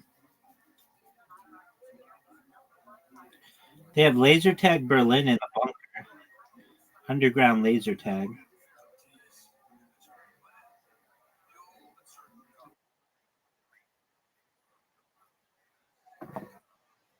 100.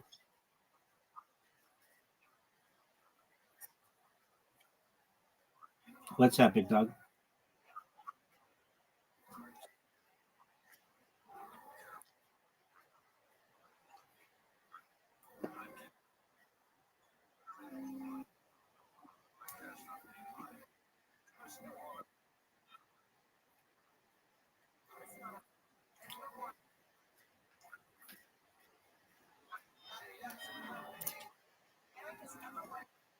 That's kind of an amazing idea.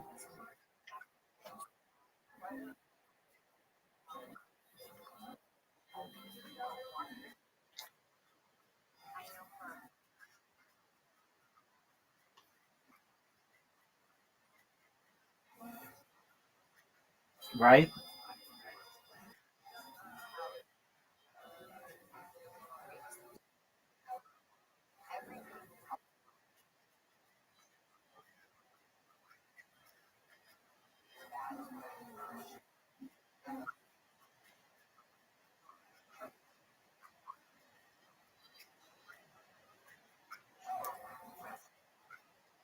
Yeah.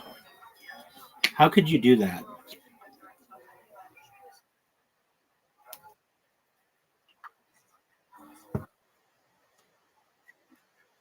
They have they used to have on phones, it's like something that went away, but like an IR reader, like an infrared reader.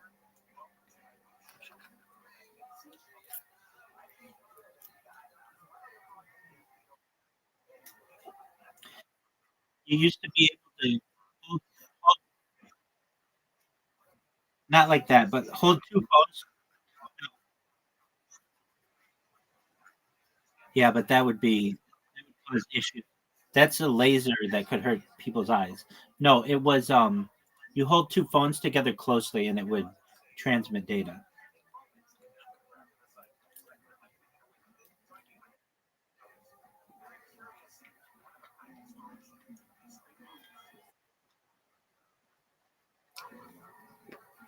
You've got a good idea with the phone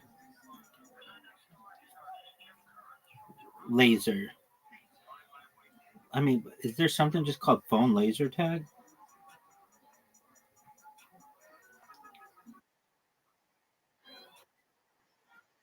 Outdoor battle royale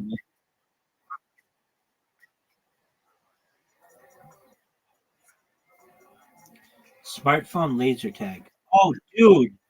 Oh, dude, it's only $60 and it's amazing. Look up This Is Why I'm Broke phone laser tag. It's amazing. That's how you do it. It's only $60.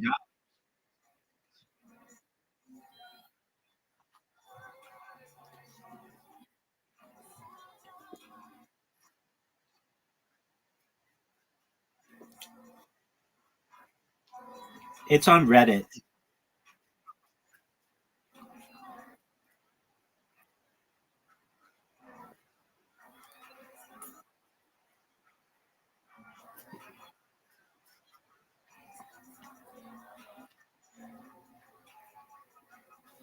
I would think that you'd have to shoot the other person's gun. Like maybe their camera, like the camera's on. Let's see, how's it work?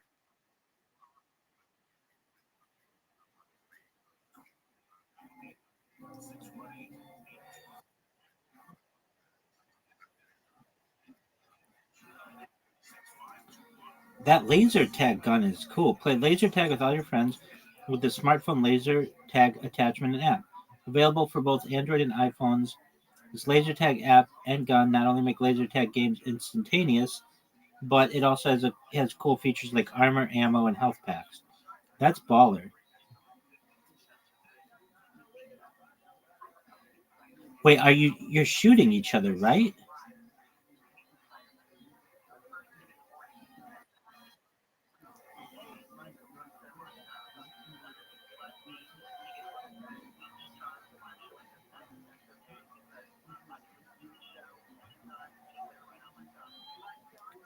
Smartphone laser tag.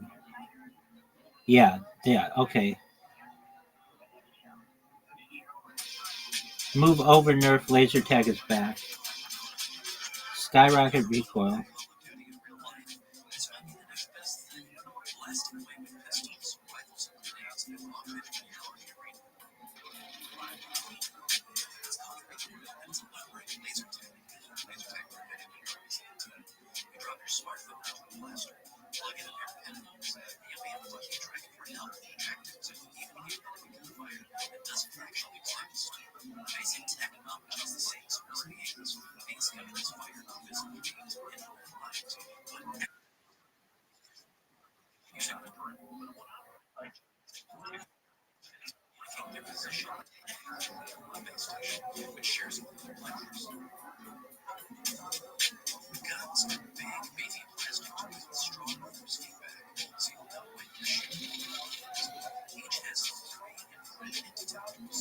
Oh, okay. So the gun has the hit detector.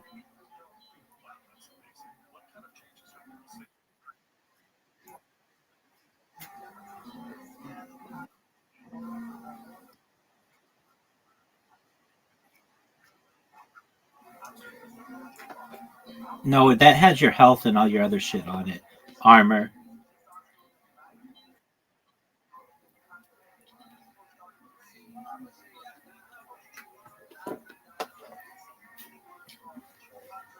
All right. What about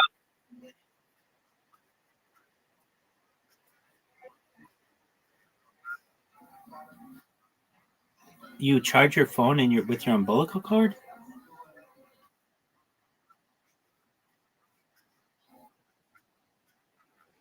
Oh, and they went.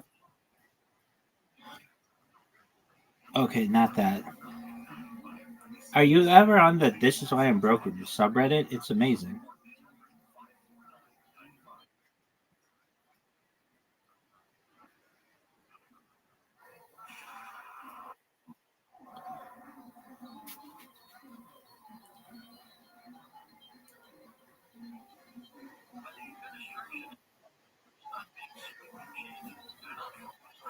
Have you ever paintballed?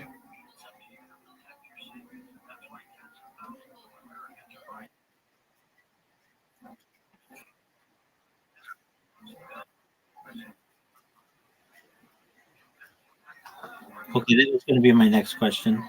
All right. I've never been a big fan of airsoft because it can put your eye out. Have you ever have you ever seen?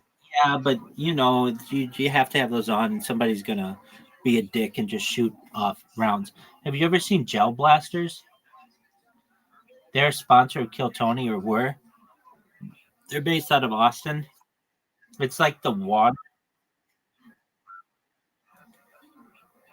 It like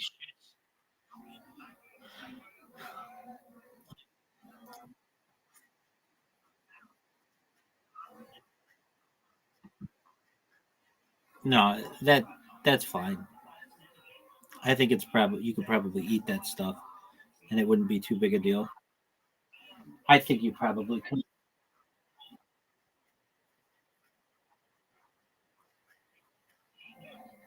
Word dog.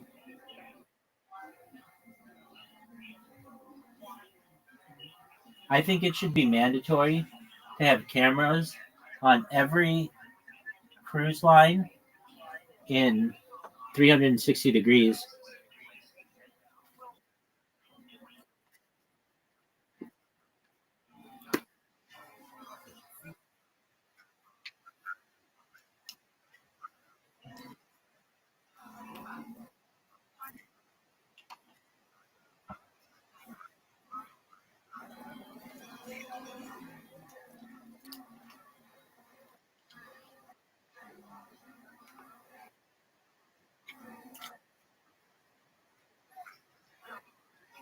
So that you can't throw somebody off board.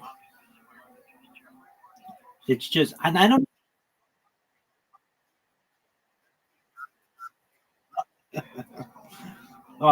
know about that, but just the idea that like,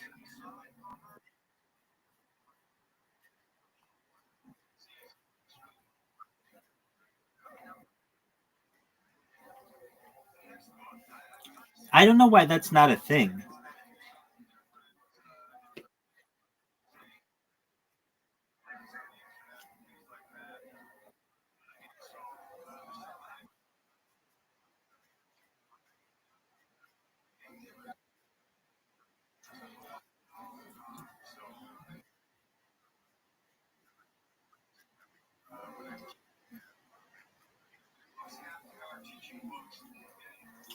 What about net? What about a net that's just a little below deck?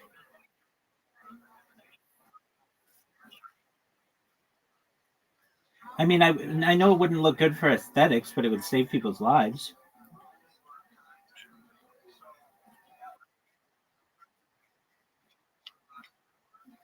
Too many. We don't know. We don't know.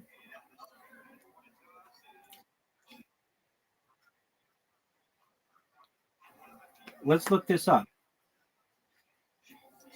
Let's look this up. Per year, how many people go missing on cruise ships?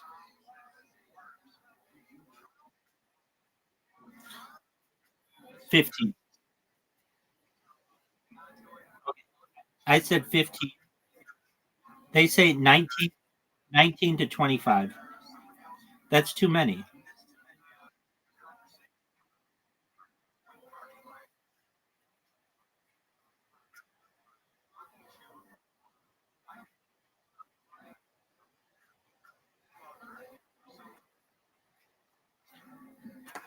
That's because they don't necessarily know.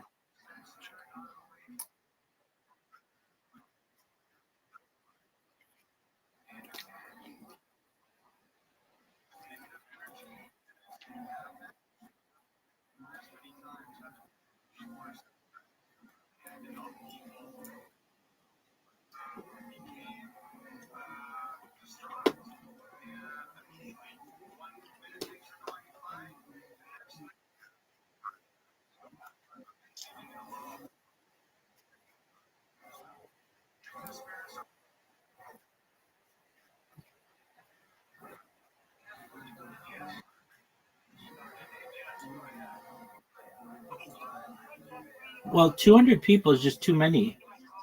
You should have cameras in 360 degrees and a net below.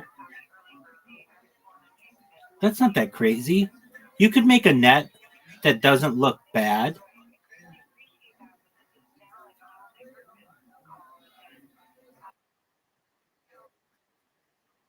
Exactly.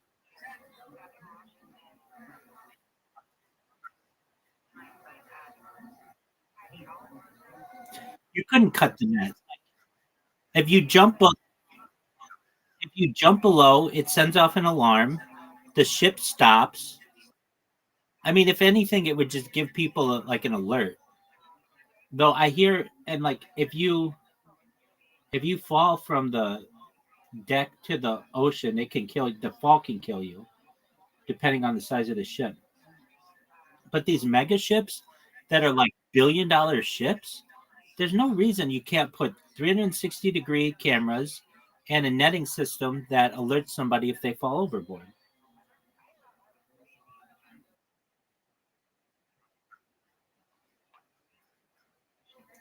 I think I think a weight sensor because a motion sensor is just going to be triggered too often.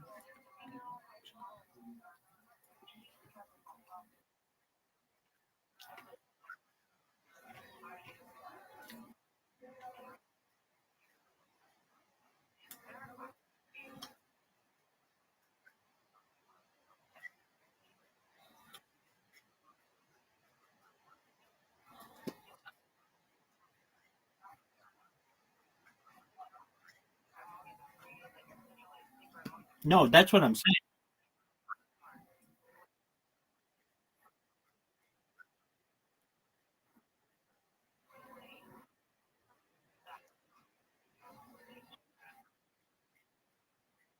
I get that, but people still don't want that glass in between them and the ocean. What I'm saying is that you have a net, and if you fall on the net, it sends off an alarm, and the boat stops, and so they can see what happened, and then hopefully save the person.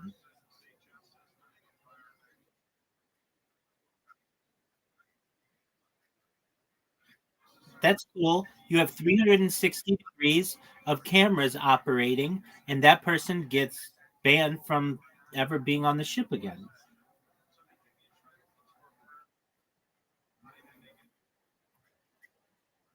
100%. Exactly. Great idea.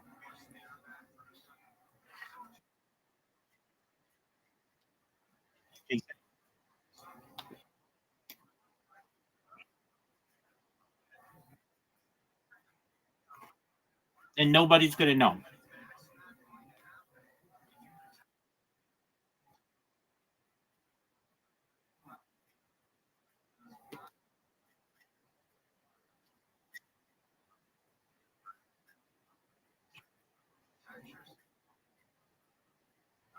It doesn't make any sense to me.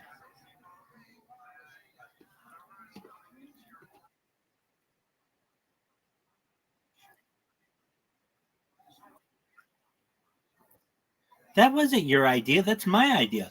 360.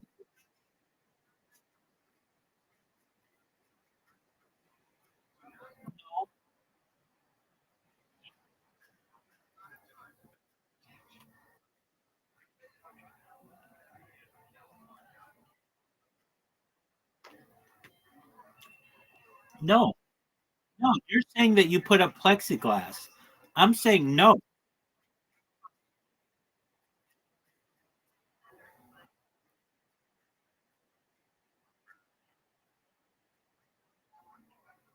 No, no, no, no, no. That's not going to work. People want to go up to the ledge and look over and not have anything impeding them. What I'm saying is that if somebody does and perhaps throws you over or you jump over, there's a net there that will catch you and then set off an alarm so that the crew can help you out.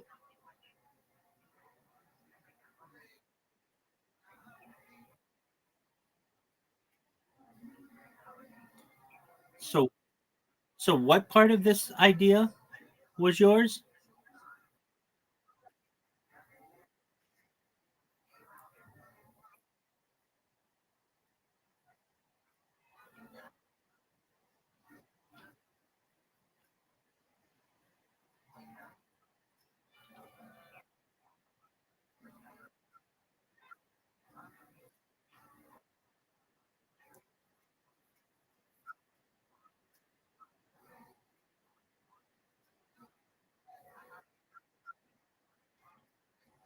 Dog, I'm the one who said 19 people die a year. Then we looked it up. It's like could be as many as 200. You say a non, but that's not a thing. I don't want a non-overboardable cruise ship. Some times you need to have people go overboard in the case of like needing to get on life stuff.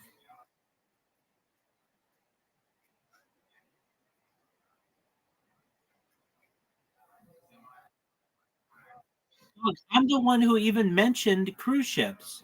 You didn't even mention cruise ships. I'm the one who did.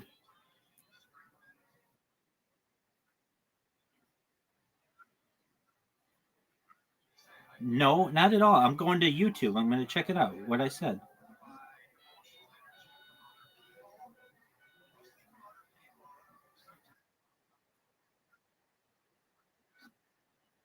I'll be able to hear exactly what happened.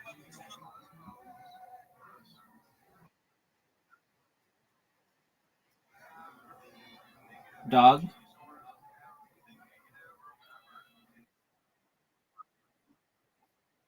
you can hear your voice. It's just you can't hear it from that device, but you can hear it from all the other devices. Just one moment. We're going to the tape, baby.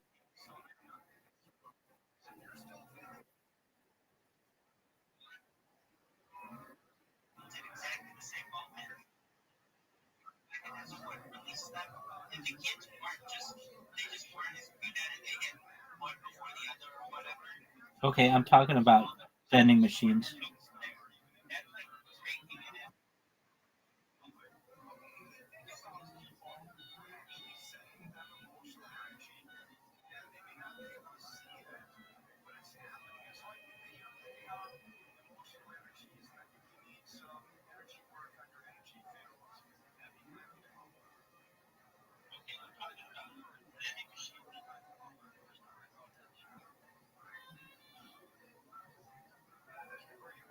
Yeah, you can hear you.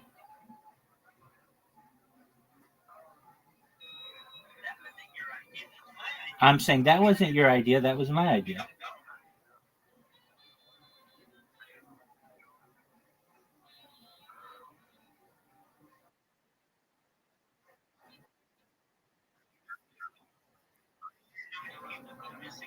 No, here, I found it. I found it. I found it. I found it.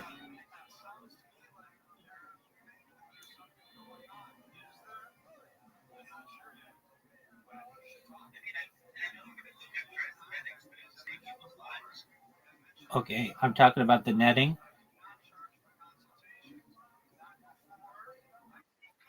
I know.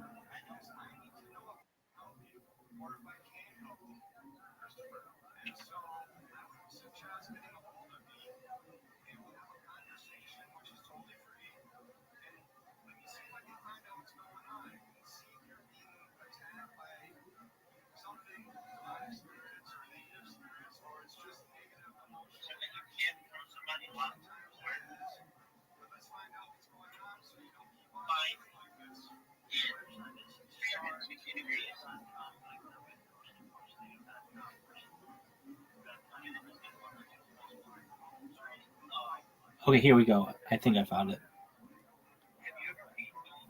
Okay, I asked you, have you ever paintballed? And then you were like, no. And then we started talking about gel blasters.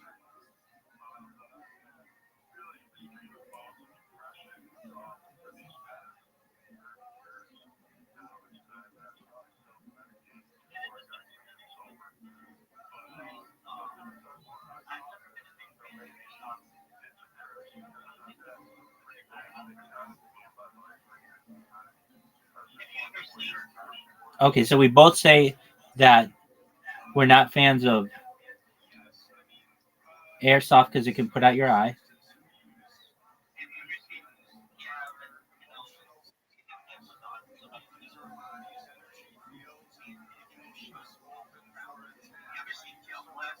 Okay, then we talk gel blaster.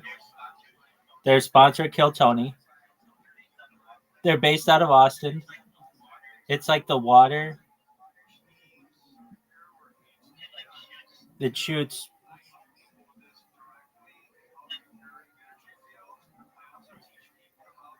Then you say, I don't know how many kids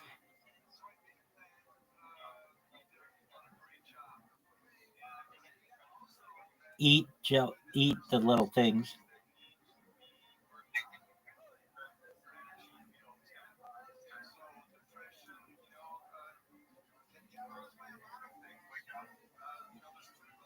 I say word dog. And then I just randomly say it. I think it should be mandatory to have cameras on every cruise line in 360 degrees.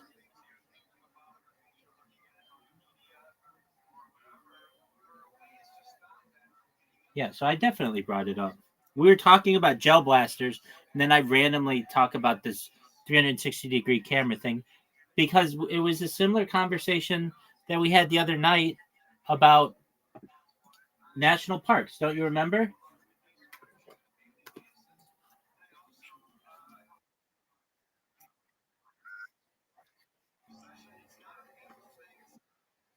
And Banff.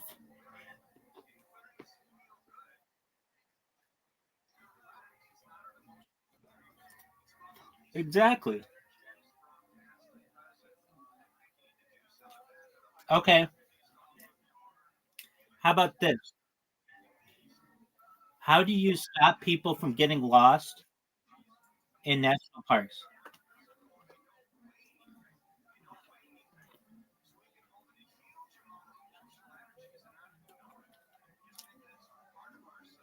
I think if you want to go to a national park, that's cool, but you have to wear a tracker.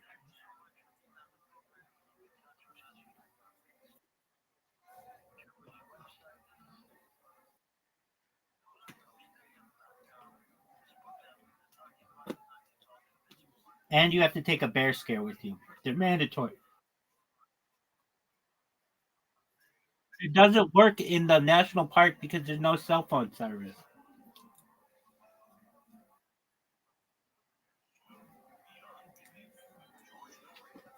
Satellite?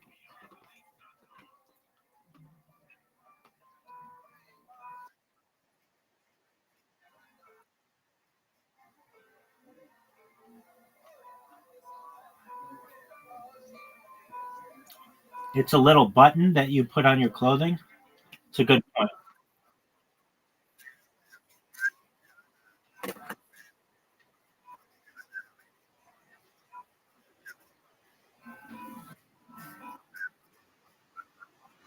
It's a thought. Or like a drone. Dude, I've been in a national park. I went mountain climbing in Cleveland National Forest, which is here in Orange County, like maybe five, no, 7 years ago. And I'd never been like a mountain climber.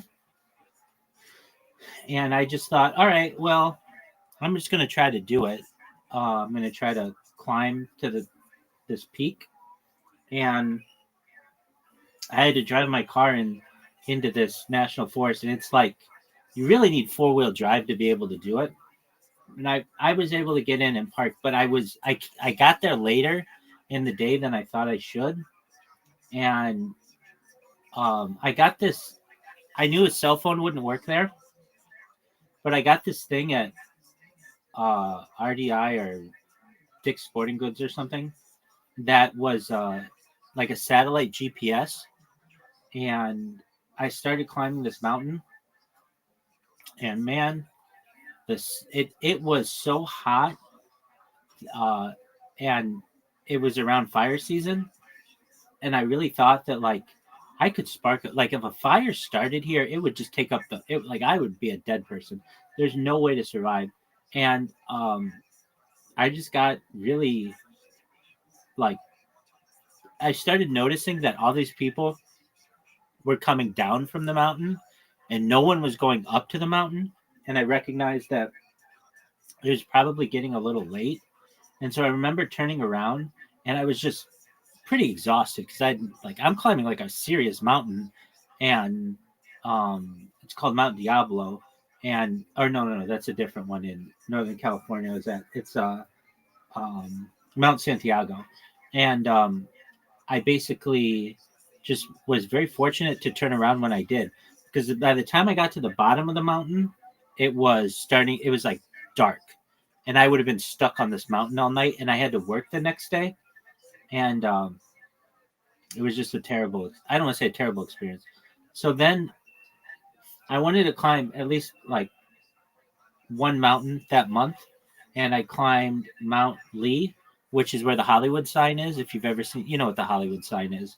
So that's a mountain. It's called Mount Lee, and when you get to the top of Mount Lee, it's literally like all people who are just tourists. So like nobody speaks English at the top of the mountain. I found that to be fascinating. Might have been one of the best stories you've ever heard, aside from learning about me trying to be the Fonz and successfully being the Fonz with a vending machine, and learning about how I intend to stop all cruise ship deaths. Isn't that fascinating?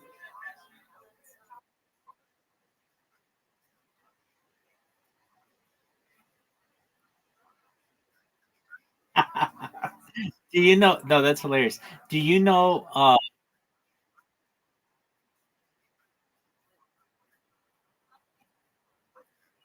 Yeah,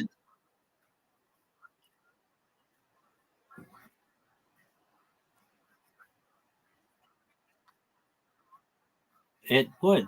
All right. Do you know that it had to do with this netting?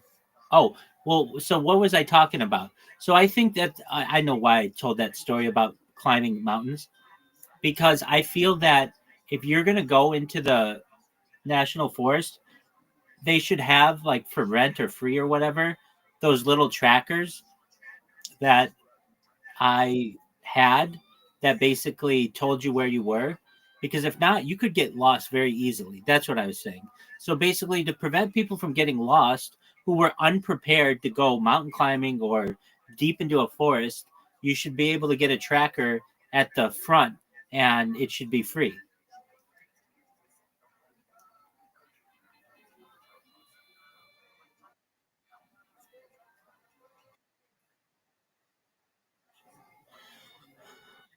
Not a huge amount of money. Dude, a lot of people die in. So that could be a thing. Like you pay a deposit on it and you get it back when you return it.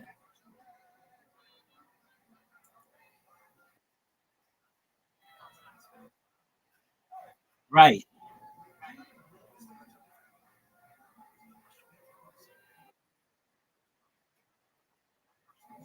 No, dude. They have an issue. So people climb Mount Baldy, which is just like a little north of LA, and it a lot of times like people aren't ready for the climb and they get stuck up there and they have to call like the emergency services.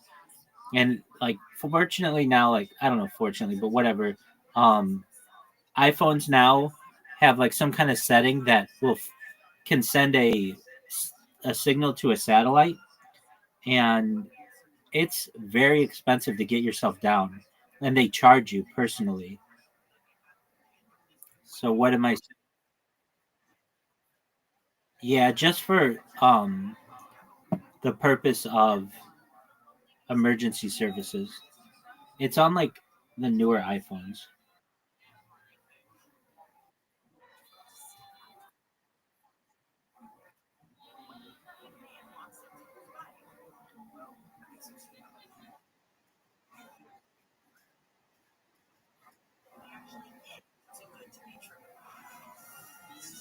Word Mockingbird.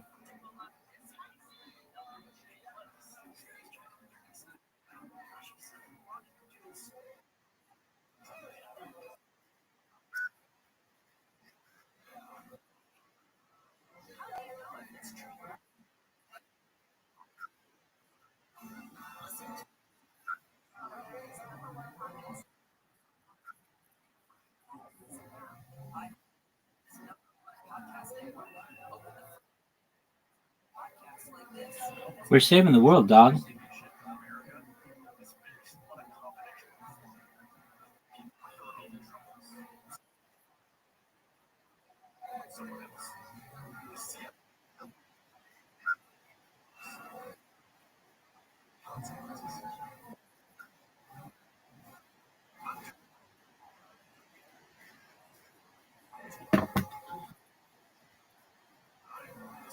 Netting everywhere. Well, here's one, and they've already started to do this, but I feel that all baseball stadiums should have netting all around because people take bats to the face and they take balls to the face, and it can really hurt them. So, like, basically,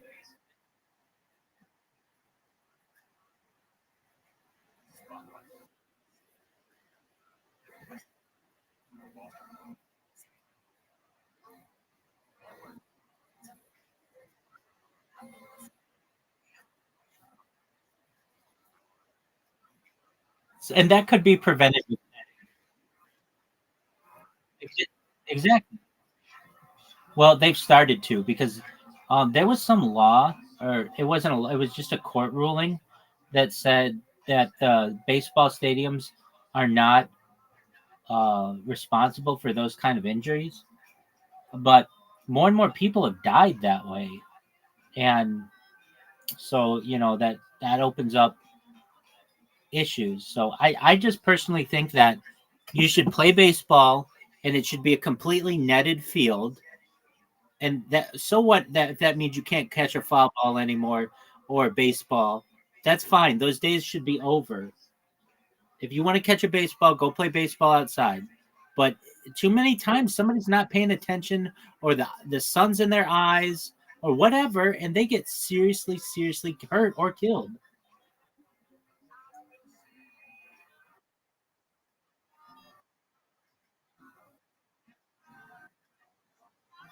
Here's another one. Same thing should happen at hockey games.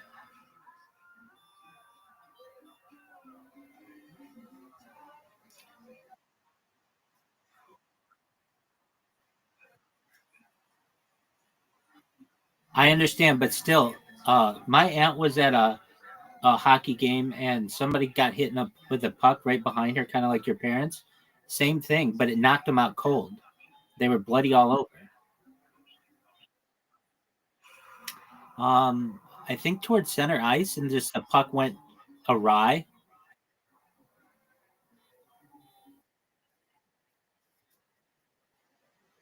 Right,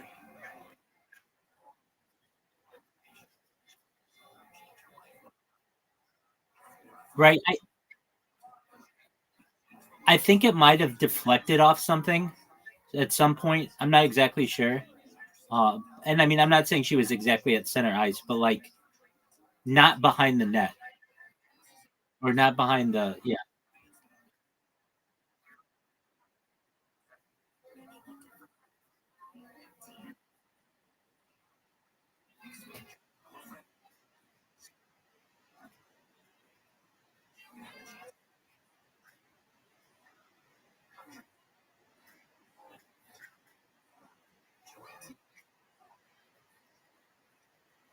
Too expensive, not practical. Just put the, like, they make a net now that you can see through perfectly, and you can't tell if it's a net or not. It just looks a little tinted. Just put that all around. It wouldn't interfere with people viewing the sport, and it would protect people and their lives. On top of that, it would protect players because then, like, fans can't throw stuff at them.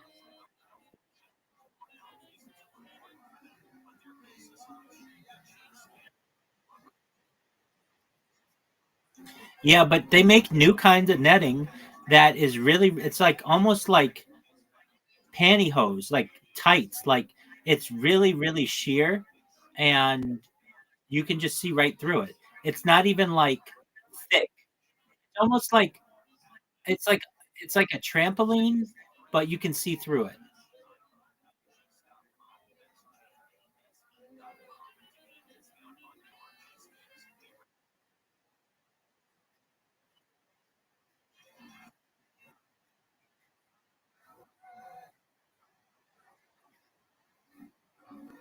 Okay. Well, I just think it should be around the whole stadium. If you have a ball flying at, I don't know, hundreds of miles, or like 100 miles an hour, you should be protecting people, especially in today's age when people are on their, now. That's a good one.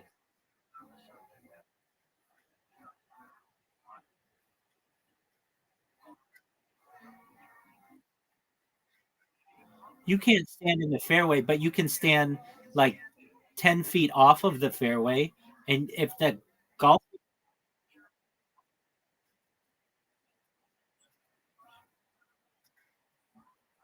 right. Do you want to know what I think is the solution to this?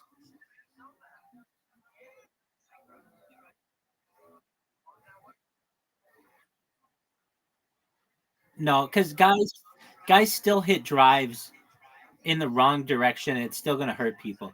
Do you know how you solve this issue?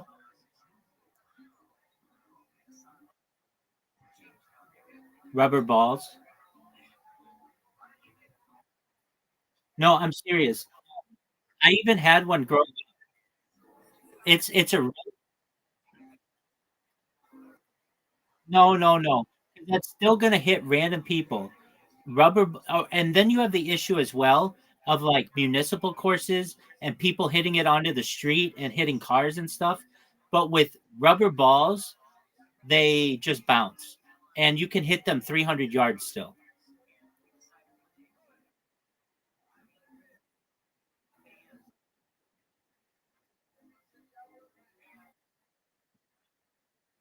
It is dense rubber. It's a very hard rubber, but it's still soft enough that, yeah, but it's not going to kill somebody if it hits them in the head when a golf ball does.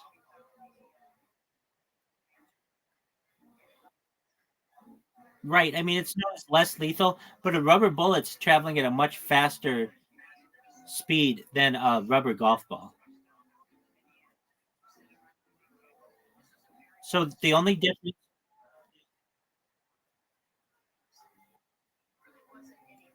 No, I think it's very easy to get adopted. Here's why.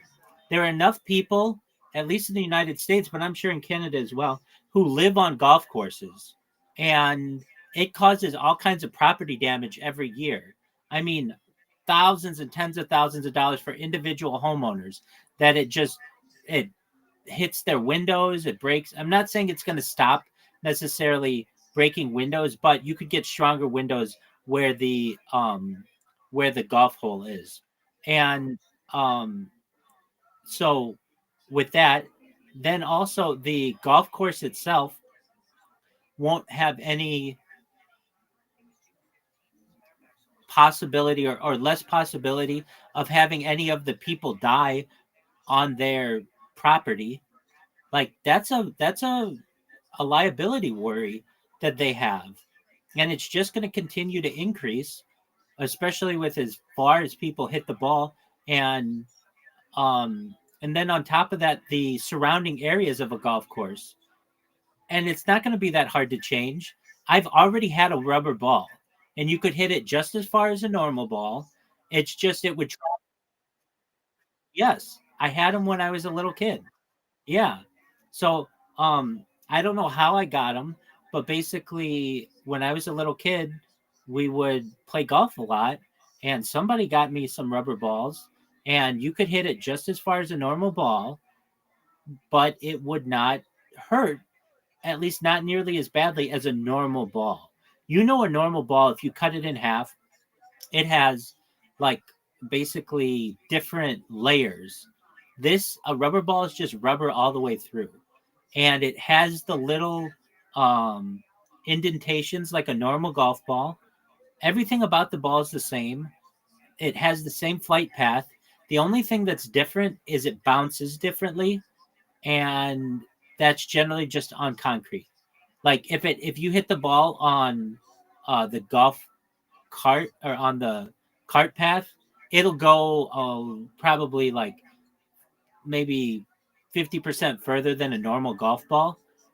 Aside from that, though, everything else is the same. It doesn't make the same noise, and it's a little different putting. Those are the only differences.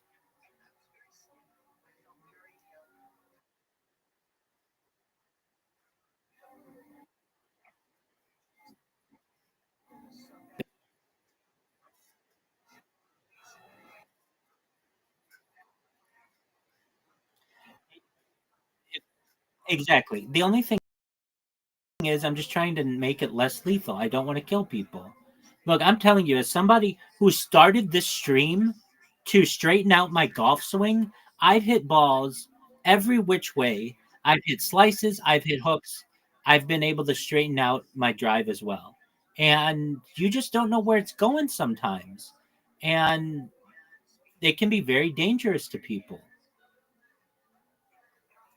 So the solution,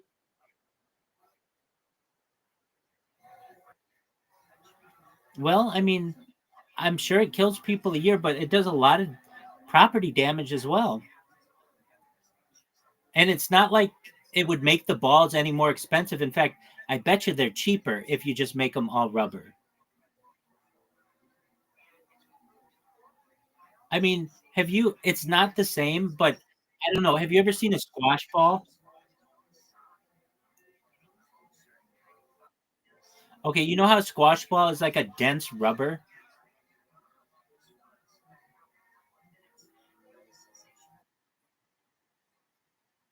Yeah. Okay. Yeah, exactly. Just like a bouncy ball. Think of like a bouncy ball, but a golf ball.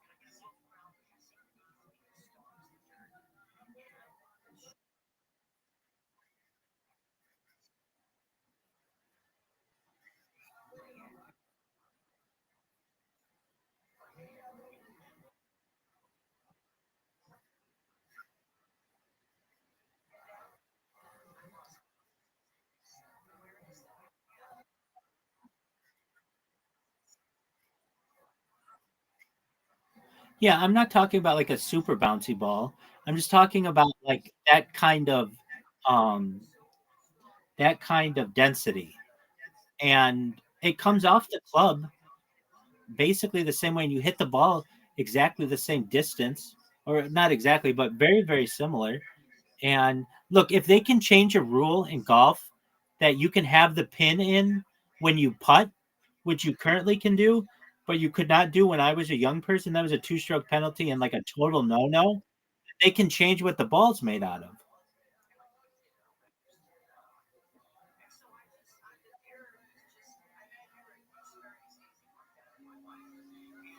Also, one of the major concerns in golf is the pace of play, and like they want people to play faster.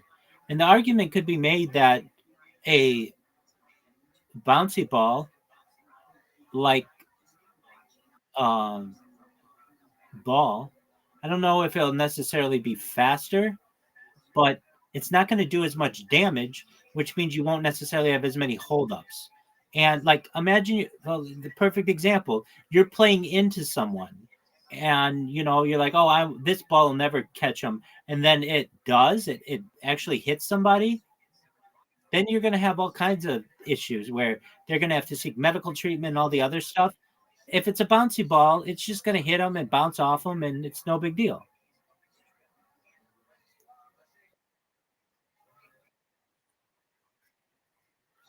Well, it, yeah, I mean, think about it. I mean, we don't as golfers, but when you're saying four at somebody, you are literally telling them that their life is in danger. And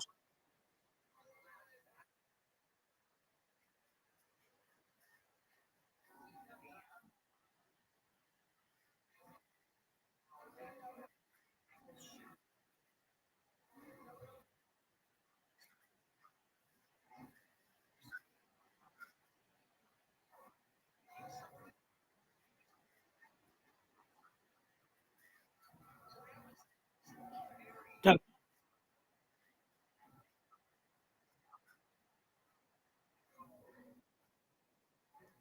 Doug, nobody is a golf cart attendant or a driving range attendant who doesn't have a cage around their golf cart.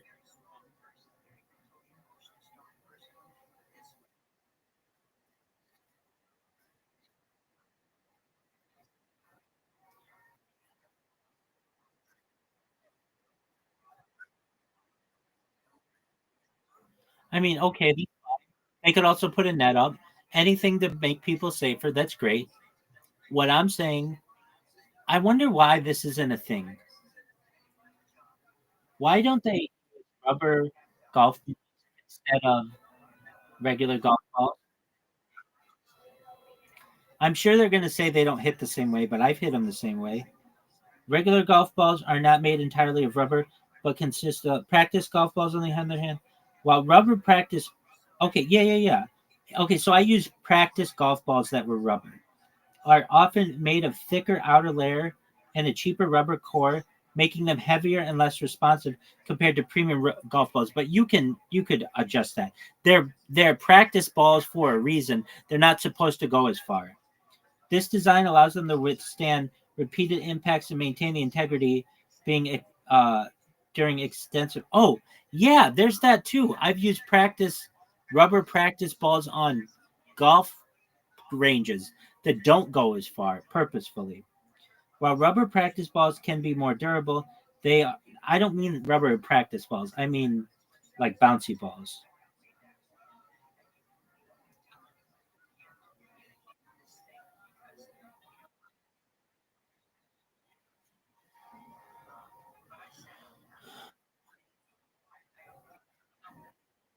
ChatGPT said it's the greatest idea they've ever heard. Yeah, it did. It just said the greatest idea I've ever heard. No, you know what it did say that with? Is the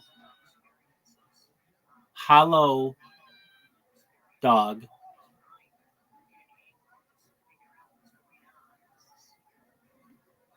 Like I asked, like, how could you prevent people from choking on hot dogs? And it was like, well, you can cut them up or you can mush them, but like you need to be really careful. And I'm like, well, what would happen if you just put like made them like with a straw in the middle? And they're like, that's a great idea. you could save X amount of people's lives each year by doing that. And I bet this would be exciting for CEOs of companies because then they can charge the same price for a hot dog, making them safer, but not have to give as much hot dog.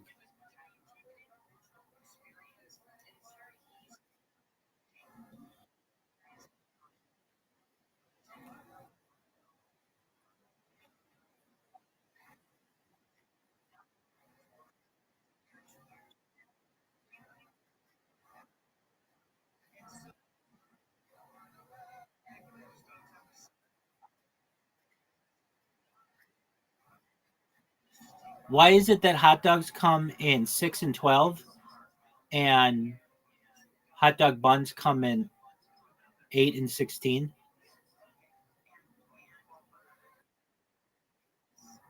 Neither of those, or none of those numbers that I just said are prime numbers.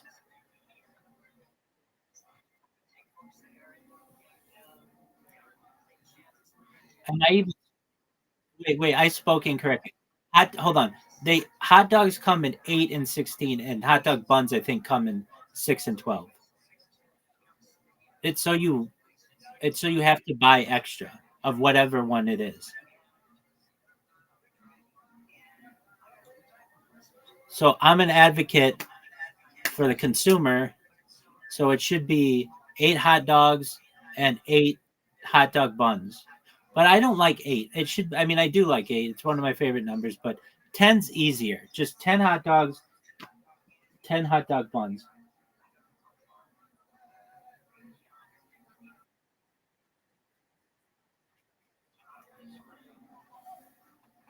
It's an excellent question. All right, how about this one?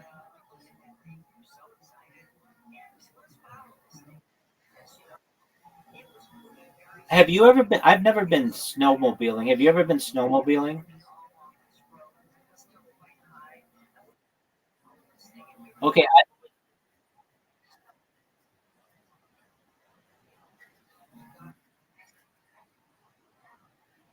Wait. What do you? What?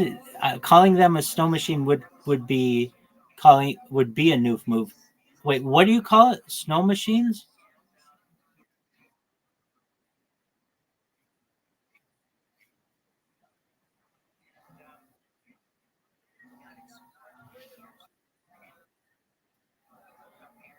I don't get it. I mean, I get it. Is that's a joke, right?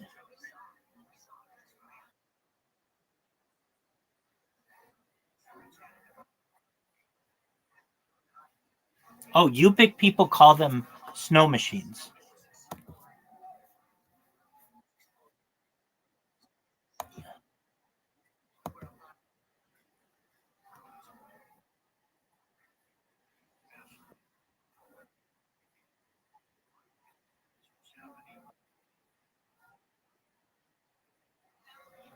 Okay.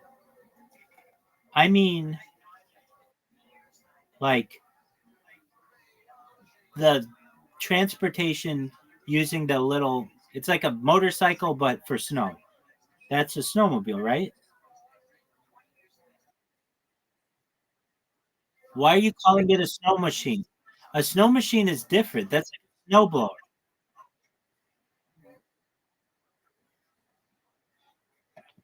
Dog, we got to look this one up.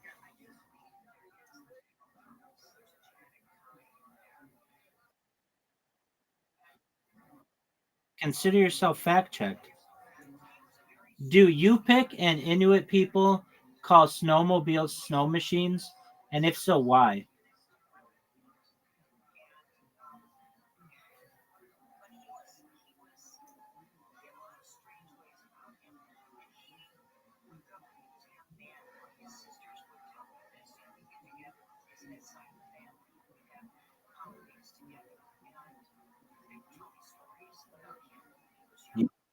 You're 100% right. 100% right.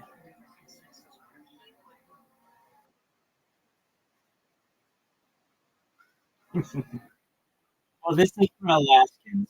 This is for Alaskans, but So while many people outside Alaska say snowmobile, in Alaska, both native and non-native people, snow machine is the dominant term.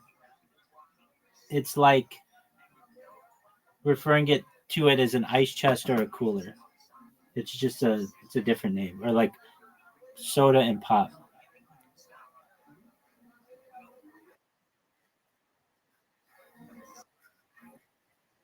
Aren't Nunavut people? That's an area, dog.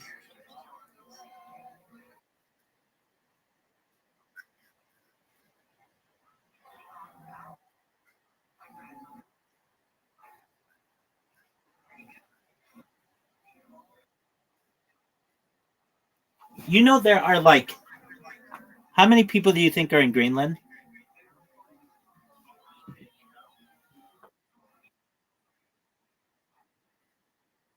More,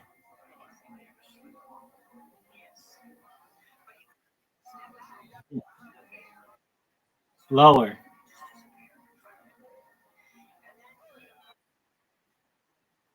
Correct. About 55,000.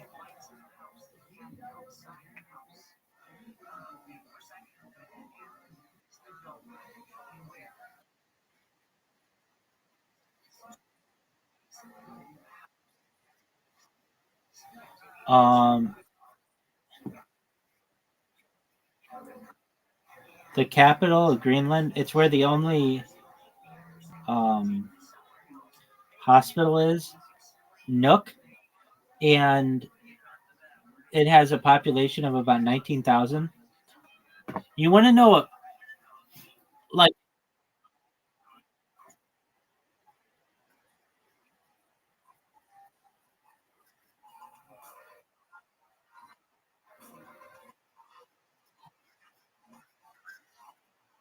it's like a, it's not a bison, it's a deer, isn't it?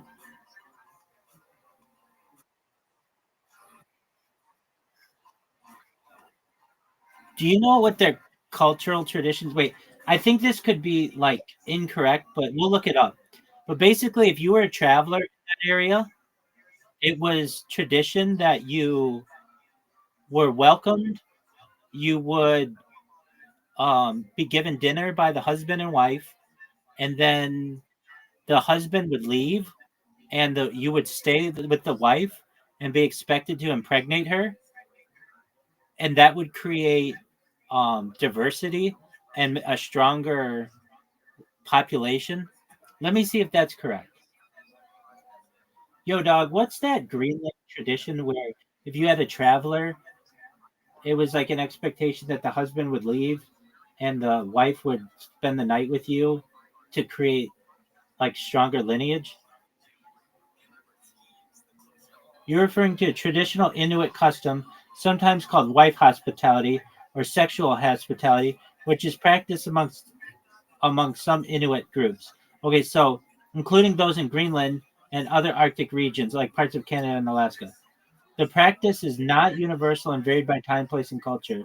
But here's a breakdown. So I'm not saying this is everybody, but in some Inuit communities, hospitality to travelers could include offering one's wife or another female family member for companionship, including sexual relations. The idea wasn't purely sexual, it was tied to values like generosity and hospitality, strengthening social bonds, potentially improving lineage or creating alliances by mixing bloodlines, especially if the guests were considered strong, skilled, or genetically desirable. Was it expected? It wasn't universally expected or enforced. It was more of a permissible and sometimes honored custom, depending on the individuals and community involved. The woman's consent also varied based on the group and era, though modern interpretation heavily stressed the importance of consent.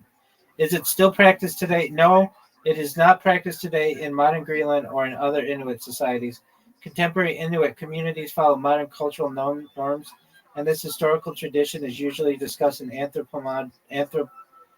anthropological or historical contexts. Important note: Western explorers and missionaries and anthropologists often sensationalized and misunderstood such practices, sometimes interpreting them through a biased or colonial lens. So while these customs did exist in some form, they deserve respectful contextual understanding, not stereotypes or oversimplification. What are your thoughts on that?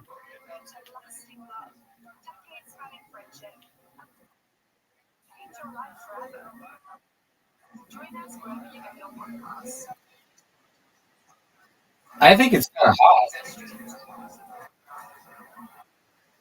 Kind of hot.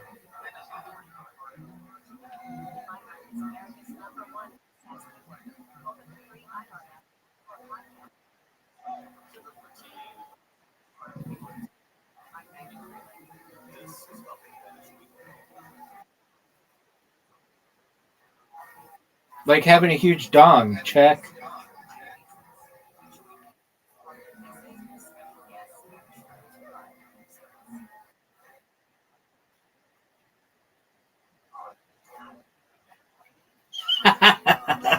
Yes, that's the first criteria.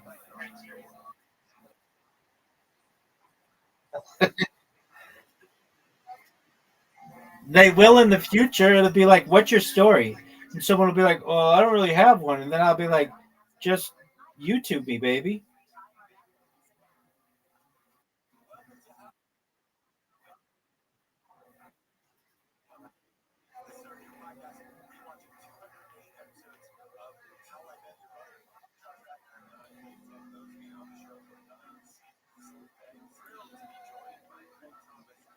Do you want? You didn't ask how I'm celebrating Pride Month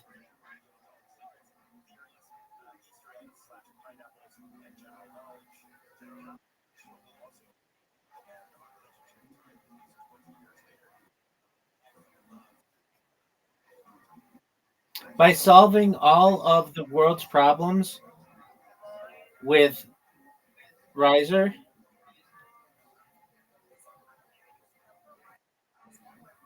All right.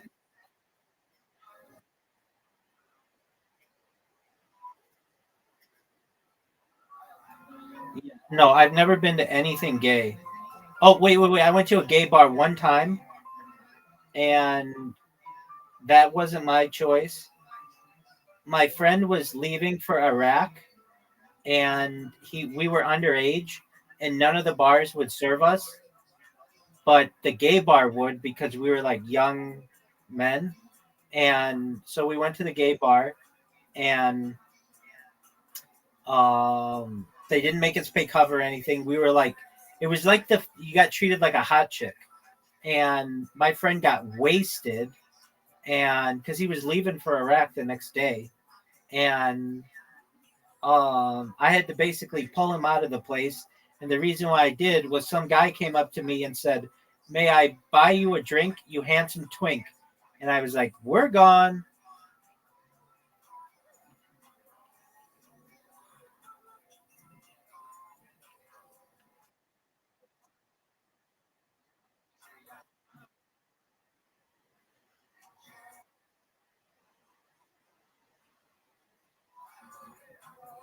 That's true. All of that is true. I mean, he was just probably noticing reality, but um, that was also the first time I ever saw cross dressers.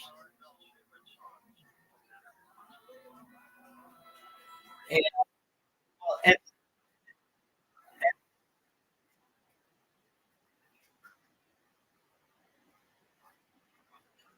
happy Pride Month, man. Um, the same night,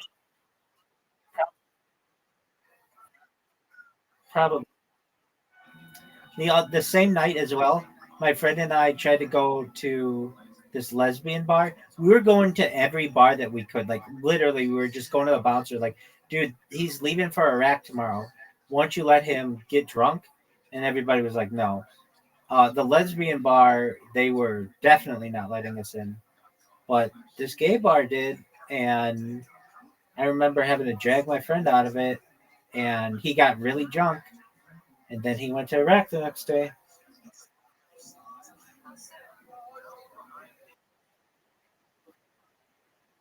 Yep. No. He went and fought and he fought in multiple wars.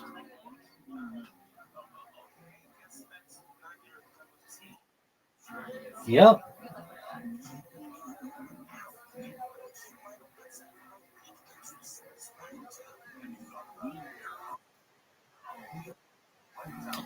No, I mean he's got a wife and like 5 kids, and he's a successful engineer, but he was kind of a not a good student, and he I would say that he was a Marine, and the military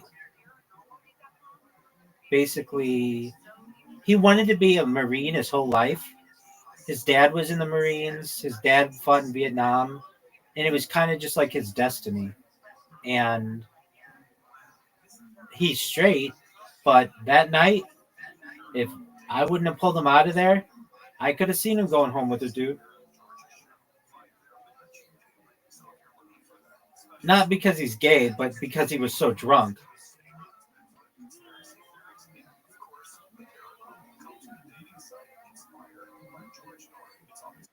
Yeah. Have I ever been to a gay pride parade or anything like that? No. That's not my thing, even though I'm transgender. I'm actually a woman. So that means I'm a lesbian.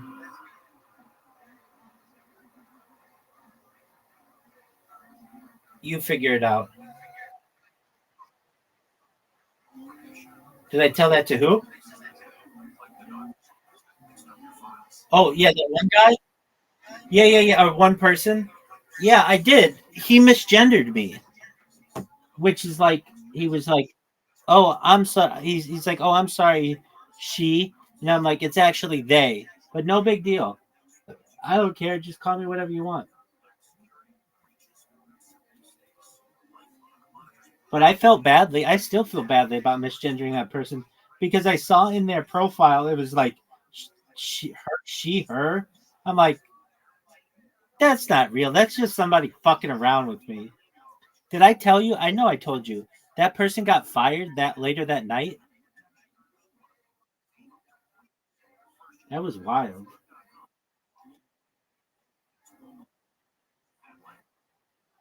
Right. Just how it was in there. It was like the only thing in their profile. I'm like, oh, okay, you're funny, I guess. Or whatever. That's not a funny joke, but like, I mean, it can be. You can put some funny stuff in there. Um, there's a guy on Kill Tony who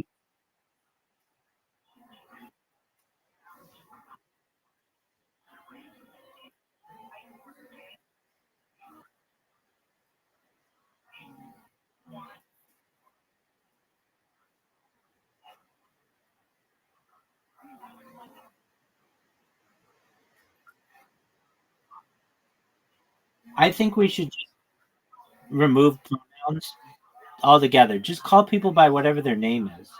So I would be like, that's Riser stuff. Riser's going to the mall. Riser enjoys dogs, whatever. Instead of saying he, she, it, whatever. Just call them by their first name. That's how English used to work. Pronouns are a more modern adaptation.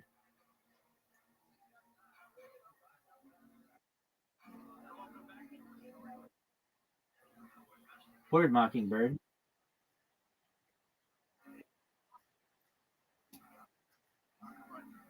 Exactly. In fact, that's what we should do. Instead of having pronouns of like he, hers, them, or whatever, just say I don't use pronouns, and then you just call them by their name every time.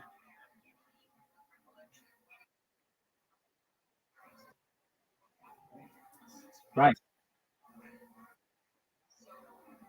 Yeah, I mean that's no, that's still like a thing.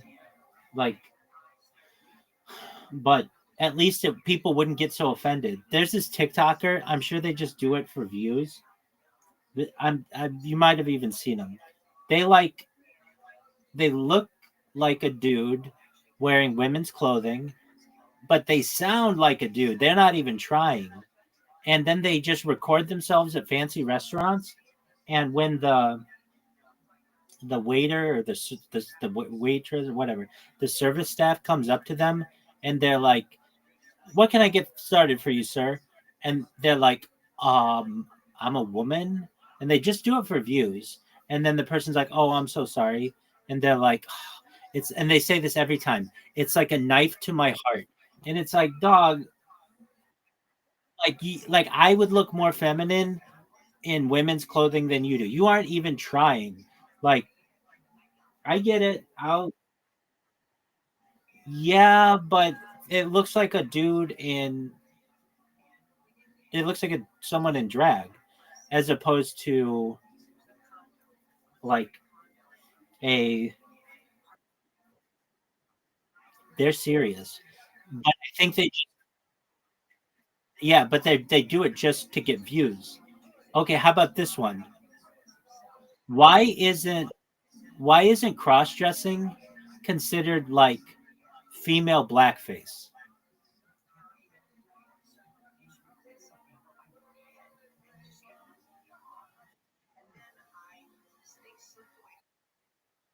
Isn't it? Yeah.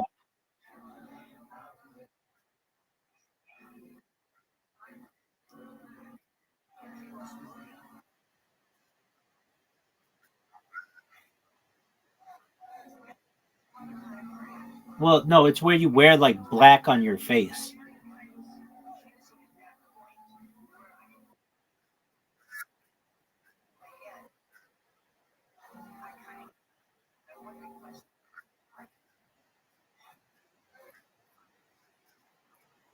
It's different. That's different. And I get that. That's a different thing though. This is where you're like actively trying to look racist, like in one of the old time minstrel shows, with like red nips.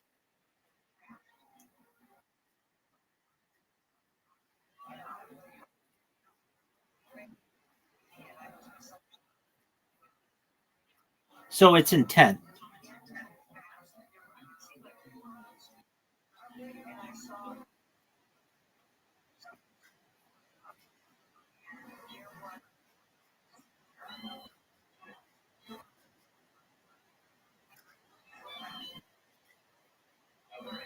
Right. You're right. Okay. That's an excellent answer. Yeah, so intent's important, and I agree with you. Okay. And yeah, one's used to hurt a group of people, another is used to look like a group of people, but it's not used in a hurting or mocking way. Okay. I just kind of never had that discussion openly. How about this one? Okay, this is a fucking Pride Month discussion. All right. I tried to have this with a gay guy the other day, and he did not understand what I was saying. Okay. So for all people watching this now or in the future, I like MILFs. I don't like transsexual porn. That's not my thing. However, I have learned of an increase, like huge increase, amongst straight men who like transsexual porn. And this didn't make sense to me. If they're straight, why do they like transsexual porn? Well, it's like this. Imagine you're watching normal porn between a guy and a girl, okay? Generally, that means there's going to be two boobs, a vagina, and one penis, correct? Okay. But in transsexual porn, depending on um how much how many surgeries the person has had, a lot of times this involves a woman with two boobs and a vagina, and a man, or not a man but a transsexual, with two boobs and a penis. So why isn't it which means a net gain of two boobs? Does that make sense? So why isn't it like even straighter to watch porn between a transsexual with a penis with boobs having sex with a woman than it is just a normal dude having sex with a woman?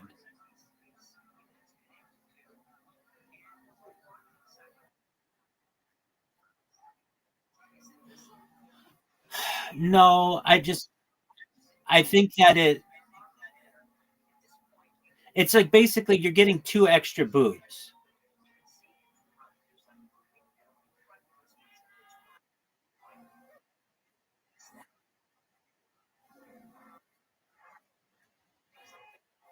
Okay, okay. Let me ask you this: is it gayer to watch a straight man have sex with a straight woman, or a transsexual with a penis and boobs have sex with a straight woman?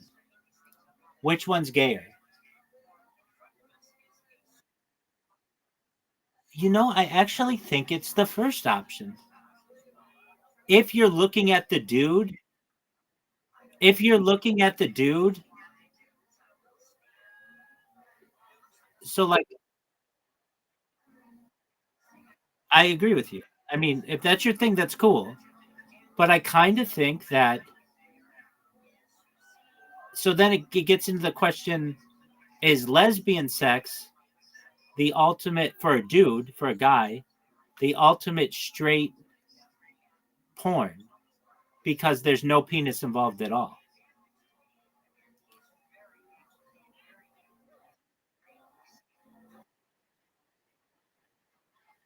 People will study this in the future, people.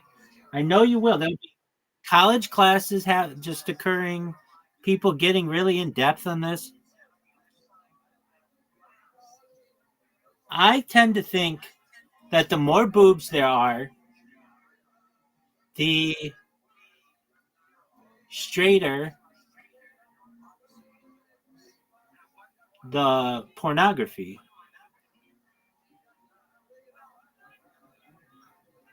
So basically, again, to summarize it, a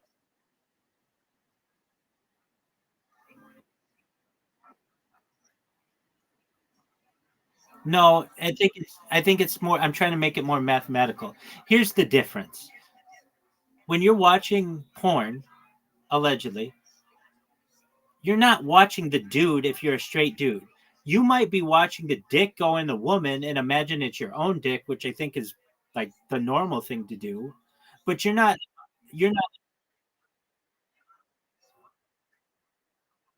no, I'm not liking guys with the dude. Um and so like I guess it should be considered exactly the same whether it's a transgender person with a penis having sex with a woman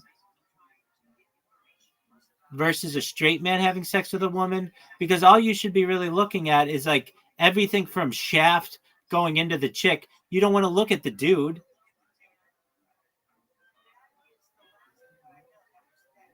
Does that make sense?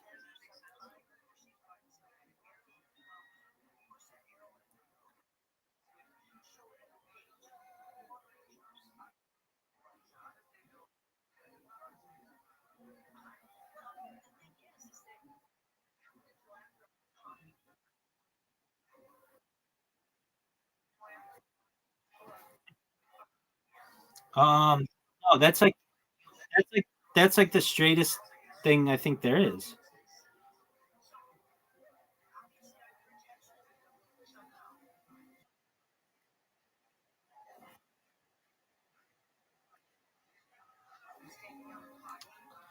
These are great questions, my man, and I really don't know the answers. I just mention them for your benefit and the benefit of the world in the future.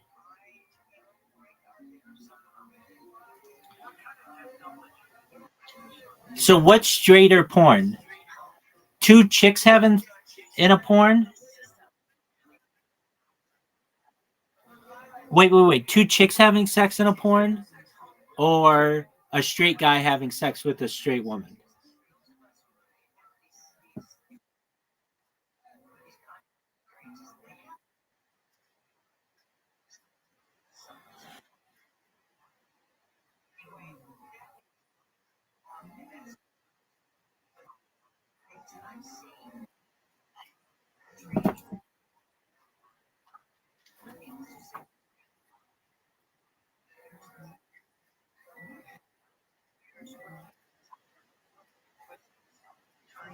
No. Okay. So if you were saying like, hmm, if it's Okay, let's say you have a friend and you barge in on them doing their business to a video. Is it straighter of them to be watching a straight guy having sex with a straight girl or two lesbians going at it? Okay.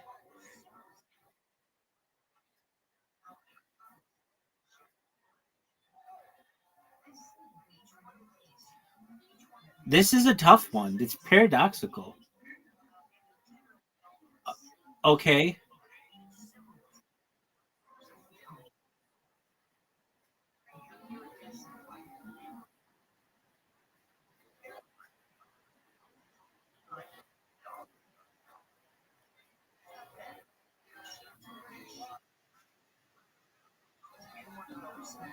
Okay, I get you. Okay. That makes sense.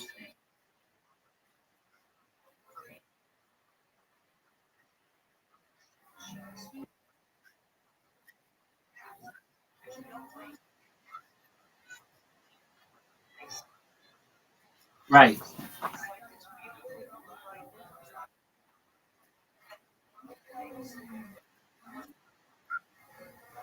No, you summarized it perfectly. There's nothing gay going on. Well, I guess there's a lesbian part, but like there's no male gayness in the two in the video with the lesbian or with the man and the woman.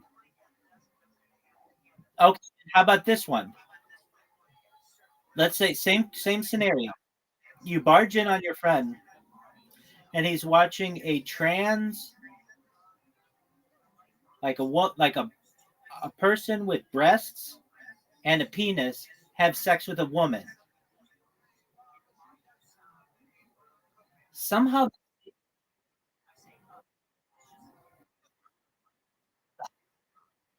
but how? There's nothing gay going on.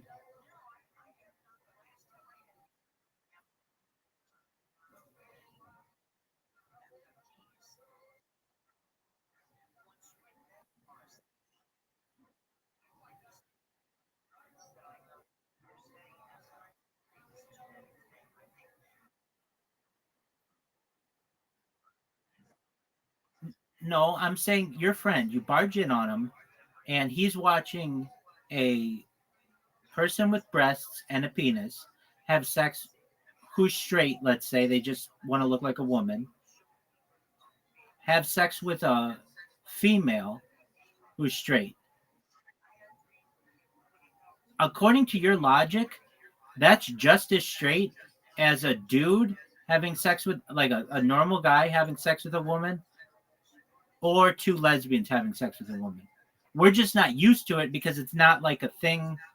It's not been a common porn choice recently. But I'm kind of in agreement with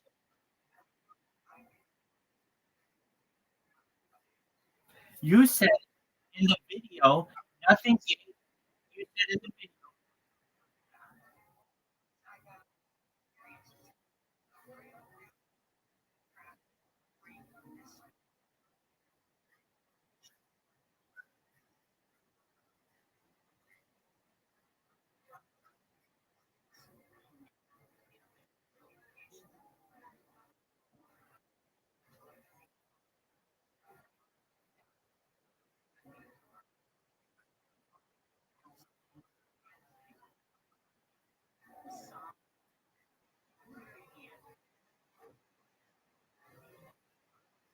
but they're straight. They only have sex with women, and they've only ever had sex with women.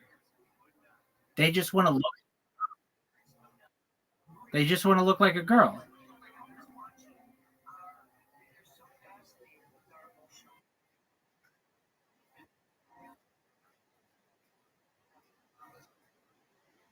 I think no. I'm using your logic, and I think you're right. I think you're right. So what do I mean? It means that the act becomes gay when there are gay people involved and they're doing gay stuff. But if it's a trans person who's straight having sex with a woman, that is straight. Now, wouldn't you would kind of, to your friend, you'd be like, wow, that's an interesting porn choice, but it wouldn't be any different than two lesbians or two straight people, because they're all straight except for the lesbians.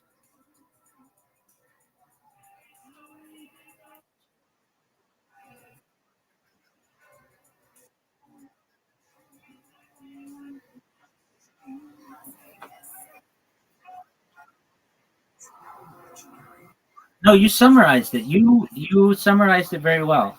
It only becomes gay when it's dudes doing gay stuff with the intent of being gay.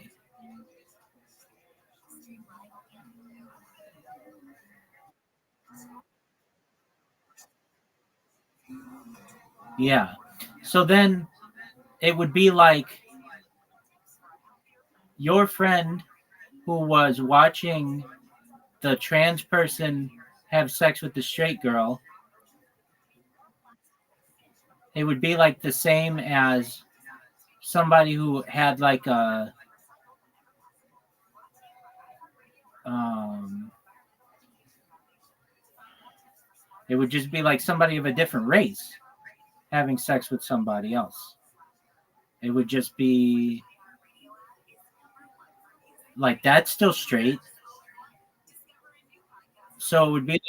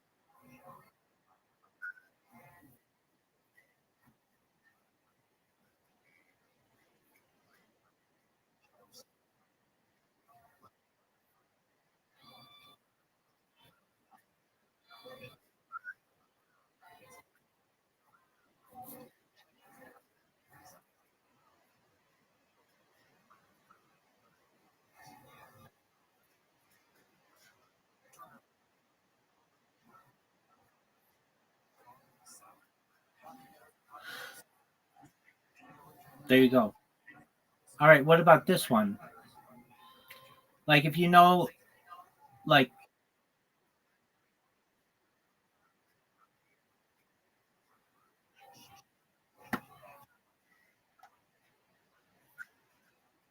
go for it, big dog. Go for it, big dog. Let's see your Charleston.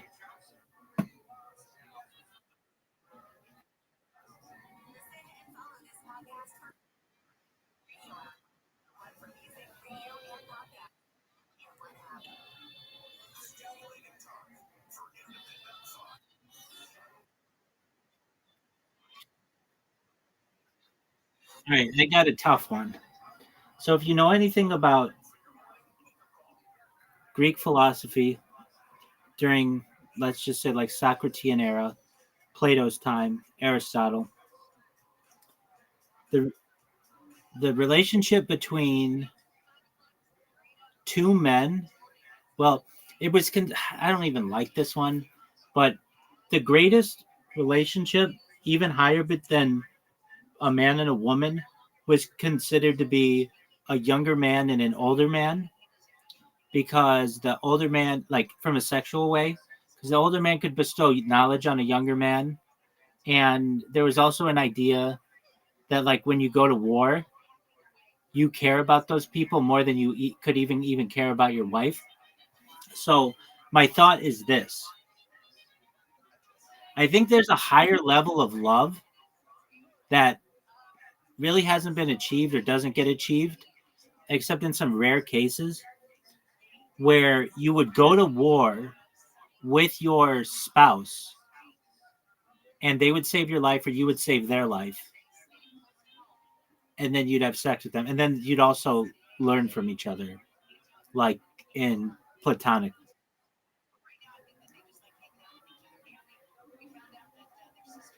What are your thoughts?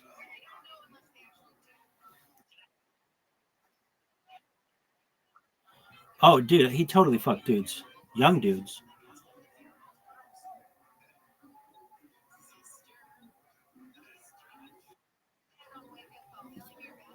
I mean, I wasn't there.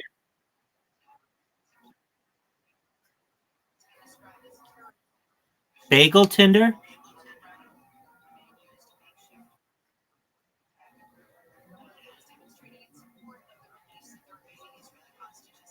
Bagel Tinden? Yeah, that's a phenomenal idea. I love that idea more than I almost love anything.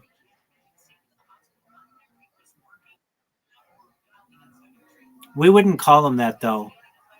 I guess we'd call them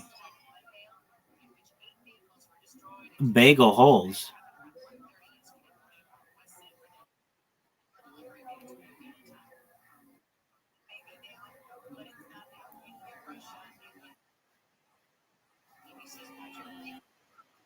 Have you ever had bagel chips?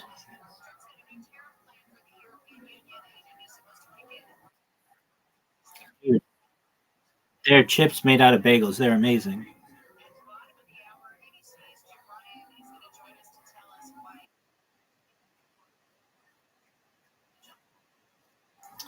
I think you can get them at like Ralph's or like, I don't know what they call it in the Northwest, but yeah, I do. It's what the fuck is the name of it? It's got like a dude's name, two names. The big grocery store chain up there. Um, but what it is just like old bagels, not old moldy, just like day old bagels that get a little hard. They slice them into thin chips and then sell them.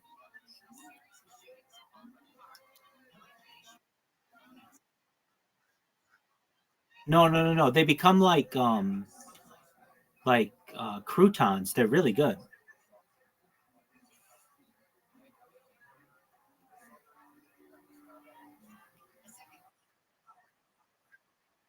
Dude, they're amazing. They have like cinnamon, they have plain cinnamon, chocolate chip, um, oatmeal raisin, everything. Yeah, poppy seed, definitely. I mean, chocolate chip bagels are a thing.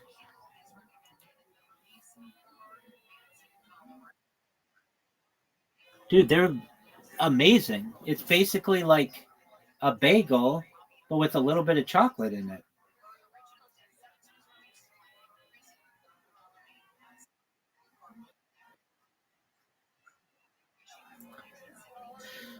Generally, they're not together, but they are in this case. All right, how about this one? But the bagel holes, that's a great idea. I don't know why that's not a thing. All right, how about this?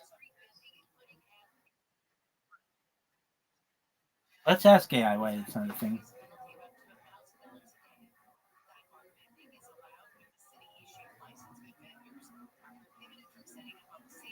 Yo, dog, why aren't bagel holes a thing? Like donut holes are a thing?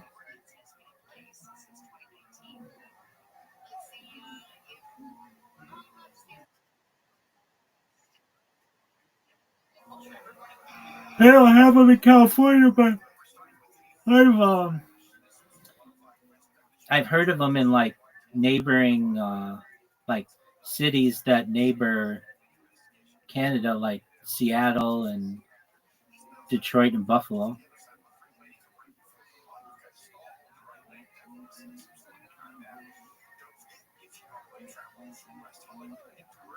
Yeah, people do make oh, so they call them bagel balls, but it's not the same as a leftover piece like donut holes.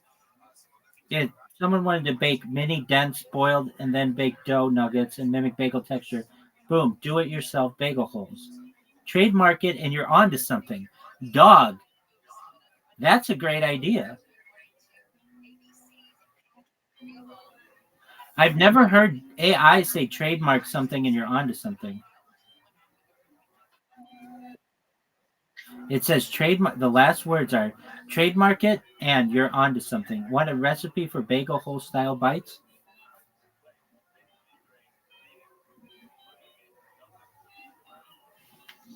Good job.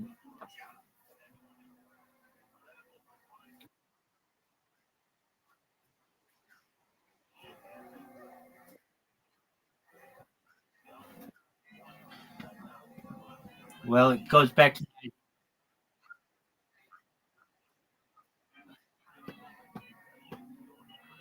All right. What about?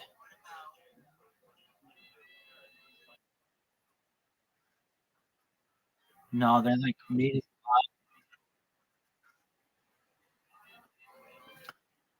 No, it's like a. You like make a log and then put it in a circle. Right. All right. How about? But you have a great idea. Like I'll tell you this: of any idea that you've had tonight, I've had, I've had like 11 great ideas. You have had one, and it's that.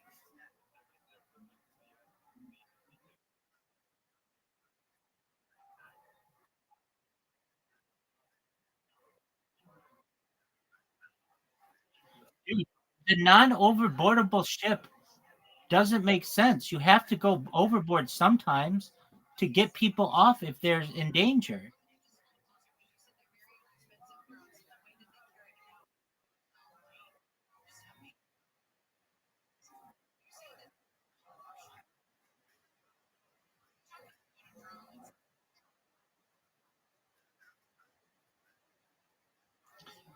Okay, so are you saying put glass up?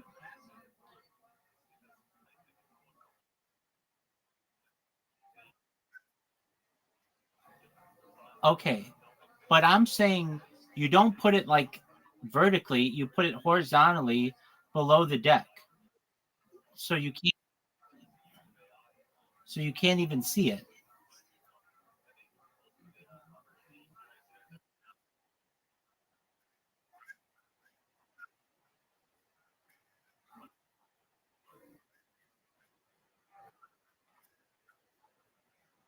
I'm in agreement.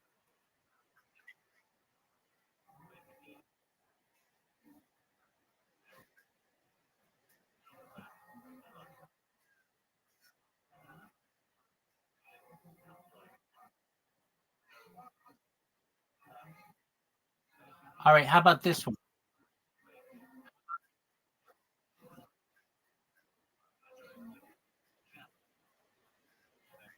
No, horizontal.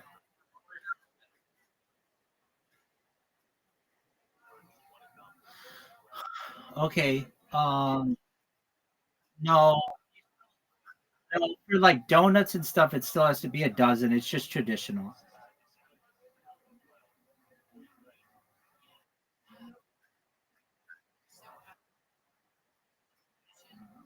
All right. How about um was Tim Horton a good hockey player? Yes or no?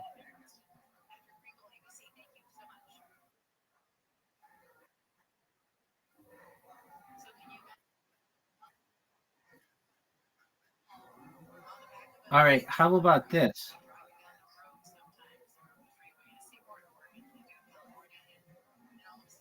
Um, Ketchup and mustard in the same bottle. Oh, actually, I have a really good idea. I'm glad you're here. That I could talk to somebody about it. With him, I could talk to someone. Okay. So no, no, not that. That's not it. That's not it. That doesn't make. I mean, that'd be nasty. I guess it could work in some. It'd be novelty. No, but get this. Instead of having things in jars, you have them in tubes like toothpaste. That way, you can get the entirety out of the contents of the bottle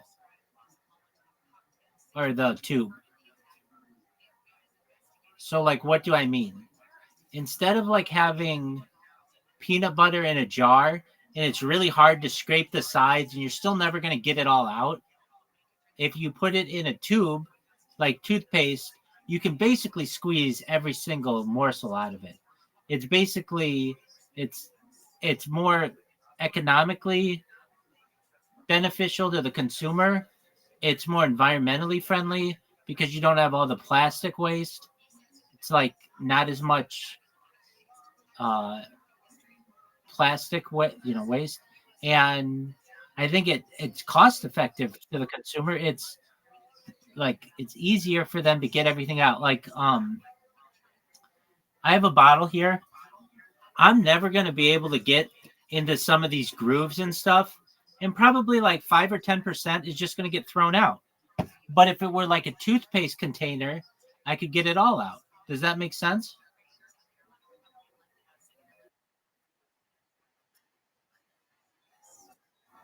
Uh, I have sriracha and ketchup,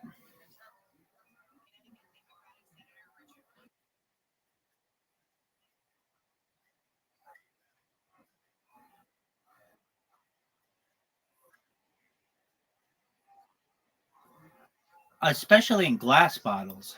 So yeah, so you just have it in like a toothpaste tube.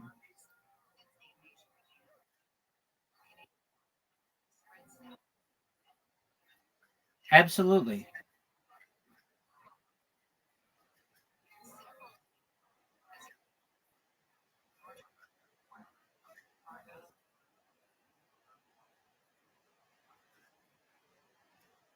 Down the side. Exactly. And then you just have it be whatever color the company wants to with which they want to advertise. What do you think of that idea though? That's a billion that's $1 trillion idea.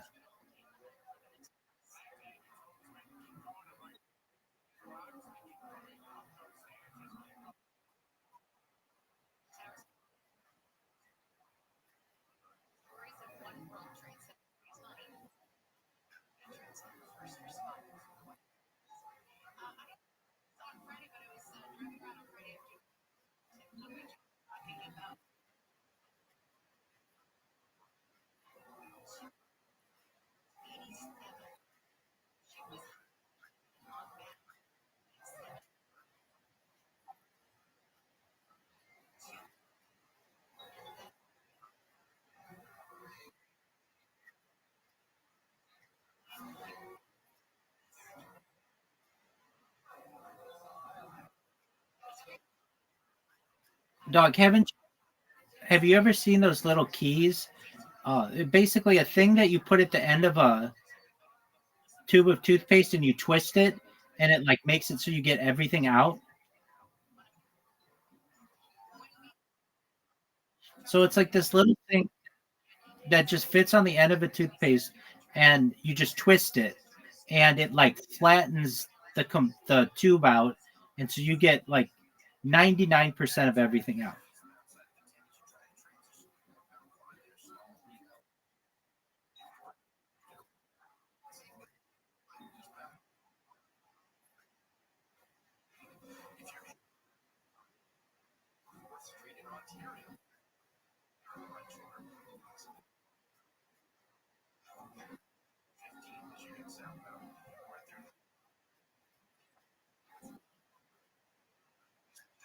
Yeah, but it's when like if you're really trying to get everything out, you'd use like the counter or something like that. You and it's not like you have to provide these on every bottle. It's just something you have at home, like a can opener. But it would work for every condiment. Think about it. Mayonnaise could come in a tube, and mustard in a tube, peanut butter in a tube, jelly in a tube.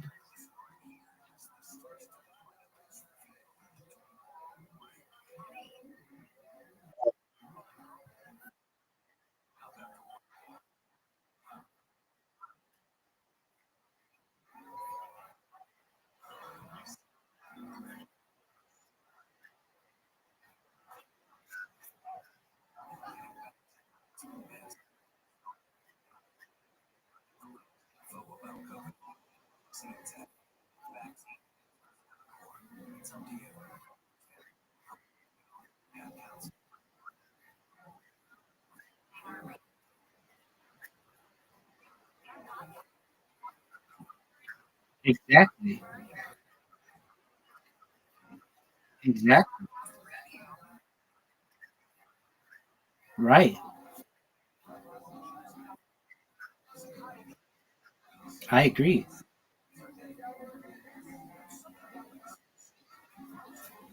I'm trying to think of something. Okay, so we think this is a good idea.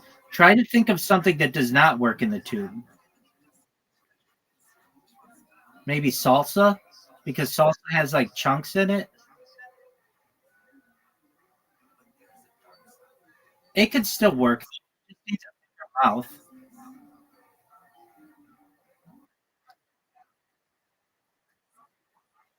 No, no, no. It would work. You just have the hole be bigger. It would work perfectly.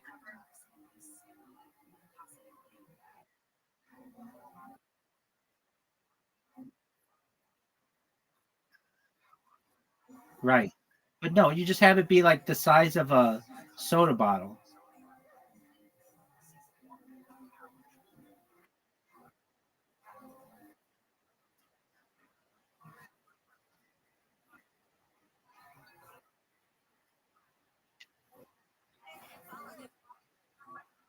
Yo, Doug, how much more efficient would squeezing out the food in containers be if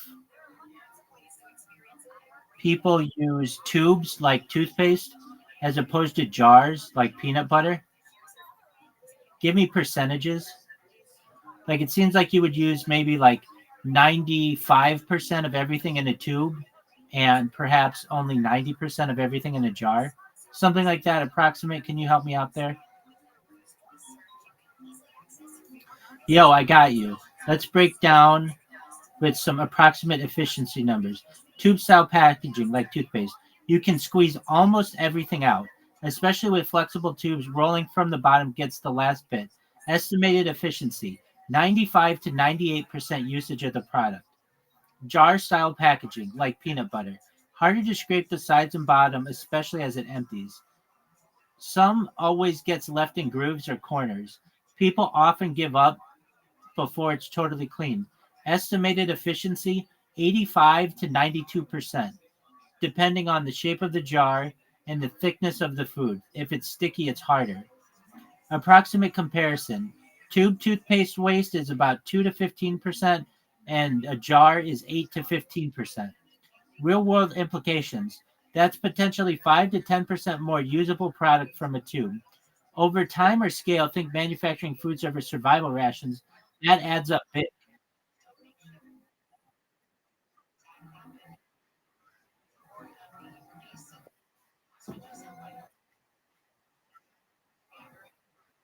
It is.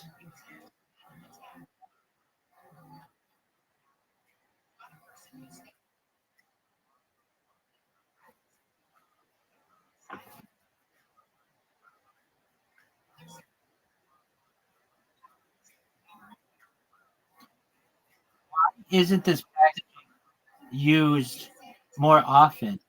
Why is it just in toothpaste? Great follow up. You're seeing the gap most people don't question.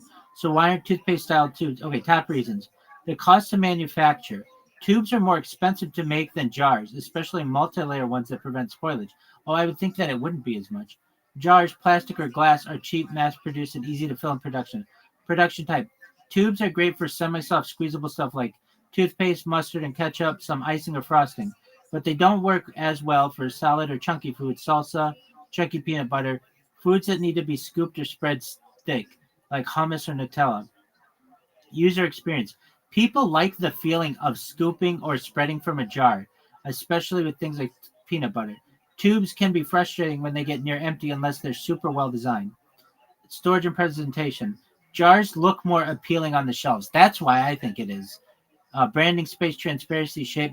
Tubes can feel clinical like medicine, especially in food markets. Recycling and sustainability. Most tubes, especially toothpaste ones, are harder to recycle due to mixed materials, plastic and aluminum. Jars are easier to reuse and recycle. Tradition and habit. Where tubes are gaining ground. Premium condiments. Gourmet mayo or wasabi uses it. Camping or military rations, baby food pouches, some nut butters now come in squeezable packs for fitness and channel and travel. I feel like you could get the cost of the tube down to be what glass is or plastic pretty easily. That to me is something in mass production.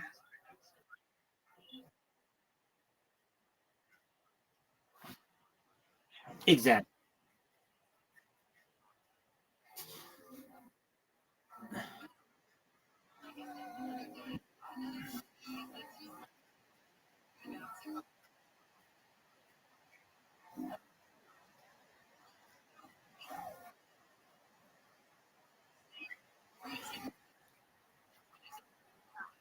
I I think it's about tradition and habit, and jars look more appealing on the shelves. But that's just like a thing that you have to make consumers realize they're both the same, and you're going to be exactly. That's a huge savings, and I get why it doesn't work.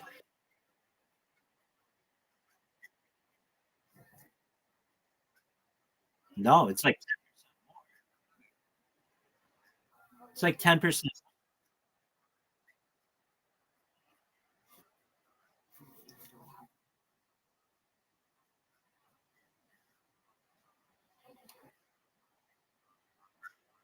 Dude, I bet people will start eating peanut butter out of a tube in the future.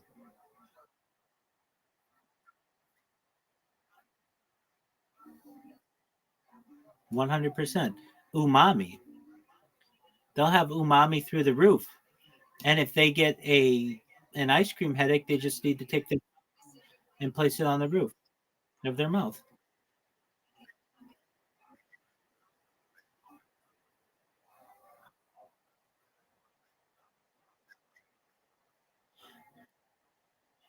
Dude, I bet you I could get you. I know I'm interrupting you. Apologies. I bet you I could squeeze out faster than you can scoop peanut butter. So peanut butter, you have to like stick a knife in or a spoon, and then you have to like put it on the bread or whatever. And here's another issue with that. This is a big one. Okay, no, this is a big one. Now you're washing a knife when you don't have to do that with the squeezable kind. You just squeeze it on whatever you want, but then you don't like that's an issue where you take like peanut butter knife and put it in there, and now you've got bread on your peanut butter knife and you have to wash it off and put it back in.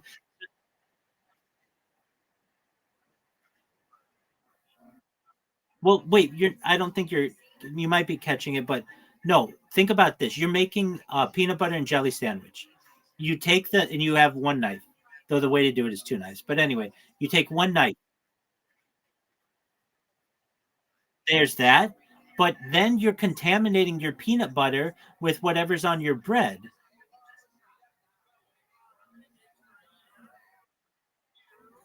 Think about it.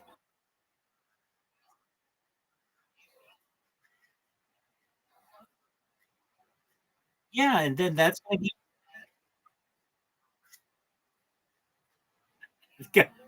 no, but think about it. Um, anything, jelly, mayonnaise, you're going to get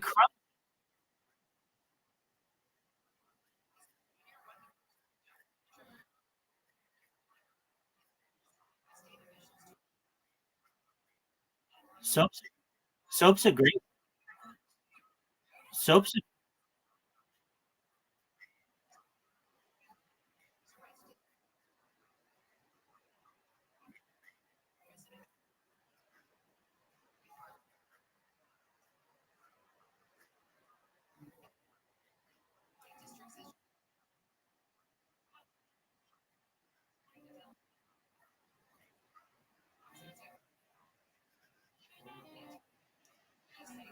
If you have a if you have a wide enough mouth, you'll be fine. No, think about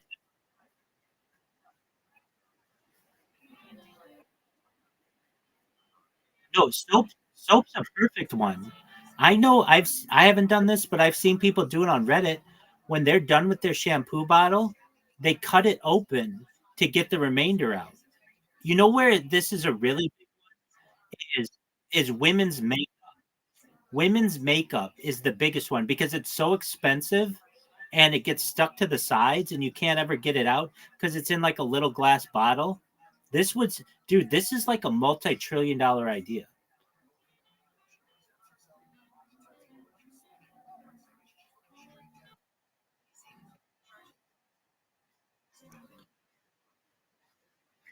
It is. So, this, I don't know exactly how I thought of this. It actually came to me in a dream, but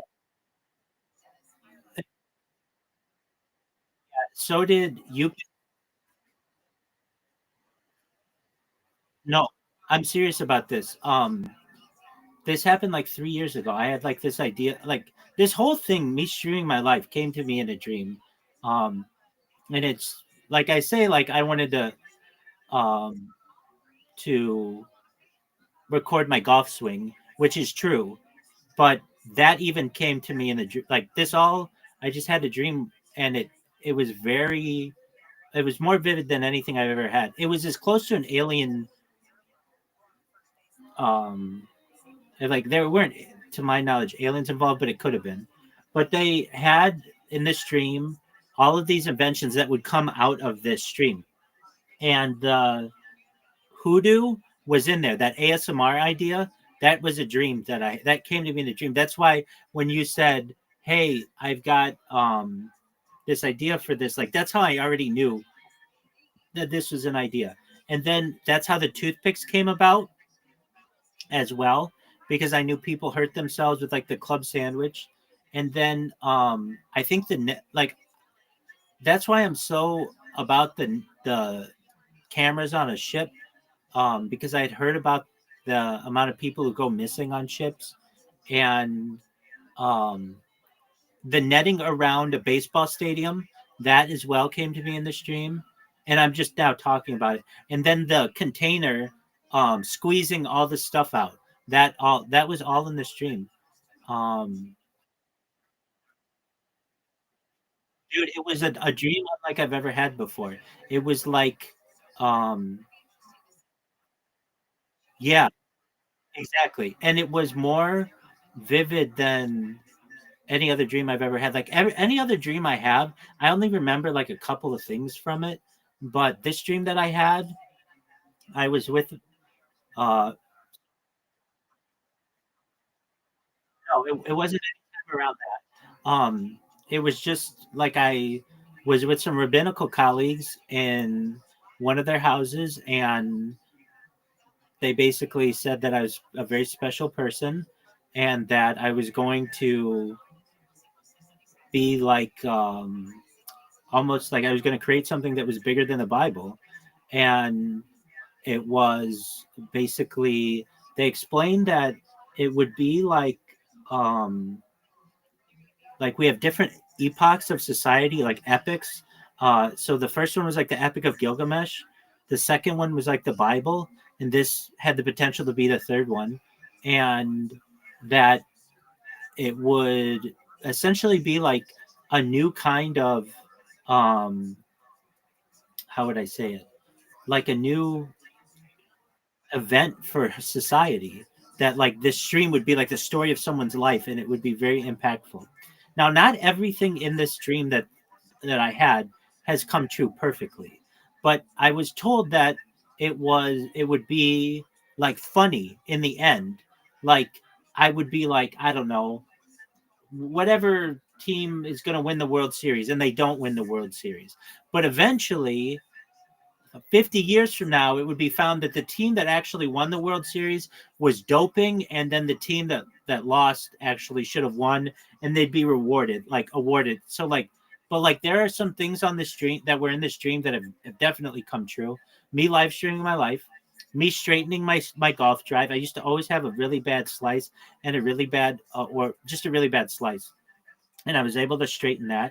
Um, what else? The big one. I remember asking these questions in the stream, and they were talking about AI, and they were like, those chat bots, like this was like 4 years ago. Those chatbots that you used to use, that weren't very good. You type into them and you'd be like, it would be like like ask any question that you want, and you'd ask it a question. It would just be like, call our telephone number, whatever. It wasn't an AI bot or anything like that. I remember being asked this, James, do you remember, those? And I'm like, yeah, those chatbots suck. And they were like, there's going to be a chatbot in the future, and you're going to use it all the time. That's ChatGPT, and it works really, really efficiently. And you are going to, they told me, like, you're going to get banned on all these accounts, and you're just not going to let it stop you. You're just like very dedicated to this, and then eventually you're going to go viral, and you're going to talk about world peace because that's very important to you, and you're going to be like the most eligible bachelor in the world. So don't worry about hooking up with chicks. You've hooked up with far many amount of chicks for you to be happy for a while, and you're going to have a really big family, like um, and I already know who I'm going to marry. I'm not going to say who, but if they told me in this dream, I know exactly who it is. And what else did they say? What'd you say? Um, I don't want to comment on who it is, but it's not anyone that it's not anyone that you know. Um, and it's not anyone that I've met either, though. So, um, they they're just they're they're I don't even want to comment on that. Um, and there's the idea that we get married, I think, for 40 years, but because of life extension technology, it's a punishment to be together forever. And so we would be happy with like coming back and falling in love in the future. And there was a way to revivify people who had died, so you could get people who were died back. And that's how I found out about like life extension, and mind uploading was the big one. Like I was into some of this, but like not as much as I am now. And the thing that would be really big for me is I would talk about technology, and like I know like this list of technology that I'm fascinated by, and mega projects like the Bering Strait Tunnel and a transatlantic tunnel and maglev trains and a Darien Gap uh, highway and a space elevator and um, perhaps a space slingshot. Like all these things that were kind of in my memory to some extent. Uh, well, they would become like reality over the course of my life. But the inventions are the ones that we talk about. And I remember asking, how do you know this? Like, how do these rabbis know? Now, it just could have been a dream, but this was a clearer dream than I've ever had. Um, and I was like, how do you guys know this? And they said to me, it goes back to a physics question that I had when I was in ninth grade. I remember going to my professor. Well, he was a professor. He was a teacher, but he also was a professor at university. Very smart man. One of the heads of physics in the United States. He was up for a Nobel Prize at one point. A team he was on was up for the Nobel Prize. And I remember saying to him, we were learning about particles. And he said, I remember saying to him, if you knew where a particle was traveling, basically its location, and you knew its speed, wouldn't you be able to basically predict the result? And he said, yes, but there's an issue with that. We can only know this was 25 years ago. We can only know either the velocity or the location. We can't know both. And I just refused to believe that. And I thought, in the future we'll be able to know both somehow.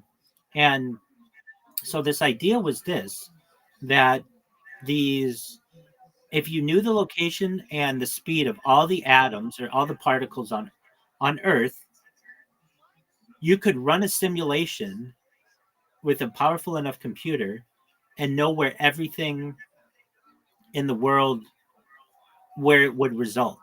Like basically you would know how people's minds would work, and you would know where their intentions would be to go, and you'd know with whom they would meet and fall in love and reproduce. Like you would be able to, if you had a good enough computer, run this as a simulation. The only thing that would run you in which you'd run,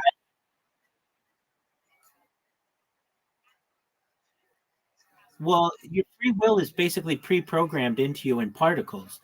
What it does assume is that it's a closed system, so that like you wouldn't have an asteroid or a meteorite or something like that destroy the system. But the idea is that if you had a closed system,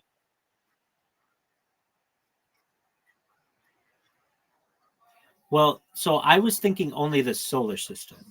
So basically, um, because I was thinking like you would need too big of a computer to be able to measure the the entire universe, but the solar system was something that I could think you could compute.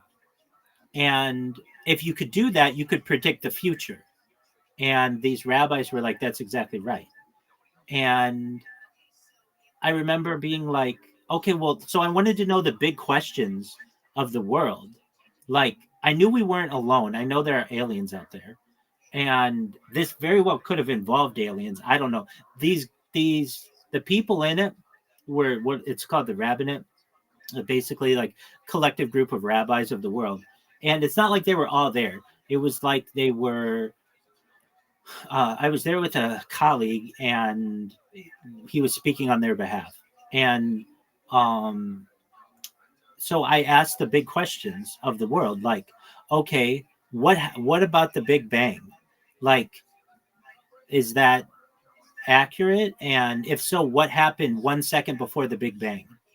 And it was this is the answer that I received. So I don't know if it's true or not, but it was this.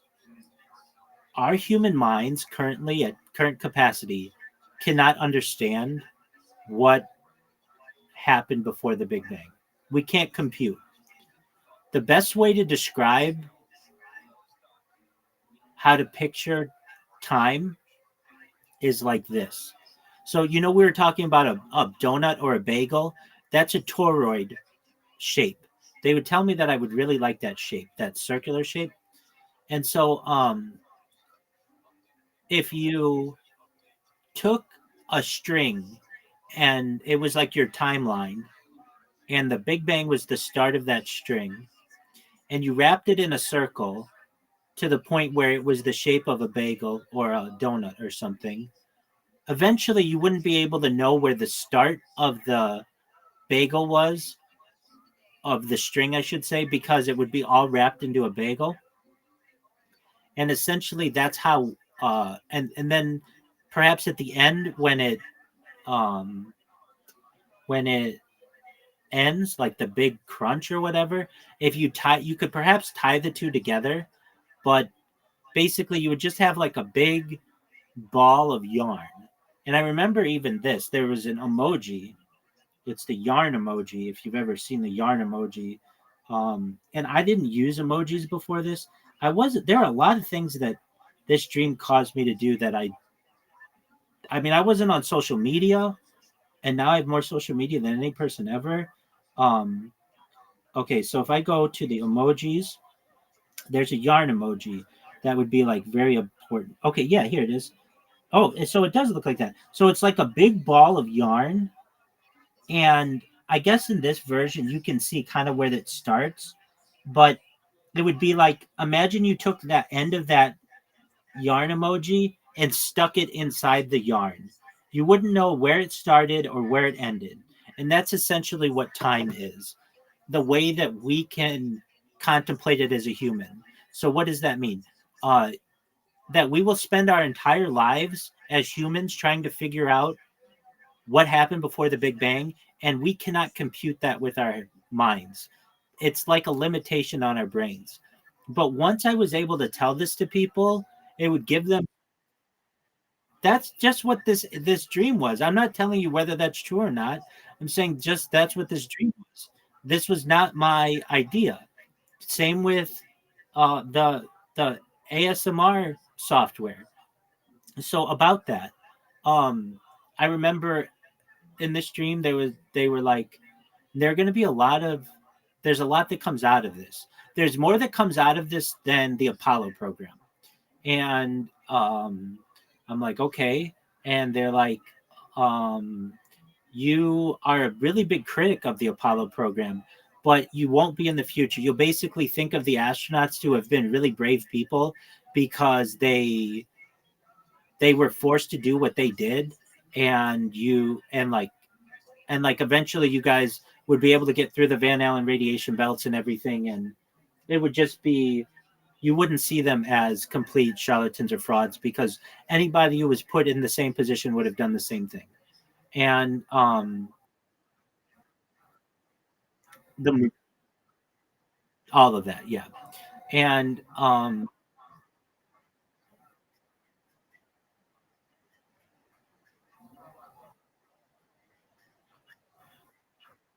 yeah, so it's possible. You just need a lot of shielding, or you need to be able to manipulate space time to create a force field.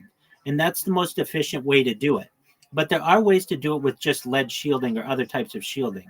So it's not impossible. It's just it would have been impossible with um, the the Apollo space capsule. Now there were other things that were like um, the invention. We're not going into it. The inventions, the ASMR, um, that software becomes a really popular software in the future, like Spotify, like where everybody basically has it. And then okay, so there were brands. This was very like into brands. What brands went out in the future? So Facebook, I knew Facebook would be called Meta before it was be called Meta, and it actually is going to be called. It's going to merge one day, perhaps, with Verizon, and it will just be known as Verizon. Um, it will have a seat at the United Nations, along with Amazon. So they will have seats for companies in the future at the United Nations, and they, I think, will be on the Security Council. There'll be such large companies. Um, ChatGPT. That's how I knew like about ChatGPT becoming like I have a good feeling that it's going to become the like it's going to buy Google Chrome. There are going to be a lot of CEOs that step down because of this, including Google's Sundar Pichai and Tim Cook, because I make fun of them throughout this for the last 3.5 years. I make fun of them almost every single day because their technology sucks, and they're sitting on um, like huge wealths of technology, particularly Apple. Apple has a lot more technology than they are willing to divulge currently. They allow it to seep out, and yet the so they talk about phones. Phones would go through several iterations. You'd have the flip phone. Well, you'd have infinite borderless phones, and you'd have a flip phone, and then a flip phone. This is already done by Huawei. That opens up into a tablet, and then eventually the phone just becomes projected on your hand, and then eventually it just becomes projected in the air. If you've ever seen Parks and Recreation, the final season, they're able to use their phones just like in a projection, and then it's just in the mind. Other things that like we didn't have when I first started this that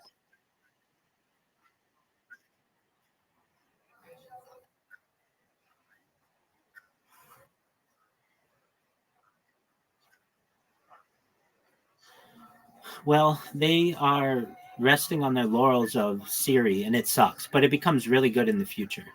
And um, I can tell you the best one, or I think I become the voice of Bixby, which is like the Samsung one um, that nobody uses.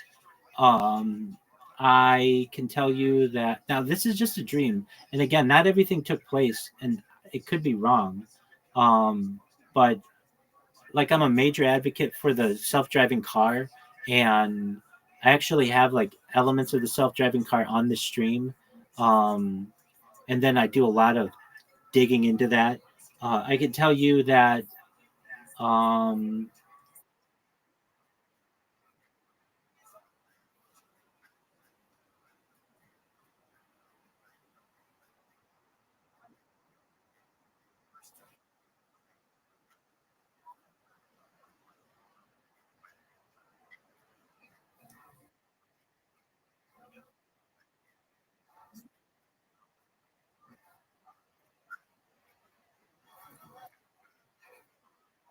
well, Tesla is launching self-driving car.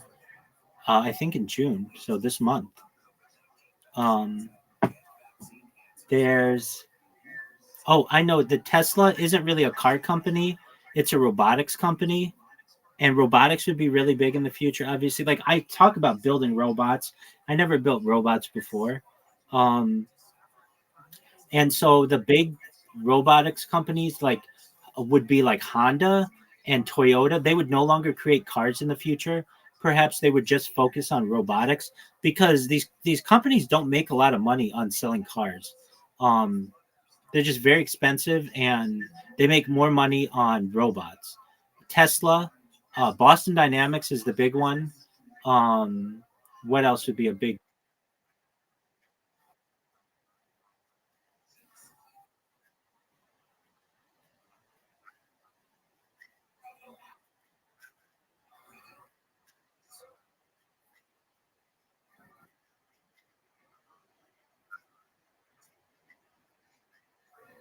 Yeah, but there'd be some limitations to that. Basically, there'd be a universal basic income because those bots you wouldn't be able to like contract them out. The companies would just buy their own bots. Universal basic income would become a reality, and we'd have a like a second renaissance of like artists because people would be able to have computers build anything they want, so they would yearn for human created art and human created music. That would be a big thing. um there was a lot in having to do with cryptocurrency. I didn't really have too much of a crypto mind before doing this, but Harry Potter Obama Sonic 10 Inu would literally become the world's reserve currency. And I remember in the dream, this is before I even met these people at Harry Potter, um, that there'd be this cryptocurrency, and its ticker was Bitcoin, but it wouldn't be like the other Bitcoin. It would be like a new kind of Bitcoin. But yet, in the future, anytime anybody referred to Bitcoin from the past, they would think we were talking about Harry Potter Bomb and Sonic 10 Inu, but it would have really been the original Bitcoin. That one would still be very successful. Ethereum would be good, even though I'd never heard of it. But Solara would be really big. And that would be because when this goes viral, it'll be much more affordable to the common person than Ethereum, which is still very expensive. There would be a bunch of others. There'd be different iterations. There wouldn't just be like one cryptocurrency to rule them all. There would be like different iterations of it, and that would just depend on like marketing. And it really just turns out like a successful project of any kind, whether it's a cryptocurrency or any product or whatever, is just about marketing. People would understand that I'm the greatest marketer in the history of mankind, and whether that's true or not, who knows. But that, like, when they look at how I market stuff and I use like emojis and capital letters and things like that, it's to get people's attention. I use the colors red and yellow, generate hunger, but also to catch people's eyes. Like there are reasons why I use what I use. What else? I remember this. I would be the person in first Orthodox Jew in the state of California to wear a hat in my driver's license. And I thought that was just crazy. But I actually went to the DMV and got that done. So I know that was a thing. And that would give me a lot of confidence. Like, hey, if this happened, maybe a lot of these other things in this dream could happen. I knew that I would change gender. And like the big thing, like one of the things would be that this would be very funny. It'd be like all this would be very funny, and that's why comedy would be so like in like all the comedians that I want. It becomes very popular. There are franchise offs in like every major city, which is already happening. They've already started this in Toronto.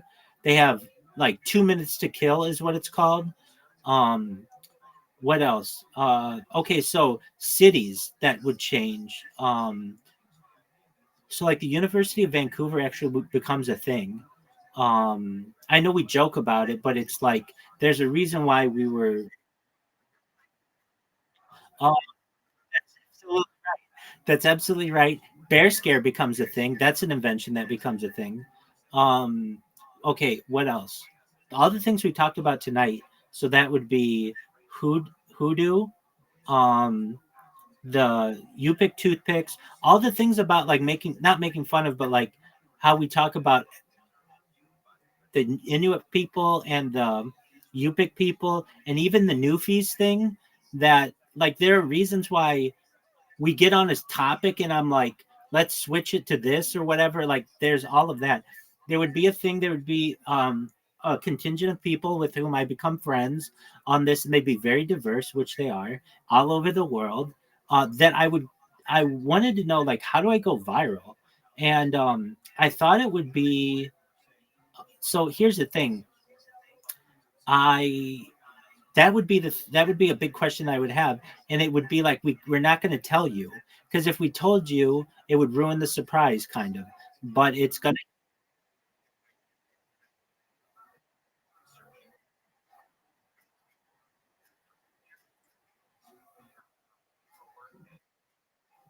I've done that, but you get your account banned for spam.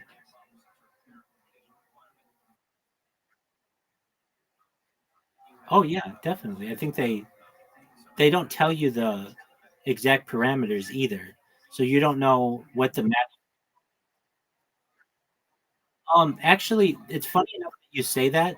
I had a sock puppet that I called Saki way back when I first started this, and it was named after Jen Psaki, who was the press the the the press, what would you call it?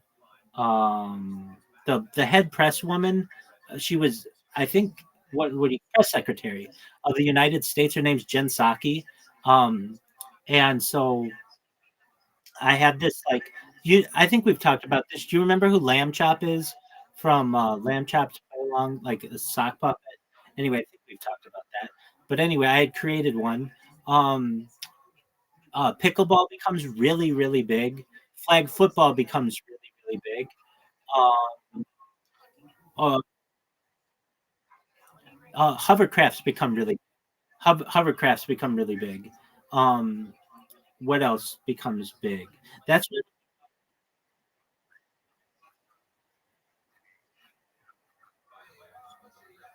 Uh, well, actually, the kind of car in the future. Um, Eventually, there's some kind of like hover car. Oh, well, okay, so this is one. I would ask, like I was allowed to ask some questions, and it was really like it was like I was talking to aliens, but I didn't feel abducted or anything like that. Um it was, what about the flying car? And they were like, the flying car already exists. And I'm like, okay, well, why don't we use them? And they're like, you do. They're helicopters. That's basically the flying car. And they become quieter and more convenient to use in the future. And that's the flying car. And it was like, oh, okay, that makes sense. But then there's another flying car in like 100 years that actually uses like a it doesn't fly really high in the sky, but it's just like a hover car. And I've seen one in a video game, and they're like, it's like that kind that was in that video game. The video game is named Full Throttle. It was a Lucas Arts game, which is like George Lucas from like the 1990s. It was on Windows 95. It was a very early game, but it was a fascinating game, and it had some interesting technology. um what else? Like there, I mean, like I'm telling you, I told you all this right now, and I don't share this with really very. I've only shared it with a few people on this, and I can tell you that that's more than I had a dream last night, and the dream last night, I can't tell you basically anything more. Like I can't go on and on and on. But this other dream I had, the big dream is the um it told me like all the stuff that I would do.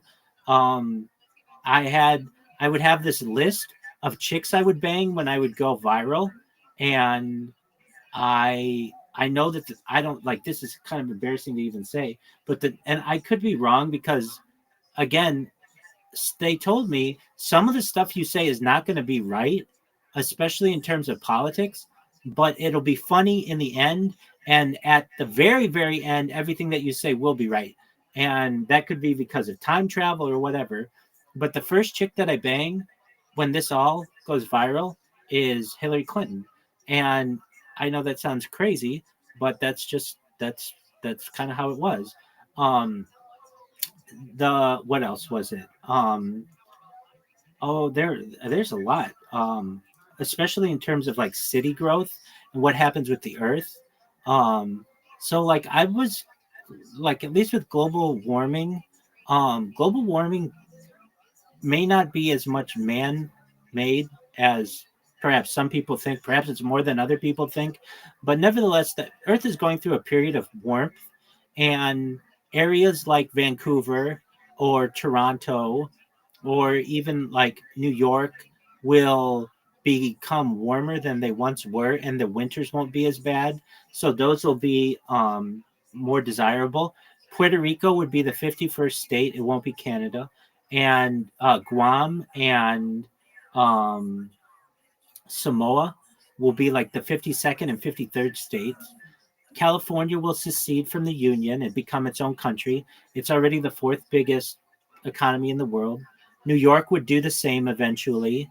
The Carolinas would combine and the Dakotas would combine. Texas would become its own state or own country. Eventually, Mexico would take back the land that they originally had before the Mexican American War.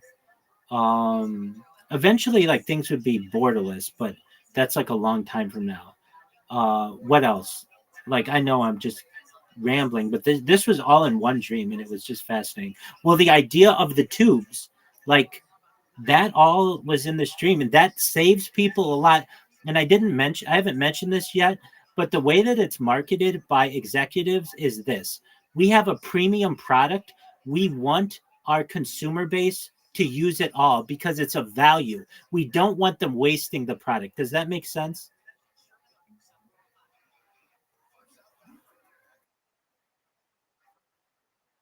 No, I mean this was like these were like ideas that I had that I didn't really talk about, but they they're like we were just sitting here.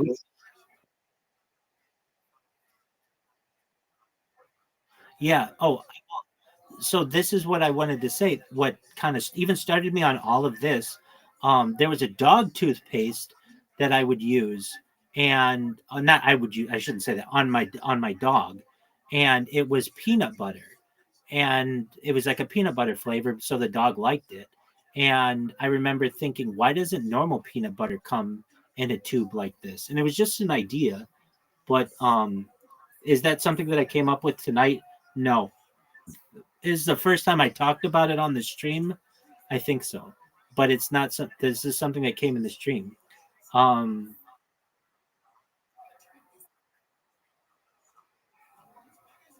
okay, but that would be very common in the future because of waste.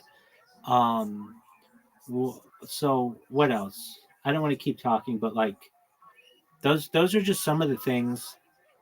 And again, not everything comes true, but the far majority does. And like everything that I just said really doesn't seem like that crazy. I mean, you could see some kind of software being like Spotify that's ASMR, or you could see ketchup coming in a tube, or you could see toothpicks being made out of candy cane material. I mean, like these aren't crazy things, but all of these things were something that these were inventions in a dream that I had, and now I'm just about now.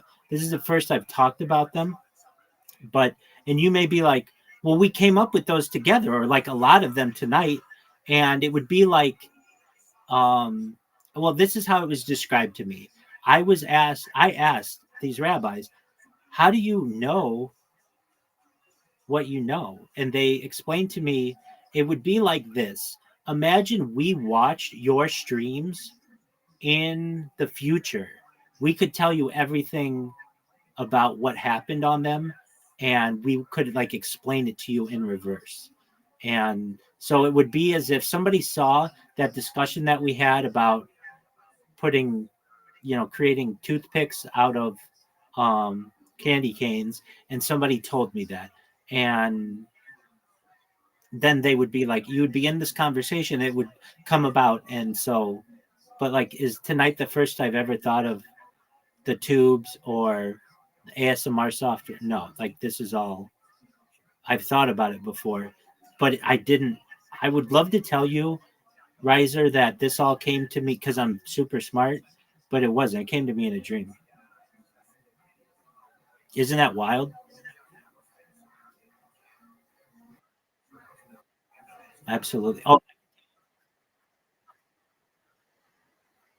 Oh, no, it did not. It's something that I remember hearing a podcast like 10 years ago, more than that, 15 years ago, about a very successful man who lost his daughter at sea, and they weren't able to prove what happened to her.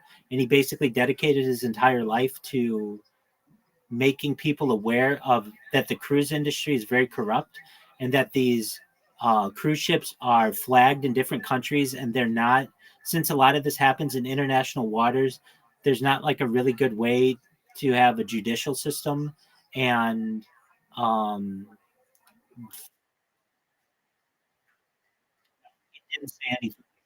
He did not say anything like that, but he did say that, or perhaps I remember him saying that there's just very limited cameras that point out to the ocean.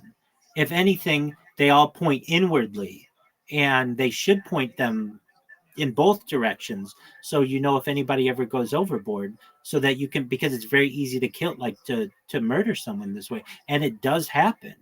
The thing about baseballs, uh, I remember there was a sign that I saw, that basically from like Dodger Stadium or some MLB stadium, that said, beware of flying balls. And I remember being like, oh, if you got hit with a ball, I bet you get like a huge payday. And it's like, no, you don't. You actually don't get anything because they've warned you about it. And if you read the back of your ticket, it states that this is for entertainment purposes, all liability is on the ticket holder, et cetera, because these cases were like adjudicated like in the 1930s, like very early in baseball history. And so that it would make sense to put nets up. Okay, so like just from the sports that become famous, um, baseball becomes like the most, I don't want to, is it the most famous? It becomes more famous than it once was. And like it's in kind of a low period now, but it becomes big. And I don't exactly remember why. Basketball, though, there's a type of basketball that becomes very popular. They don't raise the hoops on basketball courts, so they keep them at 10 feet. Um, they changed the lanes of the basketball. Have you ever seen international basketball played where the lanes of the court are actually at an angle? Have you ever seen this? It's how they play in the Olympics.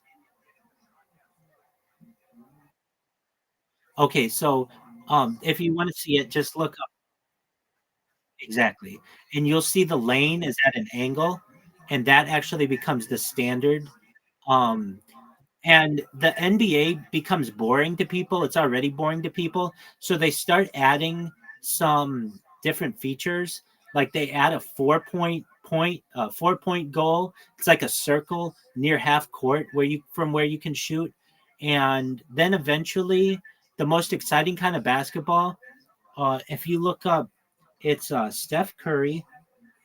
Steph Curry playing basketball in Korea.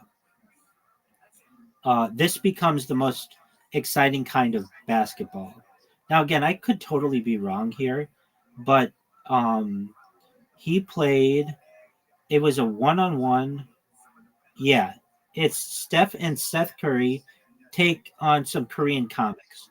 That's what it is. Um, and they basically it's like 1-on-10 basketball. Um, Soccer changes. So soccer's currently like not catching on in the United States, and that's why I asked you like, what could they do to make soccer more exciting? Do you remember when you were a little kid and you play soccer? Everybody kind of plays this way. Instead of having you had to kick it inside a square goal or rectangular goal, you just had to kick it past the line. Do you know what I'm referencing? Okay. Okay. Well, generally, if you're like in just like if you're playing on like a basketball court, since there's no goal, you just have to kick it past the line and then it's considered a goal. Basically, there's an invention. I don't even know what you call it. It's a soccer invention. Soccer tool kick upper 90. There's this thing that is invented. So not this generation of soccer players, but the next generation of soccer players become so good that they're able to kick the ball anywhere in the goal, like wherever they want. And it's because of this piece of technology that comes out, or it's already out. I've seen it. Um, so it's like a soccer. I don't know if it's a cool machine. It's like grid kick. I don't know if I want to say upper 90, but it's a jugs machine. Um, let's see, is that what it is? Let me look at a jugs machine. Um, Baseball pitching machines. No, I mean that's close. Um, Ball launcher and trainer soccer machine. Sports a track. Um, Let me just ask ChatGPT. ChatGPT. Yo, dog, what's that soccer trainer that basically has like a grid and the parts of the grid light up and you want to kick it inside the grid? It's like a futuristic soccer trainer.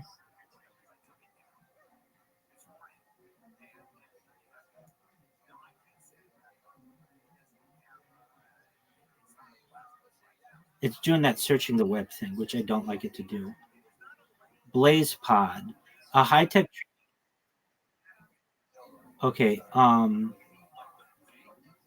Okay. Let's see here if it's Blaze Pod. BLAZEPOD. Blaze Pod. What is that? Soccer? Um, that's still not it. It's sort of close, but anyway, there'd be this machine that basically soccer kids would get really good at it because with each generation, people get better and better at sports. Um, the NFL would no longer be tackle football within like the next 10 years. It would be flag football. And they've already had discussions of doing that. And I don't know, did you hear the United States is going to compete in flag football in the 2028 Olympics?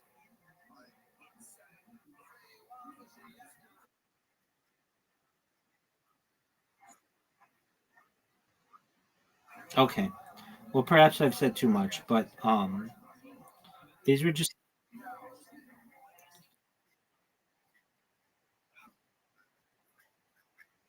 that's okay. Did you hear that the United States is going to do flag football in 2028 in the Olympics?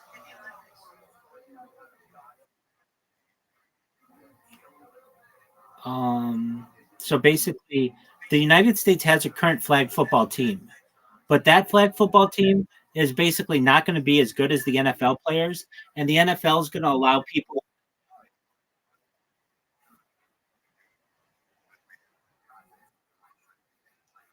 Is what? Yeah, that would be really big in the future. Like that was in the stream. That would become a real league. WNBA players would eventually make as much as the NBA players. Um, what else? I wish I could find the soccer thing. Let me try one more thing, and then I'll shut up about all of it. But again, I don't know if this is true. It was just it would literally be like, hey, Rabbi, I had this dream, and I'm going to tell you about it, and it was like really vivid, and I'd be like, okay, well, whatever, it was a dream. Who knows if it's true? Yo, dog, what is the soccer goal that lights up in different areas as a soccer trainer?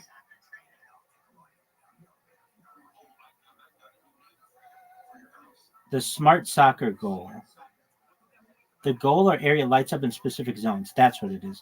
Smart soccer goal. It's a smart goal? No, that's different. That's a thing having to do with Toka smart goal. Small gates. Okay, yeah, smart goal. Circular station to light up targets. It's okay. I think it's a smart goals. Smart goals soccer.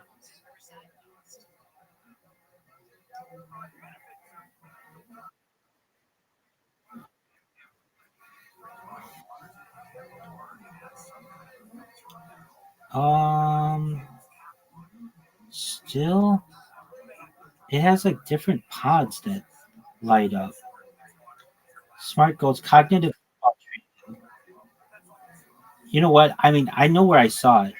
Um, it was on Reddit.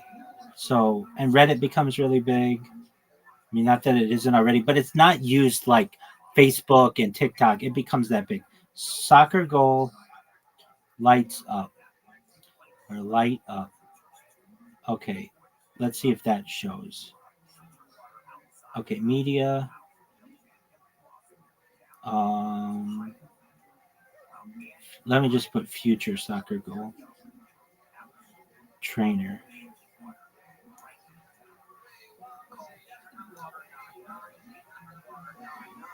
Their search sucks. Okay. It would go to sleep, man. Take care. It's been a long night, but we came up with some great ideas. Don't steal them. Uh, I've been talking to the point where I'm losing my voice.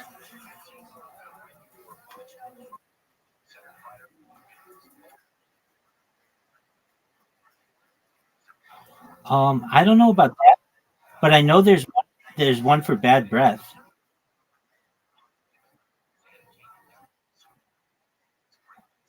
Um, yeah, that changes in the future. It's already if you go to like a like I read about this on Reddit, like on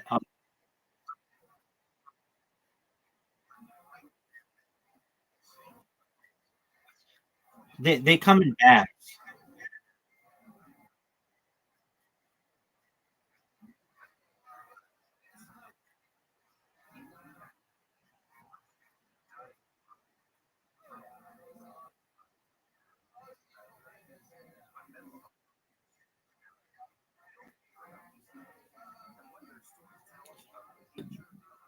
All right, pimp.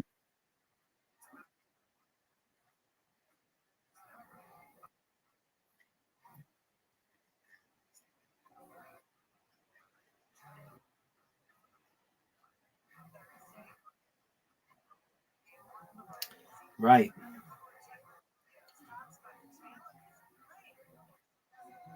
You know what?